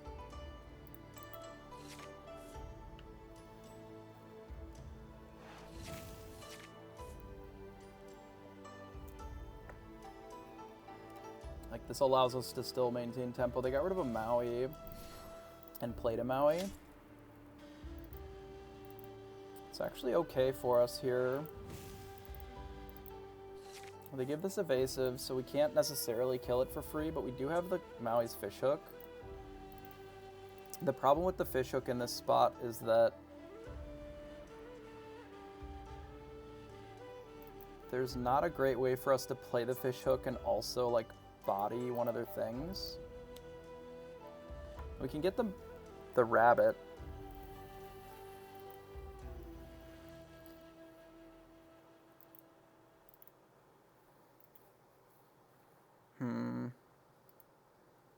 Like, I'd like to bounce this.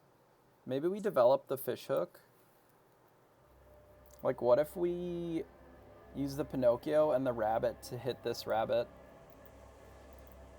And then we play the snake and the fishhook. Like, we get to kill the rabbit, we keep the fox in hand. And then we have the fishhook and the snake, and then we just don't care that much about the Maui.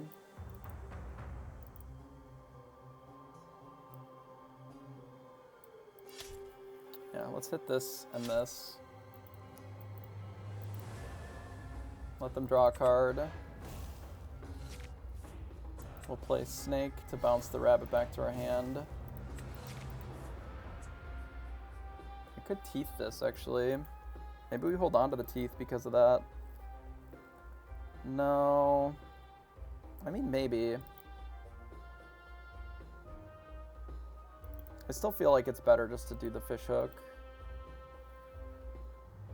And I think Maui is just more useful of a card. Like, we can just trade with this with something else. I think it's fine. Just play a fishhook here and pass. Like, this might just get cleaned up with a Be Prepared. Their best case scenario is that they can friends a little bit about it. Which, if they do, that's fine. Prince Eric is okay, sure.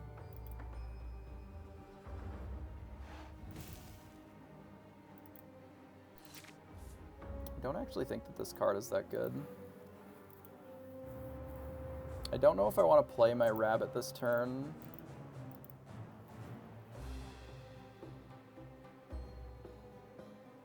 Unless I can bounce it right away. I kind of want to remove their Maui. I need to ink something. I'm going to ink a Maui.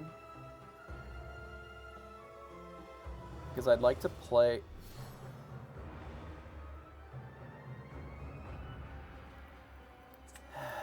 Okay, we're going to ink this Cuzco. That is a fucking disaster, by the way.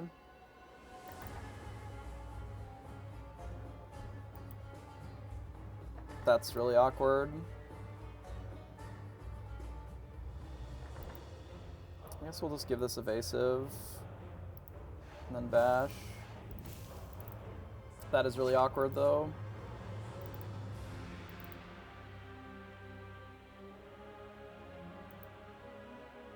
Like, really fucking awkward, bud. This was supposed to be ink, and then we have a Cuzco in play.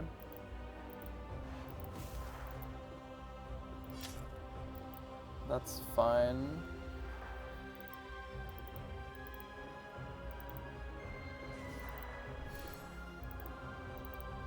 They run out of goat. I can Pinocchio this and hit that instead.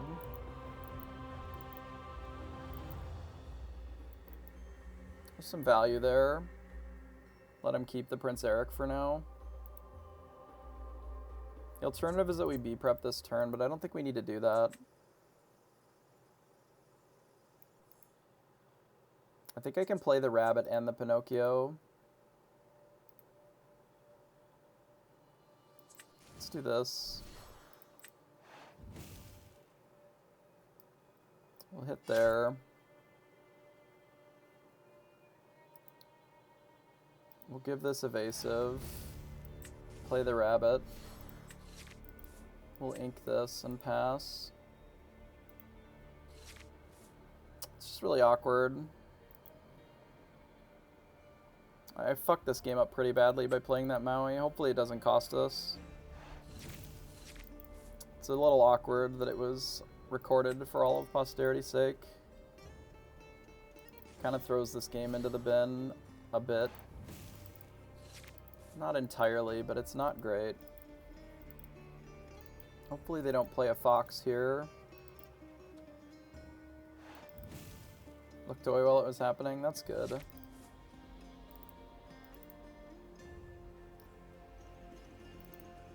That certainly helps. And we can bash this and just let them decide what they're doing with this rabbit. We'll give this evasive. And we'll hit here and see what they want to do with their Prince Eric, since we have a second rabbit.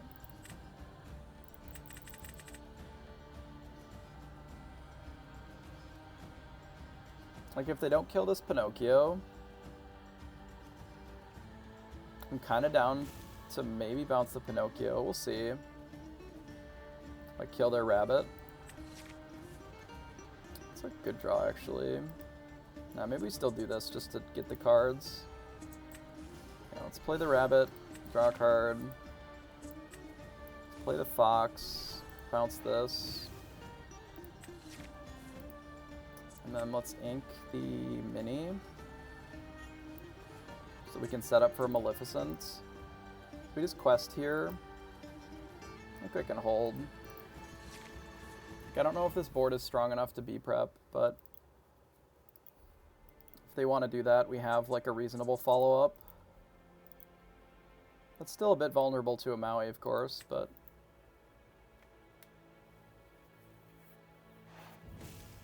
I do think that drawing cards is valuable, so they do end up B-prepping. I think it's fine. So I think we start with the rabbit.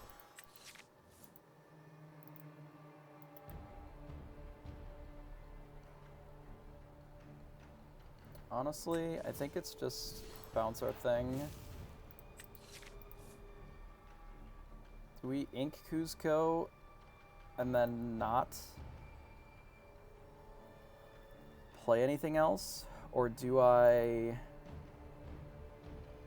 play the Cuzco? The Cuzco's okay, but I don't know what else I'm inking then. Like, I'd like to ink something. I think I can ink the Cuzco and then just give this evasive. And that's fine.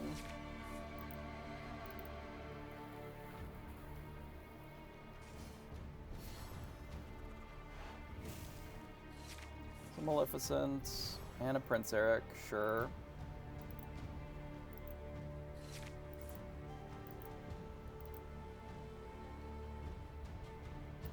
I don't want to commit too much more to the board before I prep myself, because they probably don't have another Prince Eric.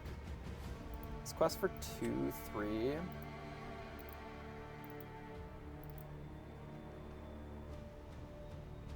Okay, let's do this. We'll rabbit. This is 3, 4, 5, 6, 7. So that's enough to kill the location on its own. Let's remove this. Maybe I just draw more cards and I'm, you know, progressing on ink and whatever. Do it this way. We get another fish hook. I think I just developed the fish hook and pass. Like, we have enough card draw that I think, because we're at 10 ink, our B-preps are going to be a lot better than theirs. Like, now I think we get to B-prep them and then be way ahead, because these locations just are not good for them. As we just get to kill this and then also blow up the board, which sets them back pretty far, because then we can also even play a rabbit or whatever if we want. We can just hit both of these into that and then B-prep.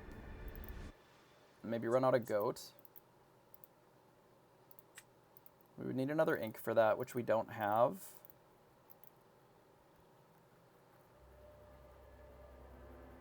Maybe we just ink the Queen's Castle. Because I assume that they're holding a Maui. We don't really need the castle right now. Like, I'd rather have the goat or the rabbits here. So let's hit this. And hit this. We blow up the board.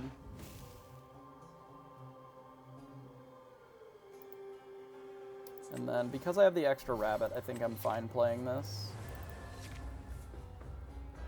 We also have the Maleficent Monstrous Dragon, so... yeah, that's not surprising. This was the reason that I was considering playing the goat instead. It's because it makes their Medusas a lot worse.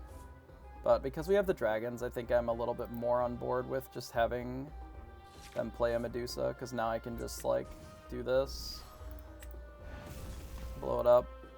And pass. We don't need to ink further from 11, not right this second. Because they're only going to be able to play one spell a turn. And if their spell is Tremaine, we just get to follow it up with a Medusa. Which I think is pretty good. So they play a Maui, that's fine.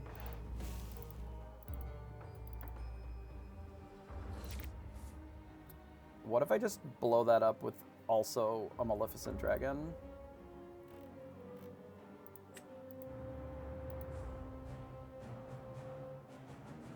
And then ink the crab.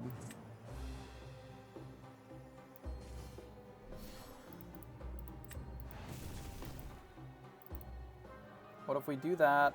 We quest here. We give that evasive. And then we just don't need the crab. And then pass. How much bounce have we used? 1, 2, 3, 4, 5. So we've used a lot of our bounce. So our opponent's not B-prepping us, which is very good. They are just bouncing and replaying this Maleficent Sorceress, which is not a huge problem.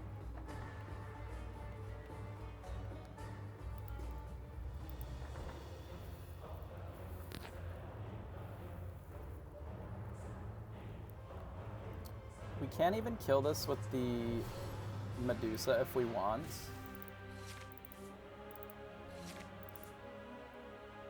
I don't know how relevant that'll be.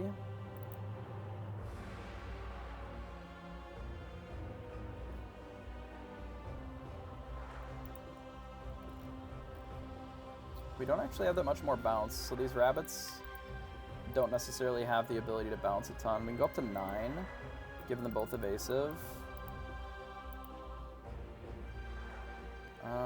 I don't hate that. We'll do this, we'll do this. We'll go up to 9. We'll do evasive, evasive. And then maybe we just run out a goat. Like, we don't need to run out 2, but 1 is fine.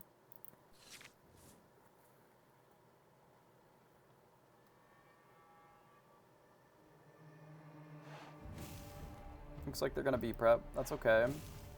We knew that that was inevitable.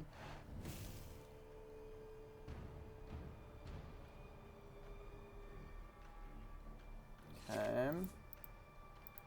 So now we can play a rabbit. And we'll play a goat. And I think just do this and pass. Give them some evasive here.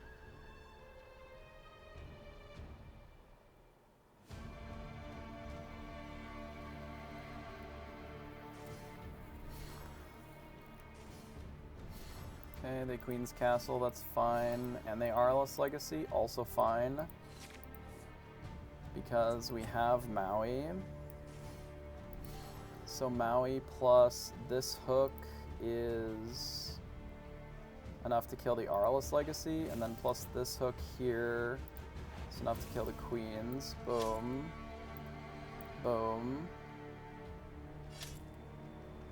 Alright, and then we quest here.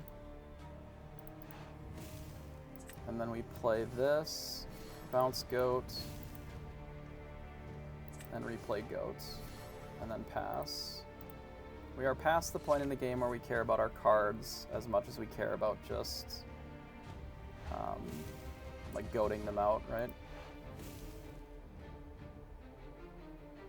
Because their best case scenario is that they B-prep here and then go to 16.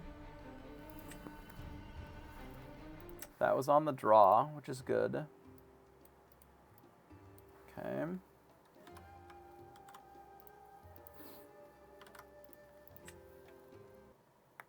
I don't think it's necessary. It's the same problem that I have with like Yzma, where I want my cards to be on the board. I want them to be on the table because that is where they do the things that I care about, is like gain lore and interact with my opponent. When I'm scooping them up and doing shit with them, it doesn't really feel like that puts me in a great position, I guess. So they get rid of teeth. We don't have a particularly fast draw. We have a lot of rabbits.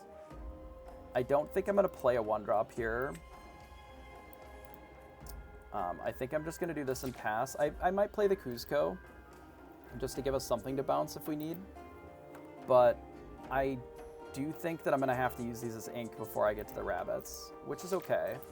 I mean, this hand is not particularly fast, but our opponent's draw is also not particularly fast, right? That's this mirror sometimes. It's not like lightning fast anymore. So playing like 1 into 2 into this just doesn't make sense when I can just get to rabbits and do rabbit stuff for a while. We'll posture for a long game.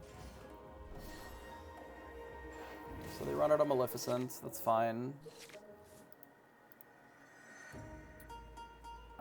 I guess we'll do this on the Rafiki. I actually think we probably put this back in our hand and then use it as ink. And just develop a 4-3. Let's do this. Because we're probably going to ink this so we can start playing rabbits. Yeah, my problem with Chernobog's followers is that, let's imagine that I gain 1 lore off of it and then I immediately get rid of it. Like, that's way too aggressive for playing a control deck, right? It's okay if you're playing something that feels more like an aggro deck, but realistically, we're basically playing control decks with these, and or mid-range even, and doing a card like that feels very super aggressive instead to me. We can hit this, but that doesn't really help us. We can sing Friends on the other side here, but then if they Maui, it's not great. I think I just pass. Like, we'll just have a slow game and it's fine. They're Eric gamers, so I have another rabbit. I would like to blow one of these up with a Medusa, ideally. Well, they're looking to quest. I don't know about that. I mean, they can do what they want, but we're gonna hit here for sure.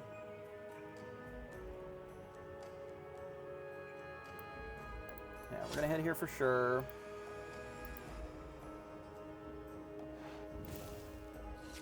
I think we use this to draw 2 cards.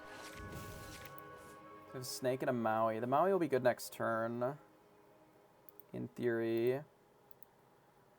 So I think we just do this on the rabbit. We draw, we hit here. And then I think I Teeth and Ambitions so that we can play the snake to bounce one of these back and then pass. We want things that can interact favorably with locations. Like we have the Maui plus the snake, which is good. The snake, the rabbit, that makes sense. It's a good line. If they do just ink and replay rabbit, I'll probably Medusa the rabbit. That's a different rabbit. So they have another rabbit in hand. So that is 3. It's a lot of the rabbits for sure. I mean, we have a lot of them in our hand as well. I'm okay with that, weirdly. So we found a fish hook. I think I can get rid of the goat.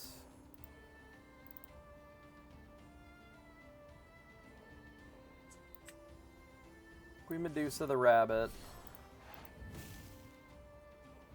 And then just pass. Let them draw their card.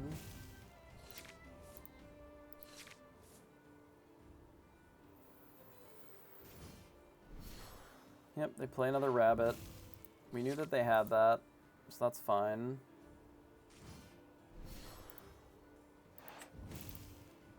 But we have to run them out of rabbits eventually.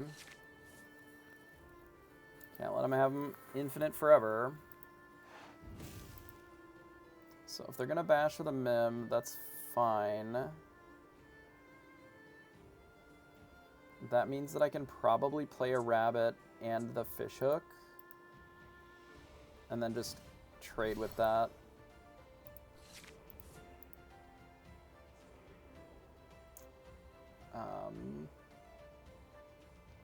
But it would keep our thing alive, like if we Medusa this way.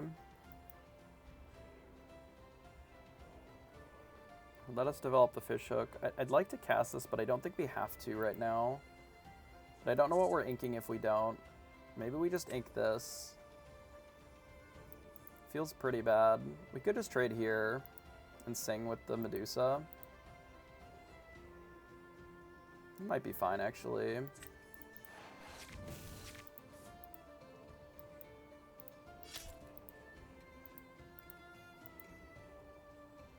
Just do that, and then we'll play this. Draw.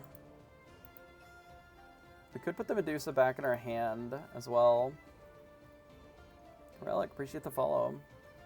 Like, I don't think that we need this Queen's Castle. Like, we could unironically put the Medusa back into our hand instead of developing the fish hook, and I think that would be acceptable as well. Like this. And then just say go. It just gives us another good answer to something post B-Prep.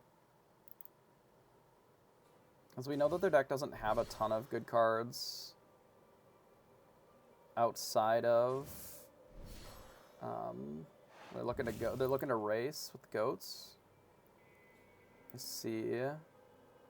Could be a matchup decision for sure. Just opting to try and race.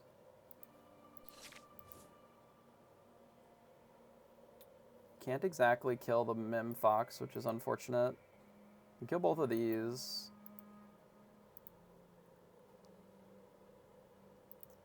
We may have to start putting some pressure on ourselves then. We don't need double fish hook. The one is fine.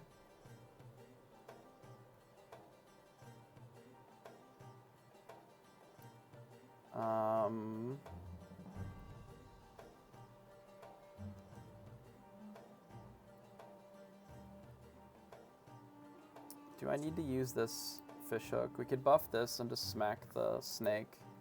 And then we get to keep our snake. Develop this, and then we get to bounce the snake, I guess. Is that even really that good? Not necessarily. I'm gonna play a fish hook for sure. I'd like to get that into play. And then I guess, yeah, we'll buff here, and then just bash it.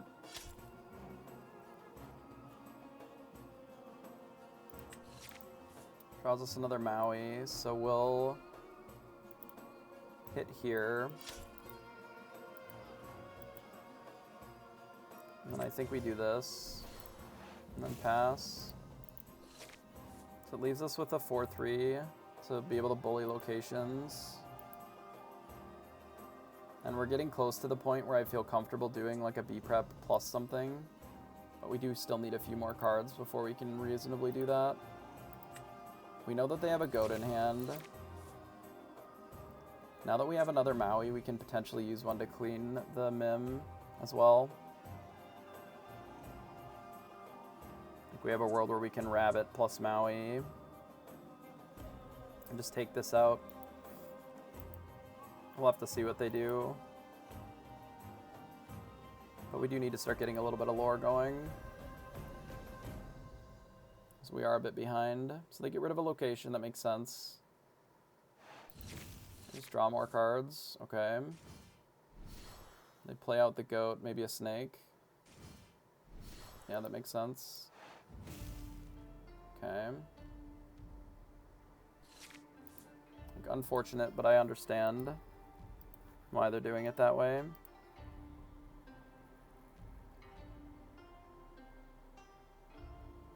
You can't kill both of these with just Maui.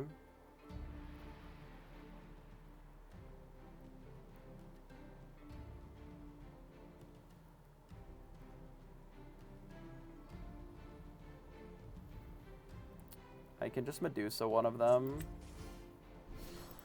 and then kill the other one.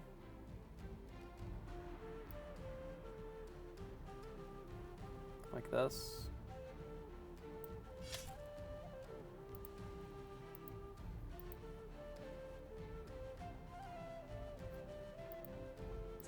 And here.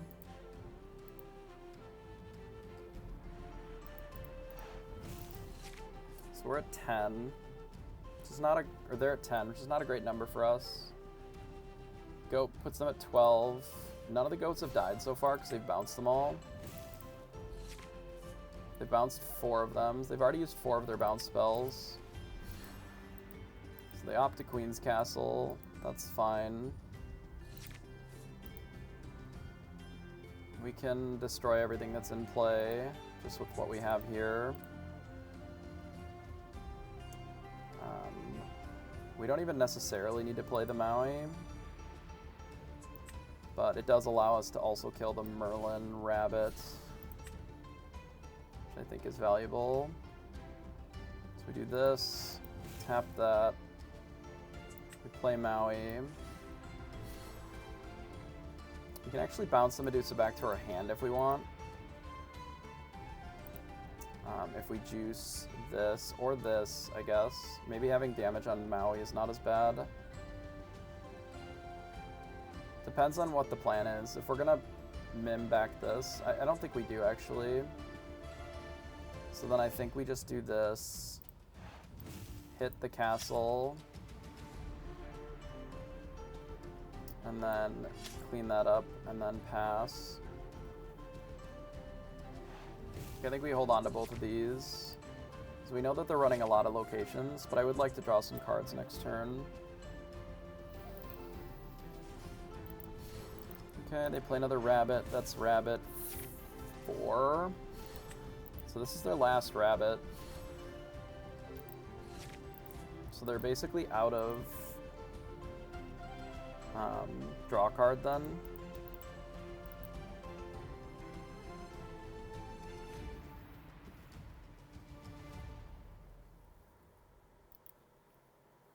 I could replay the Medusa to get rid of the Merlin Rabbit, and then it would just be gone forever. How are we ever winning this game is a good question.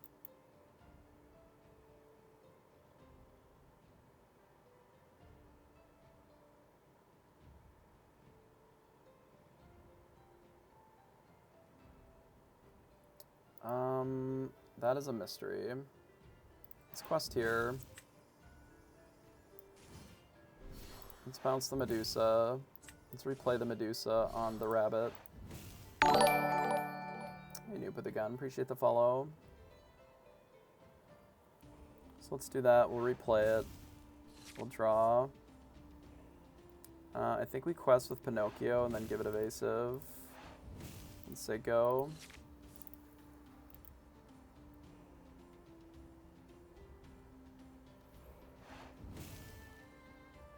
So they may draw a card here. So they are 10 cards up on us, which is an absurd number. They decide to B-prep, which makes sense. Then they just run out of Pinocchio, which I think is reasonable. I'd like to draw another Medusa.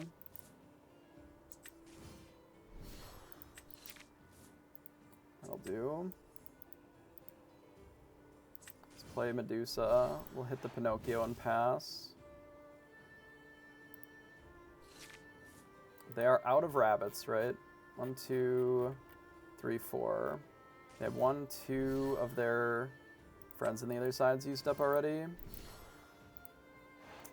1, 2, 3, 4. So that's 5 of their bounces now. They do have enough to actually straight kill us.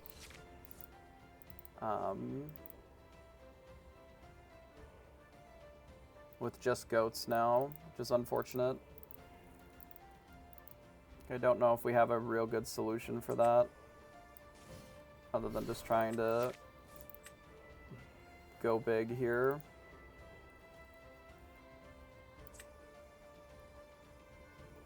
That walks right into B prep, though,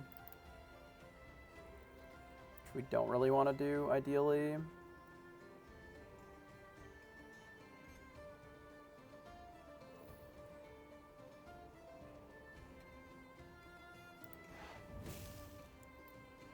I don't want to overcommit into B prep either, because that's not helpful. Maybe I just play the crab. Nah, then if they B prep, it's really not that good for us. I mean, it's not that good for us either way. I probably should just ink the crab. I think we're losing to goats this game, though. That has got to be all of your card draw. Holy shit. So they go to 14 and they B prep, so we draw 2. So we have all of our Maleficent Dragons, which are pretty solid for us.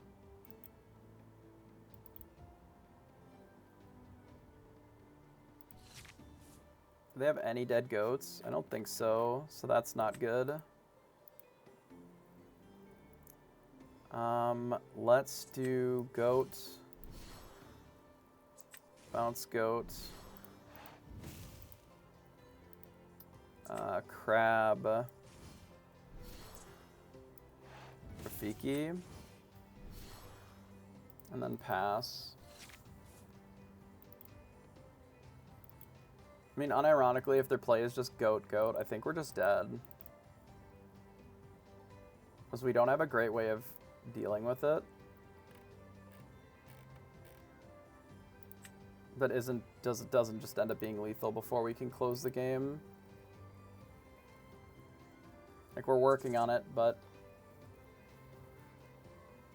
if they play things that are not goat that we can just kill with Maleficent, I think we might have a shot.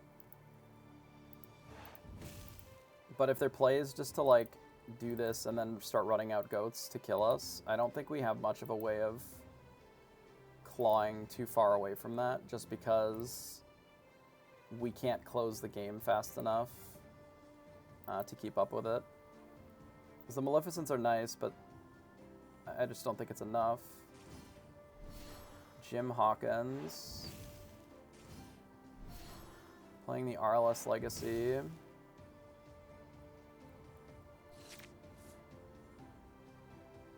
Three, 6, 8. So I can kill all but one thing.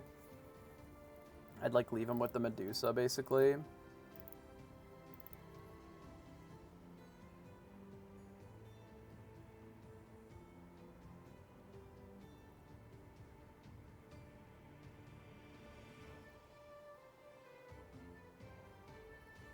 Do I have to B-prep this? I could B-prep it and then they leave them with nothing.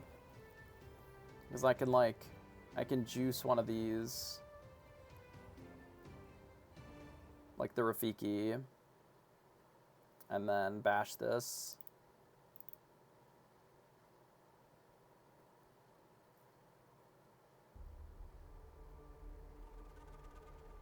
I think I still get rid of this Queen's Castle, unfortunately. Maybe I don't have to ink it. I do think that I have to do it this way. Oh god, I fucked it. Oh my god. It needed to be the other one.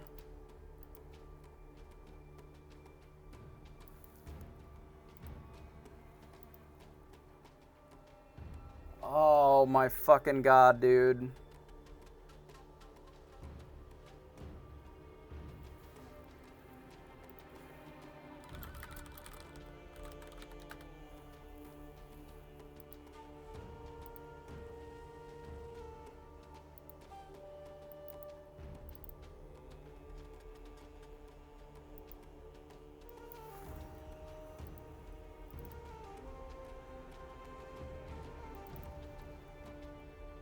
Wow. Fuck me, dude.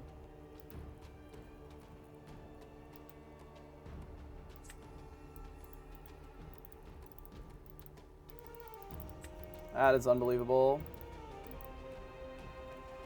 1, 2, 3. I can B-prep, they go to 16, and then Goat kills us. Wow, that is fucking unreal. Stupid fucking idiot.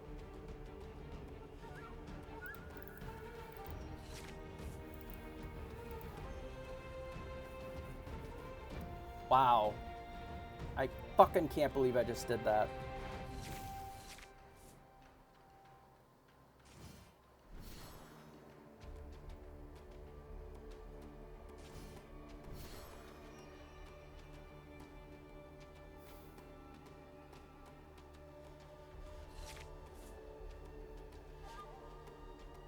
God, that's fucking infuriating.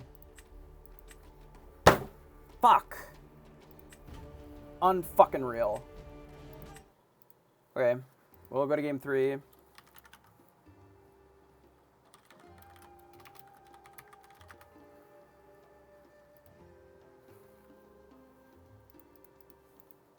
I can't fucking believe I just did that.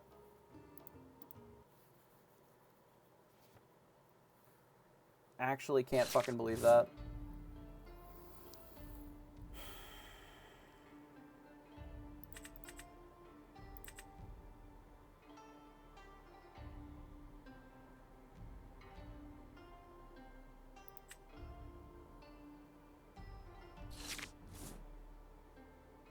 Actually just fucking pissed.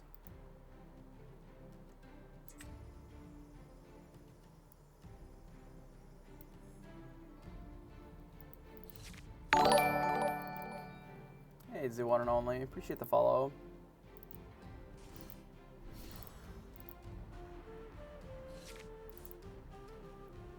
Swank this and play Cusco. Fuck, dude, I'm livid. Actually livid.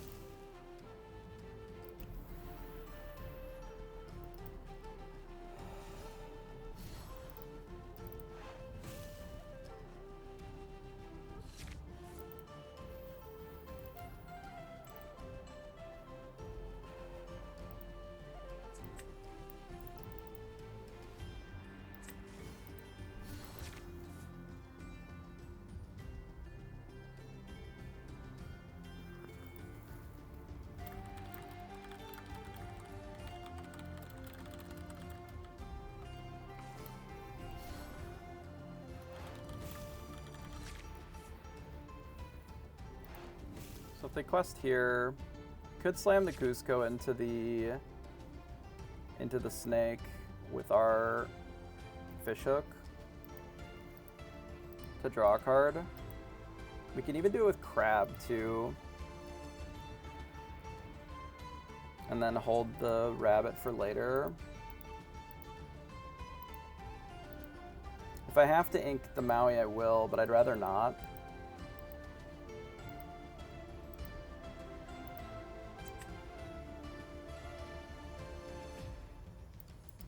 So it'd give us another 3/3, which is pretty reasonable. Yeah, I think we'll do this.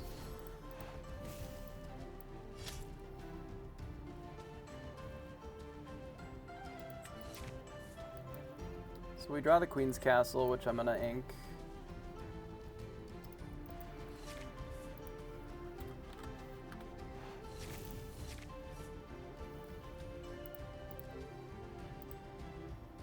does leave us the option of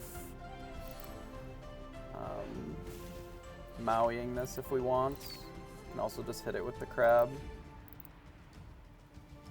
I think the play is to play the rabbit here. I think I ink the goat. I hate how few cards we have. The friends on the other side were a bit behind. Yeah, I think I have to bash there and pass. I'm on board probably to Medusa the rabbit next turn if it's still in play, but if I draw something that bounces, I'd rather do that, ideally. So they opt just to draw. It's fair. I still can't fucking believe that I did that. Holy shit. Actually reeling about it. So they play Jim plus a location. So we don't need the teeth. Like, we're just gonna Maui it. We're gonna do it right this time.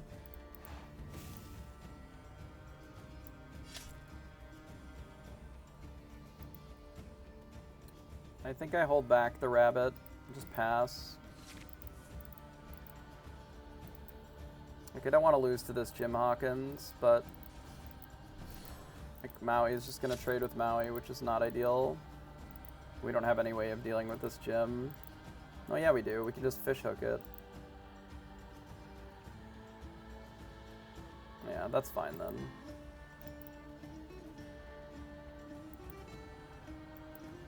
We need a quest for 2, which is not awesome, but we'll get to draw a card.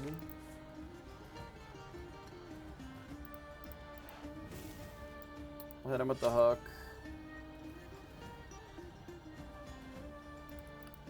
Draw a card. We have a Jim of our own. Do I just play Jim?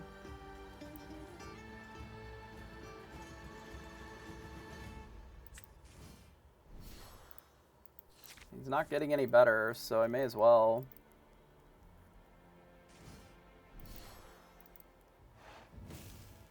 Hopefully no snake or fox, but it's pretty likely.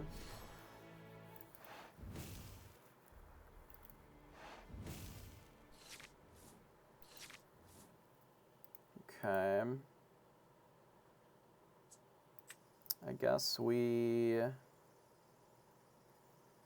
don't want this Rafiki because we want to use the Maleficent. Let's do this and pass.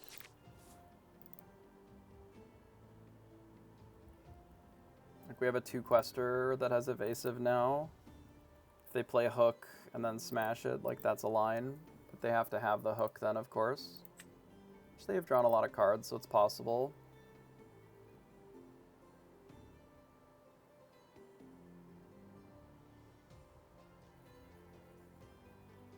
It's gonna be hard to shake that. Misclick. I'm doing my best. It's been a long day though.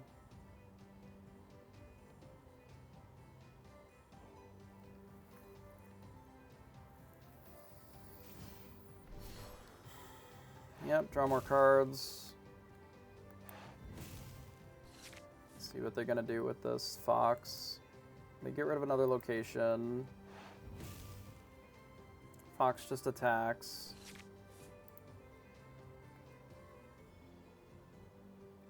I think, interestingly, I hold the Maleficent.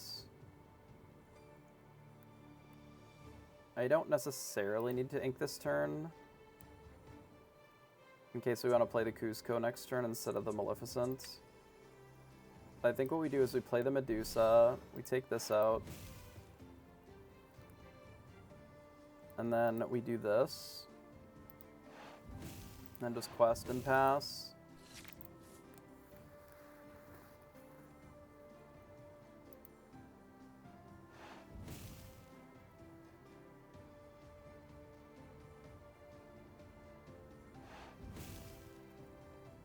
Okay, so they B prep.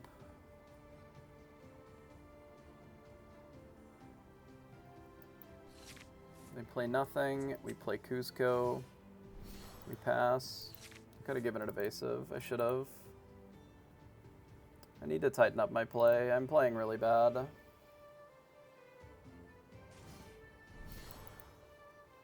I hope that they don't punish me here, but if they do, it would be understandable. Well, we don't have a great answer to the RLS Legacy. That will work, I guess. And then we can also get rid of this. No, because we have to juice this thing. We could juice the Cusco too, but we have to leave the rabbit in play, which is fine. So we do the Cusco. Play the Mim. Bounce the Cusco. Do the actual proper buff this time. I guess we just replay the Cusco then. And pass. Gandalf, appreciate the follow. Alright, so they play a Maleficent.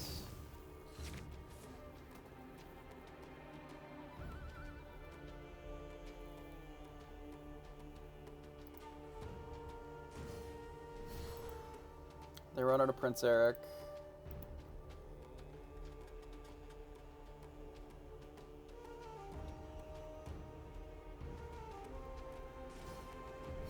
And then they play their own Fishhook. Okay.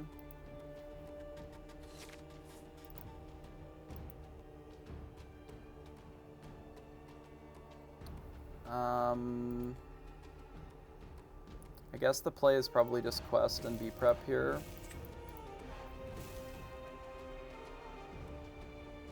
And then pass. You can hold on to this in case they play a location.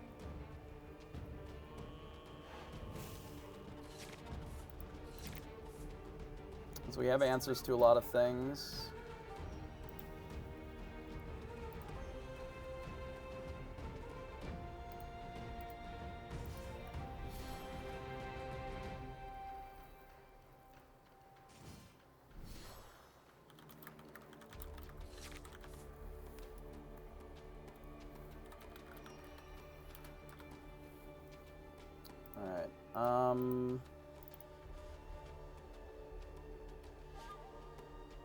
This is a bit annoying. We can do like a Pinocchio line to deal with it. I think I'd rather just play the Maleficent, but I don't know what I ink here then. Like, I guess it would just be the snake, which feels kind of bad. We could do this for 9. Commits a lot more things and doesn't protect us from locations. I think I just get rid of this, unfortunately. And then we'll play this on the gym. And then pass.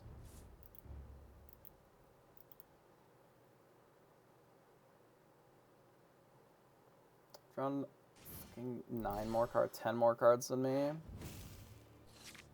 We have done well at answering it, but it is still 10 more cards. So we're going to Maui our thing.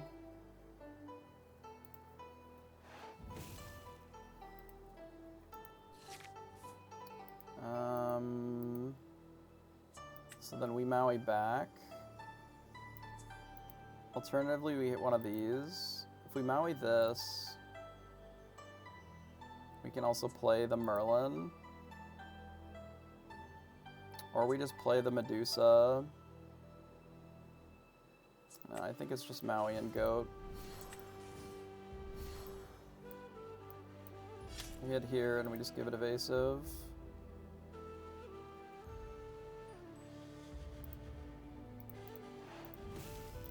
And then pass.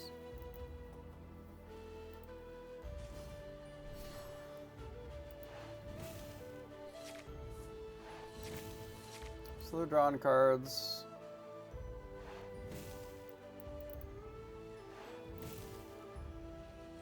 But I think it's gonna end up being a draw. I just don't think we have time to complete this one. There's some long slogs.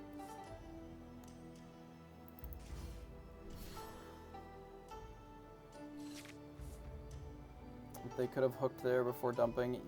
Yeah. Our own Maui made it not matter.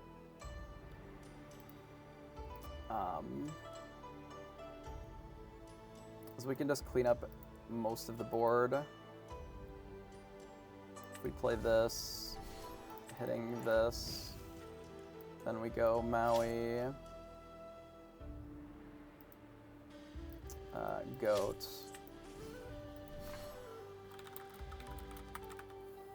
And then we remove the follower. And then that's all we got.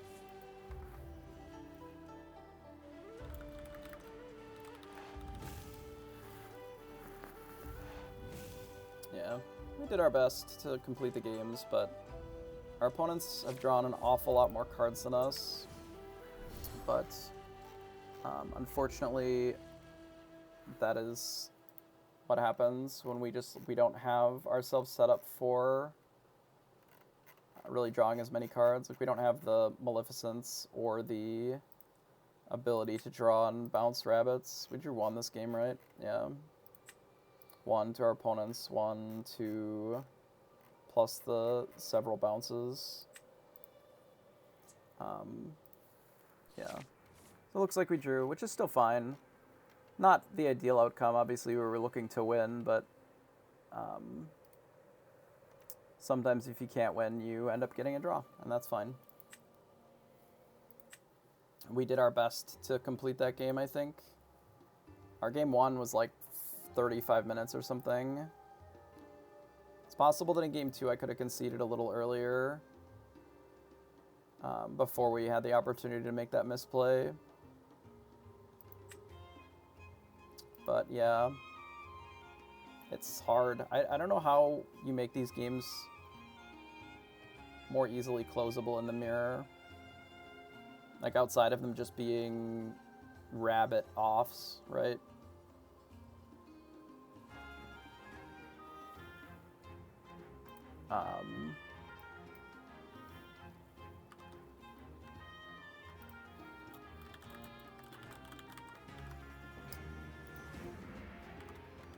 Because you like end up having, I mean, the mirror was always draw as many cards as you can, right?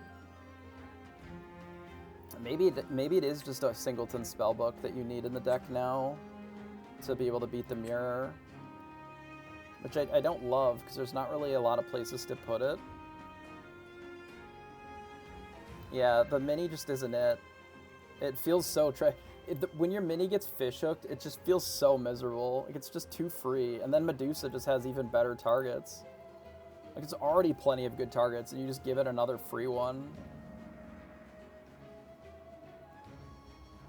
Like, we have room for inkables, but we don't have a ton of room for uninkables. But maybe the play is like going up to 16 and having a singleton spellbook, just like, so that when you're in these really long, dirtily slogs, like, you go to more of a spellbook heavy control list. You have a lot more board control cards, like your Rafikis and your Pinocchios, and this kind of nonsense. And then I don't think you can take out a Pinocchio. What did you end up fighting today? Because against the green-purple deck, this is the best card in our deck, in combination with any of our 3 toughness or our 3 power things to deal with Ursula. Like, we had to blast an Ursula on curve, on the draw, right? On the play, it's not as big of a deal because you have other options, but on the draw, like, Ursula's just such a dumb card that you kind of have to deal with it.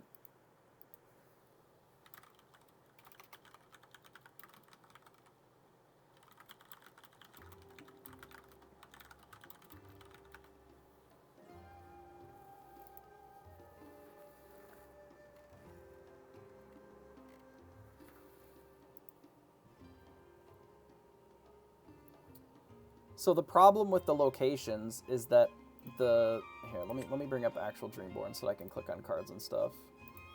So, Jesus, fucking flashbang. All right. So the problem with the locations is that this card dies to Fishhook, right? Plus Maui.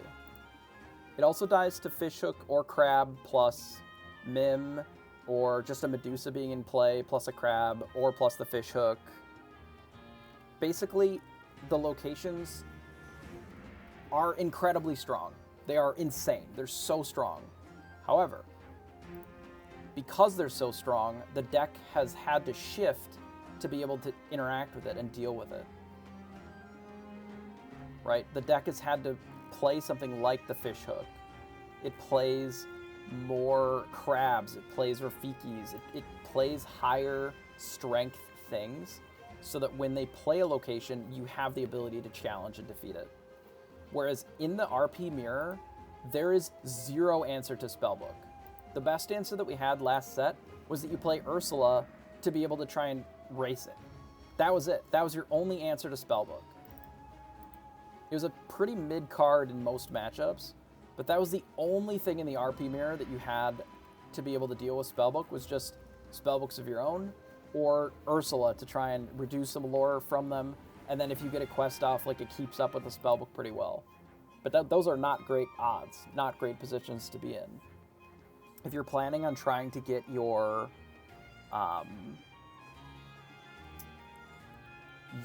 value from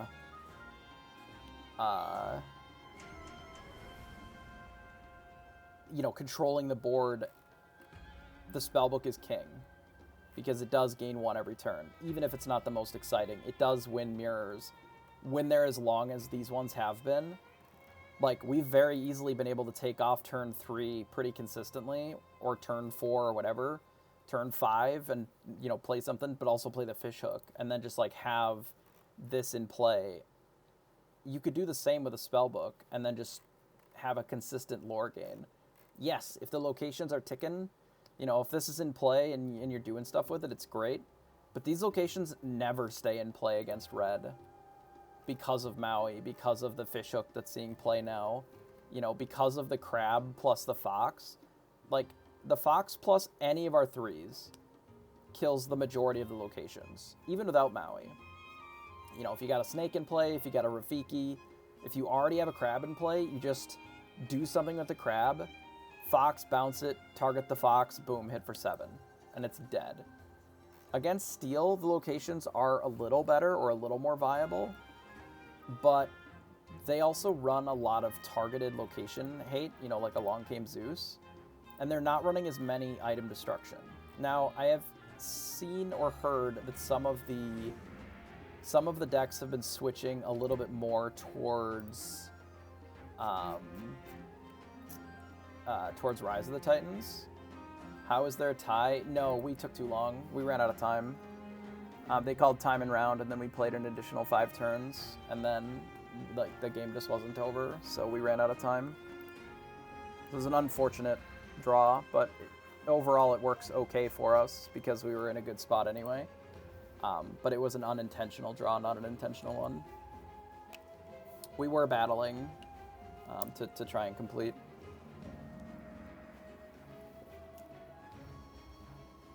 The games are just fucking slow. And so is my brain, sometimes.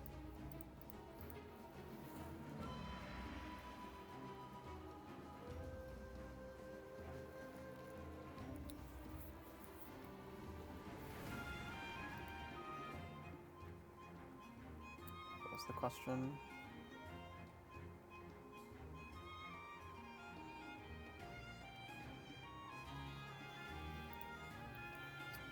Is top 8 tonight or tomorrow? I believe it's tomorrow.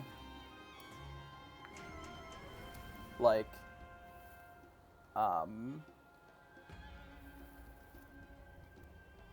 yeah, we had more locations. That is cool.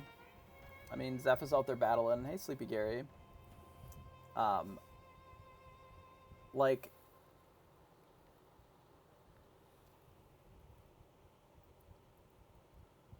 I think if a card like this starts seeing a lot more play, then the Spellbook is even worse. But if you're in a position where the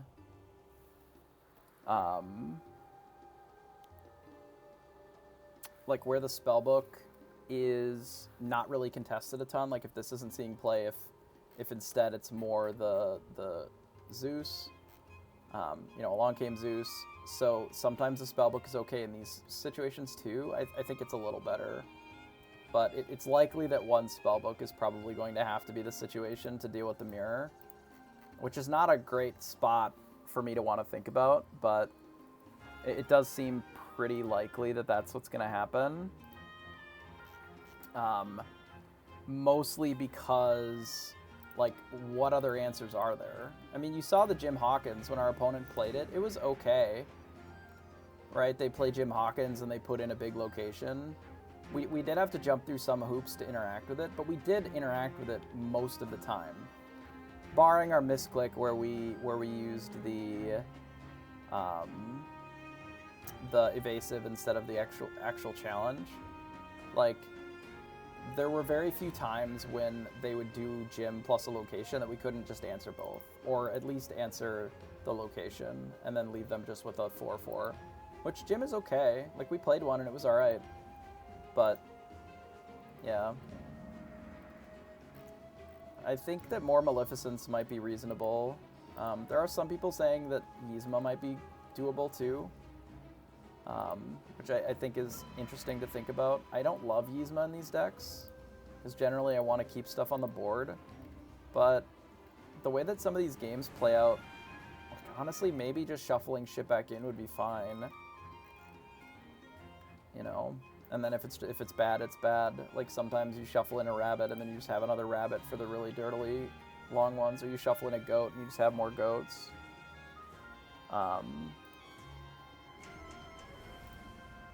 Like, yeah.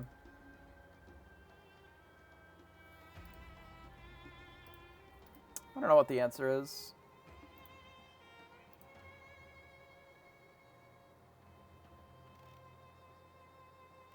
It's pretty tricky.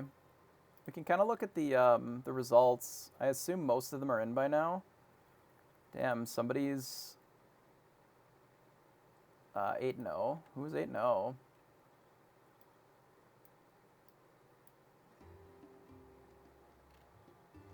I don't even know how to Google it. It is so useless. People's full, like, regular names are absolutely useless on this program. Whatever, it doesn't matter. DeCandio's 7-1. Lux Ferrante 7-1. Aaron Rubin. I mean, it's a lot of kind of the same names that you would expect to be doing well in these, which is cool. It looks like there's a bunch of no. It looks like they lost. Moyen's Jan Moy, right? They lost to whatever Frank Zheng is playing, which I don't know. That could be Zepha. I'm not sure. That is Zepha, so Zepha's undefeated then. That's cool. Are they playing a Jafar list of some sort? I would assume so, if he boomed him on turn 5. I feel like this list is pretty favored into Jafar. Maybe I'm wrong. But with this many Pinocchios and the Medusas, like, you don't struggle as much against Jafar specifically, like, as a card. But maybe you just can't close fast enough, and then eventually they just play Jafar and then boom you. Hard to say. I just haven't played enough, and I know that Zepha has, so... yeah, I believe it. Like, if you shift a Robin, and then you shift the Jafar, you can get him. I might have to check out some of their games later for what they did. Because that's interesting, you know. Yeah, it's cool. We got the top 16. We'll battle some more tomorrow. Maybe a little bit more refreshed. We'll get some sleep tonight, and then we'll see. God damn. We'll see the. If we can get some games on the play to start, that would be neat. Out of 8 rounds today, 2 of them we went first in the first game. Which is pretty rough, honestly, numbers-wise. Round 6. I might check it out. May go back and watch a couple of his games just to see. It's always interesting. But yeah, so we were twice on the play and 6 times on the draw. So the shuffler is clearly rigged. It is also impossible to win these games on the draw, which is why we're 6-1-1. Some of these RP control matchups are very slow. We would be 5-1-2 if No I'm Not didn't be a real G and concede there, because our game was also just incredibly long. Like, game 1 was long, game 2 was long, and then, the problem is you don't necessarily know the game is lost super early on in these mirrors, because even when in game 1 he was up like 9 cards or something, that was the majority of the rabbits and the majority of the bounces used up already. And then when I found mine, I eventually was able to catch up in cards, and then I got carried by the Maleficent Dragons to close or whatever. So you just don't know in those games, like, even the ones that feel really insurmountable. B-Prep is a hell of a card. Some of the 2-for-1s that the deck can have are very powerful and can absolutely swing the tide of the battle, especially if the locations aren't great. The fishhook can functionally be half a card every time that you get to use it. So if there's a bunch of opportunities, like, that can be pretty brutal, right? And the last 5 or 10 cards can matter, like, it's messed up, It would be so easy if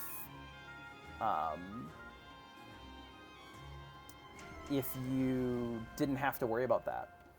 If you're way behind on cards and you're like, oh, I guess I'm dead, right? Against aggro, that's usually pretty known. That's why you don't go to time in those a lot, because even though your deck is a little bit slower, their deck can close or not, right? If you get to the point of controlling the board, hey, Zepha, appreciate that.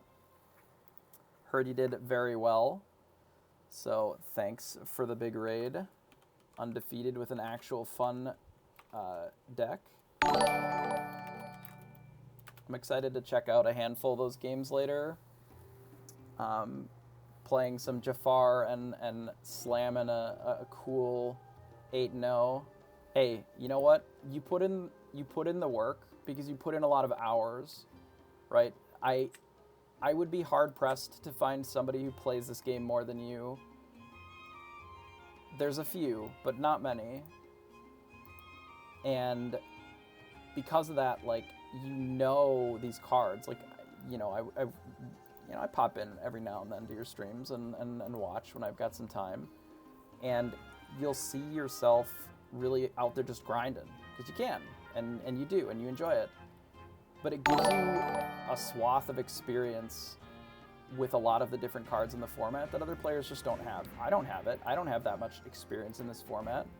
I'm playing the deck that I'm the most familiar with because I've played a lot of this style of deck, both in this game and other games. So adjusting to the metagame where you only have to adjust a few pieces isn't miserable, right? But you're playing what is essentially a new strategy that, we'll hopefully be able to attack if we battle you tomorrow. But I just, I'm excited that you are doing well with that, because I think it's sweet, I gotta go post my thing. Whatever they need what? Table 2, 8th.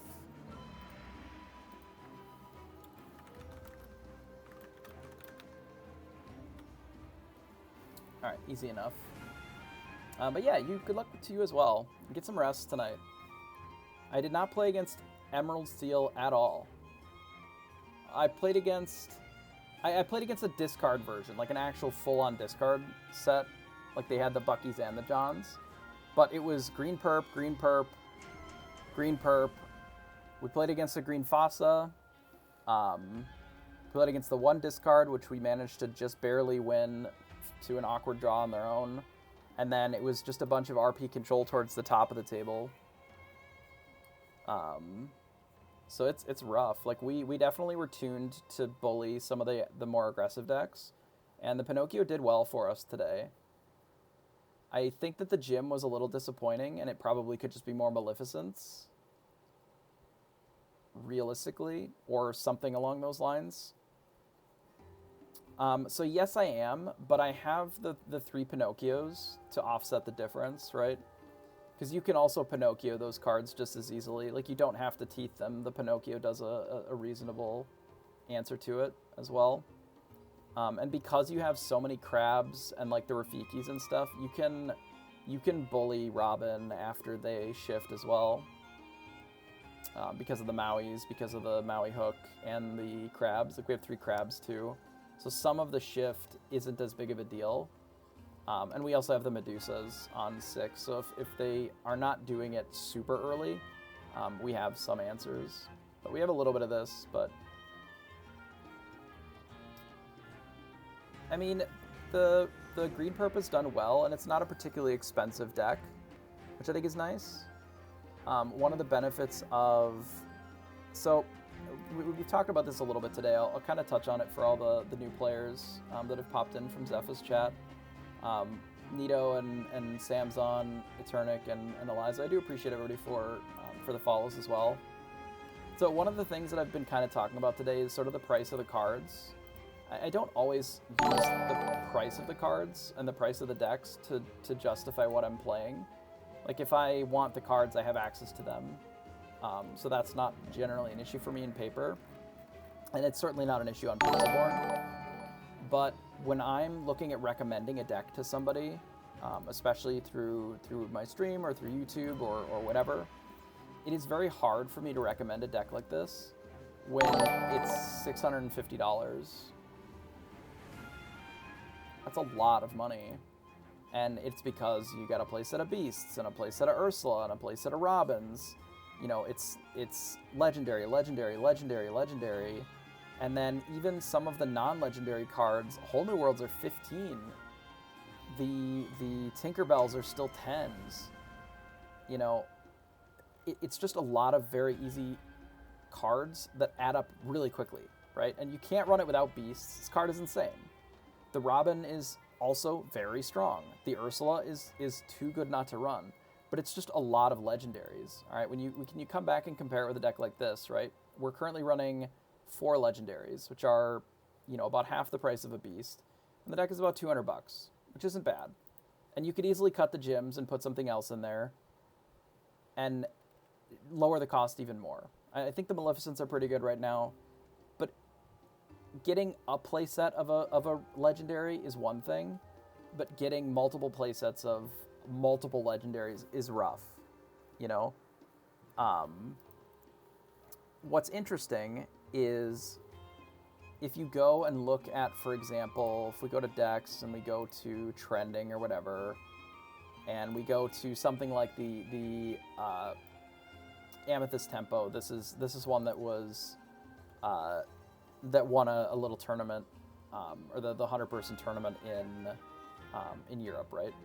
So this one is only 230, because if you look at it, the only card that is actually worth a damn is Ursula.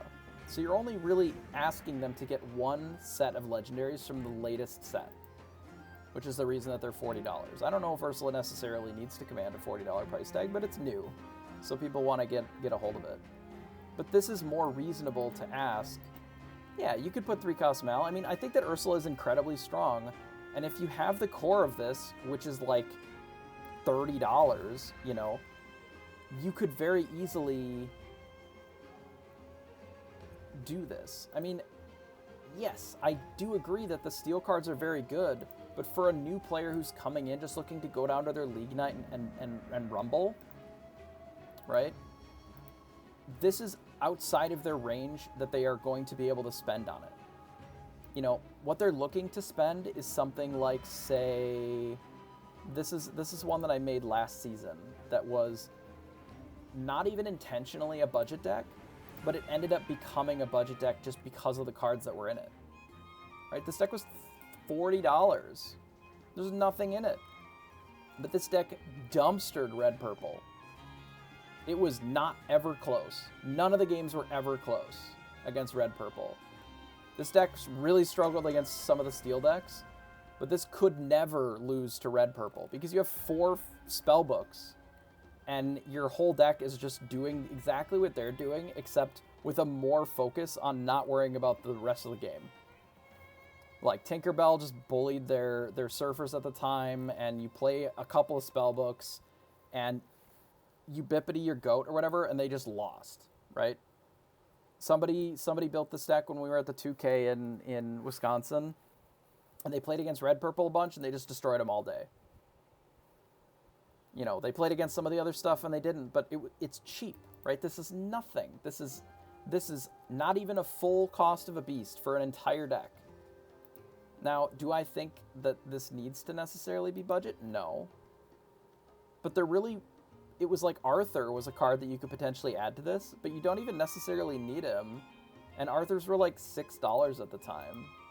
You know, and that was the only card because they asked, if somebody asked me if this deck was not budget, what would you add? And I'm like, there's not much to it that you could even really add. And if you look at a deck like this, it's not that far off from what we're looking at here as far as cost if you cut out the Ursulas, right? Because the Ursulas are, what, $160 of this? So it's a little bit more expensive, and most of that is actually in the Queen's Castles, and this is just an availability. This will come down later as well. This is just new, so people want to get their hands on it. But this will probably come down to like $4 at some point.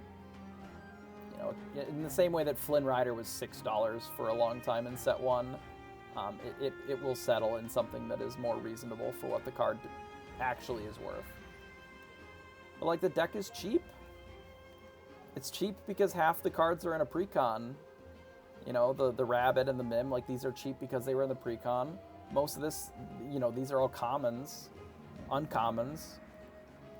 And the deck can thrive with just those cards. You know, I do think it's reasonable to switch these out with Mal's and just go jam down at your locals. I think that'd be fine. You know? Just to flip them not realizing they were in the starter deck. I mean, it'd be like that, right? Like, I think that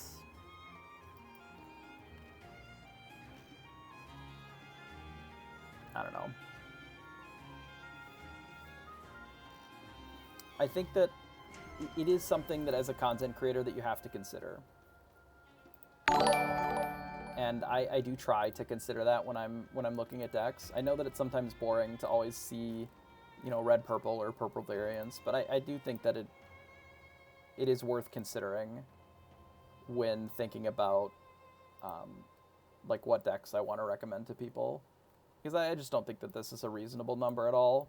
Even though these can slot into a lot of different strategies, and the cost of the decks don't change too dramatically as long as you already have all the steel cards, it is hard to start from 0 to go to this versus something like this, right? Especially when you can very easily cut out $50 worth of gems and it'd be fine.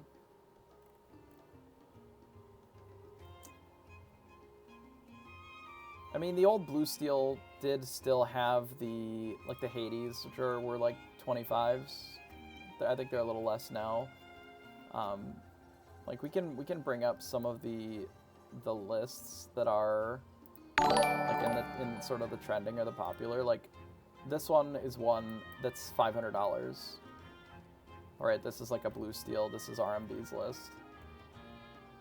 You know, it's because it has beasts. It's because it has the Robins, and then like the Hades, like the Grammatals are 10s or whatever, so they're not unreasonable. Yeah. So if Moyen was, I haven't seen what any of the lists are. I'll bring it up here.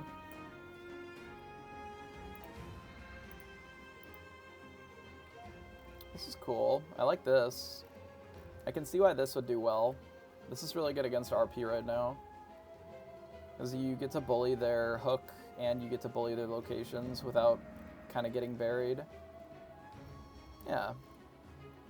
Like, this isn't too bad. I mean, it's a little bit more expensive, but again, it is just the beasts, right? You don't need a lot of the other pieces, and a lot of the value is in sort of the set one sort of staples like the Tinker and the Whole New World outside of that. So I think this is pretty reasonable. Yeah, the McDuck Manor. I think it's cool. I do think that the McDuck Manor is good when it's good.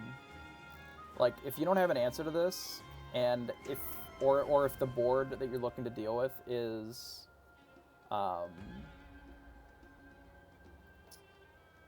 like be preppable, and then you play some of these, right? This helps you in a situation where your opponent has to be prep the rest of your stuff, right?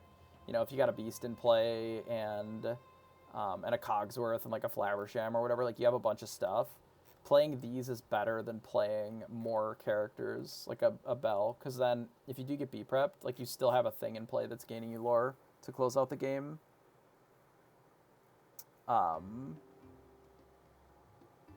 Which I think is interesting, right? Something to think about. This is a cool deck though. Like, I really like Mistress Me. I think it's a very powerful card. It's certainly better than Prince Eric, right? Because it's just always a 3/3. Yeah, I can see how this deck would be good. I mean, it is at the end of the day just a blue-steel Whole New World deck. So, like, if for some reason the Whole New Worlds don't work out, it can struggle. That's just the nature of blue-steel, you know? If you don't hit these, if you don't hit the Fishbone Quill on 3, there are some pain points with a deck like this that the blue-steel always had, you know, and it probably always will. But there's no Hades here. There's not a ton of removal, realistically. Like, it's leveraging a lot of its removal spots for these, assuming that the opponents are playing locations and items. Which is another reason to sort of be getting away from Jim. But, like, a card like this also helps potentially protect your own location, right? It's the way that Red has been dealing with locations is with Maui's Hook, and if you just remove that, that helps too. Though this deck does still get boomed pretty bad by Maui. That's not really going to change much. This deck always gets boomed by Maui. But I can definitely see why they were doing well today. Especially because a lot of the RP lists were pretty location heavy to start. You know, 6 locations, sometimes even 10 if they're a little bit crazier with Jim. And if they don't have a lot of ways of, like, tapping your guys to fight them, these end up slowing the game down a lot very easily.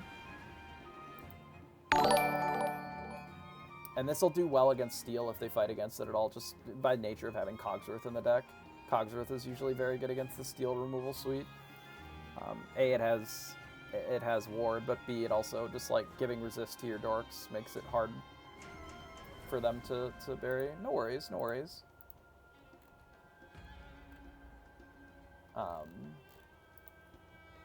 Well, I should probably upload this to... I will be putting this on YouTube as well.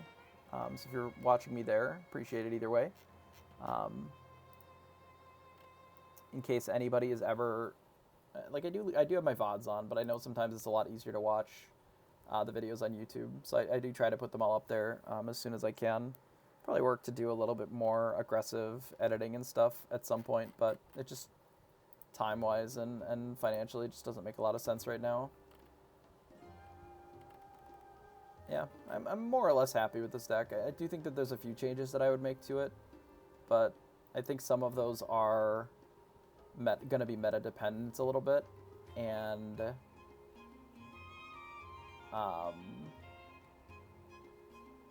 the core of the deck, I think, is pretty good, and I'm pretty happy with it. Like, these numbers, I think, are good. You know, I really quite liked the 4 Medusas today. But if Medusa ends up not being... Like, it could be that there's a split of Tremaines and Medusas. Could be getting good. Do I think that the Pride Lens Stitch combo is good? I think it's okay. I think the problem with a combo like that is you have it's kind of like a Rube Goldberg machine, right? You have a lot of pieces that need to be functioning for it to really do anything. I would not take this exact list. If I could make some changes, I'd probably shave the gyms, because they were more or less unnecessary. And I would probably cut down on the Cuscos a little bit. I might consider adding another Maleficent. I would likely add a Spellbook, and maybe go up to 16 Uninkables, even though I don't love that. I'd have to think about that. It could be shaving a Pinocchio for another Uninkable, or for the Spellbook. But if we do that, then we kind of have to add the extra teeth, so it's tricky. But I would like another Maleficent Dragon, because I think it very much overperformed in the mirrors today. And then I'd like a little bit more 1-drops over the 2-drops. It could even just be taking a Cusco and turning it into another mini, or a Felicia, just as another way of ensuring that we're doing stuff with our turn 2 plays. But otherwise, yeah, pretty much. I mean, this was more or less a major event. 8 hours or eight rounds is a lot of rounds for a lot of these types of games. So, but yeah, I don't know. I think it's a good deck. I think it doesn't add a lot of cost. I think if we even cut the gyms, like from set 1 to set 2, you're picking up $2 worth of Rafikis and $20 worth of Queen's Castles and a nickel's worth of fish hooks, and you're pretty well set. It's a baby GP, yeah. I mean, I guess you have the Medusas too, so another 5 spot. But that's, less than $10, and you can update your list to something that's palatable in the next set. I think that's respectable, especially if you're not out there grinding all the time. Oh, the Fishhook was awesome today. This card is massively an overperformer. This card bullies the shit out of locations. And it makes it so that Surfer just, doesn't exist anymore. I would probably just play some Maleficent Dragon. Yzma is an option. I hear you, baby boy. I'll come play with you in a minute. It could be that it could just be some Yzmas. I see some people trying to put in.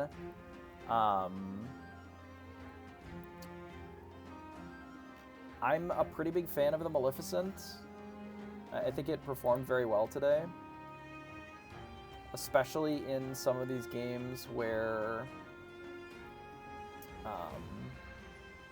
it was like a really dirtily RP mirror. Mostly because there's just not a lot of removal that directly deals with Maleficent.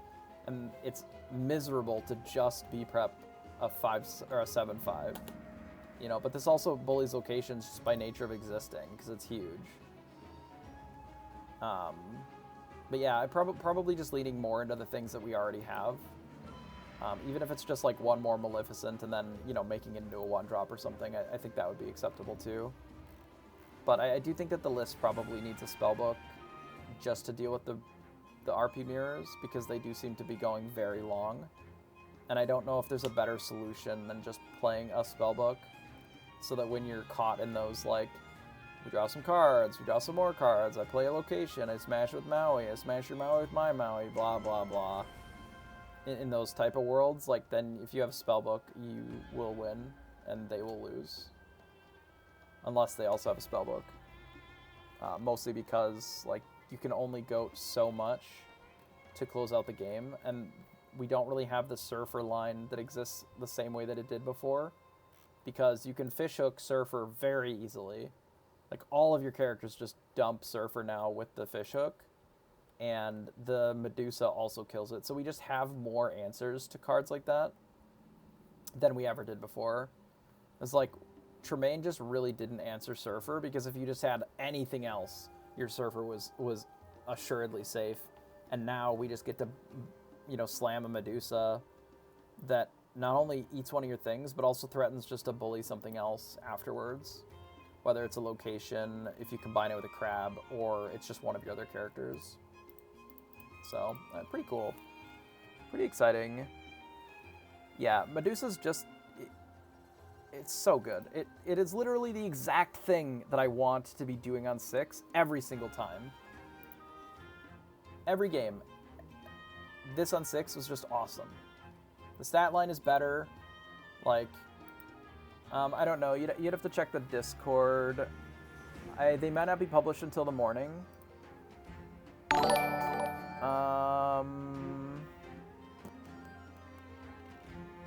I don't know. I would assume they'll be published tomorrow. I'll check later tonight. I'll tweet it out if I see it. He said tonight. Okay, I'll tweet it out if I see it. I'll appreciate the follow as well. Yeah, if I see it, I'll tweet it out. But I can't imagine they'll be up until a little bit later once they finish parsing everything else. But it'll be interesting. It'll be interesting to see them. Yeah, we did all right. We're okay at this game, I guess. We had one really bad misplay, which was pretty tilting. I don't think it mattered. We were so far behind anyway, but damn, that was a misplay and a half. We just like click our fishhook and are immediately like, evasive my guy, boom. Yeah, I can. Wait, what? What is the moon characters? I'm confused. Non-characters, yeah. Moon characters. Yeah, so it's B preps, the full set. We're running 2 teeth and then the 4 friends on the other side today. And then we have 2 fish hooks and the full set of the Queen's Castle. Dude, moon characters are OP. Yeah, if you want to see the deck list that I'm running, there's a link here as well to the Dreamborn.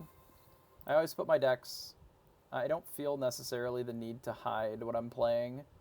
If I'm streaming, it's kind of a crapshoot anyway. They can just come look if they really want. Like, I know that that's not something that would exist in paper. So I would say that on average, most of the more aggressive competitors won't want to stream snipe because it doesn't help them learn. The stakes are so low here that doing something like that like isn't helpful, especially because it doesn't carry over necessarily into, you know, paper space, right? It doesn't carry over into real tournaments. And it's like you play this game for the competition. Like, what is $500? It's great, be sweet to have, but at the end of the day, is it so much so that it's worth your integrity? Who knows? Some people it is, I guess. I don't think anybody that I've really encountered in this game so far has been like that, though. They wanna win the right way, right? They want to win because they're the best, because they've done well, because they had good draws and they had good matchups, because they practiced and whatever, right? But it can be a lot of money in some parts of the world. That's absolutely true. For me in America, it's not nothing, right? I would love $500, but it does hit differently, right? I wouldn't sacrifice the way that I would normally do things for $500, right? You know, 500,000, maybe we'll be a little bit more flexible. But for $500, it just doesn't feel like it makes any sense, right? It's not life-changing money for most of the competitors. So they would rather have a good game and do well and just be a participant in the community than stream snipe, because it just doesn't gain you a lot. You don't really get that much information in this game anyway. Like, I can guess what cards are in my opponent's hand most of the time, regardless of whether I'm looking at their hand or not. Like, if you can't just called shot every card in your opponent's hand, I mean, come on. What are we even doing? Called shot half the cards my opponents have, even when they're really bad for me. But anyway, so thanks for being here. Thanks for watching.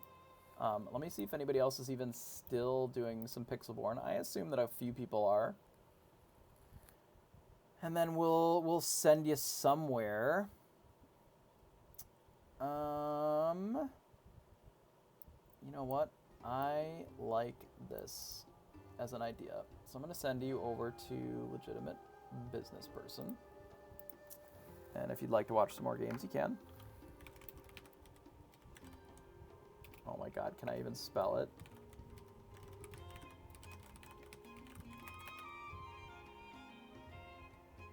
Oh, I'm a genius.